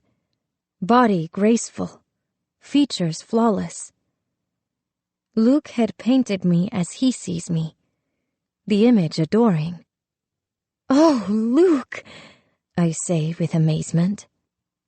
I understand now the way he takes me in with an artist's eye, looking intently, studying detail. It's stunning. You have real talent. He has captured me perfectly, from the texture of my costume to the slight look of fear in my eyes that I never quite managed to hide. You think so? His face is doubtful, but a note of pride creeps into his voice. Absolutely marvelous, I reply, meaning it. I tried to imagine the hours and care it had taken him. Why did you give up on studying art? His face clouds. I wanted to be an artist. I used to paint in the loft of our barn, you know. But my father found what I was doing, and he destroyed my work, forbade me from doing more. I begged him to let me become an art teacher at least, but he would hear none of it. Luke's eyes flicker as he relives the memory. He continues, I painted in secret until he found out. Luke held up his right hand with its twisted index finger. He made sure I could never be a real artist. I recoil in horror, not at Luke's disfigurement, but at the cruelty inflicted by a father on his own child. Not enough to stop me from being useful, just from being good at the really intricate details," he adds. I take his hand and kiss his finger, my heart weeping. None of us, it seems, not even Luke, is free from darkness and pain. "How can you stay with him?" I demand. "He's a monster." Luke's eyes widen, and I wonder if he will be angry with me. "He was doing what he thought was right," he replies. We sit silently, neither speaking. Luke has trusted me with his awful secret. I should tell him, right now, about my own past. But then I hear Estrid's voice. "Never assume that you know the mind of another." Looking into Luke's clear blue eyes, I know he will not understand the choices I have made and the experiences that have brought me to make them. Instead, I reach for him, cupping his face in my palms and turning it to me. I kiss him over and over again, not stopping, heedless of where we are and the fact that Theo is just feet away. Luke's arms are around me, hands on my waist and hips. For a second, I want to pull away. My stomach has never quite returned to what it was before childbirth. My breasts droop slightly from the milk I had carried. But then I wrap my arms around him and let myself be swept away. Luke's hands reach under my skirt. I start to protest. We cannot possibly do this here.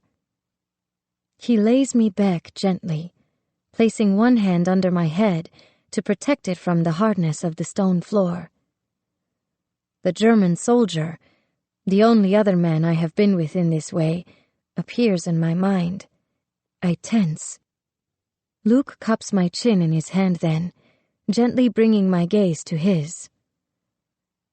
"I love you, Noah," he says. "I love you too."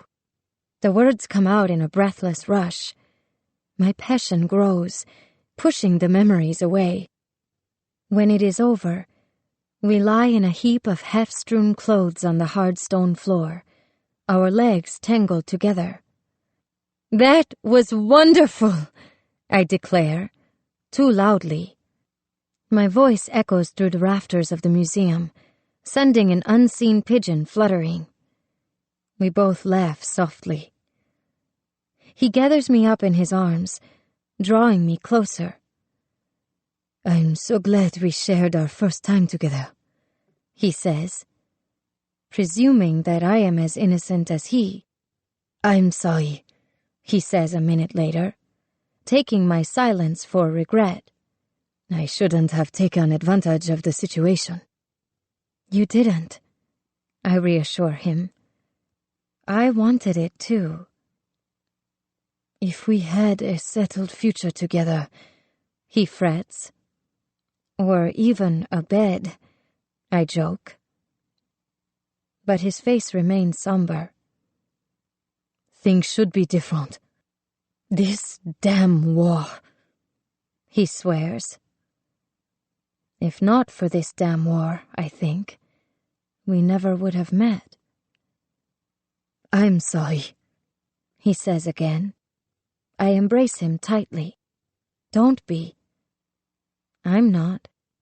Theo wakes then, his cry cutting through the stillness. I pull away to button my blouse. Luke stands and helps me up. I smooth my skirt as we go to Theo. Luke picks him up, more confident this time. He gazes at Theo fondly. We sink to the ground once more, and the three of us huddle together in the darkness, a kind of makeshift family, listening to the sounds of the night museum, the scratching of mice and blowing of the wind outside. "Come with me," Luke says. "Away from here. I'll get a car and drive us to the border." Us. Though Luke had spoken before about going away together, the suggestion seems more serious now, the possibility real. I try to imagine it, leaving the circus and starting a life with Luke. The idea is as terrifying as it is magnificent. I can't, I say, wanting desperately to run away with him, but knowing the risks and the reality. Where would we go? And what about Astrid, and the circus, and 1,000 other things I cannot explain to him? Is it about Theo? We could take him with us, raise him as ours. He would never know differently. Luke's voice is hopeful, and I am touched that he wants to take responsibility for Theo. I shake my head firmly. There's so much more to it than that. Astrid and the circus. I owe them my life. Surely she would understand. She would want you to go. He tries again. No. I want to take you and Theo away from here, to a place where you would be safe. He wants to take care of me. How I wish I was the girl I used to be. She might have let him. But I've come too far. I don't know how to do that anymore. But I raise my finger to his lips. Let's not talk about it anymore. Theo begins to fuss again, tired and cold and confused by the unfamiliar surroundings. We have to go, I say reluctantly, not wanting to end this perfect moment, but worried that someone might hear the noise and find us. Luke stands and passes Theo to me, tucking the jacket a bit closer around him. It is late when we start back, well after curfew. The village is dark, and the woods are still. Luke follows me silently as we near the fairgrounds. The music has stopped, and I wonder if I have been gone so long that it has ended, and everyone is asleep. But the torches still burn in the grove. In their glow, I see Astrid, standing on the edge of the clearing. I can tell from the way that she is standing, arms crossed, that she is angry. Dread tightens my stomach to a knot. Astrid knows that I went, I think. That I broke my promise to her not to see Luke again. Astrid! I start forward around the corner of the train. Let me explain. Then, I freeze. The circus folk are still gathered in the grove where the wedding celebration had taken place. They no longer dance, though, but stand motionless, like figures in a tableau. Taking another step forward, I understand why. In the center of the grove, where the wedding ceremony had taken place just hours earlier, are 6 gendarmes. And their guns are pointed at Peter.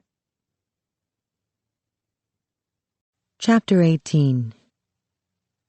Astrid. I stand frozen as the police move toward Peter, guns raised. Surely this cannot be real. A prank someone is playing on our wedding night. But no one is laughing. The faces around me are twisted with shock and terror. A minute and an eternity earlier, Peter was gazing down at me, face aglow, contemplating our future together. Then a shadow passed over his eyes, and the reflection of French police filled the space behind the other circus performers. The police had come in great numbers, foreclosing any chance of resistance or escape. Their faces are familiar from the village. Once, they might have tipped their hats in greeting, or at least nodded on the street. Now they stand before him, wearing ominous expressions. Jack-booted feet spread wide. Peter Mauskowitz, one of the policemen, presumably the captain, says in a low, terse voice. He looks a bit older than the others, with a graying mustache and pins adorning the front of his uniform. You are under arrest. I open my mouth to protest, but no sound comes out. It is the nightmare I have had 12 times, now come true. Peter lifts his head slowly at the policeman's summons. Fury burns in his eyes. He sits motionless, but I can see his mind working, calculating what to do. The police eye him warily, but keep their distance, as though facing a strange or dangerous animal. I hold my breath. Part of me wants Peter to fight and resist, even at this most futile of moments.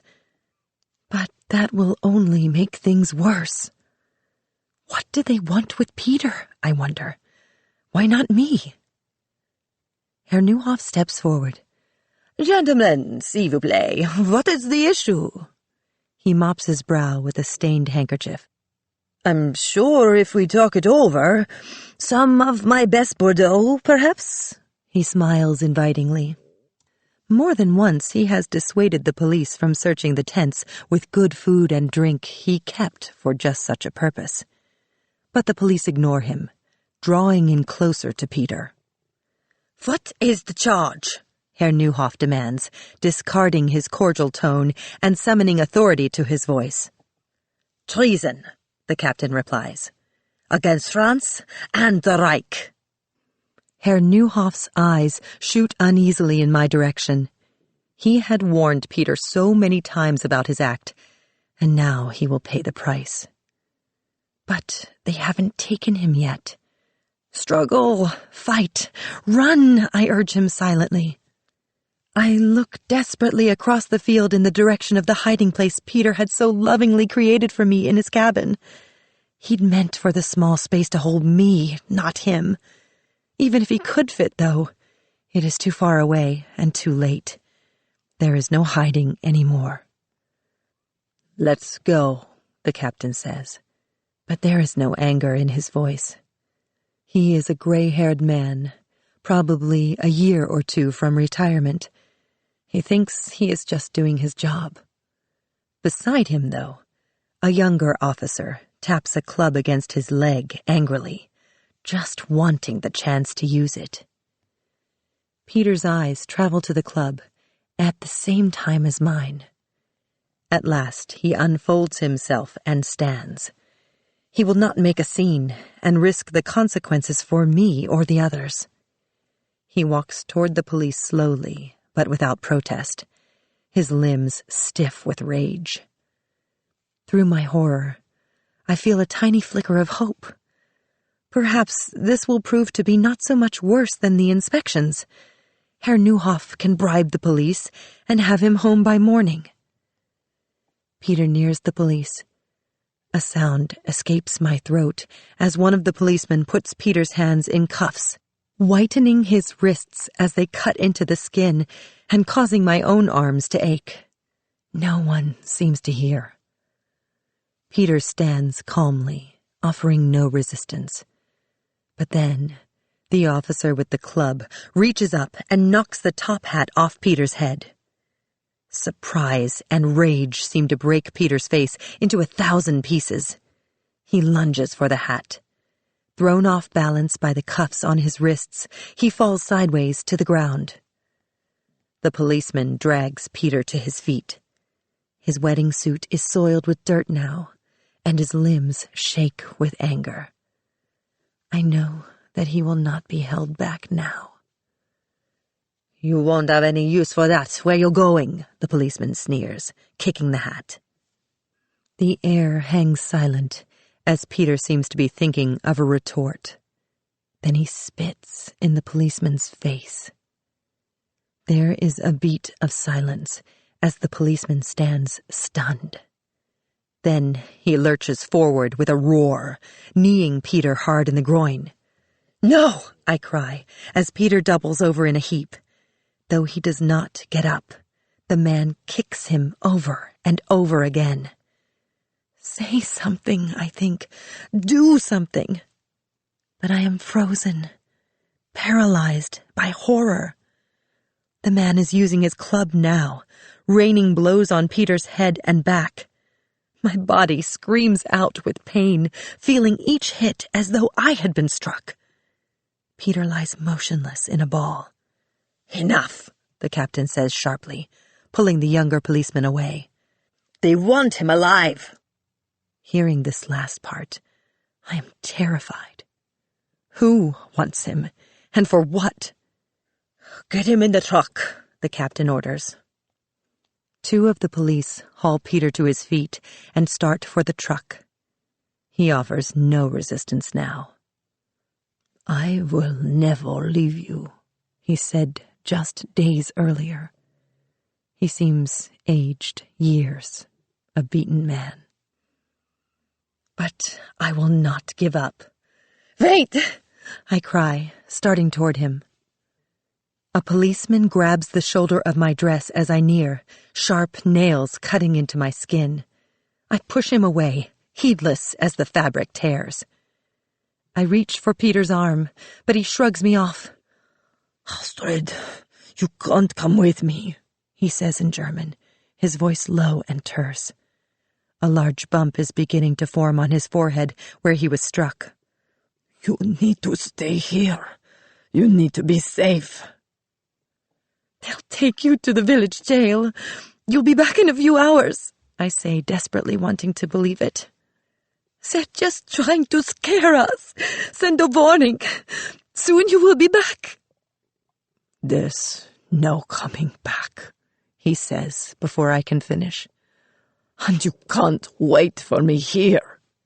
You must continue on with the show. Do you understand? His dark eyes seem to burn into me. Promise me, he says. But I cannot. Enough! The policeman who had struck Peter snarls, tearing us apart. I start to lunge at him, wanting to claw his eyes out. Give me a reason, he threatens. I pull back. I cannot make things worse for Peter. The police begin dragging Peter from the backyard toward an army box truck that has pulled up on the dirt road close to the edge of the big top. There is writing on the side in a Slavic language I do not recognize. A black police car sits in front of it. A driver emerges from the truck in a military uniform and opens the rear doors, revealing 2 long rows of benches inside. I understand then that it is all ending. He isn't coming back. No! I cry, rushing toward the truck. Arms grab me from behind, restrain me. It is Noah, though where she has come from I do not know. She wraps both arms around me. Think of yourself and your baby. She is right. Still, I fight against her with all the force of my body, a lion trying to break free from its handler. They're taking him, Noah, I say desperately. We have to stop this. This isn't the way to do it, she replies, her voice firm and low. You can't help him if you get arrested too. She is right, of course. But how can I stand here and do nothing while they take my whole world away? Do something, I plead, begging Noah to help me as I have helped her.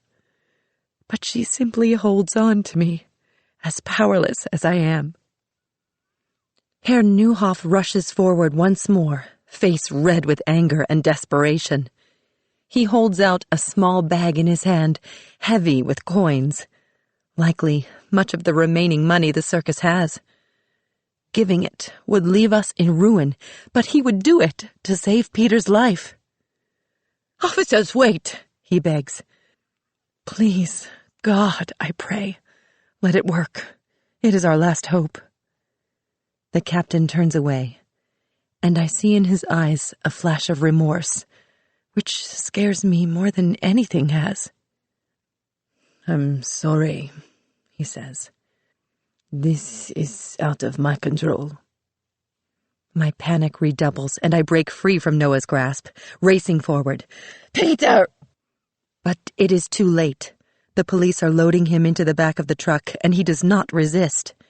I lunge for the door, my fingers just inches from Peter, nearly grazing him, but missing. I turn to the closest policeman. "Take me instead," I say. "Astrid, no!" I hear Noah call from behind me. "Take me," I repeat, ignoring her. "I'm his wife, and a Jew," I cry, heedless of the danger I am bringing, not just to myself, but the entire circus. The policeman looks uncertainly toward the captain for guidance. "Wait here," the captain orders.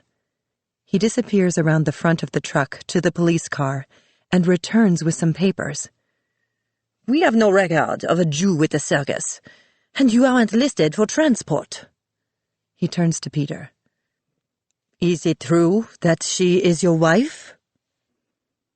"I have no wife." Peter's eyes are like stone. I step backward, ripped to the core by his denial. "Stand back," the guard orders, closing the door and separating me and Peter for good. "No!" I cry. I reach for the truck once more. The police pry my fingers from the bumper, flinging me backward so hard I almost stumble. But I run around the truck and stand in front of it, arms folded. They will have to run me over to leave. "Astrid, stop!"